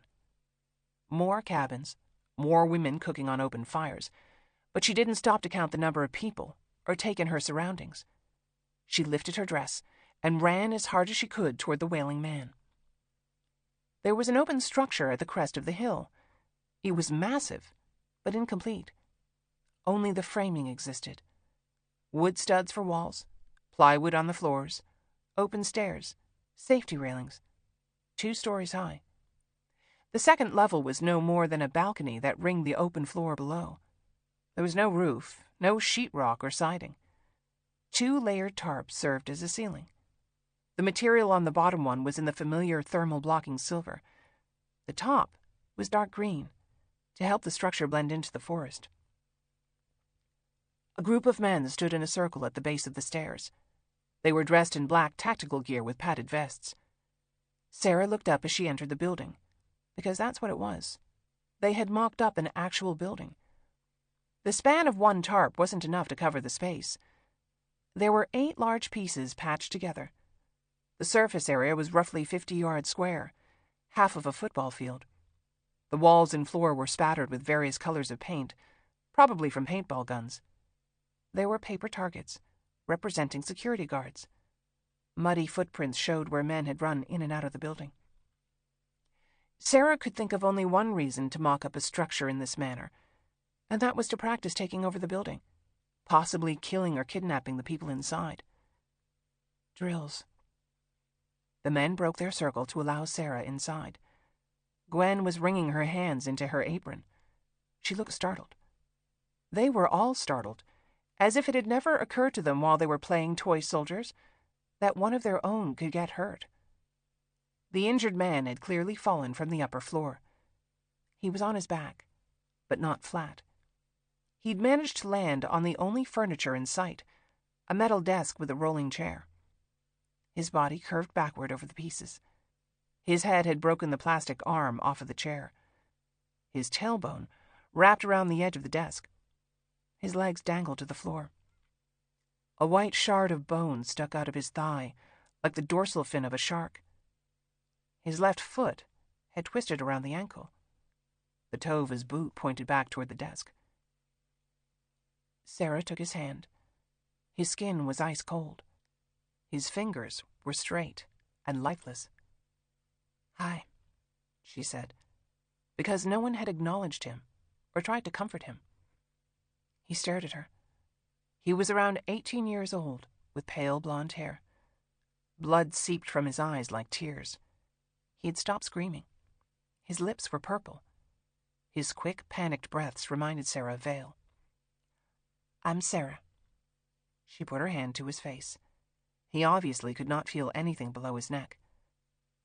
"Tommy, can you look at me?" His eyes started to roll back in his head. The lids fluttered. Sarah didn't have to examine him to know that his back was broken. His ribs had crushed into his chest. His pelvis would be shattered. The open fracture in his leg was the most visibly disturbing injury, but it was also the least of his problems. Even with immediate surgical intervention, his foot would likely be amputated, and that was assuming he could be stabilized for transport. There was no way Dash was going to life flight this man off the mountain. Gwen said, "I've sent for a splint so you can set the fracture." Sarah felt her jaw tighten. She stroked Tommy's hair. "And then?" Dash said, "We'll take him to the hospital, of course. We don't leave men behind. We're soldiers, not animals." Sarah was so sick of hearing him spout these empty phrases. Tommy clearly believed him. The boy was visibly relieved. He was watching Dash with the devotion of a child. "All right, brothers." Dash turned to the assembled group, trying to calm them. "This is a terrible thing that's happened to one of our best soldiers, but it doesn't change our plans. We'll continue drills later. We're too close to compromise on preparation. But right now, brothers, I think you've earned some time away. Gerald, take the van. Let's get these boys some red meat." "Yes, sir." Gerald was the oldest in the group, early 40s with a military bearing. The rest were around the same age as the broken boy on the desk. Their necks were scrawny, their limbs like sticks. Sarah would have said they were boys playing dress-up, but this was not a game. They had built this structure to practice an infiltration, a siege, a terrorist attack. She looked up at the second-floor balcony. There were no distinguishing features. It could be a mock-up of a lobby to a hotel or office building, a movie theater, anything. All Sarah knew for certain was that whatever they were planning was happening soon. We're too close to compromise on preparation. "Let's move, soldiers." Gerald herded the young men out of the structure. Their boots were heavy across the plywood floor. They disappeared down the slope of the hill. Only Gwen, Dash, and Sarah were left with Tommy. Sarah pressed her fingers to the side of his neck, searching for a pulse. It was like touching the wings of a butterfly. "Well," Dash adjusted his sling. He had yet to acknowledge Tommy. That fact alone told Sarah exactly what kind of leader this man was. "I wonder what that desk was doing there." Gwen was staring at him. No words were exchanged, but something passed between them. Dash nodded before walking away. Sarah tasted blood in her mouth as he disappeared down the hill. Instead of sitting with a dying, terrified kid who clearly wanted nothing more than to please him, Dash was returning to his daughters so they would boost his ego. Sarah did not have the luxury of his cowardice. She kept her hand pressed to the side of Tommy's face. She asked, "Tommy, can you open your eyes for me?" Slowly his eyelids opened. He focused on Sarah. The white of his left eye was filled with dark blood. His mouth moved, but he couldn't bring forth more than a murmur. Terror was his single overriding emotion. He could not feel his limbs. Pain signals were misfiring up and down his brainstem. He was cognizant enough to understand he was not going to walk down from this mountain. He knew just as well as Sarah that Dash had washed his hands of one of his best soldiers. Ugh. Tommy's desperation was heartbreaking. "Please." Sarah felt her eyes sting, but she would not let this boy see her cry. She kept herself outwardly composed. Her hand stayed pressed to his cheek. A drop of blood dribbled out of his ear. She told Gwen, "We have to—" Sarah couldn't say the words. Tommy was going to die. It was only a matter of how and when. His brainstem could eventually swell enough to stop his breath. His lungs could collapse before that. It could take as long as 3 minutes for him to lose consciousness, another 5 minutes for him to suffocate to death. Or his organs could start shutting down, beginning the slow process of a grueling, fully cognizant decline. Tommy was young and strong. His body would not easily give up life. Absent outside help, the only way Sarah could ease his terror was to hasten the inevitable. 18 years old. Sarah asked Gwen, Do you have potassium chloride or morphine? Gwen shoved Sarah so hard that she fell backward onto the ground. At first, Sarah was too stunned to get up. Then she scrambled to stop what she knew was coming. Gwen's hand clamped down over Tommy's mouth. She pinched his nose closed with the other, cutting off his breath. "Don't!" Sarah clawed at the woman's hands, tried to pry up her fingers, but Gwen's grip was too strong. "Please!" Sarah cried. But she didn't know why. It was pointless. All of this was pointless. "We can't." Gwen's voice caught from exertion, not emotion. Her arms shook as she pressed her full weight into her hands. "We can't waste our supplies." Sarah was struck dumb by her cold calculation. This was why Dash had sent the other men away. This was what Dash could not abide to witness. Murder. Tommy's eyes were wide open. Adrenaline had brought him into full consciousness. His vocal cords vibrated with a reedy, sucking sound. He stared at Gwen, unblinking, terrified. His throat clenched for air. His useless arms and legs trembled as the nerves urgently tried to fire. He broke his gaze away from Gwen and looked for Sarah. "I'm here." She knelt down beside him. She pressed the back of her hand against his cheek. His tears rolled over her fingers. Sarah denied herself the luxury of looking away. She silently counted off the seconds, the minutes, that slowly stretched out between his life and death. Chapter 12. Monday, August 5th, 2:30 p.m. Faith scrolled through her emails as she waited in an empty conference room inside the CDC's sprawling headquarters. The place was like Fort Knox. She'd had to check her gun at the gate. They'd made her pop open the trunk and hood of her car. A guy with a mirror on the end of a stick had swept underneath for bombs. Then a very disciplined Belgian shepherd had ignored the Cheerios under the seats, as he'd sniffed for explosive residue. Considering all the nasty things percolating in their labs, it made sense that access into the facility was tightly controlled. Faith's only question at this point was why her mysterious meeting was taking place at the CDC. Amanda had given her the usual prep, or lack thereof, texting Faith to be there at exactly 2:30, but offering no additional details.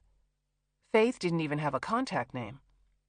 By process of elimination, or just by plain duh, she could assume she was here to receive a confidential briefing on Michelle Spivey.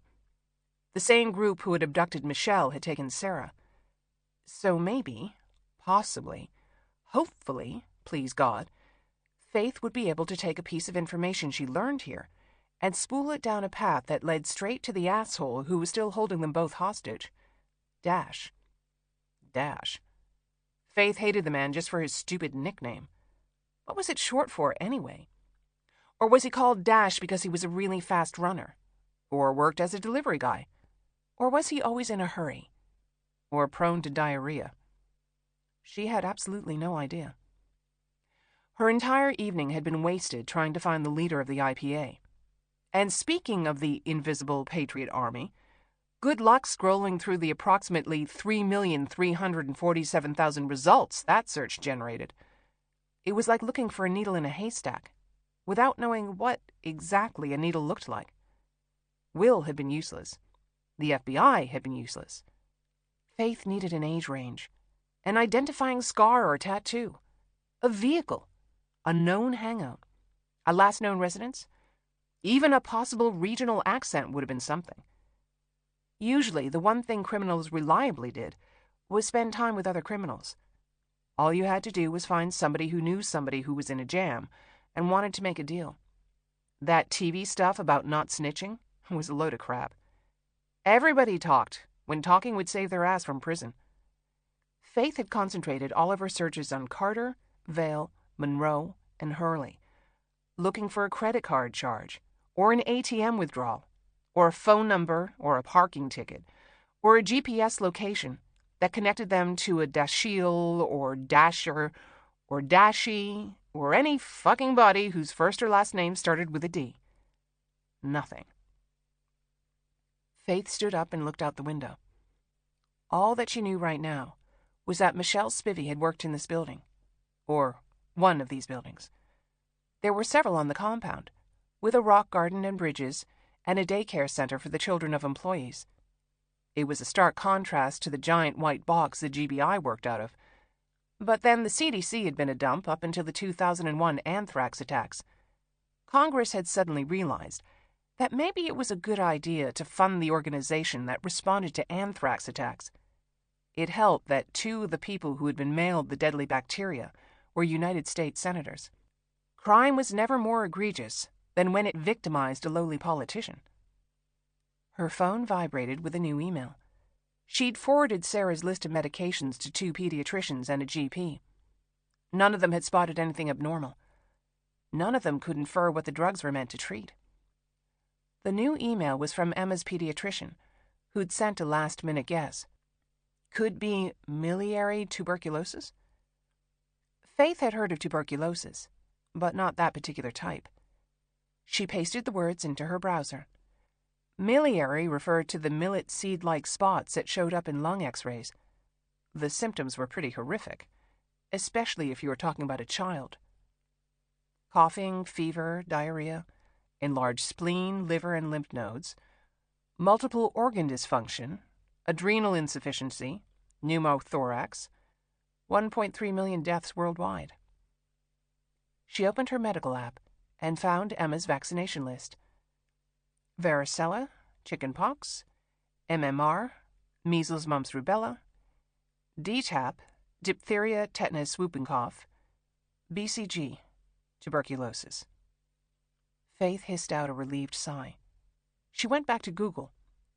Yesterday, Kate Murphy had said that Michelle Spivey's recent work was in the area of pertussis, or whooping cough.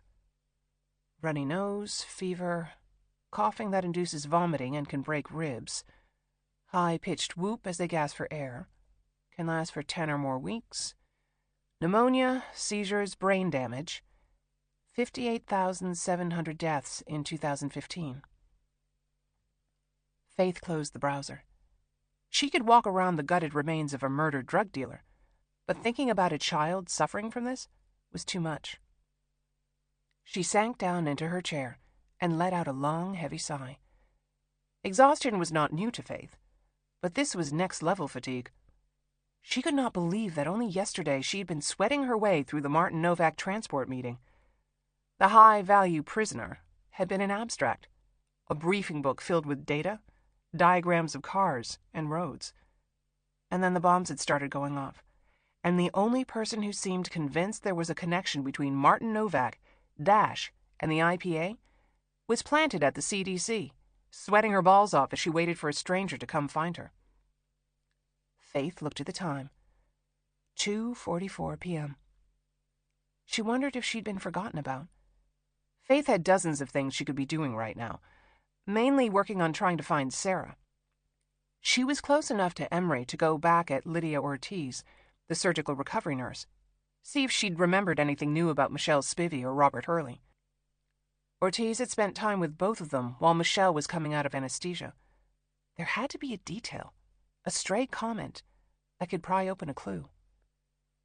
Failing that, Faith could be providing backup to Will. Bo Ragnarsson was taking him to meet Dash's flunky at 4 p.m.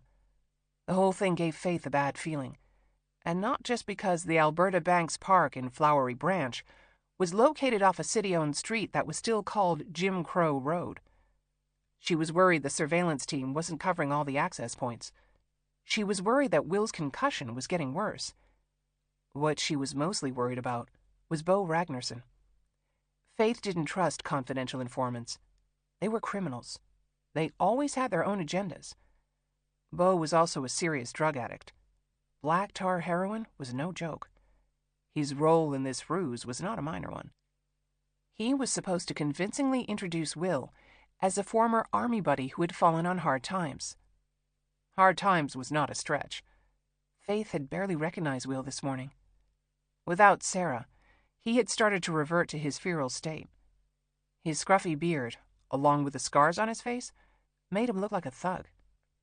If Faith had seen him in the street, her first impulse would have been to make sure her gun was visible. She should be in that park right now, giving him support. The door opened. Faith was surprised, but then she realized she shouldn't be surprised, because of course Aiden Van Zandt was here.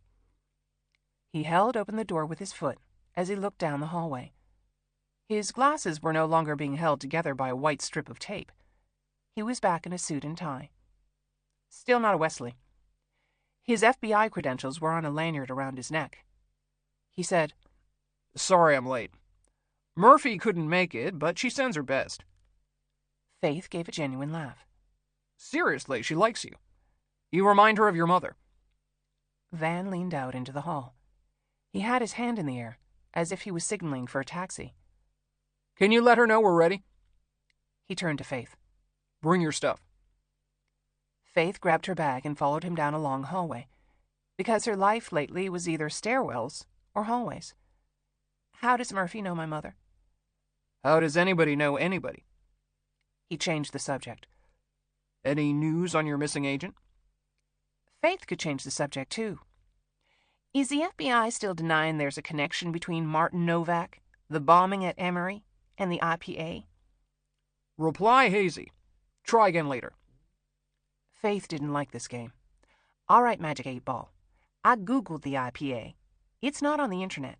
Not anywhere. Which I know doesn't mean that it's not real, and there's a dark web and blah, blah, blah. But why isn't it on the internet? Ask again later. Faith wanted to punch him. I need you to cross-reference Michelle's files to see if she's ever interacted with a man named Bo Ragnarsson. He stopped, his hand on a closed door. What makes you think I can do that? Because you're the FBI's liaison with the CDC. She assumed when he did not correct her that she had guessed correctly. Ragnarsson with an E-N. That's Danish, he said. The S-E-N means... Faith reached past him and opened the door. A nervous energy filled her body. The room felt like the kind of place a civilian shouldn't be allowed to see. The large space reminded her of a NASA control room. There were rows of empty open-plan cubicles with computer monitors and signs. South America, Latin America, Europe, Eurasia. Digital clocks gave Alpha, Oscar, and Zulu time. Giant monitors spanned the rear wall. A map of the world showed flashing red, green, and yellow dots in various locations. The words, Red Sky, were in the corner alongside different tabs. Faith assumed the red dot on Atlanta was because of yesterday's attack, but asked, why is there a flashing yellow dot on the Georgia coast? Hurricane Charlene, Van said. The late July storm had slammed into Tybee Island and raged into the port of Savannah. The damage was so bad that the governor was calling a special session to fund the cleanup. Van explained, It's yellow because the disaster is still in progress. Red Sky is part of situational awareness. Different branches have different levels of access. This room is the hub of the incident management system. If a big storm is being tracked, or there's a critical health crisis or a terrorist attack, every desk is filled. Like yesterday, this room was packed to the walls. We're talking north of 100 people. Scientists, specialists, doctors, military liaisons, watch staff. There's a direct link to the White House, Pentagon, NORAD, Alice Station, Menwith Hill, Misawa, Buckley. All your signet from Echelon goes into the portal. The Global Incident Team sends data directly into these monitors so real-time assessments can send people and resources where they're needed. Faith gave a solemn nod, pretending like this Jason Bourne shit didn't thrill the hell out of her. She was dying to take out her phone and grab some photos. Van said, It's some cool shit, right? She shrugged. Unless you're on the coast and still boiling your water. Van held open another door for her. A row of small lockers lined the wall. At the end of the hall was a closed door with a red light overhead. You ever been in a skiff? Situational compartmented information facility. Yes, Faith lied. She had seen one of the ultra-secure rooms on the Americans, so that had to count for something. Van took his cell phone out of his pocket and placed it inside one of the lockers. Faith opened her messenger bag. She had more than a cell phone. Her laptop and iPad had to be stored because no electronic devices or anything that could record any information was allowed inside a skiff. I always forget my watch, Van said, taking off his Garmin. Faith unbuckled her Apple Watch. She felt nervous because it was starting to sink in that she was inside one of the most secure facilities in the country, and now Van was taking her into an even more secure location. Michelle Spivey had top-secret clearance. Faith had to think that somehow Amanda had managed to get Faith a read-in on whatever project the scientists had been working on before she was abducted. The IPA didn't snatch Michelle out of a parking lot because she studied whooping cough. Ready? Van pressed a green button on the wall. There was a loud buzz. Then the door opened. They went inside. The thunk from the door closing was like a vault sealing shut. Another buzz cracked the air. A red light over the door started to roll like the light on top of a police cruiser. Faith took a deep breath. The air felt weirdly muffled. The room was bare bones, just 6 chairs around a conference table, and a clock on the wall. A young woman sat at the head of the table. She was wearing a Navy service khaki uniform, with no name tag, and colorful bars that Faith could not identify. Her glasses were thick. Her dark hair was cut short. She was the worst kind of young, the type of young that made Faith feel old. She was clearly so damn happy to be here, as eager and wide-eyed as baby Jack-Jack. She had several folders stacked in front of her. She grinned at Van. Lipstick was smeared on her teeth. Van rubbed his own teeth to let her know, which was incredibly decent of him. He told Faith, This is Miranda. Miranda, this is the agent I told you about. Faith assumed that was it for introductions. She sat down at the table. Van took the chair beside her. Miranda said, Okay, so what factor or factors have historically led to upticks in membership in white supremacist groups? Faith was immediately lost. She tried to make a connection to Michelle. The woman was married to an Asian American doctor. They had chosen to have a child that reflected their heritage. She was targeted because of her family? Miranda gave Van a confused look. I'm sorry, who was targeted? Van shook his head. Different topic for a different day. Keep going. Okay. Miranda took a moment to adjust. Okay, so the popular wisdom is that more people join white supremacist groups in response to a sudden influx of immigration or economic downturns, right? The harsh monetary reparations in the Treaty of Versailles, the Greater East Asian Co-Prosperity Sphere, Operation, Wetback. Hold on. Faith needed a moment, too. She was having a hard time following the shift in direction. This meeting wasn't about Michelle Spivey. It was about the Invisible Patriot Army, a white supremacist group. Let's back up. Faith had to talk it out so her brain could understand. You're saying that membership in these racist groups surges because the economy goes into the toilet, jobs are scarce, people look around for someone to blame, and... Not so fast. Miranda opened one of her folders. She placed a black and white photograph in front of Faith. A guy in a dark suit was leaning on a desk with a Sherlock Holmes pipe in his mouth. His hair was bouffanted into a classic Clark Kent. The photo was clearly from the 1950s. Miranda said, George Lincoln Rockwell, founder of the American Nazi Party. She put down another photo of another white guy. Richard Gert Butler, founder of the Aryan Nations. She kept dealing out photos. Thomas Metzger, leader of the White Aryan Resistance. Fraser Glenn Miller, White Patriot Party leader. Eric Rudolph, linked to the Army of God and Christian Identity Movement. Faith was still lost, but at least she knew enough to say, Rudolph is the Centennial Olympic Park bomber. Right. He also targeted abortion clinics and a lesbian nightclub. Miranda added a photo of Timothy McVeigh. Oklahoma City bomber. The next photo came down. Terry Nichols, McVeigh's accomplice. What do all of these men have in common? Faith was too confused for the Socratic method, so she narrowed it down to one man. I know about Eric Rudolph because most of his attacks were in Georgia. He confessed to 4 bombings. He pled guilty to murdering a police officer. He worked as a carpenter. He was anti-government, anti-gay, anti-woman, anti-abortion. He denies any association with the Christian identity movement, though he lived on a compound with his mother when he was a teenager. After Rudolph was put on the FBI's 10 Most Wanted list, his brother videotaped himself cutting off his own hand with a radial saw to send a message to the FBI. Seriously? Miranda was thrown by the last piece of information.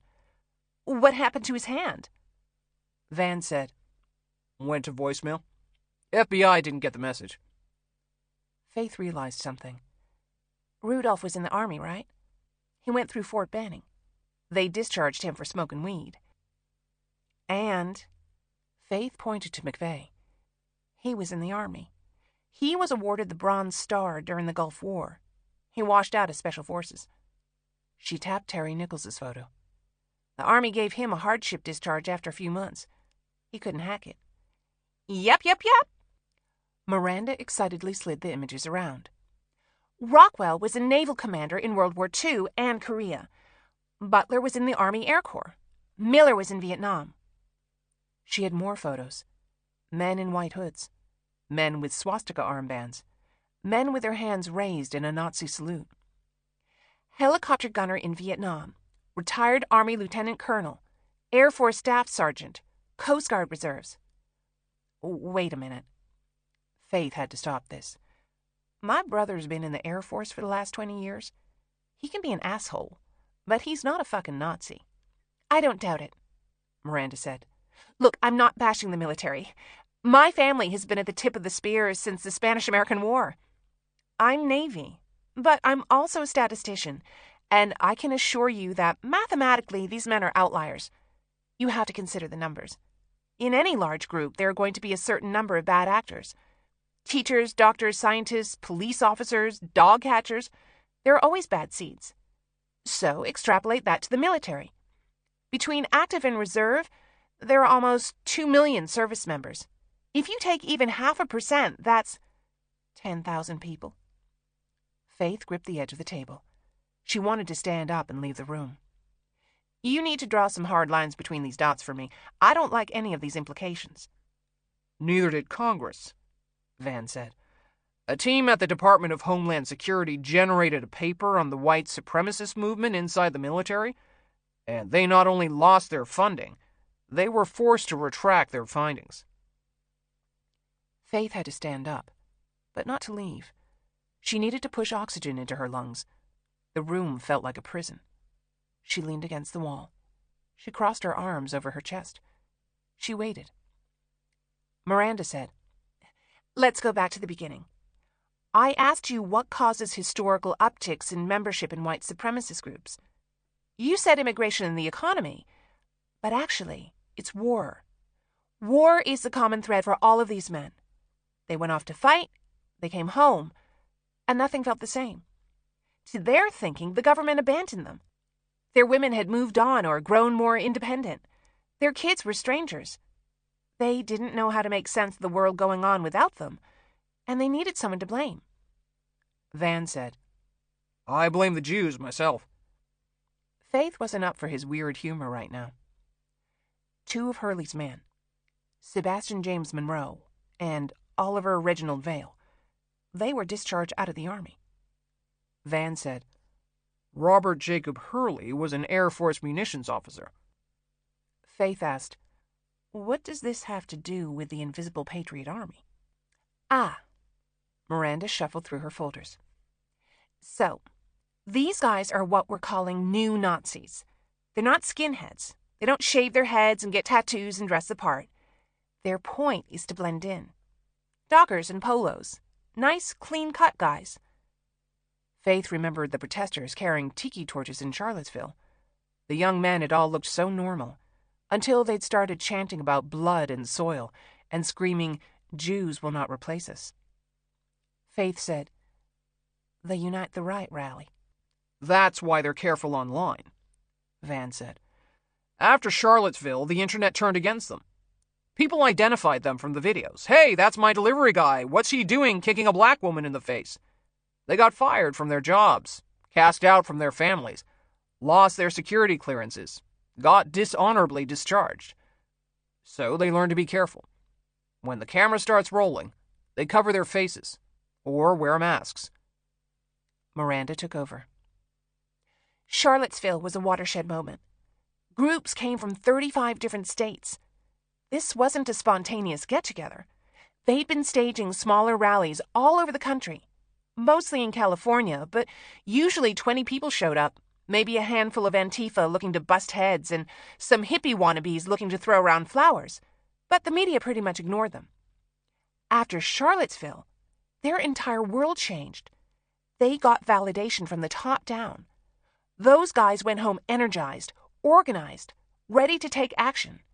Their membership soared. She showed Faith another photo. This one was a color mugshot of a young man. Brandon Russell, Florida National Guard. Also a member of Atomwaffen Division. Atomwaffen is German for atomic weapons. They had a big presence in Charlottesville. May of 2017, the month before the rally, Russell was found with a bomb-making lab in his garage, swastikas all over his apartment, and a photograph of Timothy McVeigh in his bedroom. Van said, They found HMTD in Russell's garage. It's a highly explosive organic compound. It's also the same material that was used in the 2 bombs that were set off in the Emory parking deck yesterday. Faith's mind brought up the image of the smoking crater she had seen from the helicopter yesterday afternoon. They were still combing through the debris this morning. Another body had been found in the last hour. She nodded for Miranda to continue. As far as the big groups, there's Atomwaffen, RAM, which stands for the Rise Above Movement, Hammerskins, Totenkampf. The list goes on. Sometimes it's 10 guys, sometimes it's 50. What we're seeing taking place is the incarnation of the leaderless resistance. An attack on the level of 9/11 or 7/7 takes coordination, discipline, and money. None of these groups really have those resources. What happens is one guy says to himself, "Hey, I'm sick of talking about this. I'm going to do something about it." Dylan Roof, Robert Gregory Bowers, Nicholas Jampa, Brandon Russell, they were heavily involved in white nationalism, but there was no master plan. They acted on their own. Faith said, Like suicide bombers. Not even that sophisticated. It can literally be a 20-year-old with a lot of guns lying around who decides one morning to grab them all up and go to a synagogue. Van said, These guys are big time into hero worship. It's not just McVeigh they revere. Lone wolf shooters are turned into gods. Check online the next time one of these attacks takes place. Within minutes, there's fan pages, fan fiction, contact info. If the fucker lives, they post his inmate number so people can fill his commissary and the jail address for fan mail. Faith didn't bother asking what the hell was wrong with people. The shooter's motivation is fame? In some ways, yes, Miranda said. They're incredibly disaffected. They feel marginalized, powerless, misunderstood. We've heard a lot of chatter lately about the Great Replacement. Van explained, I'm sure you've heard it all before. White women aren't giving birth at the same rate as minorities. Feminism is ruining the Western world. White men are being turned into cuckolds. Miranda said, which brings us back to the military. The men in these groups crave the discipline, the masculine affirmation of a military structure. We've noticed a concerted effort to recruit veterans, active duty and reserve.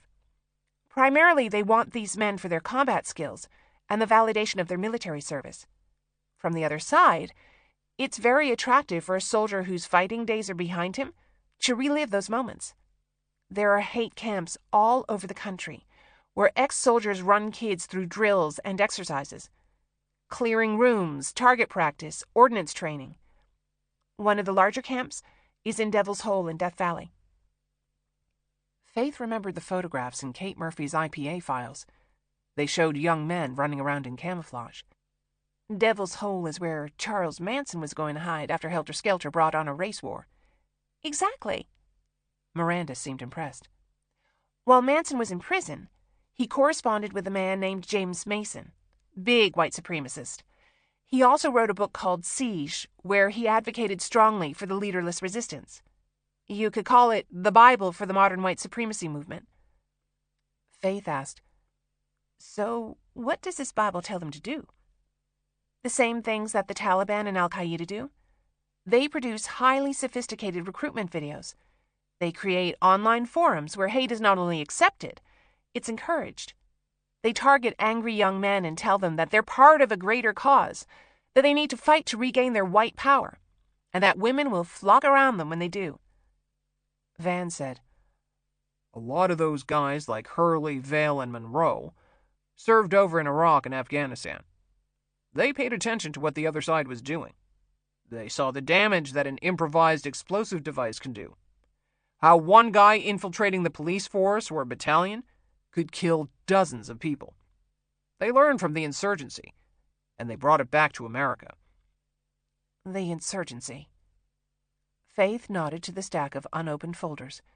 She still needed to know how Dash fit into all of this. "Tell me about the IPA." Miranda took a breath. "Okay, so they're smart, which is what makes us nervous. They don't talk about themselves online. They're stray chatter where other groups say things, mostly about how the IPA is planning something big, how they're going to bring on a second American Revolution. That's how these guys talk, so it's hard to separate the boasting from what could actually be the truth." She paused for another breath. "We think the IPA are survivalist. The reason I gave you this long preamble about how these groups operate is because that's how we think the IPA operates. A small cell advocating the leaderless resistance, possibly training so-called soldiers to embed in law enforcement or military and bring about holy war." Faith's mouth had gone dry. "If they're so quiet, how did you find out about them?" "That was me," Van said. "It's kind of my field to monitor these groups. There are hundreds of them, and just as many lone wolves sitting in their trailers, spewing crap about killing all the blacks and raping feminazis. I started to pick up stray mentions of the IPA a few years ago. It felt different the way they were talked about. I sent out a bulletin asking for information. I got back a memo from Valdosta State Prison that they had an inmate whose recorded phone calls contained heavy mentions of the IPA. Adam Humphrey Carter. Faith finally felt like some of her questions were being answered. You got him early release off his rape charge so he could serve as your informant. Van nodded. You've got to understand there's a pattern to these groups. They usually burn themselves out. There are constant power struggles. One guy isn't racist enough. Another guy gets caught looking at gay porn. The internal squabbling leads to disbandment, splintering. They're basically fuck-ups and losers. There's a reason the only thing they're holding on to is the color of their skin. He leaned across the table. The IPA felt highly organized, very focused. The way Carter talked about Dash was the same way these guys talk about McVeigh. And we had nothing on him. No photos, no files, no nothing. Faith had hit the same dead ends last night, and Van had spent a hell of a lot more time on it. Miranda said, You might think it's good that Dash and the IPA are not in the system, but it's really, really bad. In our experience, the more these guys talk, the more full of shit they are. It's the quiet ones who do the most damage. Van added, It's only through Carter that we found out what little we know about the IPA. Dash didn't start the group, but he's the one who gave it direction. He has them radio silent. They keep their names and affiliation out of the chat groups. There's an aura of mystery about them that the other white power guys really key into. We're one day out from the bombing, and the online groups are already saying the IPA is responsible. Half of Totenkampf is already on their way to Atlanta to take advantage of the chaos. We've got a Polish white nationalist we were able to turn back at the Canadian border. A group from Arizona tried to hire a private plane so they could transport their weapons. Arizona. Faith had read about a citizens' border patrol from the state just a few short hours ago. Who started the IPA? Was it Martin Novak? Van shrugged. It doesn't matter who placed the fuse. Dash is the match that's about to light it up. He's right. Miranda's demeanor had turned deadly serious. If you asked me what keeps me up at night, it's knowing that Dash is out there planning something, and we have no idea what it is. Faith asked the obvious question. If you're so worried about him, why isn't there a task force or... The FBI can't fund hunches, Van said. There are plenty more bad guys out in the open they can go after. I had to get on my knees and beg my bosses to let me turn Carter into an informant. Like I said, he gave us a lot of high-value information on other groups. We were able to crack open a lot of cases. But as far as the IPA, Carter was always very tight-lipped. What I got from him is that they're planning something big, and there's one guy at the top calling the shots. Faith asked, why did they take Michelle Spivey? Van said, Carter took Michelle Spivey. We don't know that Dash ordered it. Faith wasn't going to swim in that bullshit again. She nodded to the stack of folders in front of Miranda. She'd only opened one so far. What else does Pandora have in her box? Van nodded. Miranda opened one of the folders. This is the only photo we have of Dash. Faith walked across the room. Her stomach had turned queasy. She didn't know why the thought of looking at Dash made her nervous. She was expecting a mugshot, but what she saw was a glossy snapshot of a college-age kid standing on the beach in shorts and a t-shirt. Miranda said, this was taken on the western coast of Mexico in the summer of 1999. Faith wasn't buying it. Mexico doesn't seem like the right vacation spot for a future white supremacist. Van supplied, hate the sinner, love the sin. Faith studied the kid's face, angular and goofy, with a patchy goatee and a mustache. He could have been one of her son's annoying fraternity brothers. Or he could have been one of the innocuous-looking young men in Charlottesville. Miranda showed Faith another image, this one with the patchwork quality of an identikit. Here's what the FBI came up with when we asked for an age progression of what Dash would look like today. Faith was not impressed. How old is Dash now? Miranda shrugged. Mid-40s? But we've done a hell of a lot with very little. Our naval analysts believe, based on the landmarks in the distance, that the beach Dash is standing on is on Isla Mujeres. There's technical stuff about erosion and the angle of the sun that I won't bore you with, but they're damn good at their jobs. Faith returned to the beach photo. This isn't a surveillance shot. It looks like it's from a vacation album. Van pulled out her chair. He waited for Faith to sit down. He said, in June of 1999, a guy named Norge Garcia was staying at the Mujeres La Familia resort with his wife and kids. He noticed a preponderance of single young white male Americans hanging around the beach. As the name implies, this is a family resort, real kid-friendly. The frat boys are usually at the adults-only places because that's where the girls are. So Garcia starts asking around. Where are these guys staying? What are they up to? Why are they here? Van paused to ask Faith. Are you following me? Not really, she said. Why was this Garcia poking around? And how do you know so much about him? Van gave her an appreciative nod. I know about him because I flew down to Mexico to interview him. And he was poking around the resort because in 1999, Garcia was an inspector with the Federales. That's Mexico's version of the FBI with a dose of the Army. Faith knew about the Federales from a heavy addiction to Netflix narco porn. How does Dash fit into this? Instead of answering, Van nodded toward Miranda. She slid another beach snapshot across the table. The lens had focused on a bunch of kids building a sandcastle. About 10 yards behind them, the blurred image of a man was circled in red magic marker. Dark hair, sunglasses, stocky build. He was waving to someone behind the camera, both arms in the air. More like a semaphore. His face was shadowed by a baseball hat, but it was crystal clear that 2 fingers on his left hand were missing. Faith leaned back in her chair. Martin Elias Novak was missing 2 fingers on his left hand. He had blown them off while he was serving as an explosives expert in the United States Army.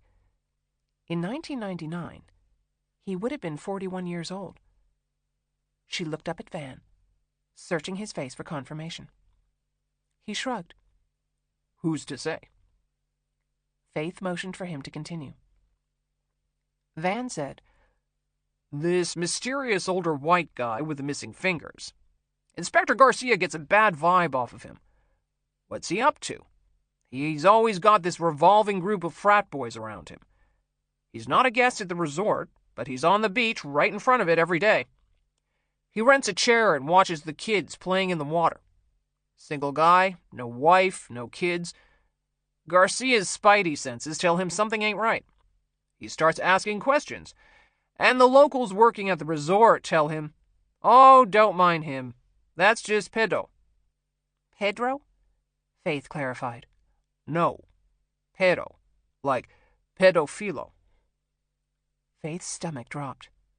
She could see the beach, the laughing children, the creepy middle-aged man intently watching the kids jumping over the waves outside of a family resort. She felt herself starting to shake her head. Nothing in the Martin Novak briefing had even hinted at pedophilia. The man had a daughter he'd raised on his own. He'd served in the military. Yes, he was a bank robber and a murderer, but that made him a criminal.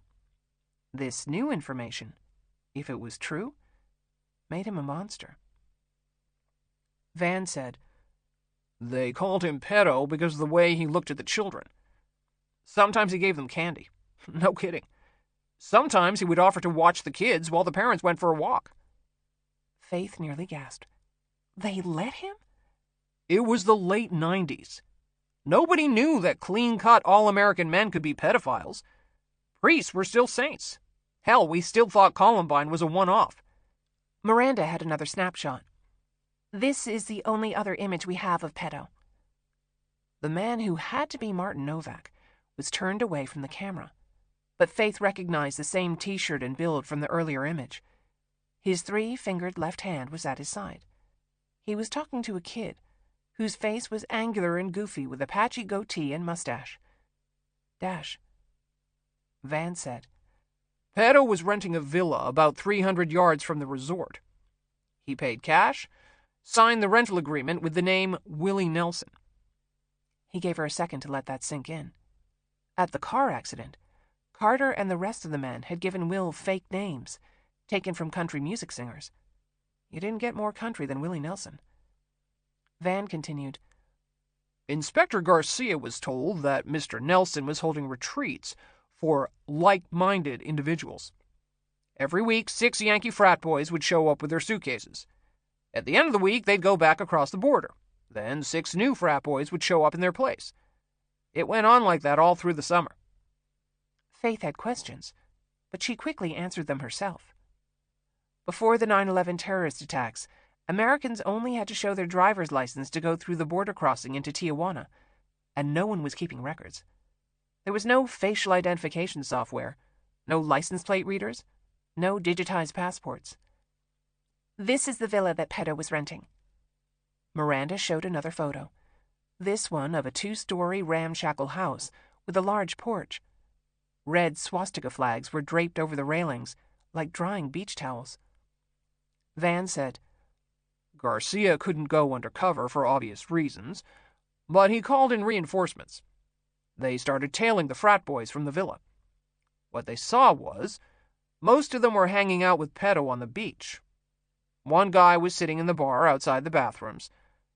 A girl, 9 years old, went into the toilet.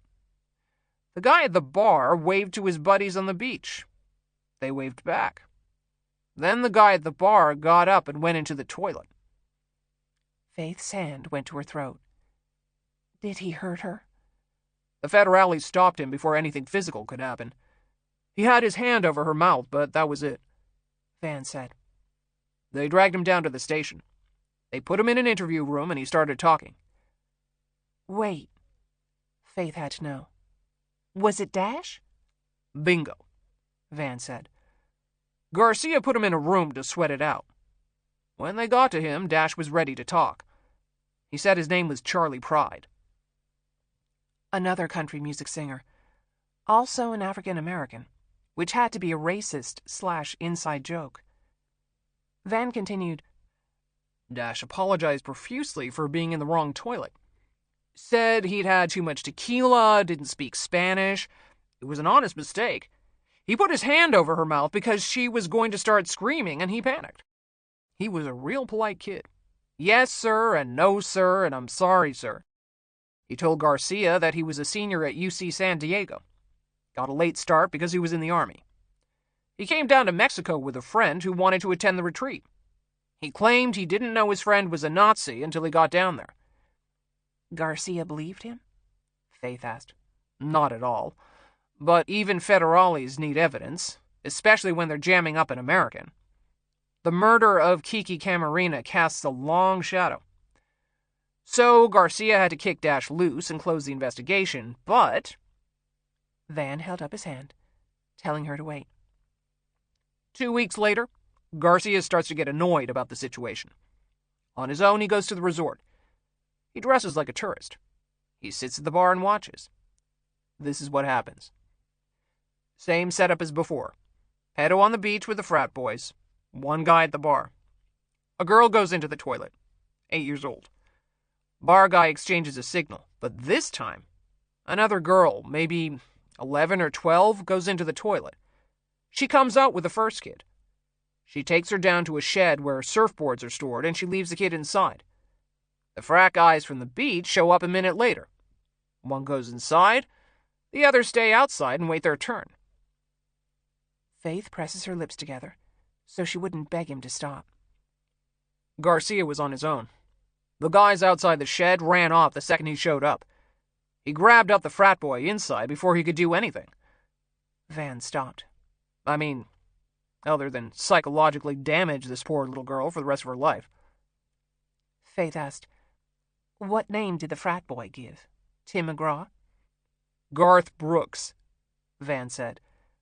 Which was pretty stupid. He was the biggest act on the planet at the time. It took about 5 seconds of pushback from Garcia before the guy says his real name is Gerald Smith, age 21, resident of San Diego. He tries the same story Dash gave him. "Sorry, sir, I was a little drunk, sir. I didn't know the girl was in there, sir. I thought it was a men's toilet, so that's why my jalapeno was hanging out, sir." Van shook his head. Garcia brings in his bosses. He sends Gerald to holding. Next thing he knows, Gerald is gone. Did the inmates kill him? Unfortunately, no. Garcia thinks he was allowed to slip back into the U.S. Pedo disappeared at the same time. The frat boys ghosted. Garcia was vague on the details, but I got the feeling his superiors saw Gerald and Pedo as American problems, and figured America could deal with them. Miranda said, "As a coda, there's not a significant overlap between the white supremacist movement and pedophilia or child molestation. At least not one larger than the population as a whole." What a relief. Faith wanted to go home and take a scalding hot shower to wash the stink of these men off of her. She hoped like hell that Dash wasn't around any children right now. Something occurred to her. She asked Van, "How did you connect the Dash from the IPA to the 1999 Dash from Mexico?" Van said, "I got Carter shit-faced. He was always tight-lipped about Dash, but something was different about him. This was around the same time Carter started pulling at his leash. We were halfway into a second bottle of Johnny Walker Red, and he started telling me about Dash's war service in these real hushed, reverent tones. How Dash was a Navy SEAL who did black ops until he knew too much, and the government sent an assassin out to kill him, and..." Van made a jerking-off motion with his hand. "Anyway, I pried it out of him that Dash had a really old tattoo on his calf. It's in script. Yellow ink with the blue outline. Freedom is not free." "That's a military tattoo," Faith said. Miranda provided, "It's predominantly Army. SEALs go for the frogman, bone frog, SEAL tridents, anchors, toughest of the tough. Back in 99, regulations forbade a sailor from having a tattoo on his lower leg, and no Navy man would highlight the color of cowardice." Van took over again. I ran the tattoo through the FBI's biometric database, and nada. Then I ran it through Interpol. Usually when you get a hit, you click on a link and you can read the arrest warrant or sometimes a case file. All I got was a name and phone number. Norge Garcia, Inspector Jefe with the Policía Federal. He shrugged. So I jumped on a plane and went down for a conversation. He remembered quite a lot of detail, Faith said. He still had the files, photographs, notes, statements. It stuck with him. That's why he put the tattoo on Interpol. They didn't have computers in '99. As soon as he figured out what a computer was, he told one of his guys to enter in the information. Garcia felt like he'd missed something with Dash. Spidey senses. Even 20 years later, he still had a bad feeling. Faith sat back in her chair. Her brain was so full that she could barely hold it all in. She told Van, Novak has a daughter. She would have been 10 or 11 years old around the time he was being pedo on the beach.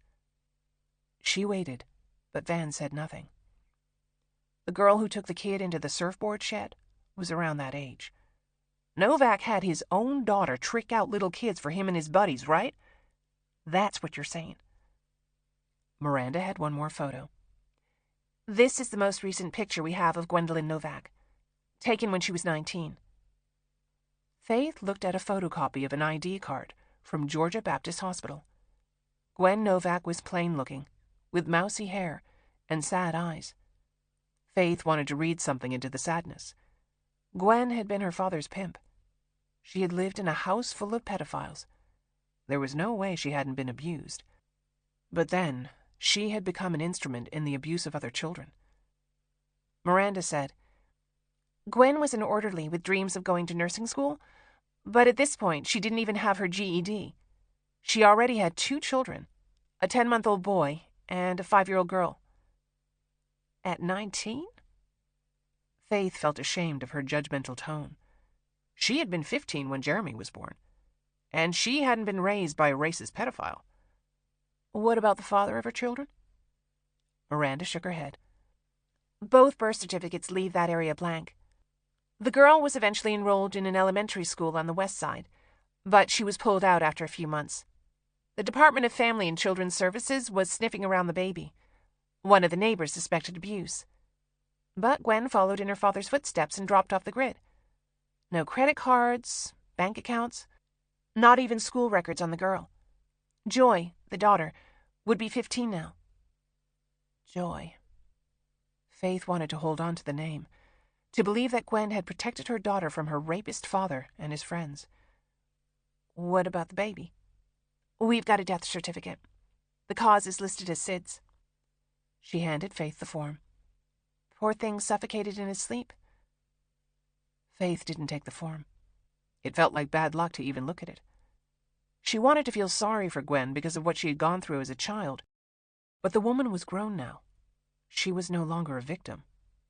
If she had given a pedophile access to her child, she was an abuser.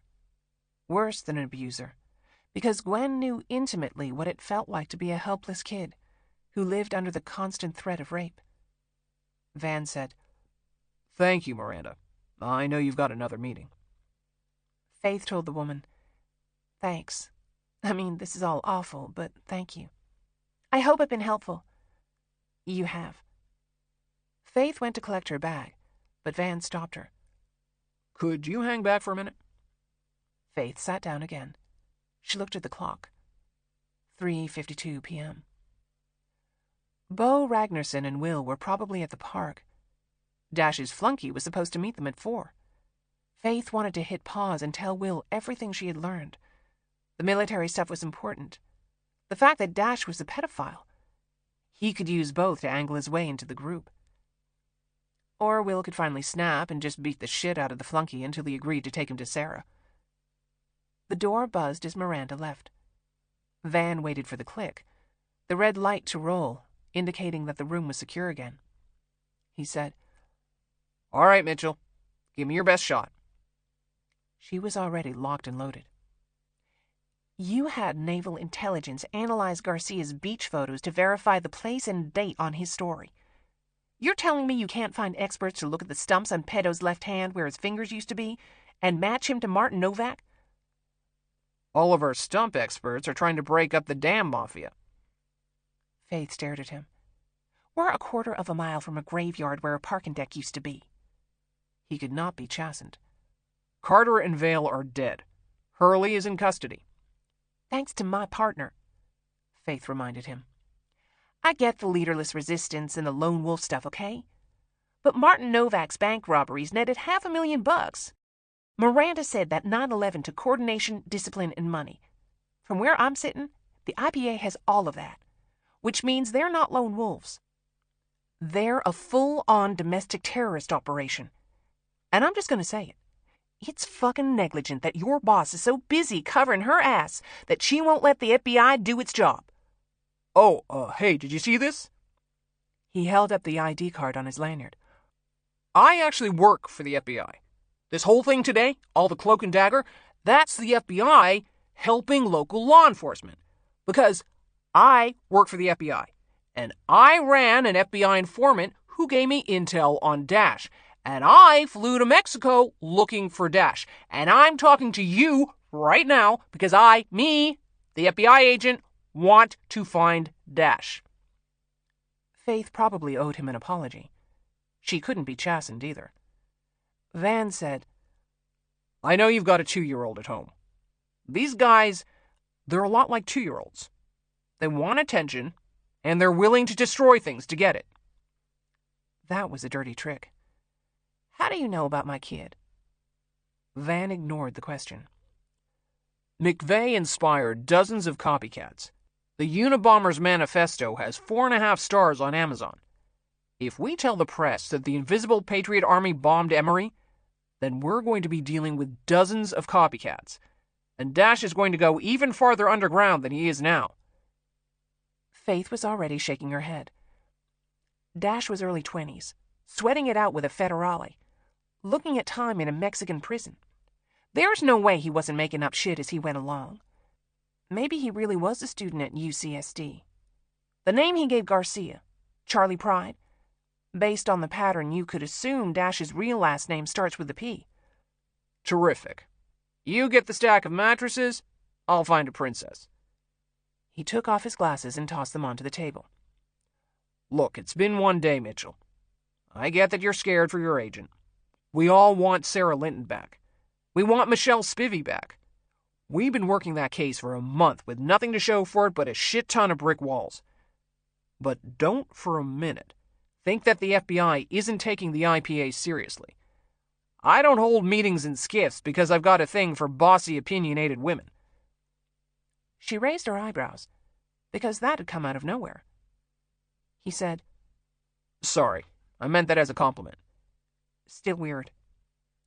Van bought himself some time by cleaning his glasses with the end of his tie. Proof. That's what we need. All we've got now is conjecture and gut feeling. We think that's Novak in the beach photo. We think that's Dash talking to him. We think Dash took over the reins of the IPA when Martin was captured. We think Dash was the 4th man at Emory yesterday. We think that the IPA abducted Michelle. We think that they're planning something bigger. He looked up at Faith. Since we're tossing around unproven theories here, I'll tell you one of mine. My gut tells me that Gwen Novak is married to Dash. Shit is right.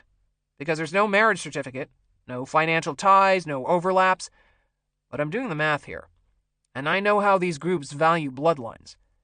You want to take over from the king? You marry the king's daughter. Do you think Gwen had more children? Faith's queasiness made her head start to ache. That's Gwen's job, right? She entraps kids for her dad and his frat buddies. Maybe Gwen found an easier way with Dash. She makes her own supply. Van rubbed his tie into his glasses so hard that the lens flexed. She said, Martin Novak is in custody. Go back at him and... Novak hasn't talked for over a year, and he's not likely to start now. Van put his glasses on. Novak wants whatever is about to happen. He rejoiced when he heard about the explosion yesterday. He wants people to die. He wants to disrupt society and take down the government. He understands that his arrest left a leadership void. If there's a grand plan, Novak isn't a part of it. And he's happy about that. He's happy to see what comes next. Faith knew he was right. She'd spent hours studying Novak as part of the special transport team. The man lived for chaos. So, what do we do? What's the plan? I'm working my informants. Carter's not the only white supremacist I do business with. Carter was such a huge success for you. Van acknowledged the dig with a smile. Finding these guys is the hard part. Once I locate them, it's basic Rascals framework. Faith tried to hide her excitement over learning a new acronym. Are you trying to impress me with shop talk? Of course I am, Van said. How do you flip a bad guy into a confidential informant? Reciprocation, authority, scarcity, commitment, consistency, liking, social proof. Rascals. Fortunately, I'm an expert at empathy, sympathy, and handing out cash. Faith had to ask, they don't know you're Jewish? Yeah, but it's funny. You slip them a little money, you keep them out of jail, you listen to their problems without judgment, and they're all like, Hitler? I hardly knew him. Faith forced a laugh, but only to cut him some slack over the recent weirdness. Van said, I've got informants in all the major groups, but what we really need is someone inside the IPA. That's what I'm working toward. A guy who knows somebody who knows somebody. The IPA is 4 men down now. Not just regular men, but soldiers. We don't know what Dash's medical condition is after the car accident. Whatever he's planning next will take a certain level of expertise. According to Carter, Dash's group is comprised of old men and boys. Soldiers like Carter, Hurley, Monroe, and Vale were the real leaders. Dash is going to have to recruit some qualified men pronto. Faith looked at the clock. 3:58 p.m. Beau and Will would be waiting to meet Dash's flunky. She asked Van, why am I here? Is that an existential question? He saw that he wasn't going to get another laugh out of her. My boss wants you guys to know exactly what kind of people you're dealing with. The IPA has Sarah Linton. We know she's family. Your family is our family. He got to the point. I've got a file waiting for you downstairs with everything we have on Michelle Spivey's abduction. I had to redact the top secret stuff. But as far as locating her, there's not a lot of there.